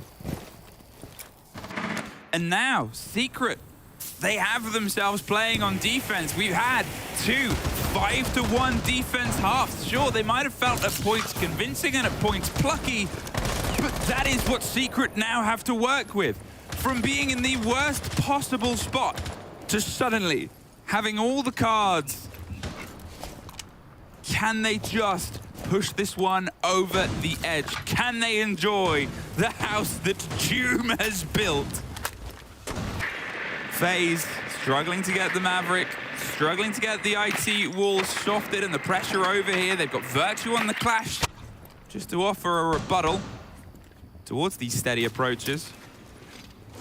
They're hoping to get a bit of a gift of damage and destruction as the wall will get itself popped open. Now, obviously, it came down to huge clutches last time round, but, you know, you can't deny that FaZe had the upper hand, had the first steps, had the position. If just stopped by Doom, the mute jammer, buying Groovy a bit of safety. He hears something break near him, and there's 2 players watching this swing. They're baiting him in the Fenrir, and he very cleverly just swaps up to see the second and then realizes, no, this is a trap. They baited the audio, and he's been able to escape. Oh, big nitro from Savage, gets rid of Souls, gives the advantage over to Secret. No more nitros remaining, no more explosions. The Clash now moving over towards Electrical, which is where Cyber wants to make his entry. And with the Clash in that position, makes it a very difficult position to entry into. But Doom has been taken down. The hero of Secret will have to sit on the sidelines for the remainder of this round. Secret will need others to stand up. And certainly there are plenty of options. One of my favorite sounding guns in the game isn't netting probably the sound they want, which is it hitting an opponent at this point. They're more than happy to dabble in, and he's almost gifted this side, but an accidental bait turns into a bit of a blow. 2 to 3 left, but look at the time. They've got to start putting the pedal to the metal, and with a Clash on the shield, he's just absolutely blinking in. Secret! They take the lead. They put themselves 1 round away from securing a map. It's the first time they've been here since just after the half on the previous map. From 5-to-1, all the way up to 7-to-6. Yeah, I mean, it was also 6-3. So yeah, 5-1, then 6-3. And since then, 4 in a row now for Team Secret, who are fighting tooth and nail. They know that their tournament life is on the line here. I spoke a bit before about the possibility that it would have to be a 2-0 against CAG. Well, if you win this map now, then even a 2-1 against CAG, I believe, could be enough. So, and also, forgetting all of that, forgetting all the outside noise of groups and positions and anything like that, Secret just want to win. They haven't tasted victory yet so far at this event in terms of a series win. And what better way than to take down FaZe? Also puts a dent into FaZe's campaign at trying to finish atop the group. They play, of course, Furia tomorrow, who right now, Furia are just fighting for their lives. I mean, I think that's it, right? If Secret can be on the up and up heading into the sort of showdowns that they've got ahead of them, it's just the biggest boon. And at this point, they're the closest that they've been. So it's just a matter of finding a way to push this one over the edge. But, you know, you'd be remiss to not mention that there's only been 2 attacking rounds won throughout the entirety. It's labs, isn't it? And those rounds are what? Control and storage, probably, and maybe one elsewhere? Yeah, tank. Yeah. I mean, actually, no, it's only been on tank. Sorry. Even the tertiary sites have been defended quite well. Maybe basement's the new tertiary. Either way, you're right. And it bodes well for Secret, because even if they lose this round, they just go defense for the final overtime round. So they get to kind of just play house money here for this. And therefore, you can just maybe say, let's be a little bit more aggressive. Let's take some more risks, such as that. Savage on the rappel, playing behind the Maverick, Blowtorch, and honestly almost finds the opening kill. Attempting to C4 off the Maverick, but it wasn't quite in a position to catch him on the hard wall. IT gets opened up, and are you going to risk the jump, Virtue? Ooh. Go on. You can do it. No. He's like, He's given up. At this point, you know, they're steadily making their way across, clearing the utilities, same as we saw from the side of FaZe. Oh, and popping Vidiking, doing a little bit of damage as well. Some of the over-aggression that we've had from FaZe could be a point of punishment. Maybe that's what Secret are trying to catch. The grenade's bouncing its way close by the players, moving up rafters, a bit of space. They're inside IT. And they're able to get their first grasp, but the kit is on the other side of Connector in the pocket of Virtue. So, Cyber knocks them out of IT. They're instantly logged off. Advantage for FaZe. Lose Groovy, who's been playing very well so far on Nighthaven Labs. Adrian in a good position over towards Rafters. No one close by for FaZe. Handy's still over towards the blue hallway. Virtue's gone for the conside hit, though, with the diffuser. So it might not be that IT hit in terms of the kit itself. Savage, though, walking his way in through IT. Picks up one. Traded, though, immediately by Cyber, who's been very active on the defense thus far. So far, the trade's in favor of FaZe. Only one left. It's Doom, though. I mean, this is a haunting nightmare in your face. If you're FaZe, it's Doom. 1v3, but KDS able to eliminate the nightmare, and we go to a 15th round. Seems kind of habitual for you and I at this point. Does this happen with you and Guz? No. Guz actually messaged me today and was like, you're getting all the good games. I think he's even more upset that he's not here. I'm sorry. Hey, I'm fine. Yeah, I'm having a great time. You know, but we had the bangers don't stop, right? We sort of looked at our games today and we were like, which one's going to be the big one? Which one's going to be the sort of quicker one? Secret were underperforming up to this point, and then here against FaZe, they find themselves after the banger earlier on in the day. Well, it'd be very flat, though, if FaZe now go and find an attacking ground and take this map and win the series 2-0. It would. It would be very flat for Secret because they've fought so hard and honestly would be so deserving of taking out Nighthaven Labs. Now, I have a question for you. I don't know if I have the answer. I think you do. What is this site that attackers have won the only time, 100%, well, all of their wins? Basement. Oh, where have we gone? Well, we have gone to basement. Is this the correct decision? Because although there have been theoretically very it is. yes. Theoretically it is, yes. Would be an odd choice typically to go to control and storage on OT. Imagine defense number 2. No. No. My favorite thing about Kitchen is if you go... I've seen Kitchen once throughout all of 24 and it was lost by the defense. The cereal that's in the box is labeled bricks and there's a picture of a brick on it. I don't know what they eat in French Canada. I don't trust that Kitchen either. 7-7. And at this point, Vidiking on the shield, but I mean, it's down to the possibility here for Secret. 2 huge rounds have kept them in it from Doom. He's just going to see if they can try and get the first lead in. Well, last time out, Secret on this site at least have shown they've got good roaming capabilities. Hollow up close. That's Savage with a shotgun. Cyber had no idea. Got a bit of a jump scare, to be honest, but now he's under pressure. Vidiking on the Montaigne, pushing in towards command. Savage is doing as well as he possibly can, and honestly, Vidiking might need some help. But it is Virtue that comes and helps out, so does Groovy, and with that, Secret able to maintain a very strong advantage, and honestly, a lot to do now for KDS because Vidiking is incredibly low. I mean, a massive, massive bit of movement there. We've complemented our FaZe, respond and react to each other, and look at that. How many of Secret came up, answered the call to help Savage, and yes, they lost Savage, but they picked up everybody else around him. Vidiking is massively hurt. You've got 2 impacts in the pocket of Virtue. There might be goo mines for Groovy that he's set up to sort of preempt and approach this. It is so close to done. Now, at some point, they're also going to have to plant as well. That's going to be in the pocket of Vidiking, because if it isn't, then you don't have a gun that's covering it, so you're just instead holding on and hoping. The approach has to be delicate. Secret have to ensure they do not hand them just a single thread of the clothing worn, because FaZe are so desperate to rip one of them away. Yeah, I mean, you've just got to hold your ankles here. Trust, you know that the Montaigne's not going to be a threat, so in terms of guns up, it's going to be KDS. As long as his position is known, then you're not really going to be under too much firepower. KDS needs to play behind Vidaking. They can't really separate here.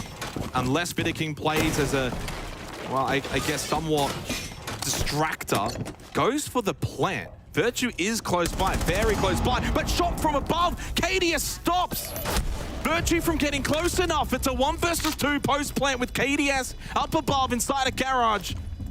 Groovy, does he just go for the kit? Does he try and just stick it immediately? KDS is probably anticipating one to make their way up, while the other then gets on the kit. Groovy taps it once. That's an angle. Legs are showing. Adrian up close. Position no. Headshot found, and suddenly KDS makes this winnable. Groovy has to stick it. Long arm of the law. He gets off there. Pushes through the window. Back on he goes, and at this point now, may just have to stick it and hope for the best. As KDS drops, he clutches it. FaZe steal this game away from Secret. Oh, so painful for Secret. That hurts. Devastating. But for FaZe, it shows all their qualities. I mean, kudos to FaZe to lock it out, but that hurts. You could not have been closer. I mean, credit to Secret for fighting all the way, but the fight tomorrow is going to be the toughest they've had. Yeah, absolutely. Secret must beat CAG tomorrow 2-0 for FaZe. SI is looking pretty jazzy for them. What a performance. What a clutch from KDS. What a series.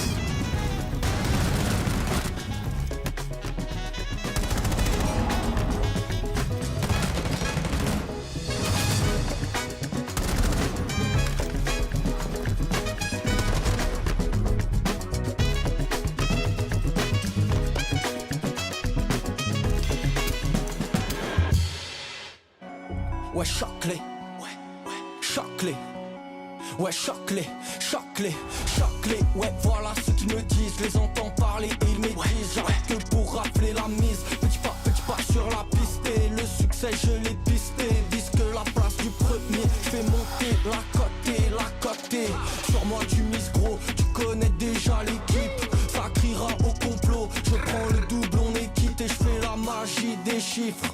La somme je la triple, la concurrence la dribble et le stade est en délire. Ça fait choquer, j'arrive pour tous les choquer. Toute la foule elle est choquée. J'espère que t'es accroché.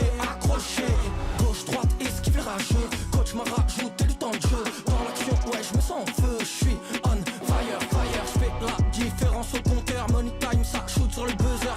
Je suis on fire.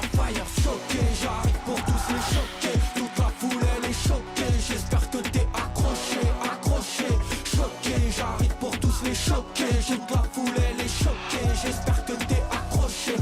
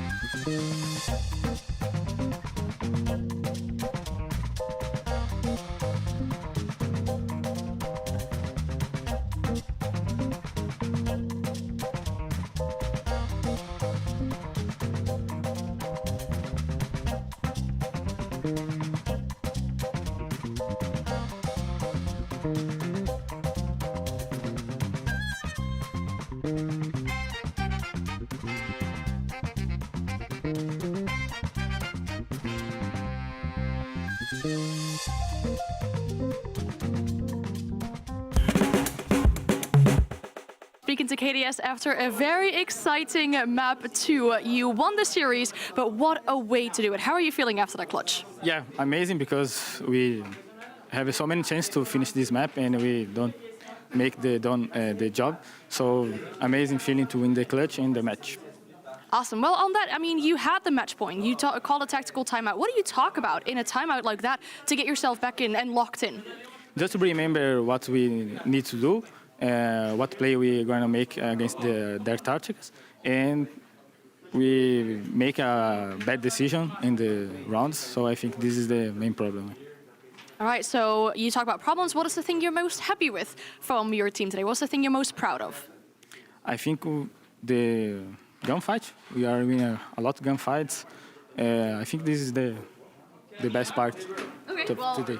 I mean, you in particular with that clutch at the end. Now, the game you have tomorrow is Furia. That was our SI Grand Final last year. What are you going to do in this game? How are you going into it? Every time we play against Furia is a great match because we think they are the strongest in Brazil like us. So it will be a great match and hopefully we win against them. Awesome. Well, thank you so much and good luck for tomorrow. Very calm and collected for someone who just won a 1v3 that won the game.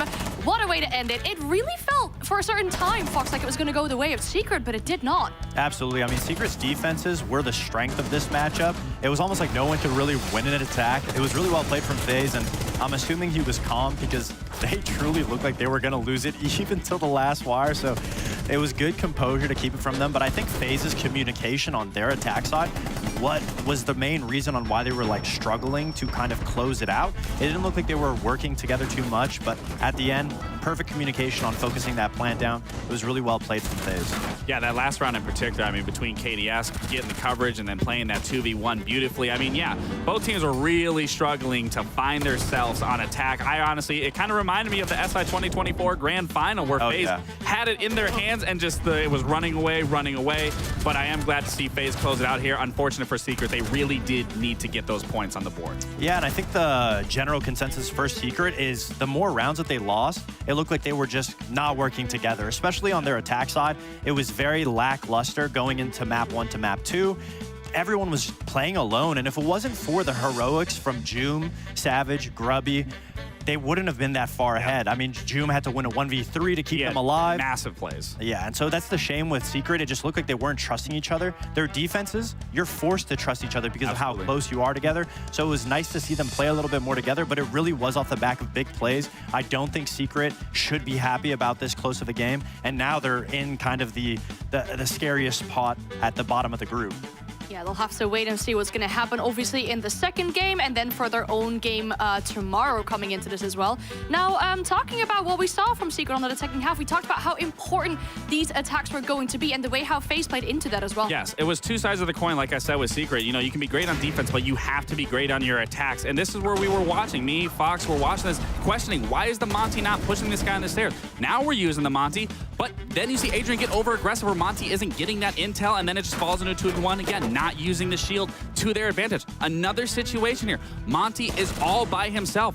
Where's the coverage? Where's someone for the refrag? Nowhere. This was the player that was supposed to be helping, and then the round just continuously falls apart. And like Fox was saying at the end there, the nice thing about defense is you know where things are going to go wrong, where things are going to go right. You know where the openings are on the map. Even if you lose someone, you know what can happen versus what can happen. And on an attack, that's where it's left up in the air. You have to be the one making those decisions. You have to be the one consistently through and through making every decision to get to that late round, get to that end round, and finish strong. And that's just, again, that's where they were crumbling on every single map, from Consulate and here on Labs. And it just looks like Secret is still stuck in the previous meta because abusing the shields is what got them to start making plans. Absolutely. But now after the shield change, I mean, it doesn't look like they're really playing off of the Monty. It looked more of a scare tactic. Oh, we know Monty's good, so we're going to bring it. But they didn't have enough practice on it. It looked like they weren't playing off of it well. Sometimes they were just going for ego peaks in front of the Monty. Just very sloppy shield behavior from Secret.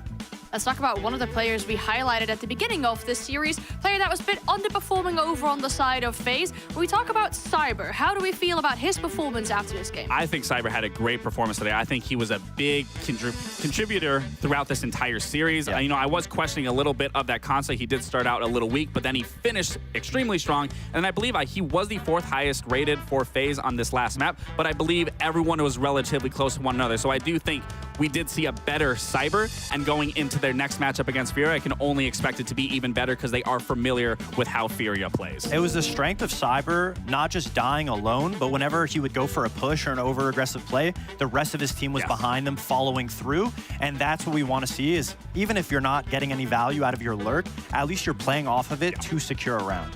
All right, we'll love to see that. One more thing, though, is the blacklight detail, and that has to be the final play of the game. But there was something that you noticed in regards of a specific detail in that clutch as well. I mean, of course, it was just KDS off of the communication. We said it beforehand. The only way that they were going to be able to win that round when they were a man down and their Monty was down was this play. The Monty dropping down to bait and playing off of the holes to be able to get the first pick. And then we thought when KDS spammed the diffuser, we were like, oh my God, KDS lost. He's going to get swung by the guy below. But his reactions to look down, gets the pick, and then he played the time. And it's unfortunate that Savage didn't stick to defuse because he would have had it. But KDS was calm, cool, and collected. That IGL call, that small thing, let's bait with the Monty to get the first pick on Secret moving, that was so genius, and that's what got them that round win in the end. Love to see that. Now, that concludes it for our game here on the A3. We have one more. Time is flying by. After the break, we're going to have Furia and Shopify, but there will be something else that you will have to keep your eyes open for.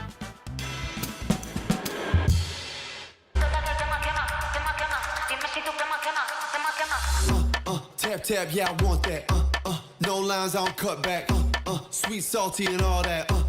Let loose, come get that. Can you play that back, back, back? Can you run that back, back, back? I'm trying to play that back, back, back.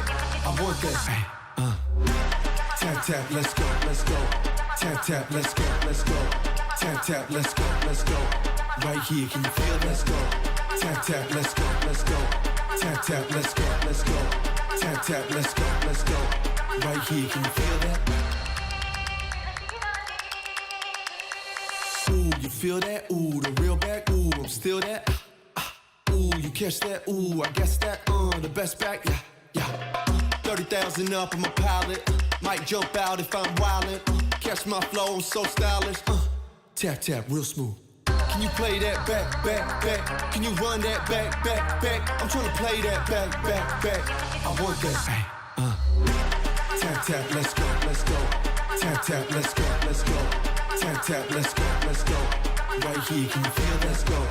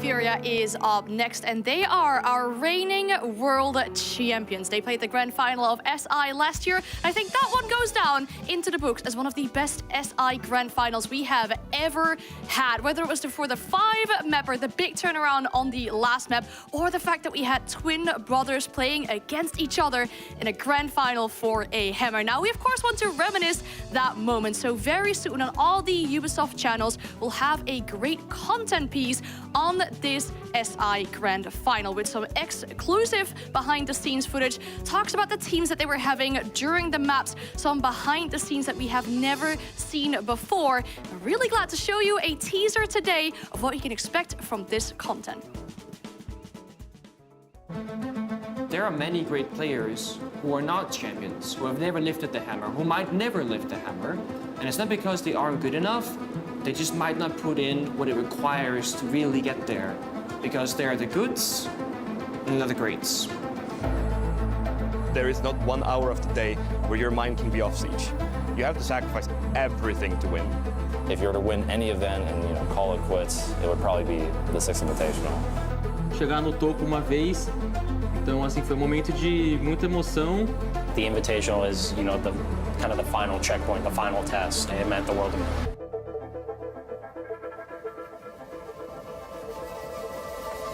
History will be made here because for the first time on home soil, a Brazilian team will win a world championship. The only thing that matters is the 4 guys next to you, your coach, and the screen in front of you. No one ever really just goes and wins. You have to go through the pain, the hardships. Phase are exploding! You have to go all in, that's it. Quem perdeu foi nós tudo ali, e a gente que vai virar isso aqui agora. Você tem que confiar muito no seu time. Não vamos desistir, não vamos desistir.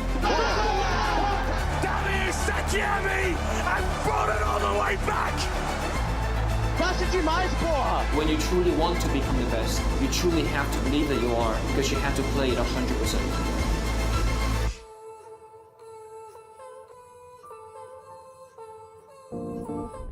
Well, I mean, you two have been pro players before, so you know all what it's like to be in the middle of the columns. But as someone who watches Siege a lot, it's always great to get that kind of behind-the-scenes content of like what the players are talking about in the game on these super important moments. Absolutely. I mean, I don't think as a viewer it's that easy to grasp how much work you put in, how difficult it is to be one of the best teams, how much time you're scrimming, how much mental stress you go under, especially when you're losing or things aren't working.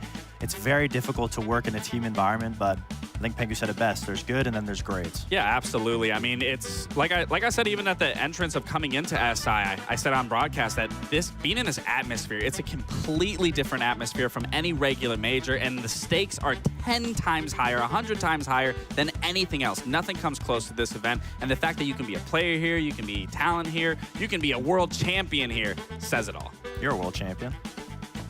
On Xbox, but no one counts that, so I don't really care. It's whatever. Hey, I'm done fighting. I count it. I mean, it counts, obviously. That's the most important thing after it, though. But you mentioned the good, the great. One of the players that is among those greatest players that have ever touched this game is someone who has been to all SIs on PC. We talk about none other than Canadian.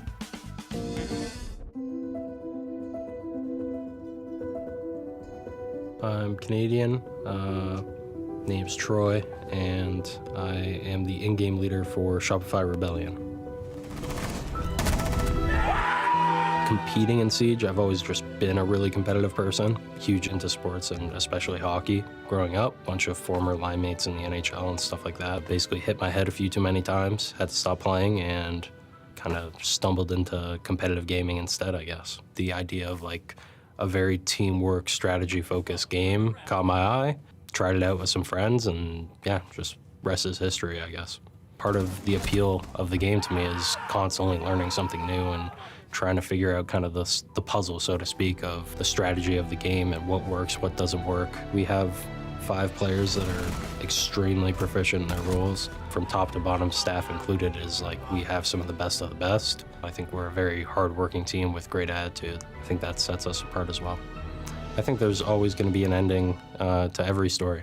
I definitely realize that's a thing. Like, I'm not sitting here thinking, oh, I'm going to play for the rest of my life and never stop. I'm very aware of it.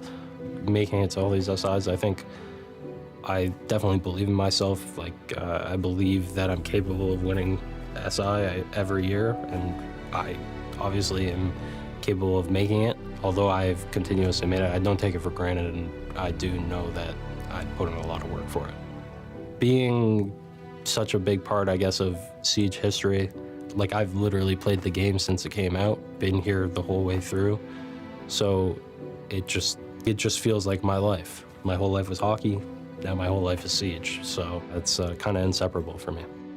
I realize how special it is to be able to do what I love so much, and one of my biggest passions is just being a part of a team and competing with a team. It's something that I'd have a very hard time saying goodbye to, so I want to do it as long as I can, as long as I feel like I'm capable of it, and I still feel that way, so I'm going to keep giving everything I got, and yeah. To be so consistently good at the game that you make it to every single SI is such an achievement. So I'm glad we had some time to chat with him about what it's been like in those years. And I mean, been to SI before, it's definitely an experience.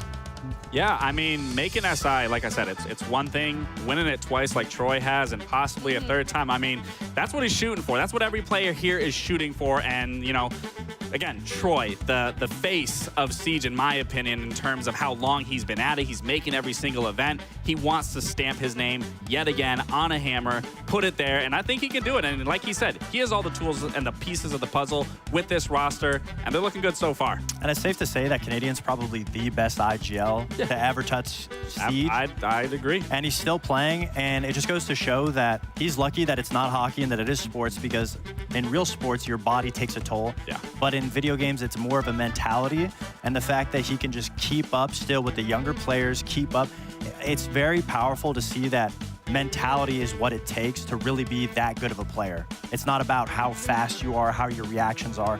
It's about how quick you can think and the want to win and continue winning. Yeah.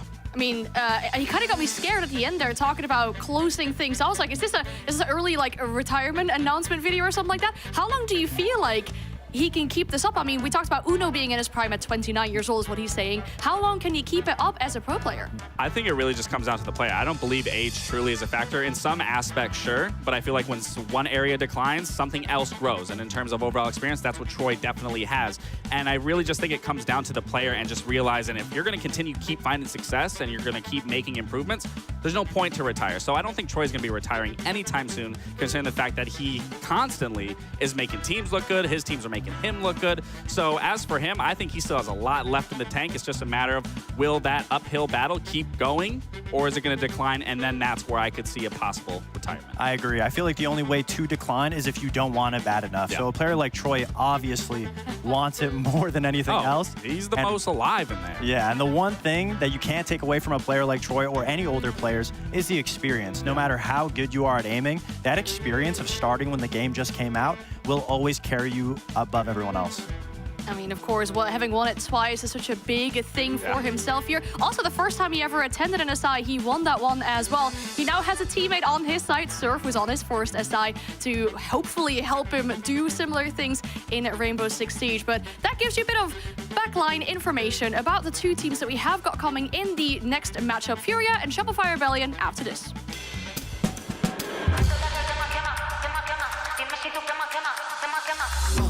Tap, tap, yeah, I want that.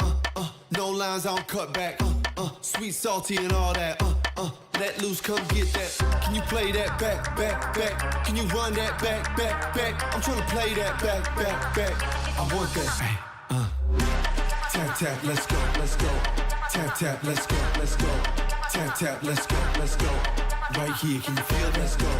Tap, tap, let's go, let's go. Tap, tap, let's go, let's go. Tap, tap, let's go, let's go. Right here, can you feel that? Ooh, you feel that? Ooh, the real back. Ooh, I'm still that. Ooh, you catch that? Ooh, I guess that. The best back. Yeah, yeah. 30,000 up on my pallet. Might jump out if I'm wildin'. Catch my flow, I'm so stylish. Tap, tap, real smooth. Can you play that back, back, back? Can you run that back, back, back? I'm trying to play that back, back, back. I want that. Tap, tap, let's go, let's go. Tap, tap, let's go, let's go. Tap, tap, let's go, let's go. Right here, can you feel? Let's go.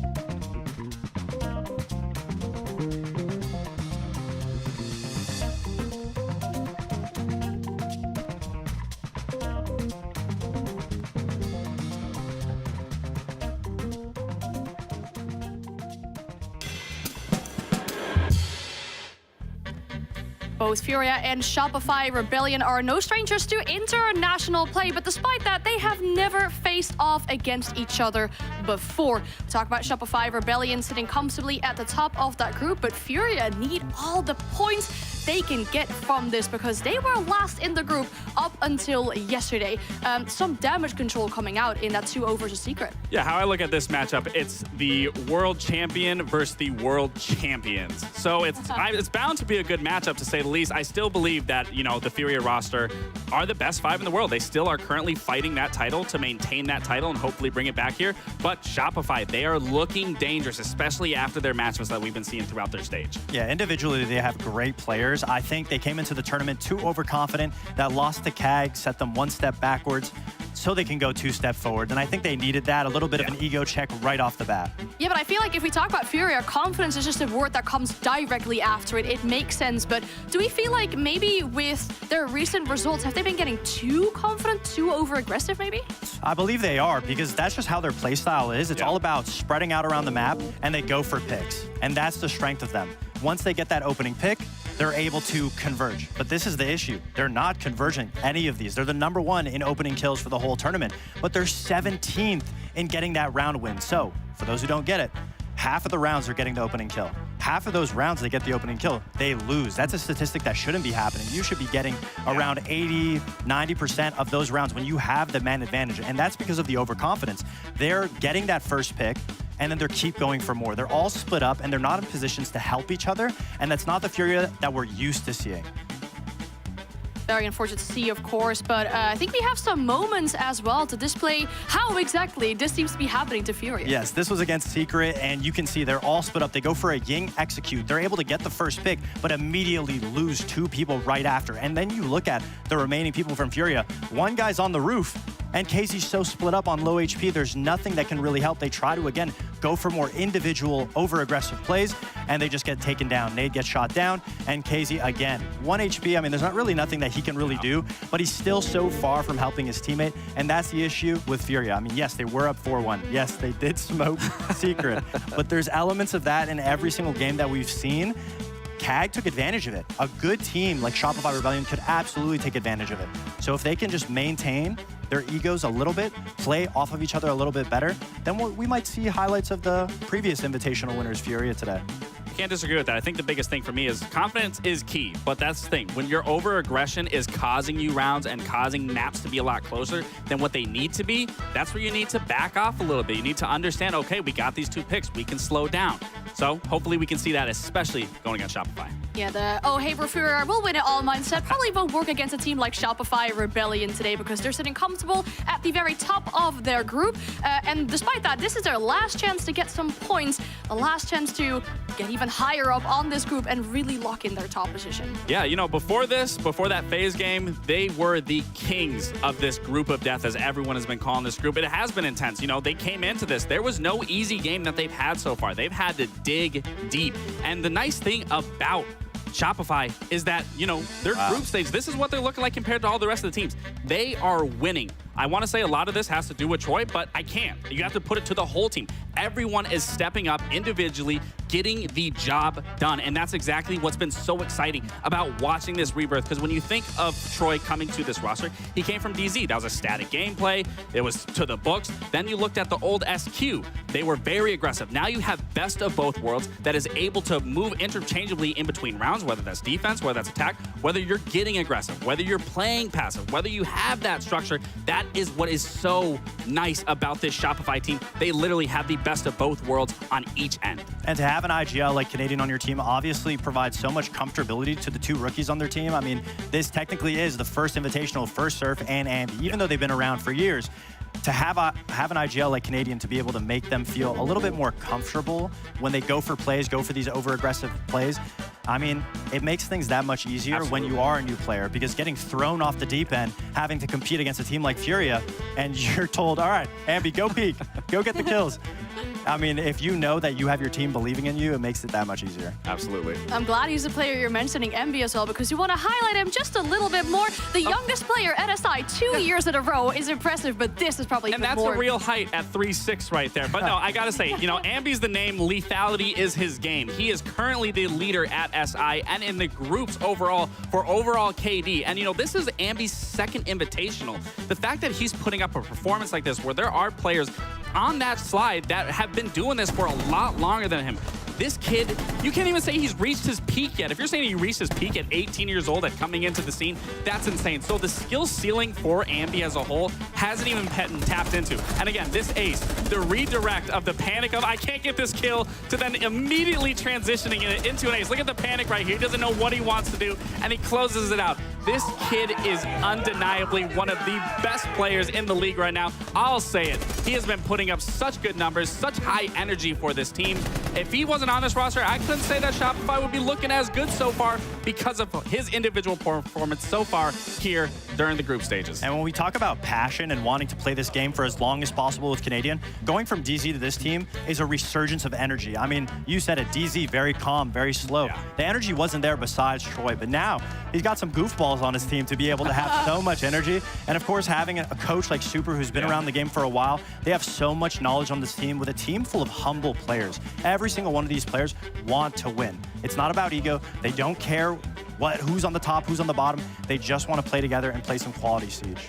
We're looking at Envy right now just to get some more prep in for this game for himself there. I mean, 2 aces that we saw from him, some great individual prowess. I know he's making maybe Fresh a little bit less happy with that with the donations that Fresh has been doing so far. But let's pull up our maps as well, because I'd love to see where we are heading to for this best of 3. We've got them all on the screen once again, and we'll go to Chalet first. Chalet makes a lot of sense for Furia. It's a very comfortable map for them. Shopify Rebellion, they're a little iffy when it comes to a map like Chalet. And of course, it's going to favor the more aggressive team. We've highlighted Furia being the most aggressive team in the tournament. There's so many entries, so many positions. You can often win the rounds from just playing outside the building on a map like Chalet. So it makes perfect sense to go to that. I'm expecting us to see a full map 3. Yeah, I absolutely agree. I do want to say Cafe. Furia did recently lose that, but I do want to go back to that Chalet. This is a very good map for Furia, and all across Brazil, all the top teams love this map, so they are very familiar. But when you look at Shopify, again, this goes back to what I was saying on Troy on that DZ roster and then the old Sonics roster. The nice thing about that Cafe from a DZ perspective, Troy understood that map from just a strategical point of how you want to approach it, that adaptability, and then the Sonics, they had the aggression. So again, you are going to be going into that map and this matchup with the best of both worlds. You have an IGL that genuinely understands the map from a strategical point, and then you have that old Sonics roster that is now with this roster that can get aggressive, that can understand, they know when to push, they know when to take space, they know when to hold power positions. So this really should be a good matchup, and like you said, I can absolutely see this going to a best of 3 and that bank being the decider. Well, I really hope we get to go all the way for this matchup. We talked about Shopify Rebellion. We had the content piece about Canadian, the 2-time hammer lifter. Well, our caster duo share 2 hammers together as well. We got Pengu and Dev. Banger. How are we feeling? Great. Excited. I love getting credit for taking some hammers home. And I've cast so many 8-pack grand finals, haven't I? Yeah, totally. This should be great. I'm really keen for this one. Me and Nick, from the get-go, we were looking at the matches that we were rostered for, and this one stood out. It's the reigning world champions in Furia, who've had a bit of a lackluster year, versus the hometown favorites, Shopify Rebellion. We've been lucky enough to cast them already. Yeah, they're looking like one of the best teams in the tournament, and definitely the best from North America. And one of the most fun to watch, more innovative, different kind of meta game, playing a lot of sense, fast takes, one-off strats. I love their playstyle. Well, sounds like you two can't wait to get the game going on. Luckily, it is ready. Chalet is our battleground. Take it away. Thank you very much, Anne, and the guys on the analyst stand. It's time to get into it. This could be one of the matches of groups so far, and it could definitely determine how the group of death is shaping on out. FaZe do sit atop it at the moment after that crazy win over Secret earlier. But of course, for Furia, they're currently on the outside looking in. all of the teams are still fighting for that upper bracket spot, even just to guarantee themselves into groups. Shopify, this is their last match of the group stage. They have to make sure that they deliver as they do go into a bye tomorrow. I will say that for Shopify Rebellion, I feel like they've been ramping up throughout this entire tournament, getting better and better with time. And I have this slight fear for Furia. They, back as W7M, they kind of trendset the meta game back then. You know, you play this fast, loose style of Siege, very overly aggressive with great individual gun skill. And Shopify Rebellion, one of the new innovative teams in the current meta that isn't following the norm. Furia will be up against a very different opponent than what they're usually up against back in Brazil. I could see them struggle to get the right read on the situation. Yeah, that's the thing. Furia, where do we place them at the moment? They were wishy-washy. The best in the world. For a whole year, all of 2024 was theirs, but now we're into a new season. The leaves have changed. The change is coming through. Shopify Rebellion, 58% of you have actually backed in the hometown favorites. Look at that from Furia. Only 42% of you are backing the reigning world champions. Guys, don't you remember what these guys achieved as W7M? Copenhagen, Atlanta, and of course Sao Paulo. 3 trophies in a year did this team raise. Since then, they're yet to even find themselves in a grand final. They need to fire back here. They're gunning for the top spot. They're currently 4th place in the group of death. And Shopify Rebellion standing tall. Their chance now to put themselves right at the top of Group B. Oh boy, and how is it going to start off? Shopify Rebellion, they do like their one-off operator bans sometimes. So what would you target ban against Furia is what I'm trying to think about. Because Chalet, I mean, that is the map of Furia whenever I look at it. I'm always thinking that's what they innovate on, that's where they like their reign of supreme they started. But if you look at Shopify back when they were called Sonics, one of the strongest teams in Chalet in North America, one of the few teams that could match Furia probably in a one-to-one situation. So looking at this Chalet map, I don't think it plays out as heavily favored towards Furia as one might think at first. Oh, Blitz. Blitz ban coming through. That Monty and Blackbeard have snuck on through. The Capitao as well, with all of the impact it can have on Chalet, has made it through the veto.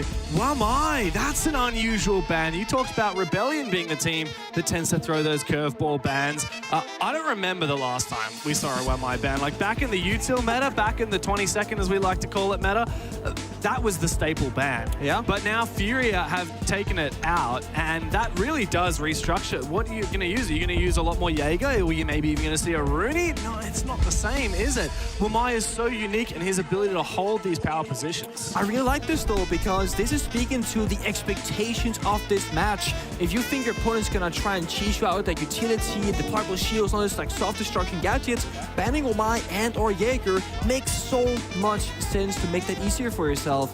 So I like this early good read. It's a good look. Furia, they are a team that we know they like to do their prep work, but I also think they often focus on their own gameplay over their opponents. In this case, they come very well prepared. That worked for them for the longest time. All of 2023 in Copenhagen and Atlanta, and of course, to kick off the last year, 2024, when we were in Brazil, that was all theirs. Very much a different meta back then. It was before we had these crazy shielded players coming in, before we had Blackbeard. We've had a lot of reworks since then. Ying's had a nerf, Senz has had a buff. Things have changed quite a lot. The landscape of Siege is ever evolving, and you've got to get with the times. Furia have failed to do that for the better part of a year. But if we turn back the clock, these teams have some history. Back when Furia were called W7M and Rebellion were called the Sonics, they played 3 times, twice at the Copenhagen Major, once at Six Invitational in Sao Paulo, and Rebellion, at the time Sonics, failed to win even a map in all of those 3 times. Furia, formerly as W7M, they were the best the whole way through. So this is a bit of a grudge match as well. With Canadian at the helm, Rebellion look to do what they've failed to do before under previous representation. Speaking of those shields, serve Rebellion in this very first round. Clash gets brought out in full force. In case you're not super familiar with some of Rebellion's game plan, typically speaking, they love to play a very adaptive style. So right now, trying to figure out what's the pace going to be. Okay, Fury, they're going to go fast, to be aggressive. How can we stop that? Bring something like a shield off the Clash. If that then doesn't work, they'll flip into something else. They got a very deep strategical pocket. very many options to go through. That's an experience of something like Canadian and your Code Super can really give to a team.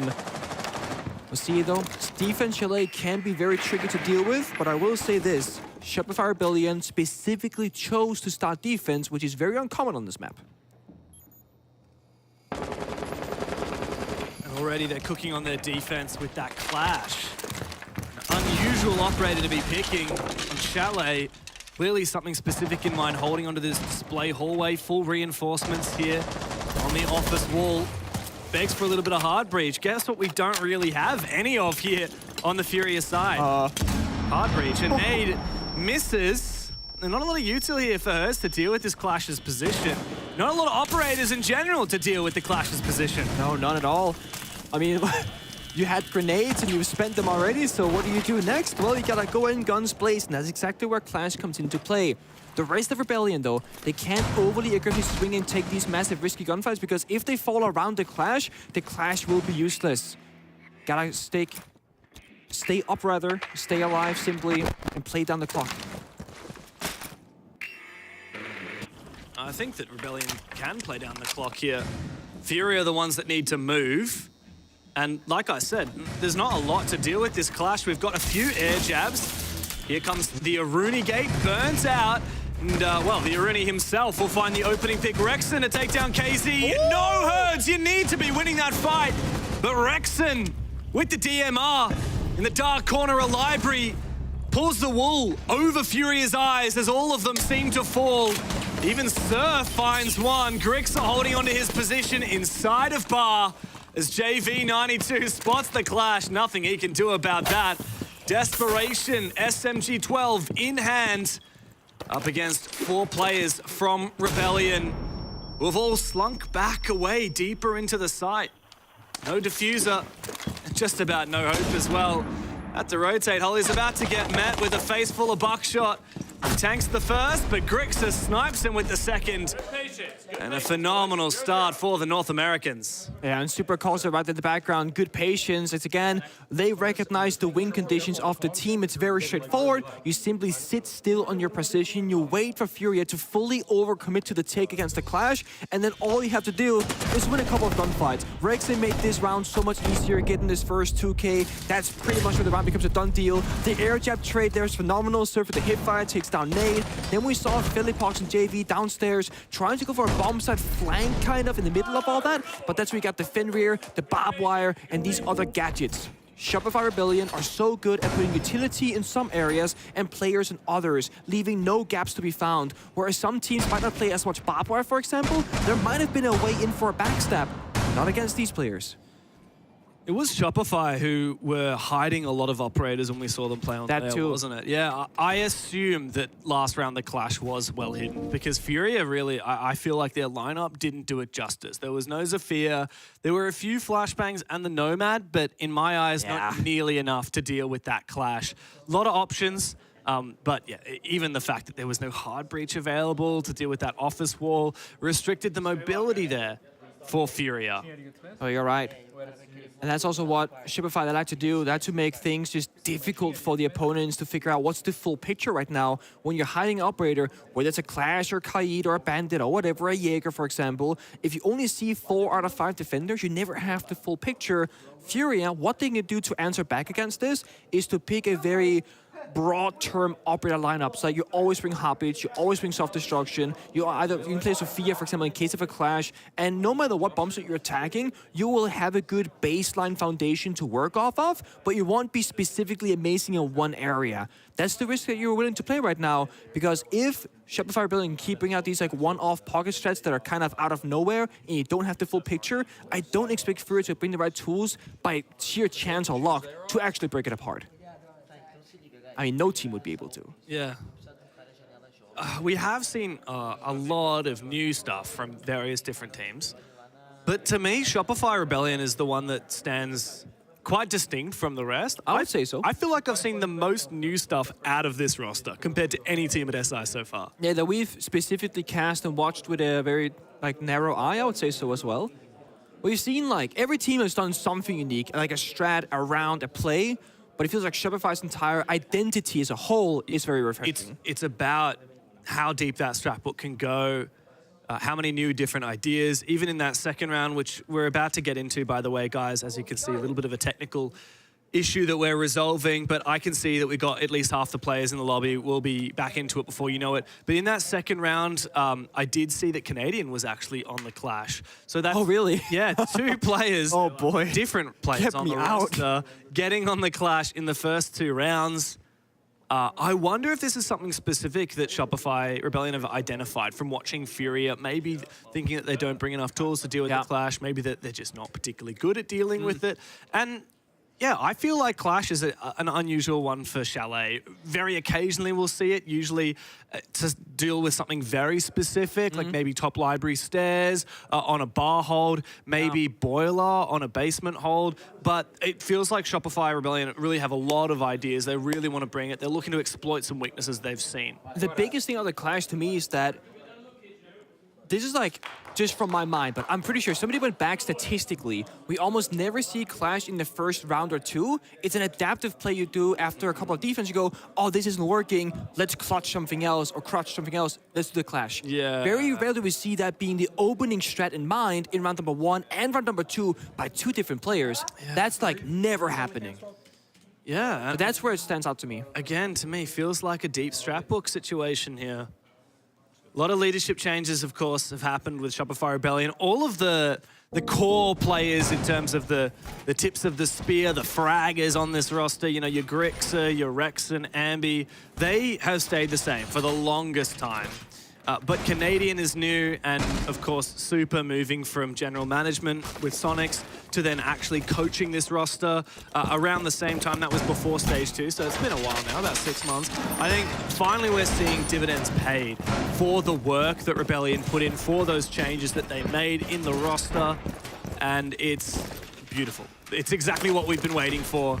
I mean, for a long time, the Sonics roster was always a really solid team in North America and could often have an okay splash at international events. It's early days here at Six Invitational, but Rebellion have certainly showed us that they are going to be in conversation for a main stage performance. And there's Furia, right? The team they want to see more from, more consistency, more wow factors, more innovation.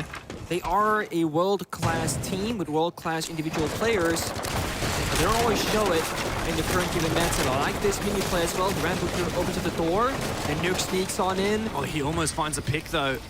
If you watch his stock, this comms, the red ping, and the pick onto Ambi. Beautiful. Just get out. It might not matter that he doesn't actually pressure the side. He's found that kill onto that roamer very early on. Ambi as well, such a phenomenal player for Rebellion. The young gunner himself, youngest player at the tournament. To take him out early is a significant blow to the firepower that the defense have on offer. It's such a good mini play though, because that boogie drone from the Ram is such a common thing to do, but you never seen a player in behind it, let alone a Nuke who can't be seen by those cameras, the Valkyries, the defaults, etc. So it's such a risk-free, high-reward kind of play, and you saw Hurts, after getting the initial opening, he just gets back into bar, holds an angle, and just stays alive. They don't want to throw the lead they just built for themselves. They also got the IQ to counter the Valkyrie, so I feel like Furia this time around done a much better job with picking the right operators. The only worry, there is nothing really to deal with Canadian on the Clash, but I don't think Clash is going to be as pivotal for this round necessarily, because Furia got that opening pick and has so much map control.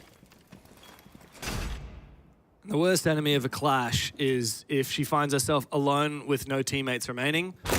In a way, Furia might be able to just avoid her. Yeah, focus up on the remaining players, and then Canadian can have very little to no impact. Yeah, the reason why this opening kill is so important is that Clash can only cover one position, either blue stairs, fireplace stairs, or backside on wine cellar.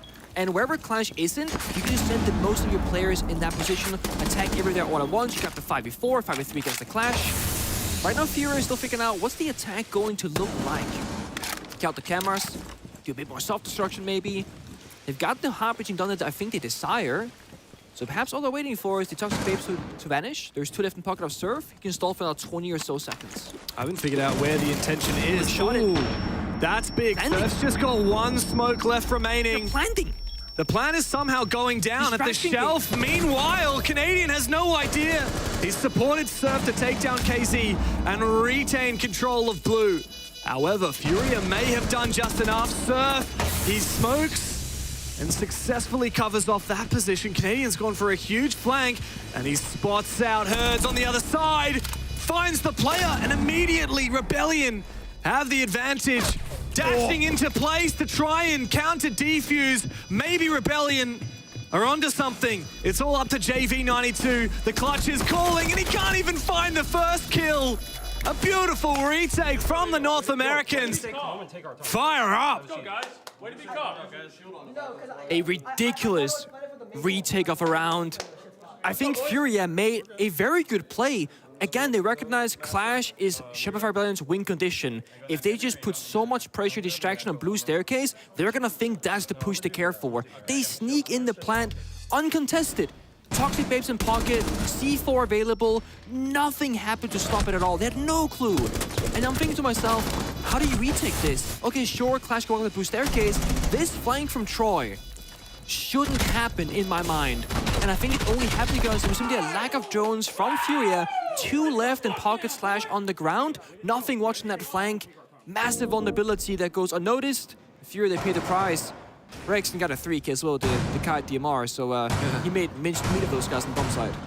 Yeah, great start from Rebellion. 2 rounds off the rip on Chalet on the defensive side. As you said, unusual to pick defense first on Chalet. Rebellion are starting to show us why. They want to set the pace by bringing that clash, by being a little bit unpredictable. They've done it 2 rounds in a row. Now they're done and dusted with it. It's time to bring out a new strat. We've got Castle, we've got Miro. We're reshaping the map, reshaping the bomb sites in the absence of the Wamai, which was banned out by Furia. The Jaeger makes an appearance. Yeah, there's extending the round where you play the Wamai and or both the Wamai and the Jaeger if it was opened up. You're a bit more limited if you're Rebellion, but I think they're gonna be okay. They got the mirror windows, they got the Warden, they got substitutions for those kind of operators. Furia, though, they wanna do something tricky.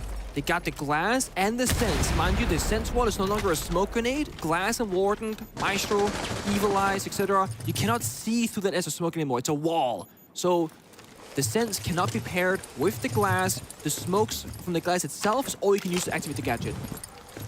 Or perhaps the smokes from the Capital, of course. Or the Capital smokes. Let's not forget about that. Here comes the fire, though, from KZ. An attempt at countering that mirror window, perhaps. The Grimm's Bees go out. Surf doesn't care. He's getting spotted. He'll go for a kill anyway. JV to trade.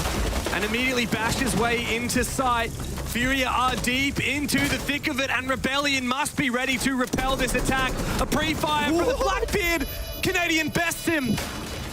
But still, Furia have that diffuser down. Rebellion still with numbers on their side, but Nade is in an awkward position. Deep inside of Master, nobody on Repel here from the Brazilian side to cover off this defuse. Look at the patience from Rebellion. They waited to pick Rexon back up again. And now a run out to make sure that there's nobody watching. Nade's found one, C4! It finds him! It's up to KZ now. He's got 2 to find. That diffuser still ticking away, not a lot of time left. Canadian can't stick it, but he's got the time for the refrag. A big moment from Canadian again, as Rebellion have shut Furia down 3 rounds in a row. Let's go. Did you see that? I dogged every last one of those motherfuckers. He did. He did. Listen to him. The big dog knows what's up. Let's go.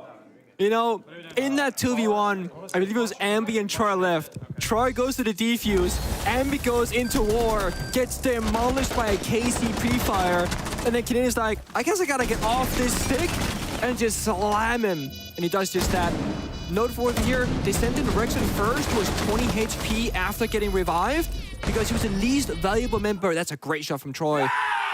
So the understanding of all the small details from Shopify is excellent. Play together the 3 people, get the revive, send in the low hit guy first for information, follow up with the C4. They don't miss anywhere. And they figure it all out so fast, they're happily giving the plant by getting kills so that they have more manpower for the retake. And they're so restrained, they made sure that they had time to go and hit that revive. No players were pushing until Ambi Rexon got revived. And Canadian, like, what the hell? This guy used to be... I mean, he's amazing, right? He's been a great player for a while. He's been a leader. He's been an IGL. He's been a support for a lot of his career.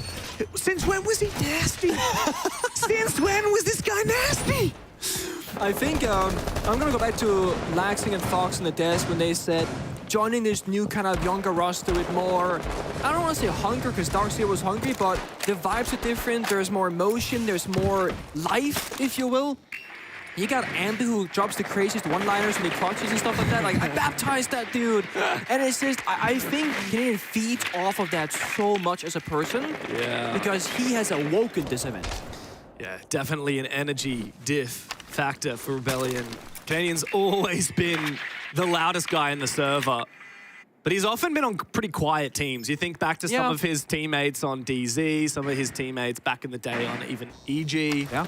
Very much not at Canadian's pace. And Ambi is quite the opposite.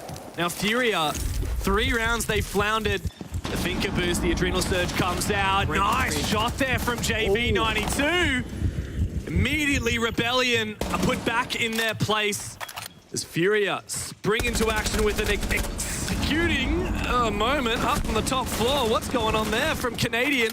Eventually, awkwardly takes down KZ. Grixa and Canadian now to try and withstand 4 players from Furia.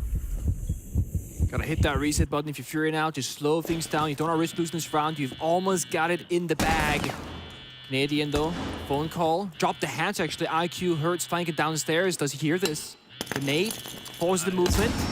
He has no idea. Canadian doesn't realize there's actually a player below him. Didn't get that read onto where Herds had relocated. Poor Grixa caught in an awkward spot. Finally, round on the board for the world champs. And they took full control. That was them playing furious tempo and not, bowing down to Shopify saying, you know what, we're gonna play Clash, slow things down, hold these angles. No, they just brute forced their way through it, won the gunfights, played so well together. And even in the round before this one, the Master Bedroom attack, they did that execute, right? Jump in bathroom window, rappel in solarium, and they had really good timings, but it's just, again, the small things don't go their way, and therefore they lose the round. I think Fury have been putting in a lot of work in these rounds, and it wasn't looking poor at all. But again, when it comes down to the post plans, they've lost twice. I think the win rate after getting the bomb down is like 80% across the entirety of the game, cash ranked, etc. It's like they should have won those rounds, but they didn't. This 3-1 scoreline doesn't tell the full story. No, it doesn't. These rounds have been close, but it's really a testament to how Rebellion can play those post plants.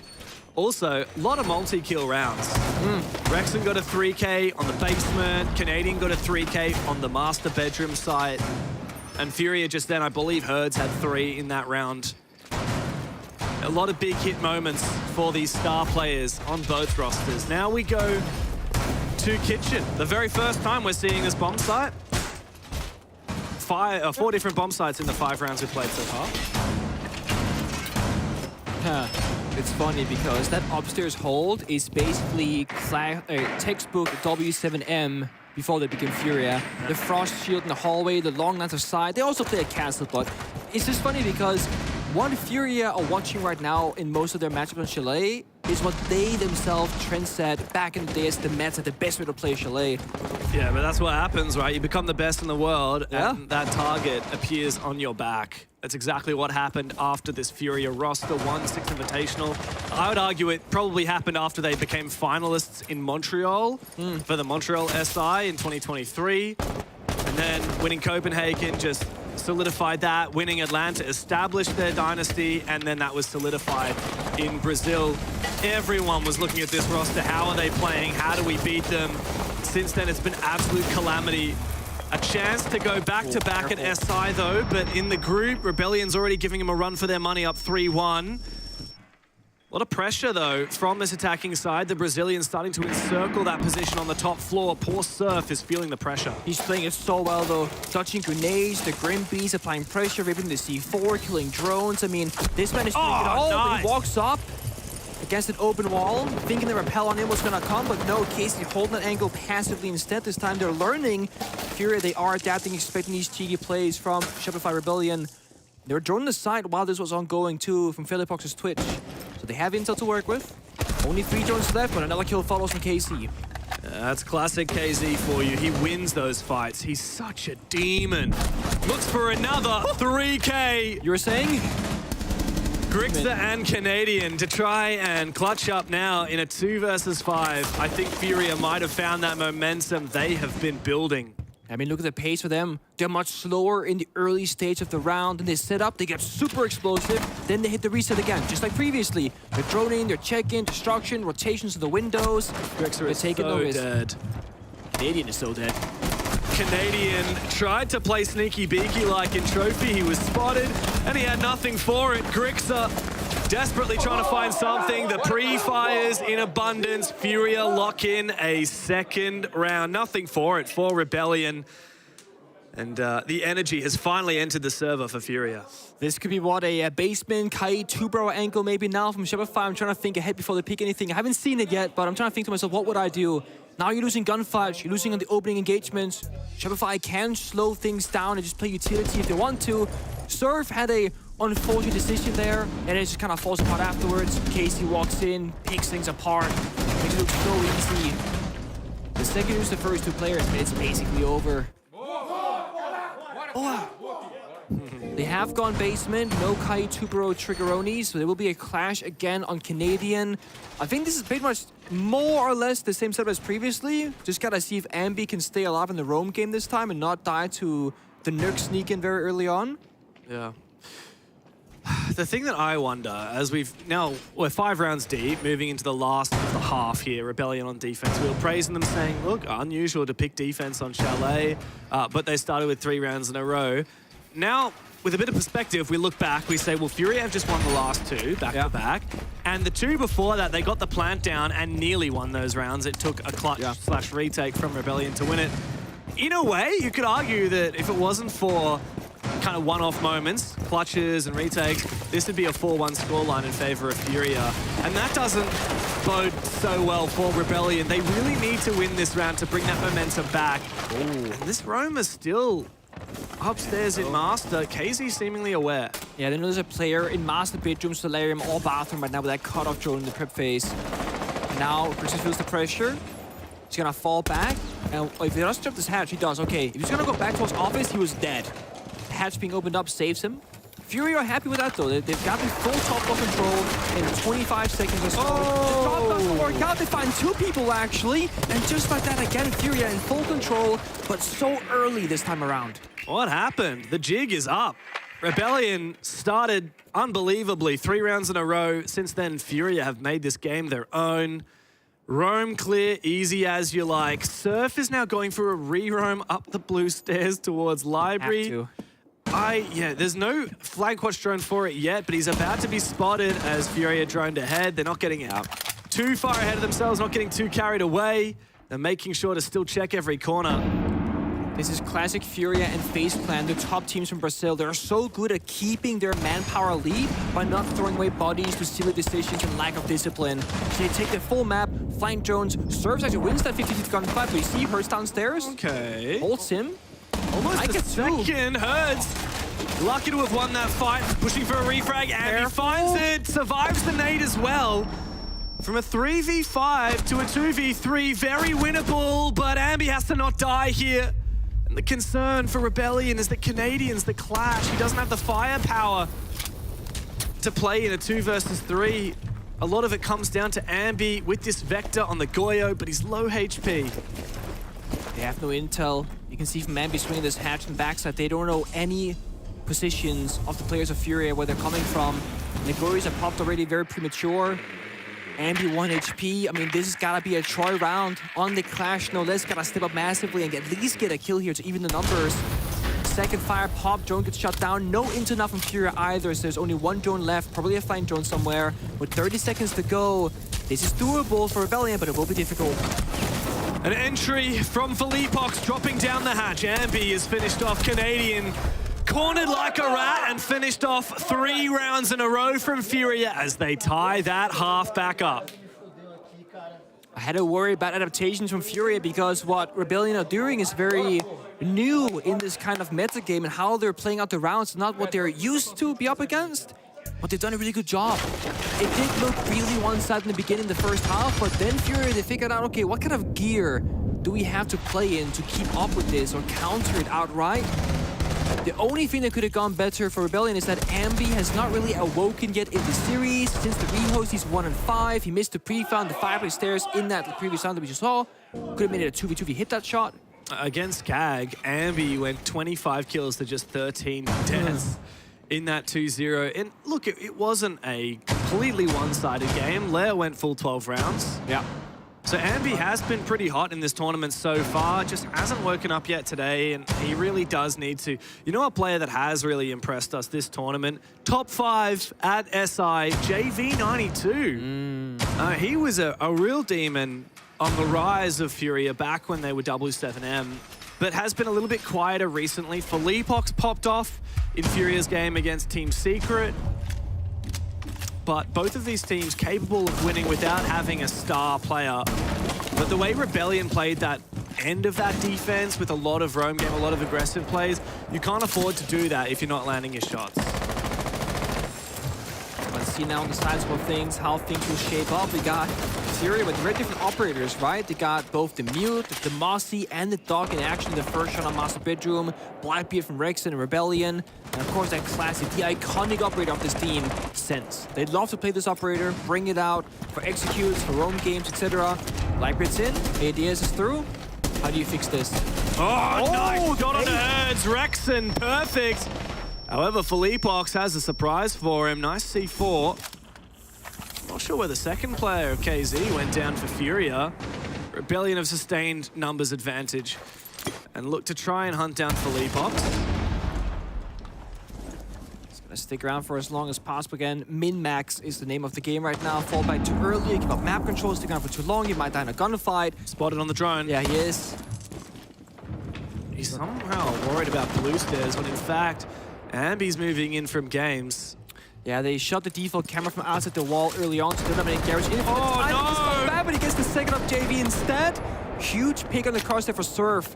Rebellion 4v2. Now they gotta do the Fury did so well. Slow things down. Reset. Only 3 drones in pocket, so very limited intel. If you gotta choose here, at least one of those 3 drones gotta be for the flank. You cannot die into Felipox and Nate going for a backstab. I guess the benefit is they're both very slow operators. They make a lot of noise.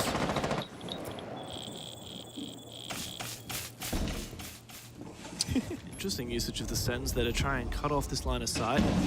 Sounds like the main wall is being breached. Nade is getting nice and aggressive onto half wall, a very powerful position, difficult to flush out. I know there's no C4, because Felipox got the kill onto Rexon earlier on, and I'm gonna assume they know Doc is there, if not they will soon. So these sense projector walls can give them so much value to insta bombs and go for a planet tip. Yeah, Rebellion are playing this so well. They're taking all the time in the world, all the time that they need. 40 seconds left. They definitely know there's a dock now. They heard Felipox get stimmed on up again. They're going for a refrag. They're going deep into Piano. They cut off the line of sight. Nade is isolated. Felipox can't support him. God bless Sens. All up to Felipox in a 1v4. They're hunting him. Grixer goes down. The first of many required. The rest of Rebellion fall back and look to play this in the safest way possible in the post plan. How does he get back into this one? Rebellion are not one to make a mistake, not to set a foot wrong. Aggressive from Canadian, a bit unnecessary, but it doesn't matter. He knows he's going to win that fight regardless. Smack the fuck out of him. And then That you did. Let's go. Great start here to the attack for Shopify.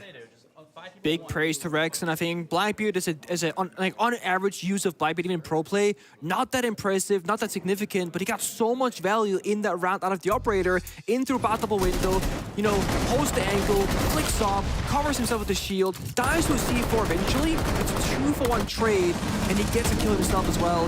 Then we get the Sense in action. I mean, I think they're the best team in the world right now to use this operator. Cut off the bomb set in half, push on it aggressively, 3 versus 1. It's very, very good. I really love the way that Sens was used there. It's not even like it was a part of a set play or a specific execute. It's quite simple. Sens is just great for isolating 1v1s. These 2 players, they're separated. If we just put a light wall between them, the projectors will prevent them from supporting each other. It's no longer a crossfire, it's 1v1s. And we got 4 players, so let's make that 2 4v1s. Exactly. I actually like this in Furia though. They're playing their own util game, the Kaid, the Clash, downstairs in basement, slow things down, and now they gotta make Rebellion problem solve this. The only thing is, they too play this kind of strat, so they got pretty good ops for it, right? The Kali coming out is a rare occasion, but the soft destruction, the ability to destroy both like the bandit batteries, the kite close, the meat jammers, any sort of wall deny is great. Only kite can play this round. Counters the clash, of course, directly with the sniper. You get the guard breaking effect. So much value to be had on this lineup from Rebellion. They are very well prepared for this. You can have a good lineup, but it doesn't mean you're going to kill these cheeky roamers like herds on the top floor. That comes down to your gameplay rather than just having the right operator for it. That's the one thing they're lacking, if anything, right? Roam clear. I mean, who's going to go in first? I guess in this case, the IQ, because you don't have any like active value right now. So Valkyries from Echo, for example. You could even entry with Ambi, get him to throw out some of his RAM. Yeah, if you throw him early, you could. He's tossed one so far. It's a start. A little bit of fireplace, vertical destruction, as we see on the left-hand side of your screen. He's got a good gun for this entry as well with that R4C. Is there going to be a drone here to spot out herds? I don't know if Rebellion's going to full clear. No, they haven't gone that far. They're taking office, kitchen, dining. Oh, there's a drone in display here. Yeah. Going to find herds in just a moment. There's a half take. They take half of the map. They work the backside angle. Flying drone shot. Thing is, if Ambi loses the flank watch gunfight against Hertz or anybody else, it opens things up massively for Furia. Don't push this. So much pressure. Quick kill. I was a bit worried there for a second. Ambi almost lost his life. Hertz uncharacteristically losing a 1 versus 1. But that does dictate the pace of this round now for Rebellion. Furia forced back. JV reveals his position and then goes to the main stairs. Tries to enable a line of sight towards Wine Cellar, which is clearly where Rebellion are shaping up for their push. Oh yeah, they got 4 players back here just waiting for the right approach. The thing is, the clash is in the middle of the bomb site. They gotta take boiler control. Hard left here of Rexen on that rotation. If they can get that in control, that should be the round for them. They get the entries, they get the bomb site control. They have a way in. A clash, Nate is pushing up to assist it. How do they plan to clear this boiler position? 3, 2, 1, gotta send it. You got KZ here with a shotgun. He's just found Rexen. Deep into sight. Rebellion Canadians found 2. Immediately, Nate will reply in kind. But there might have been enough done. Nate desperately trying to find something. Not a lot of bullets left. Canadian! Wake up, mate! Nate is gonna find another one! A triple on the round! He saved them! He has saved Furia!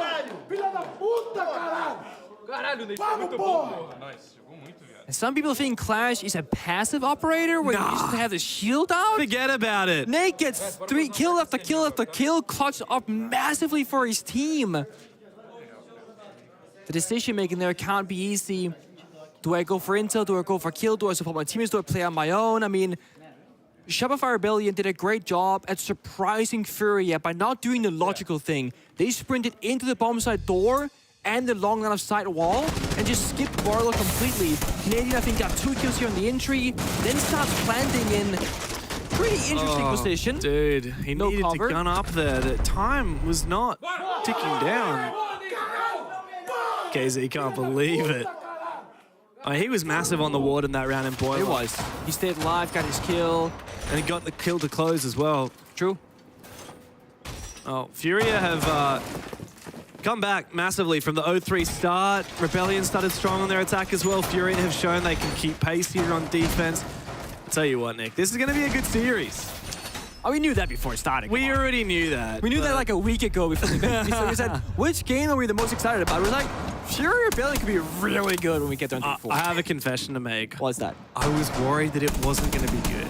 I was worried that we were hyping it up. You were sleeping Rebellion, weren't you?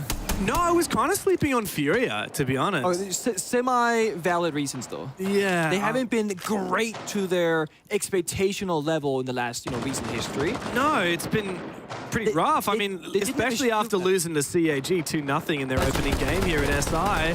People were wondering, God, is this really the reigning world champion that we remember from Brazil last year?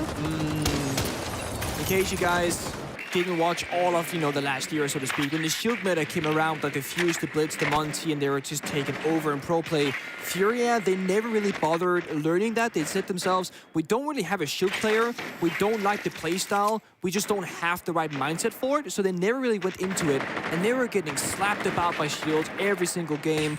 Then shields got nerfed recently, and Furia, of course, in direct correlation, they look a lot better and more comfortable because other enemy teams are now playing a meta game that they want to play against more. They're back. They are back. They didn't even make it to Montreal. The last time we saw Furia on the world stage was EWC. Prior to that, it was Manchester. It's been a hot minute. It's nice to see them back in black, donning those jerseys, keeping pace here with Rebellion on their defense, holding on to Bar. Good support of the top floor. That's a deadly drone directly in the sight from Rebellion. I like that. I can see this match become very mentally draining for a player like Canadian, calling the shots for Rebellion. You gotta problem solve this setup. The deployable shields, the Jaeger ADSs, the Clash walking around, and if anyone makes a mistake or you don't cover everything perfectly with your IGLing, your leadership, you're gonna have a hard time. Sense wall fire goes down, smoke grenade as well. Where's the entry? Is there cover? Nade being fought. Felipox, meanwhile, has finished off Canadian. No more fire bolts available. Ambi wants to take this 1v1. Oh, how in God's name do you win that fight against the shield? There's no way you're meant to land that shot, Ambi. He's been traded back. And Furia, well, they have won the exchange. Rebellion left worse for wear despite having control of the top floor. They are a player down. But Furia are one gun short thanks to KZ being on that Clash. And now Herds has suffered a deadly fate at the hands of Surf. He's looking to glide into this round, up above the site in the hatch with just 15 seconds left in it to go. Furia holding on to their positions, shaking in their boots. Big flank from KZ. He's come up behind them. Grixer stunned out, and he will get the gun out, finish him off. On the side, JV is the hero, and Furia have taken the lead.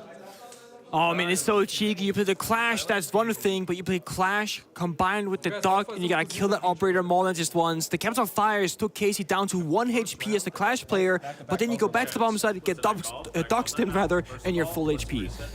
And that's the tactical timeout from Shopify Rebellion. What is Seth gonna say to the squad now?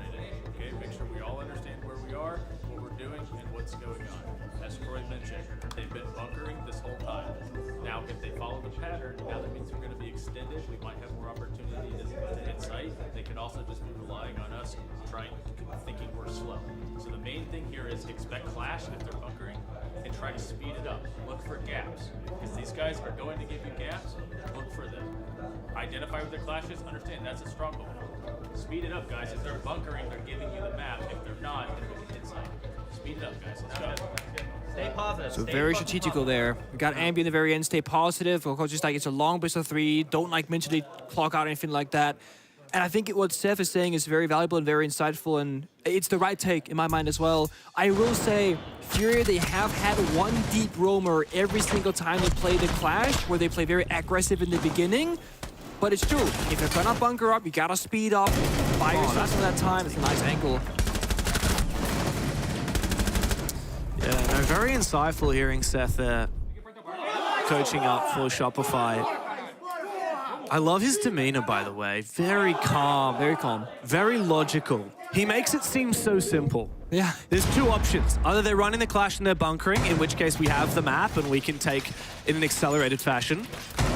Or they're roaming and we can look for a gap on site. And he makes it sound so simple. He makes things much quicker to process. Even the fact that he credited Canadian at the start of that tactical time, he said, just like Troy said, this is how it is. I have a lot of confidence in Rebellion. I don't think this game is as close to being over as Furia would have you believe. I mean, I'm all down for a good old overtime if you ask me for this one. Just to see how far can we stretch both these 2 rosters on the map like Chalet that doesn't play out that differently, what but is it's an aggressive swing. JV? The prone drop shot below the window frame trying to take down Grixer. He was ready for it. Repel on in with the Ash Charge. Hello? That's ballsy. That's got to be a misclick.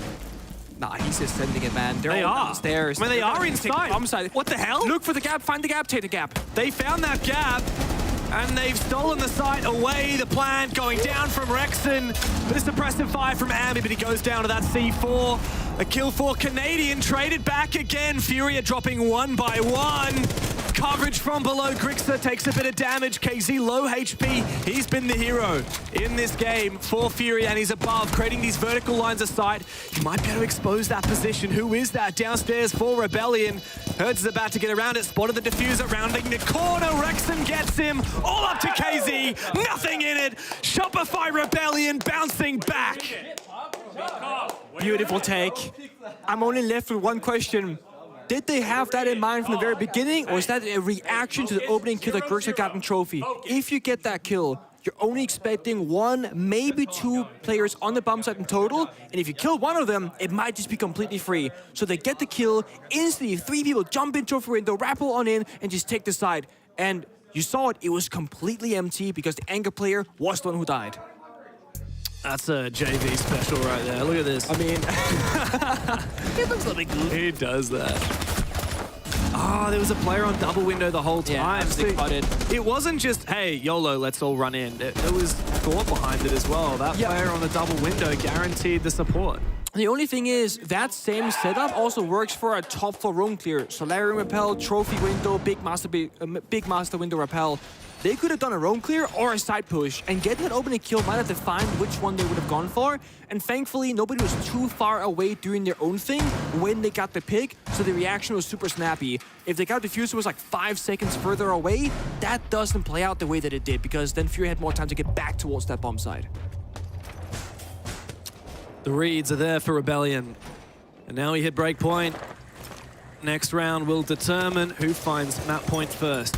This being Furia's map pick, there is no question of who the pressure lies on. Rebellion have done an unreal job starting this very pacey and keeping the momentum back, being able to wrestle with Furia. JV needs to temper his aggression just a little bit. Rebellion are setting up right now. Westwind windows, Trophy window. They're just in looking for a robot, but Philippox there strikes him down. Rexon's dead. Awkward there for Philippox, or for Rexon rather. The Buck might be able to get a trade. That's good from Ambi. Philippox does go down. He was solo on an island, so it's good that Rebellion were able to trade that back. And now Ambi just making sure he's covered. A lot of resilience for a player so young and so new to this level of the game. Covering himself, not getting too carried away, droning. Meanwhile, Casey's gone for an aggressive swing. Ambi immediately drops. He's everywhere all at once. While this is happening, Serv has been outside library balcony the entire round, not even on drones.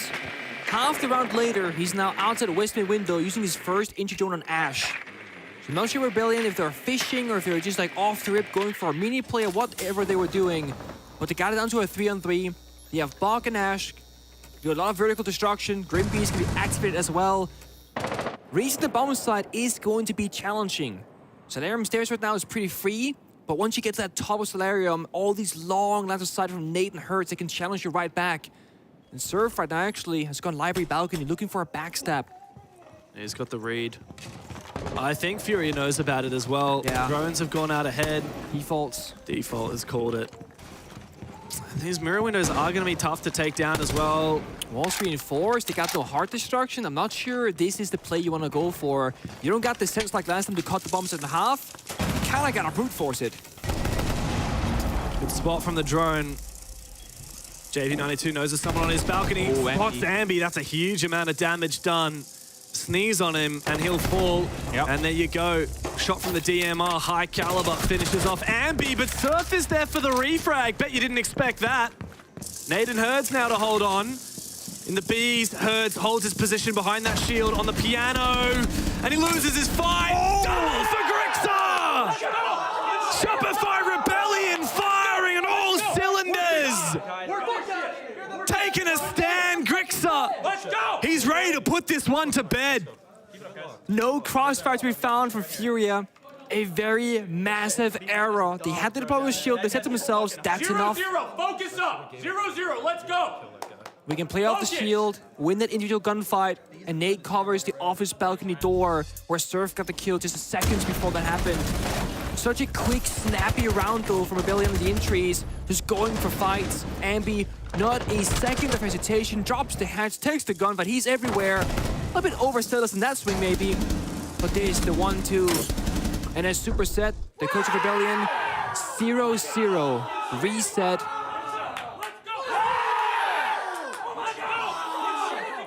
I can't believe it. Oh my God! Oh, the energy. Man. That's what you live for as a player, by the way. Like, you can win and you can lose, but that's memory. That's core memories. You're Ambi, you're 18, you're sitting there at SI. That's what's happening in the player comms. You're clutching up, you're problem solving. It feels so damn good. Flow state. It's all about moments like these. It was in the playoffs last year that these two teams met in the lower bracket quarterfinals. As Sonics and W7M, similar rosters by very different names. The Furia got the better of them, 2-0 with the Brazilian crowd on their side. This time it's just a groups match, but with plenty of stakes, especially for the reigning world champions. A lot in it here on their map pick. After already losing 2-0 to CAG previously, these guys need every damn point they can get. Rebellion might be battling for first place in the group of death. Furia, they're battling for survival. We're down on match point now if you're Furia. Bring out the Clash once again. It's had pretty good success rate, but it is tricky to make it work. And it's not always the most reliable nor consistent. Rebellion got limited tools though. Just Sophia stunts on Rexon, who's an injury, who could fall in battle very early if it comes down to it. Surf, of course, back on descent, can cut off the bombs up when we get there. So Rebellion, their plan, have 5 attackers alive, able to strike the bomb site. Furia, with their current lineup, I think they're happy to match that.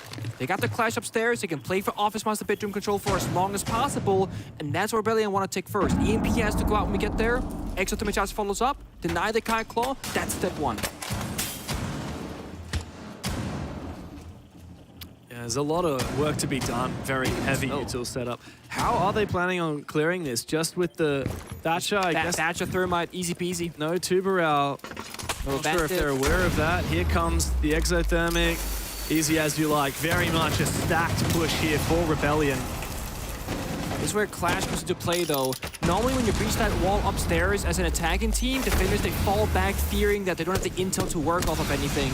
But with Clash, it's like a Monty. It's a walking drone that sees everything. They can start aggressing top floor right now, and Philippos needs to hold on for as long as possible. And as long as you control this area, that half wall position, you can see the default plant spot from above. But that's where the sense comes into play. With the protector walls, you can change the outcome of this round. And so it cuts off line of sight in the objective. Still, there are players above. And immediately a spray through the projector. We'll meet Canadian's demise. He's on the floor, yet to be picked up. The Clash is getting aggressive up in display. Herds has gone for a retake. Furia, they've come back to life. Clash injured. Rexon's got to do something here on the balcony. Herds is just waiting for him. And Rexon knows full well that Herds is there. There's a fear concussion. Information for both players. He jumps straight inside. Nade's gone down too. Canadian's still dying on the floor, but now picked up. A spray from Rexon. He's still dueling on the top floor. He's got to distract to prevent the plant denial. Shotgun comes out. The pistol to meet it. Plant still not going down. And the world champs have pushed us into OT on the first map of the series. There is so much happening throughout the entire last 90 seconds of that round. The top floor clear while they're breaching downstairs. The Clash walks forward. Troy gets smoke bang injured and is on the ground the entire time. Then they fight upstairs again. Rex with the pistol whip. It's a complete back and forth brawl. And I gotta say, Super said himself, if they got the Clash, you gotta go faster. Guess what? They brought the Clash and Rebellion were awfully slow, not breaching their first roll until past the halfway point of the round. So here comes Igor, coach of Furia, with a tactical timeout. Lot to say. I love that he's gone for a tactical timeout, not when they first were facing match point. Shopify just won 2 rounds in a row. Now it's full reset. You know what was Seth saying? 0-0, guys. Don't get too excited. Now it actually is 0-0. We're into overtime. Furia have to focus on up. They can still win their map. Of course, the big difference right now is when you take this kind of tactical timeout, it's not just about the upcoming round like it often can be when you're facing match point. It's about the upcoming 3 rounds, both the defense and the attack. You gotta convey so much as a coach in those 60 seconds because, well, attacking and defending are 2 very different games of ball. This came down so close. JV with the injure and the kill. We said we wanted overtime, we got it. Yeah. I'm not complaining, James. I have a feeling that this is not going to be the first overtime we're going to see in this match tonight, Nick. Well, we got our caffeine in. We're pretty. Oh yeah, we're prepped for this. We've been waiting. It's been a long day. Yeah. Just watching all the matches on the A stream. It's been a banger of matches today. And yeah, we've been sitting there waiting to go get our caffeine hit. Now we got it. We're ready for a long night in. If you guys didn't see the end of Secret versus FaZe, it would be worth a rewatch. That should have gone a 3-mapper, but... it felt like a 3-mapper, even though it was a heartbreak of a last round, man. Doom dropping like a 20 bomb as well, fighting for his life and his teams. Yeah, if you haven't watched that, you've got to see it, especially that very last round. KDS, play of his career. I don't know, that's the high praise because he has so many good plays in his career, but it was certainly one of the top 10 highlight for him. Oh, so the thing about overtime is that often the game actually slows down by default. The pressure is higher. You don't want to take as many risks. Fury are playing into this mental aspect of it all. They're playing not just the Clash Kite this time, but also combining it with the Tuberao and the Toxic Waves of Smoke. They saw Rebellion last round. They were very slow. You know, as I said, they breached that office wall halfway through the round without any roamers challenging them whatsoever on Library side. So they're playing into it. Rebellion, if they don't recognize this and speed up soon, they will be starved for seconds left in the clock when they approach the site itself. In Rebellion's tactical timeout far earlier, Seth said either they're going to play the Clash and anchor, in which case you need to play very quickly on that roam clear, or they're going to heavy roam and we'll look for a gap on site. Fury are kind of debating them because the 2 roamers with a Clash and the Smoke do players that usually aren't. And so when nade goes in to try and execute onto this boiler position, still spotting out that Blackbeard. Herds knows about it. He wants to keep these walls intact as long as possible on the Tuberao. Meanwhile, KZ to lock down this boiler position. They have a spare reinforcement. If they can fall back, don't they just walk on in? Beautiful. The Clash did not protect his teammate. KZ went down without too much of a fight. The top player from Furia, quite simply dispatched with gas, though, from Philippox. Might be able to enable a retake of this position. This nade has fallen back. Here comes the fire. Oh, so much damage. Nade's gonna burn. He will just barely survive. But Rebellion have forced Furia back, tail between their legs. They got one more fire in pocket as well. If Clash shows the FaZe too far aggressive on the bomb side, you can just get that last arrow out. Finish off the operator. Canadian now resetting. You're playing Blackbeard. This is excellent. You can walk in the bomb side safely. There's no real plant denial. 1 toxic bait, that's it. There's no C4. But Nade on Clash can cover. Survives the fire. That's huge. Oh, but the kills. Where are they coming from? Rebellion leaving themselves exposed, and Furia will grab the opportunity with both hands. Ambi not done yet. He brings it back even again. How is everybody exposing themselves to these Furia players on site? Rebellion now, desperation seeps in. Rexon to find one. JV is low. This is winnable. That diffuser on the ground just ahead of him, but Philippox has found another one. The SMG-11, a turret in Wine Cellar. Furia finally, map point here on Chalet. Such a good strat chosen by the lineup of Fury, saying, hey, to slow things down, play the bomb side, but I gotta say, Rebellion, that might have been the first blunder they've had in this series, and it comes at overtime. They had boiler control. They were struggling to spend those last 2 Selma charges from the Ace to open up the long wall in the middle of the bomb side. And yeah, there are 2 barrel canisters that are being tossed at the wall, but you can quite literally see them from where you are in boiler. You got Blackbeard, you can just sit there, sit pretty, you can wait, stall things out. They pushed the execute before they were fully ready, before getting that final wall opened up, and they paid the price. So close yet so far, Fury had to pull ahead. The first time in this series, they're taking control. Technical pause here while we sort out Ambi's monitor. Poor timing. Yeah. Is that sarcasm, Mr. Seth? You got a license for that attitude? Of course, there's nothing more tense than you going into potentially the final round of the first map and monitor cable gives out. Deep breaths. Still 0-0, shit's not over. Let's fucking go. Yep. This is the place where, as a younger player in Ambi, as you see on the camera right now, you've not had the experience to deal with these kinds of it's just you and your own voices in your head, backs against the wall, potential final round in the first map in the best of 3, of course. Whereas you're Troy Canadian, you have lost more grand finals than most people have ever played in. Thus, he's won the other half of the coin. So it's like, it's just another day for him. Yeah. But this one of the things, Steph just said it there, 0-0, reset, don't worry about it. But when you can talk to teammates again, when you get back to the server, someone say, hey, Ambi, don't worry about it, man, we got this, whatever. Just make sure he's with you. Yeah, you hear that? He said shit happens. Yeah, it's true. It's the attitude you got to have. GG, go next. Yeah. Can't dwell on that previous round. I think that all the players knew that they could have done a lot of things differently in that round. When they got to that 4 versus 4 and they bottled it, doesn't matter anymore. It's all about the next round. It's so easy to get in your own head about things, but every round of Siege is a new page to write on. It is. There's nothing from the previous round that has to seep into the next.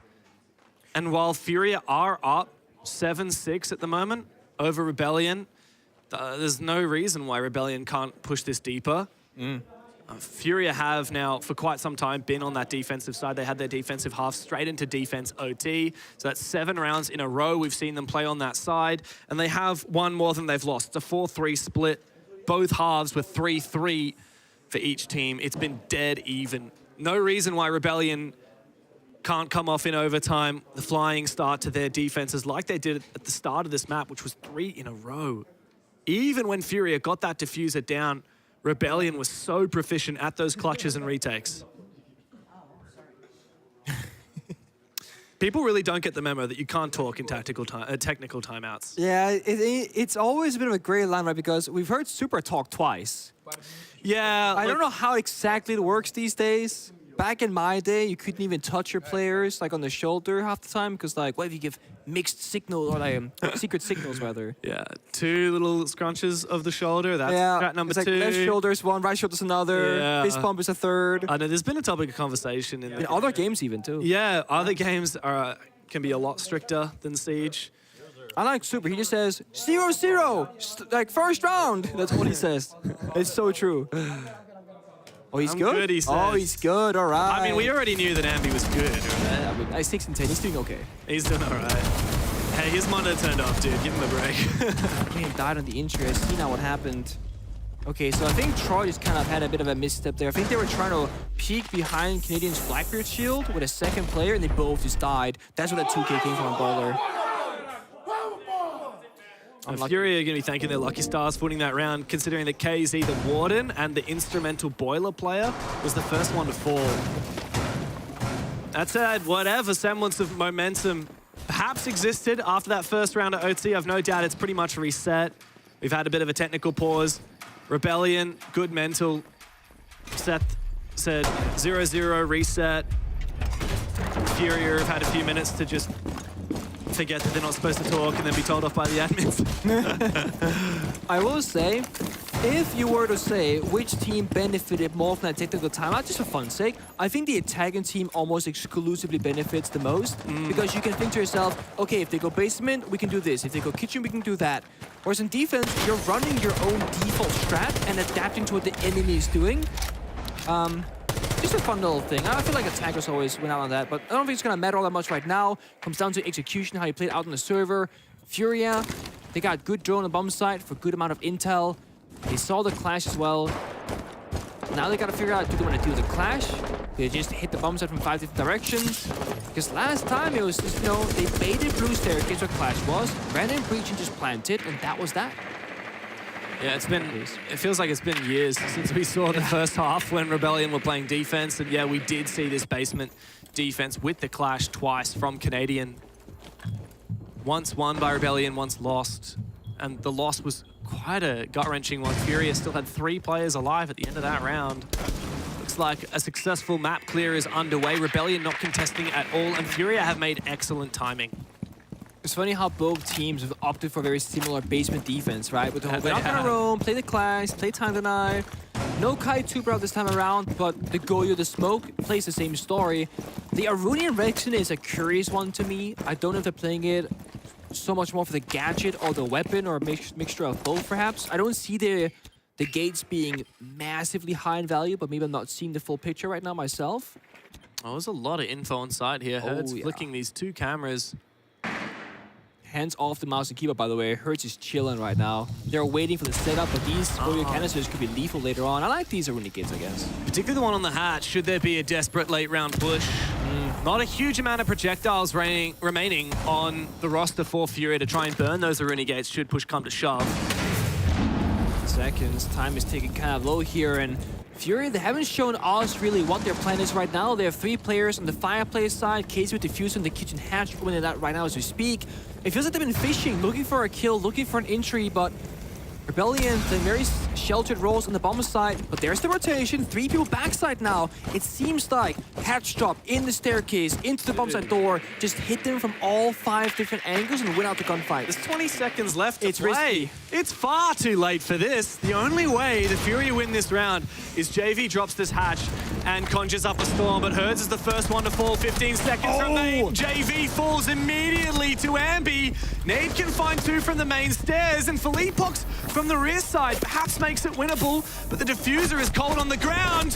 Enough kills could come out here for Fury to win it, but not if Philippox can't find anything. Hey, 0-0. This is what we fucking play for. Deep fucking, like right fucking now, deep fucking breaths. It's not 0-0, it's 7-7. Next round determines the map. Settle down, guys. 0-0. No one fucking cares. What's up, boys? Let's go. No, Deep breaths. It don't matter. Let's go. It's fine. It doesn't fucking matter. Let's just reset though, right? Like no fucking. Let's not be tense, bro.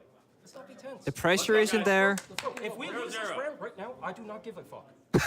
You should not either. Let's just fucking play. This is good. Take it easy, all right? Like a fucking scrim, please. Let's go. All right? Dean, talk about fucking taking it up the ass or something.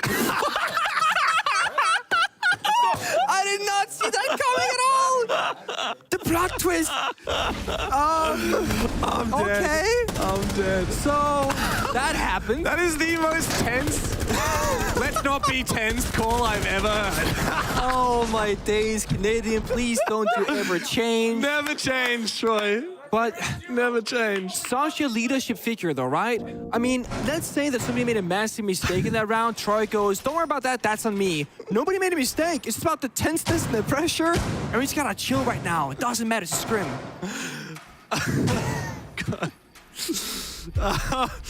I think Fresh needs a new square on his bingo. Yeah.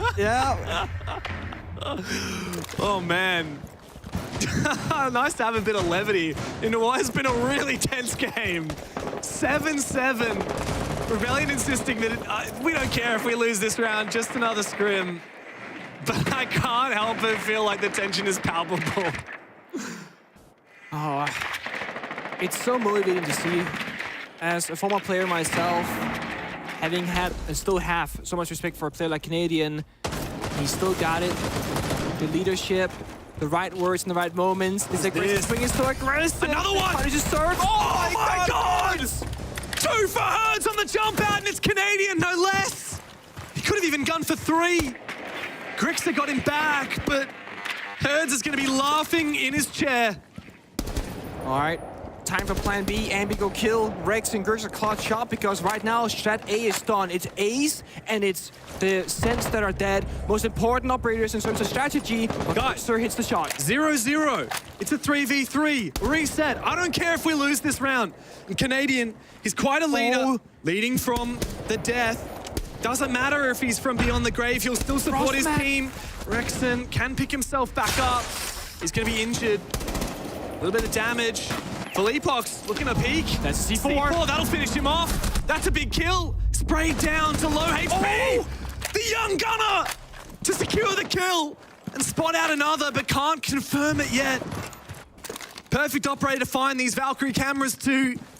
Half the round to play, and we're down to a 2 versus 2.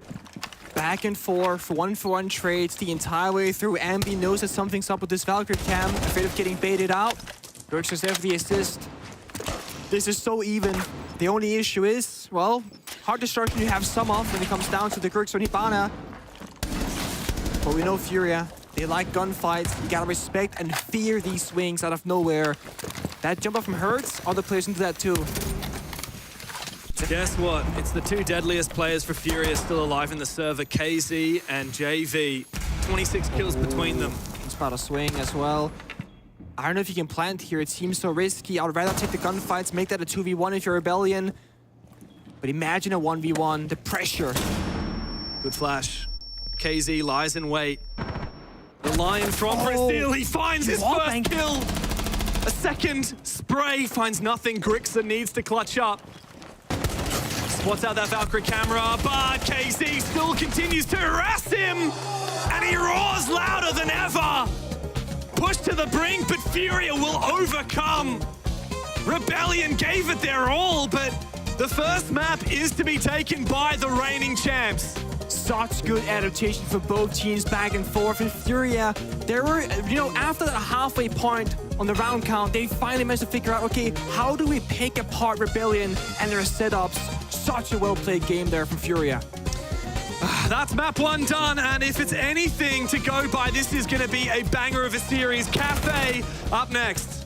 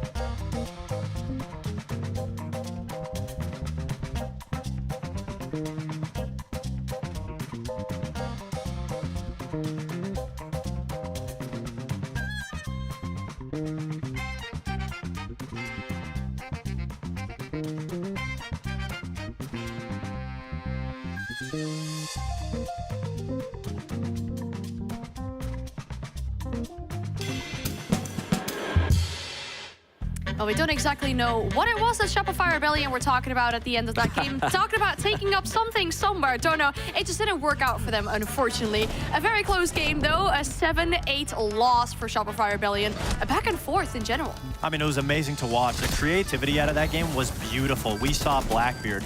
We saw Sense. We saw Clash. We saw Glaz. The back and forth, every single kill was a trade. It was beautiful. It was like watching two figure skaters dance together. And the one thing that set Furia aside was just their information. All of these rounds really came down to the wire, to clutches, to big plays, 2v2s.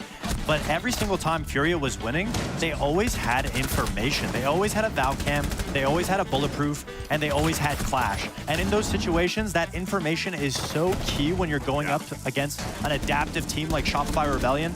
But I mean, it's safe to say that this match so far has impressed us. Yeah, absolutely. I mean, both teams were just fighting back and forth. And like you were saying, the camera information that they were just getting, the overall information that Furia had, that last round in particular, with the default cams up, with the Val cams up, it really put them in a position that they just weren't going to be able to win after losing in one person. Then it went into the 2v1. And then you just look at the stats across the board. I mean, everyone, there's no one that you could pick out here and be like, they underperformed. Everyone was absolutely showing up, putting in the performance that they needed. This is the game that was going to be hyped up, and this is exactly being displayed what is expected from both these teams. And I love seeing the battle of the IGLs, both performing very well. Going into this event so far, or this match, Feldipox was the highest rated player on his team. Canadian's also been having an uncharacteristic performance of being at the top of the leaderboard, because usually he's just sitting back IGLing. But you can just see when both IGLs are working against each other, they have to come alive. And it's a full 5v5 right now in the server. You know, when I talk about the beauty of IGLs, how I see them setting up this match, really it came down to a chess match. It was quite the gambit of both teams.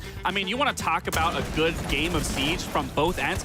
Every single one of these kills was immediately, if not traded, on the dot of right back to one. There wasn't a moment of breath being able to be had without it being taken away in that next second. It really came down to the end of Grixer finding it and checkmating in this round, but that was through and through. With each one of these rounds, it was just a constant back and forth, and then one player stepping up and having a really big moment. Yeah, especially for a neutral viewer, this game must have been absolutely amazing to watch, with so many individuals popping off, the great individual gun skill that we saw from both these players, the chess game, like you call it as well, the back and forth in these rounds. So many creative things as well coming out from these two teams. Absolutely. I mean, the Sense play, we saw it in some of the clips, the way that they were using the Sense to block off blue stairs or block off garage and then make a push directly off of it. Nice shots from AMB to follow up. Or when they would use the Blackbeard to burst through a closed barricade, take the attention, and then immediately someone swing behind it. Or the Clash play that was constantly going for these fights. I mean, it was really beautiful. It's such a treat to watch. We'll have more of this coming up, though, as we're going into the second map, which will be Cafe after the break.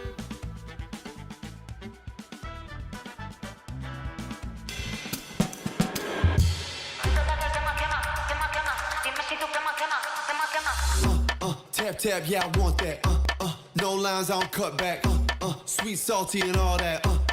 Let loose, come get that. Can you play that back, back, back? Can you run that back, back, back? I'm trying to play that back, back, back. I want that. Tap, tap, let's go, let's go. Tap, tap, let's go, let's go. Tap, tap, let's go, let's go. Right here, can you feel? Let's go. Tap, tap, let's go, let's go. Tap, tap, let's go, let's go. Tap, tap, let's go, let's go. Right here, can you feel that? Ooh, you feel that? Ooh, the real back. Ooh, I'm still that. Ooh, you catch that? Ooh, I guess that. The best back. Yeah, yeah. 30,000 up, I'm a pilot. Might jump out if I'm wildin'. Catch my flow, I'm so stylish. Tap, tap, real smooth. Can Can you play that back, back, back? Can you run that back, back, back? I'm trying to play that back, back, back. I want that. Tap, tap, let's go, let's go. Tap, tap, let's go, let's go. Tap, tap, let's go, let's go. Right here, can you feel? Let's go.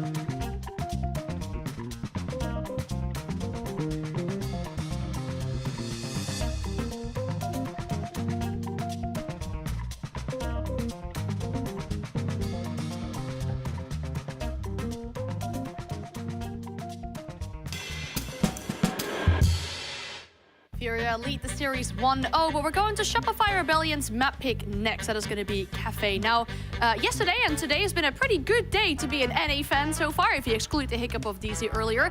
We need Shopify Rebellion to step up to keep this momentum going. We do, and I expect the exact same thing that we were seeing throughout that Chalet matchup. It's going to be very intense. And the thing about Cafe, it's going to play very kind of similar to Chalet, that you're always going to be backed up by a teammate. You're always going to be holding for a position and trying to hold it for as long as you possibly can and then kind of retract back to site. This is a map, again, it's going to be similar, kind of like a chessboard. You're going to be moving your pieces all the way until you can start take, keep trade until you get to that very end, and that's exactly what is going to be happening straight out the gates, especially for Shopify starting on attack. Yeah, the map plays out very similarly, but what I'm really excited to see is two polar opposite teams on this matchup. I mean, Furia innovated the way that you play Cafe, using the Azami, playing in piano. I mean, KZ would die more often than not in piano, but he would always take 1, 2, 3 people with him.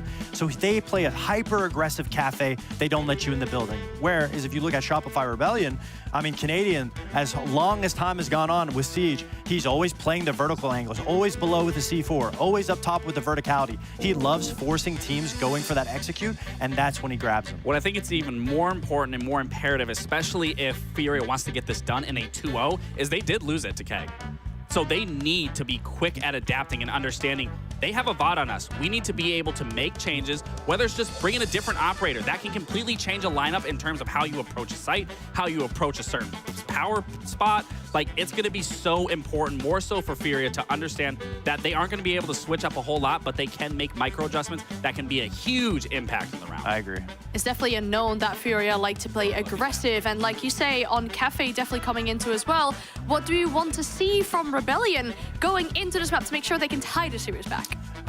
Getting in the map is the first step, not letting the over-aggression stop them. They did a great job on Chalet, but the Cafe is so much more linear, and getting in the building is step one. If they can do that, they'll be set off a lot better than Chalet.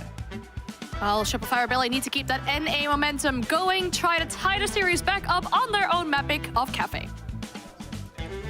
Thank you very much, and yeah, it's time to get into map number 2, Cafe. And as the guys on the analysts said, Furia already lost this map to CAG previously in the tournament. It was a really close 8-7. I just want to see another 8-7. Like, I really don't care who wins. I'm kind of biased to Shopify because I want the full 3 maps. This is the best game we've seen so far, the best game that we have casted, and I don't want it to end soon. I want this to keep going deep, and you guys at home are siding with the Americans. Yeah, once more. And I mean, looking at that Chalet match, any of these two teams could have taken it. I really don't think it was like, oh, decisive Furia, decisive Rebellion. It was a back and forth brawl the entire way through. And I think Lax and Foxy put it so well. This map of Cafe plays quite similar to Chalet, about playing together, you know, having their own defense, falling back towards the bomb side. But I do think Cafe leaves a lot of room open for creativity with the Sense, for example. So I'm very curious if we'll see any funky operators. Rebellion starts things off with Capital. That's nothing too out the norm. That fire is so annoying to deal with because there's so many corners you can play in the top 4 portion of the map. Furia, they up for Deimos. So yeah, all the shields left in and Sens left in. I do wonder how long it's going to take before people start banning that Sens against Shopify Rebellion, just because they are the best team at the moment, the most innovative team at using that operator. Azami ban done out. What's JV celebrating? Did he make a bet over the Azami ban or something? My little prediction there on the side of Furia. Mirror to follow things through. Okay, so all of these operators actually impact one specific part of the map very heavily. That's piano. Keep it barriers from Asami, all about piano. Mirror windows, often watching over piano. Capital is to clear the piano corner, for example. So both teams here saying, hey, the first step of this map, very often, you should drop down the red hatch, you take cigar control, you take piano somewhat in control, and that's your foothold, your starting ground. But getting into that very first position in Cafe is extremely difficult because the only way in, a hatch drop or a window rappel. So they're both saying, okay, early game is going to be easier. First round, Furia on defense, Rebellion on the attack will be downstairs in the kitchen and kitchen bomb side. Kitchen and kitchen. Yeah. Service and cooking. Oh, you ate with that one. I know this. It's always called the stuff, kitchen and bro. kitchen. This is why I'm an amateur unranked player. Is this why? Yeah, I don't even have a rank. I used to play like 200 ranked games a season. Now I'm just washed. The one thing I remember is everybody calls, well, everybody, a couple of people in OS call the like benches in kitchen. There's one called Gordon, one called Ramsey. Yeah, we have that as well. Greatest call outs ever. People always go, but which one is which one? Like, it doesn't matter, guys. It's all the same. Like, it really doesn't matter if the call is accurate. All that matters is how hilarious it is. Great. That's how I play Siege anyway. Furia and Rebellion, I mean, they're kind of at a different level. An upper echelon. Slightly. And already they're bringing some secret sauce to the table. Rebellion looking to spice things up. We got Glaz, we got Monty, and of course we got the infamous Sens. Now, we will remind you guys, Glaz can no longer look through those Sens projectors. But I'm sure that Rebellion don't mind that at all. They're so good at using that ability otherwise. And while there is a bulletproof camera on Philippox to peer through the smoke from the Monty and the Glaz, that's all. That's the only util that Furia have to counter it. Only limitation right now is limited heart breaching from Rebellion. They just got can openers on Surf, who's playing the Sense. So I see the vision here, right? You can Shopify Rebellion. Oh, what's this? You just swing out. That's a great swing there. That's also heart breacher dead. Rebellion don't want to take control over Bakery and Wedding, where Casey is right now, and go for a direct bombs out attack. But with this opening dev onto Surf, this might change Rebellion's plans because they need that operator to make this work. Such an uncharacteristic way to play the smoke as well. aggressively getting in the face and retaking that position. Also does a bit of damage there to Canadian. He's feeling that pressure. Oh. And Rexton will finally take him down. Rebellion might have lost the first player, but they made sure not to let KZ get away with his life. What can they do in this spot? Do they know that he is here? Ambi's right behind him inside the coat room, actually. Can get a lot of time towards him if he wants to. Impact grenade goes down. Flashbang follows through. Goyo canister popped.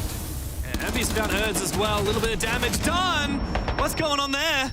A kill onto that Monty. Pistol comes out for Philippox. Can't find it. Rexon going nuclear on the glass. 3 kills with that DMR JV. Up against 3 now for Furia. It's not over just yet. 1 flashbang put off Ambi, no smoke grenades. Plant is not gonna be easy, but they got so much time to work with. 4 drones in pocket. All they gotta do, figure out where is JV playing from, and play that 3v1 to perfection. Don't think he knows where Ambi's coming from. He might have a clue now thanks to that flashbang and the air jab. He's trying to figure this one out. Spots out the glass. Spots the second. It's a 1v1. JV, he can't be doing it. How on earth does he get away with it? You can take him out of Brazil, but you can't shut him down so easily. A 1v3 for the Star. And he's playing Castle with the worst gun in the game. I mean, he found the most important player first. Rexon had that 3K on the glass. The second follow-up as well, right afterwards, right behind him. He almost like lined up for it. I mean, how many spots could he have been in for JV? Not many. Deep freezer, deep kitchen. But he was playing on that soft wall. There's a world in which you drone. There's a world where you just plant by the bomb chassis. There's a world where you push in Ambi and sacrifice a player. I didn't see a world where he just gets the 3K like that, uncontested.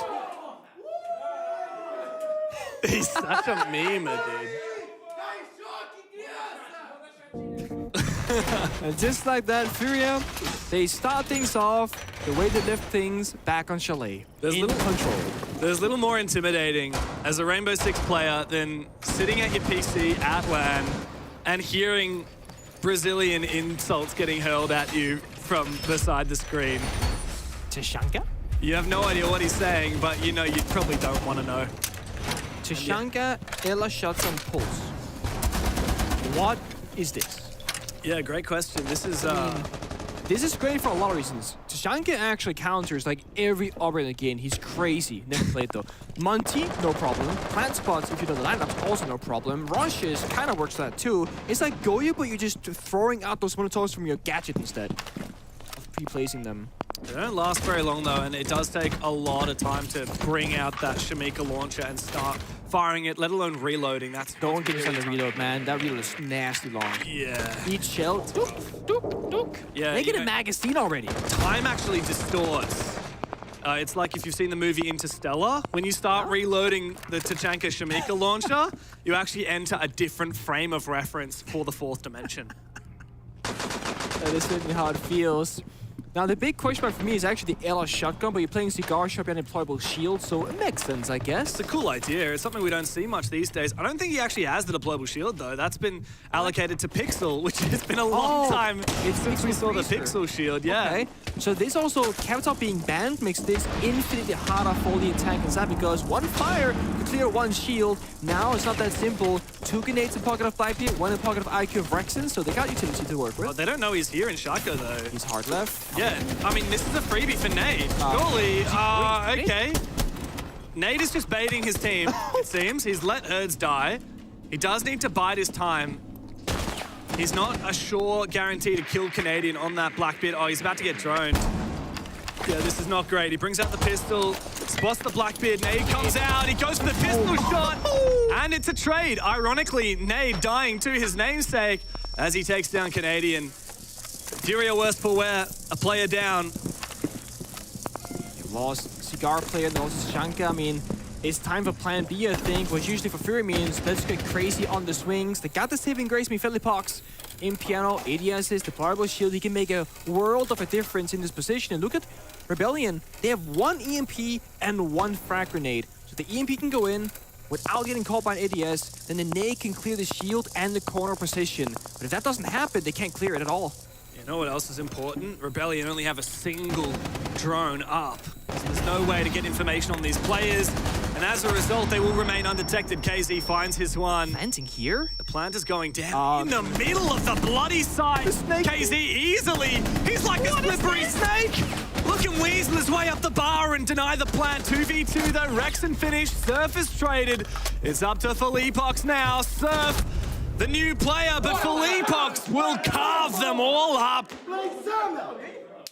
Vamos Furia, 2 rounds on the trot. I think this is where you call a tactical timeout if you're Rebellion. If it wasn't for Troy, he can keep the players cool, calm, and collected for now. But the way these rounds are playing out, how frustratingly close they are, how Rebellion can kind of break that middle portion of the bomb side on the first 2 attempts, it's gonna start causing some of that tension that we heard from them earlier. Control these fucking rounds, and this shit ended defender sided. Not lower.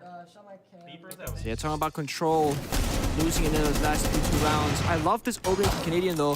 Deshanka was massive, the grenade trade here.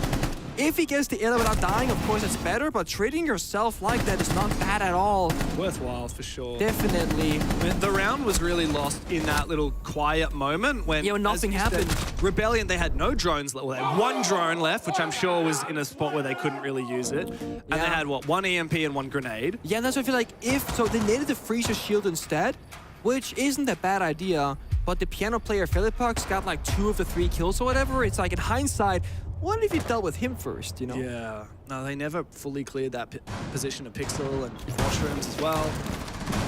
An awkward round for Rebellion, but as Canadian said just then, as we saw in the face cameras, it's defensive phasing. Like, they can't let this get into their head. No, they can just get a couple of rounds. I think the only thing right now, if they go 2-4, or like, let's say they get a round now, versus going down 0-4. I think you just need a little bit of hope, right? Yeah. If one of the next 2 rounds are fine, but if they got 3-0, 4-0, that's the dangerous territory in my mind, because then it almost seems impossible, even though you go on defense. But they got, again, that deep strat book of operators, flexibility, they can adapt. Now Canadian on the Ying instead. As an IGL... With a shotgun, by the way. With a shotgun. Is this APAC in 2018? It does sure seem like it. The Ella, the Ying shotgun. I think being an IGL in the front, which Canadian often is, like Blackbeard Ying Setter, is very valuable in Cafe. If you're in the very far back, it's hard to see what's actually happening on the map in front of you unless you're just AFK on your drone the entire time. Canadian being on a pseudo entry operator style can certainly help that he can progress the team in the round early on. C4 goes wide, doesn't hit. Oh, Canadian opening kill with shotgun, actually. Yeah, okay, he's made it work. Where is Canadian? Oh, look at that. Entry into Cigar Shop. Ambi finds 1, almost gets a second, but Hertz finds him. Canadian now bringing out that pistol. Diffuser is cold in backstore. JV will piece on out. Ying done. What was that? Very scrappy. I mean, service on the roof. Berkshire was on the rappel, which it did assist the overall, strategy there, but it seemed like a very disjointed and mistimed attack there from Rebellion. Very unlike them from what we're used to seeing. It's their map pick. I mean, they should be super ready for this, but they aren't. Well, at least we got the sledgehammer for Surf, so we can keep working on this vertical game and try and expose some of these positions. However, what we know is that all of these Furia players are far away from being exposed. With the exception of... Well, I'm confused. I thought I saw 4 outlines for a sec. It's because the Scobos remaining shell still has an outline despite being in train. So Herds is actually in an exposed position to some vertical should Surf get in position for it. As he is right now, actually. And spots out Herds, but Herds is able to retreat. No one watching his other vert. Grixer occupied with elsewhere, and as a result, Herds is able to escape. 20 seconds to play. Now Grixer looking a little bit desperate. He doesn't spot Hertz, but does get the wall bang on the second swing. Surf does fall eventually, and an easy shot from Philippox. JV's fired up. Furia looking pretty much untouchable on this defensive half. Time for a mental reset if you are Rebellion. Just, get back and sync up really on these attacks. Canadian was in solo. We saw 2 players in Cigar, and then we had 2 people outside the building. Shopify will call their tactical timeout. Let's listen in. Ignored the score. It's fucking 0-0. we're having great starts to these rounds. Make sure when we have these advantages, you're fucking either resetting and holding your flank or people pushing up at you immediately, or you're just resetting and playing your life. Because we've swung a couple times once we had kills, we could have played the situations differently. When we're pushing, be fucking together. They are going to fight you, so there's no reason to be standing still. If you're clearing them, they're gonna fucking run at you. So be together. With that being said, when we're fucking clearing, they're running at you, look for gaps. Somebody can take a gap because they're fucking running at you. Look for gaps, play together, don't be fucking scared. You are better, fight them. Scott, yes, do not be afraid to take gaps. They over-rotate constantly. So that cool, calm, collected Seth that we saw on the first map has vanished, seemingly, because now it's serious business time, James, and they gotta do better because they are not performing to the level of expectations right now in their own minds. But he's right. Play together, the timings, right? Either play for the gaps or play for the expected pushes. Because they're getting caught off guard continuously. Yeah. No, I think... Yeah, this is a perfect example, right? Nade retaking the red stairs. He found one, he was traded. I think Seth has a perfect read on Furia, right? Like, Rebellion found the opening kill that round. They had a nice idea for the way into that round, the opening kill. It was Canadian rappelling in with the shotgun Ying, right? But then it was Furia just deciding, okay, we're gonna double, triple, quadruple down. We're gonna keep on pushing and refragging. We're gonna run at you.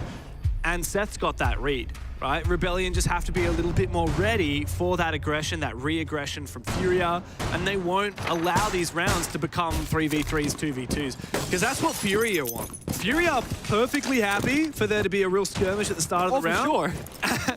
And then to end up with a 3v3 or a 2v2. That's how they want to play this. Exactly. Rebellion, the opposite. They need their 3, 4, 5 operators alive and have the right tools available to them to make the right decisions. But if you're Rebellion, I don't blame them for falling short right now because this is not usually what the Fae looks like. It's hard to get in the building, and then it gets easier. Right now, it's easy to get in the building, and it gets very difficult. So it's kind of flipped upside down. Reset, round 0-0.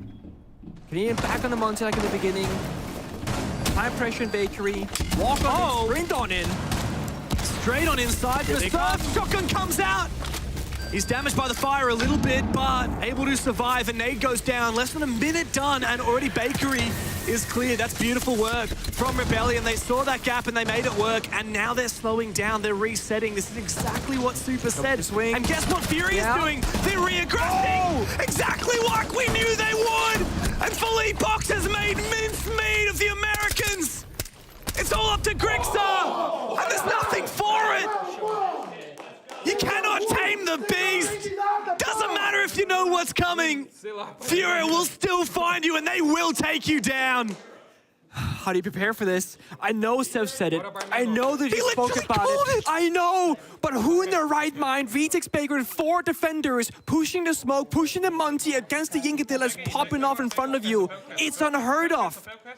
And they all do it together with so much confidence. I would say it's an ego challenge, but they're being humble about it. They're not making bad mistakes. They're not being desperate. They're just being smartly aggressive together as a team. And if you're Seth, you just spent 60 seconds saying, they're gonna look for these things, they're gonna look for gaps, they're gonna push you, hold it, be ready for it. And what happens 50 seconds later? They get surprised by the aggression. It's gonna be a tilter because that tactical timeout literally called exactly what would happen. Yeah. Rebellion did everything right. They found a gap, and then they knew that there would be re-aggression. And yet Philippox walks back into Bakery with the SMG-11 and finds 3 kills. 3 kills on the smoke. Retaking. Rebellion achieved the impossible. They took Bakery without losing a player in 55 seconds. It was perfect. It's the point where you say, that's pretty much round over right there, strategically speaking, but no. And this is the thing. With the meta shifting back to be less shield-oriented, there are less and less counters for this very team-heavy aggression from Furia. You have guns against guns. The Monty isn't a massive threat the same way it was in the past. Blitz isn't being played as frequently. Fuse Shield, goodbye with that. And now we're seeing Furia back where they control their own pace a lot more. And until Rebellion can shut them down on their aggression, they're gonna keep doing it because why wouldn't they? That's right. It's funny. The phrase comes to mind. Fool me once, shame on you. Fool me twice, shame on me. Rebellion know exactly what's happening, and yet they cannot handle it. And they're looking like fools because of it. It's also where Cafe is a map. It's such a small, compact little box. You don't have a lot of space to work, not a lot of movement to be had, no rotations to enforce. So like you don't have a lot of options right now for, you know, backstabbing or catching people off guard. He missed on the corner, by the way. I'm not sure it's gonna matter all that much, but it's just like, what can Rebellion do? You can go window repels or a hatch drop. That's all you can do. Oh. He is dead. Rexon's found his though, dropping the hatch. Just hiding. He's gonna make things very awkward now. Oh. And he will fall. Herds comes in for 1, and Rexon manages 3 kills. It's a 2v2. KZ swings again. Oh my god. Minute and a half into the round, it's a 1v2. What on earth is this game that we're watching, Pengu? Because I got no bloody clue. I mean, the thing is, Surf was droning, Rexing swinging. Again, disjointed here from Rebellion. Not playing together, not playing the same round of Siege right now. Furia, though, they are on fire. KZ is on fire. That Doc over a cocktail, and he pushes for it. He still doesn't back down. And Furia are looking pretty much untouchable. That's 5 rounds of defense on Cafe with no response from Shopify Rebellion. I gotta say, I can't recall the last time I've seen a Cafe being played like this by the defenders. They have zero care for bomb side. I think I've heard you say that before, Super. Yeah, the 0-0 reset is... it's true, but it's true, but it can't be the only phrase that we have. No, well, unfortunately, like, if you're saying something and the message isn't getting across, then gotta go. I think saying it isn't clearly helping. There has to be something else. I don't know what to say for Rebellion. I mean, they're having good ideas, but I feel like Furia, like, they've really come to life. The players are feeling hot, and they're having no hesitation. Yeah. The decision-making to re-aggress, it's instantaneous. I think, obviously, whenever a team is up like 3-0, 4-0, you're always gonna say to yourself, that can only be a good thing. But teams like Furia, and I think also BDS, with players like Shaiko, for example, when you let them thrive and feel like you're on top of the world, they will win every gunfight, and they got like 4-0 round count, they will take the most outrageous, risky gunfights, and because they're so goddamn good, they'll win them more often than not, and this is the result.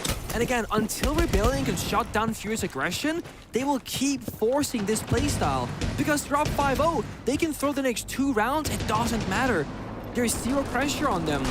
Meanwhile, Rebellion, their biggest talking point on Chalet and doing both critical timeouts is their 2-10s. Communication isn't there, and they gotta be on the same page. This round is gonna be one of those timing rounds. Amaru, Blitz, Ying, Dokkaebi, every single person needs to play this round together for Rebellion. No missed timings, no lack of teamwork or communication, because if one guy messes up, that's the round, then you're down 0-6. They're going for it now. Incandela's in, Ambi goes straight on in with the Garo hook. There is a response though. Furia did not leave a gap. Rebellion thought they saw one, but it was all an illusion. Now Rexon to pick up the pieces. He's got an inkling on where Felipox may be. There's Surf to come and support. Rexon is left all alone. Here comes that logic bomb. He's got an inkling. It's a repel here on the site window. There's nothing in for it. And it's not possible for Surf to repel it into a 3-way crossfire. I hate to say it, but the mistiming was there. Canadian on Blitz pushed him before the Incandela popped off, so therefore no attackers or no defenders were blinded during the initial push. Died for nothing so quickly, as did Ambi, as did Grixer shortly after. This 2v4, they gotta fight for it. That's one. Nice shot, but KZ on from the flank. Dispatches with him. Nice he shot from Surf! Double kill with the SMG-12. Guess what? 1v1. Oh, this is... But KZ! He sends it from way downtown! And the package that Surf wasn't ready for sends him out of the server. Unreal from Furia. That's 6-0 on their defense. How do we get here? From max overtime, back and forth rounds in Chalet, to an absolutely bloodbath, one-sided map of Cafe. I know it's 6-0. It could have been 2-4 with very small minor fixes there from Rebellion, but look at this. Canadian runs in, just toe shot. The Candela doesn't really commit. Amaru falls flat. Nothing really worked. Then Surf happened. 1-2, quick punch. But a C4 response, perfect from Furia. No weaknesses, no gaps. Business as usual. Now, Rebellion, they're locked in, guaranteed for playoffs. They are playing for less than Furia, if you will. But trust me, they want this victory just as much. Oh, yeah. And, of course, everybody in the group stage is setting their sights on first seed in their group. Currently, FaZe sits at the top of Group B. But if Rebellion is able to win this game, they will overtake them. It's not looking possible at this point. Furia, should they win this in a 2-0, they'll tie Rebellion for points.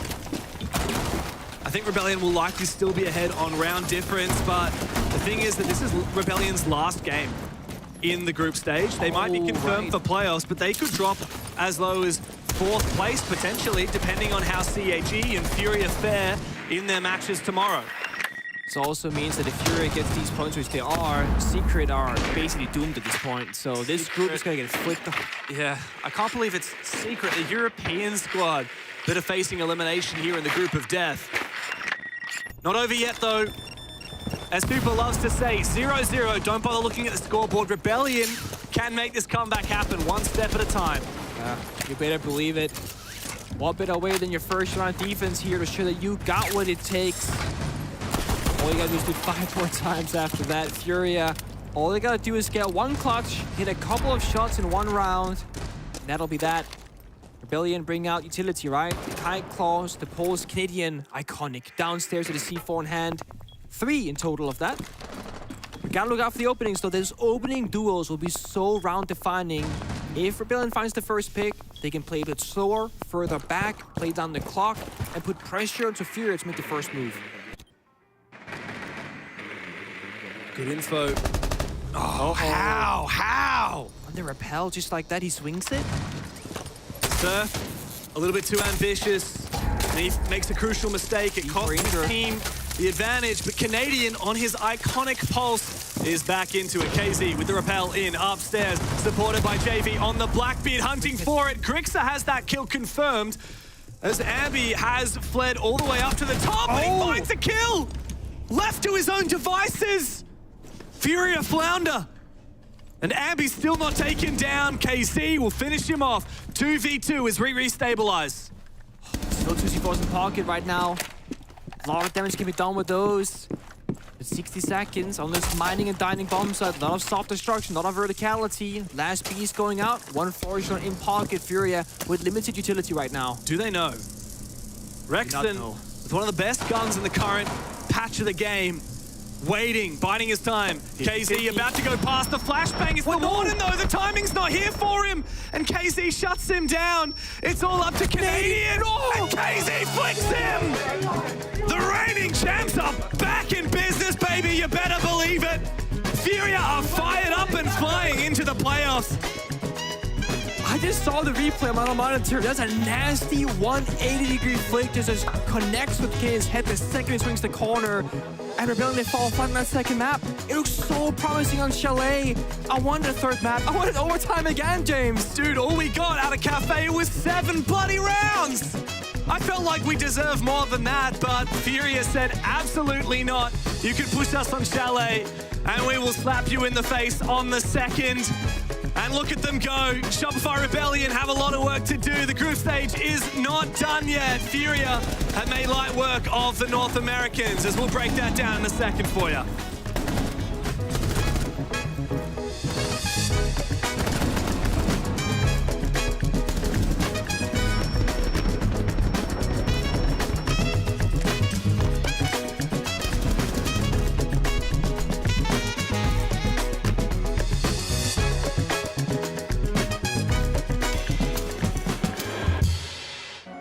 Ouais, choc-les, choc-les, ouais, choc-les, choc-les, choc-les, ouais, voilà ce qu'ils me disent, les entends parler et ils maîtrisent, j'arrête que pour rafler la mise, petit pas sur la piste et le succès je l'ai pisté, disque la place du premier, je fais monter la côté, sur moi tu mises gros, tu connais déjà l'équipe, ça criera au complot, je prends le double, on est quitté, je fais la magie des chiffres.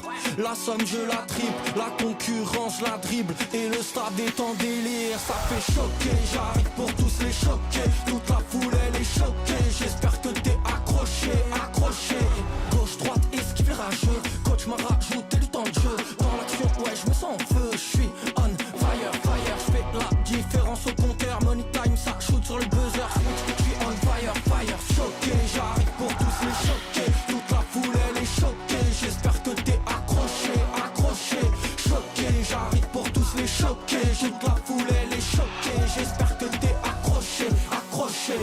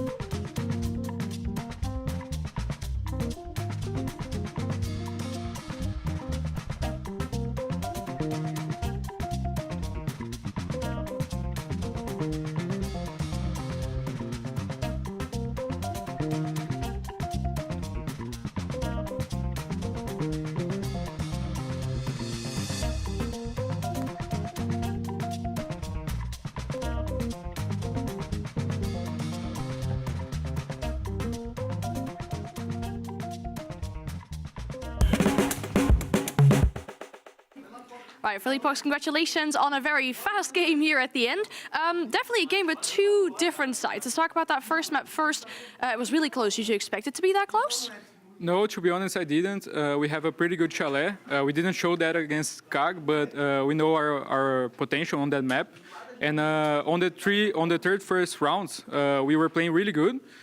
We had the plans, like 2 rounds, I think, and then we threw it away.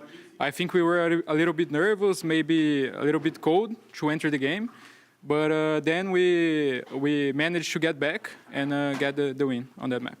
You said you were maybe a bit nervous or a bit cold. Does this come maybe with feeling the pressure to have to defend your world title, or is it maybe for a different reason? I don't know exactly. When you win everything, we thought that there would be no pressure because we had already won. Mm-hmm. But we want so much to be there again, to feel that feeling of being in the finals, of winning again, and that the pressure maybe can affect us in a way. Yeah, Well, I totally understand that. I mean, you picked up the pace on the second map, though. A 7-0, I think the first 7-0 we've had this SI. Did you expect that one to be so fast? No, I didn't. The first map, I thought that it would be easier than Café because they have a pretty good Café, and we didn't show a really good Café against CAG. But then everything clicked for us on the map. Right, cool. That's very good to hear. Now, tomorrow you've got an important match, I feel like, for yourselves. It is a rematch of the SI 2024 Grand Final against FaZe. How are you feeling about that one? It's always a tough match against FaZe. They know how to play against us. We lost against them in the Premier Finals not 2 months ago, I think. So we have that, we want to win against them because they are always winning against us. So tomorrow we are going to give everything we got to secure the first spot on the group. It's also very important. Yeah, thanks so much for the great insights and good luck for tomorrow. Thank you. What a way to finish this series, a 7-0. The first one of the tournament, I believe, so fresh, get your bingo card out for that one. Dominant as well to take down the group leader with a 7-0, an absolute statement. Absolutely. It was such a great game from Furia's side. I mean, we spoke about it behind the scenes that when you go the absolute distance against a team like Furia, the back and forth that they had, it's so difficult after losing to still come back on map 2 mentally. And we felt it. Furia was going to 7-0, and they did it. They obviously were shooting on all cylinders. Their siege was perfection. I mean, it doesn't get any more perfect when it's a 7-0, and Philly Pock said it himself, you know, he wasn't as confident going into Cafe because he knows that Shopify Rebellion has a good Cafe, but then he said, you know what, everything clicked, and everything absolutely clicked when you get a 7-0. I mean, you got 2 players with 100% cost, and everyone across the board just putting up big numbers, and then you look over on the Shopify Rebellion side, you know, when you lose a 7-0, you can't point out just one single player. That is a team issue. That is a team understanding. That is a team mindset. So today, Shopify Rebellion was beat as a team. Yeah, absolutely. And it just goes to show that Furia's playstyle is so difficult to keep a lid on. When they get rolling, it's very difficult. And that Cafe, we talked about it, the unique way that they play it, it's so hard to play against. Yeah, and an interesting thing was, you know, in the beginning of this, we were talking about confidence, but I have something where confidence kills here. KZ, you get the bomb here. You don't need to be extra aggressive. You forfeit your life here in the man advantage, and this entire round slowly starts to fall apart, where if you just played safe, you understood the situation, this round would have been close. Granted, they got a 7-0, but that was a demonstration of where confidence kills. Well, I'm glad you said that, Lax, because right now we talk so much about board games in Map 1. I'm going to give you a little Uno reverse card for the black light detail, which is a clip where Felipak shows that the confidence is key. The strength behind this push, the retake ability. He pushes through his own smoke. He gets a nice first kill. The Monty swings him, cleans him up with the mag, takes the shotgun out, and pumps the last guy in the back. Just like Troy said, at the end of Map 1, that's exactly how they went out at the end of Map 2, and it was just a beautiful retake, and the rest of his team was there to follow up. Phenomenal siege gameplay right there. Communication was key. Love to see that. A great detail for this matchup. And yeah, I mean, it showed in the cost as well, I think, from some of these players on the side of Cafe that it can be a bit stinky, even though it's a 7-0. Yeah, confidence sometimes a little bit too much on the side of Furia. We'll have a look at where that puts them in total. We have our group overview for the day. This is what we're dealing with after 4 days of the group stage. Only 1 day left tomorrow, and that means some teams don't even have a chance to defend their position anymore. You know, I can't say that I'm too surprised with Group A to see G2 and how they've been playing it there at the top. But honestly, for M80 and Unwanted to be sitting where they are, that is something that I am happy to see. I wasn't sure about that M80 change and what that was going to look like. But if you're sitting at second right now, I don't believe they can catch up to G2. I think that's pretty much determined. But then you look over at Group of Death, where it's really been intense matches, where I do feel like Shopify just... I was talking about them, we were hyping them up, but to lose 7-0, Furia is looking to be on top, and then everyone else across the board. Yeah, I mean, there's still some good games left that need to happen in order for some teams to, you know, decide what's looking like for the rest of the event. It's a scary position if you're Secret. A lot of people said they were one of the best out of Europe. So far, I have not bought into the Secret train, and so far, my predictions are going right because they're at the bottom. They're running out of chances to get back to the top. Cyclops, what an opening so far. Absolutely. So to keep them down there, I mean, Secret's got to turn up tomorrow. I mean, I think if Cyclops make it out of this group, so many people are going to be mulling on the socials about their predictions going absolutely south.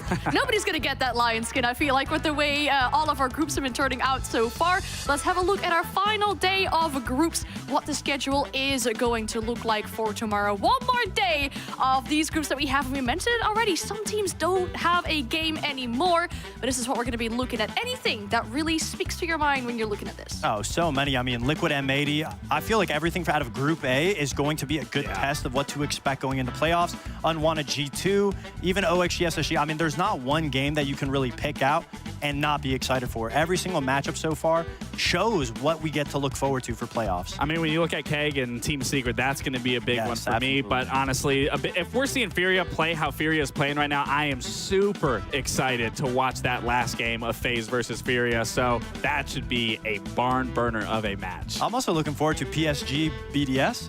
Just because PSG... There could be an upset. There could be an upset. We've had a couple. PSG beating DZ today obviously was a huge upset. Yeah. So maybe Fabian could keep that train going. He said NA is free. I don't know if he's going to think EU. I don't know about EU, but it's a good start. I mean, they are still the tournament favorites for a reason, I guess, when you talk about BDS. But guys, I think it's been a pleasure to join you guys on the late shift for the first day today. We'll be here again tomorrow. Anything we want to say to close out the day? NA's got to do better. I mean, we want to see more consistency out of the NA teams. But aside from that, I mean, everyone else has been having a great tournament so far. I think we had a great desk today, so shout out to you guys. I feel like you took the words right out of my mouth. That's really all I got to say. I want to see NA perform a little better. I don't want to see NA team being 7-0'd by any means. So I got to see Shopify tomorrow put up a better performance. Is there a tear in your eye coming from this NA on pain that we I just want to say, like, I'm not a super NA bias by any mean, but I do just want to see a little better from the boys. There was a tear in my eye after the Canadian documentary. Oh, yeah, for when sure. He was I wiped it away. Did you see me wipe it away? Yeah, I saw you. I saw you do it. No, that's valid. I got a little emotional. I mean, it's okay. You know, coming from NA, it's okay to have a bit of NA bias. I mean, same for I feel like a lot of Europeans and for me as well. So I have a bit of bias for the European teams. That is totally okay. We're not going to be super biased towards any team here in general, but that will conclude it for us here on the... Sorry? What? I said go teams. Okay, cool. I appreciate the, just cheering on everyone. Not one region or team in specific. I heard that correctly. But yeah, that concludes it for us here. We'll be back tomorrow with the final day of the group stage. So from us, thank you so much for watching. Have a good rest of your night, and we'll see you again tomorrow.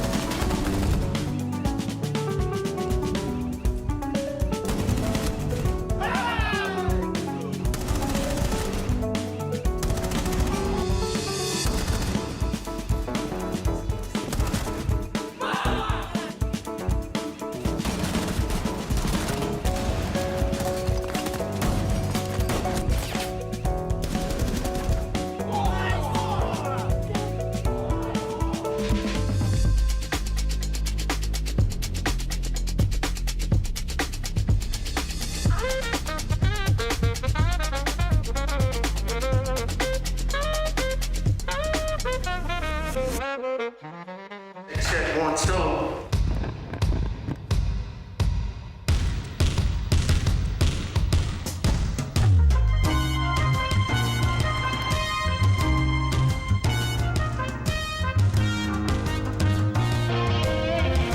In Boston, the show goes on every night. Did you book your trip yet?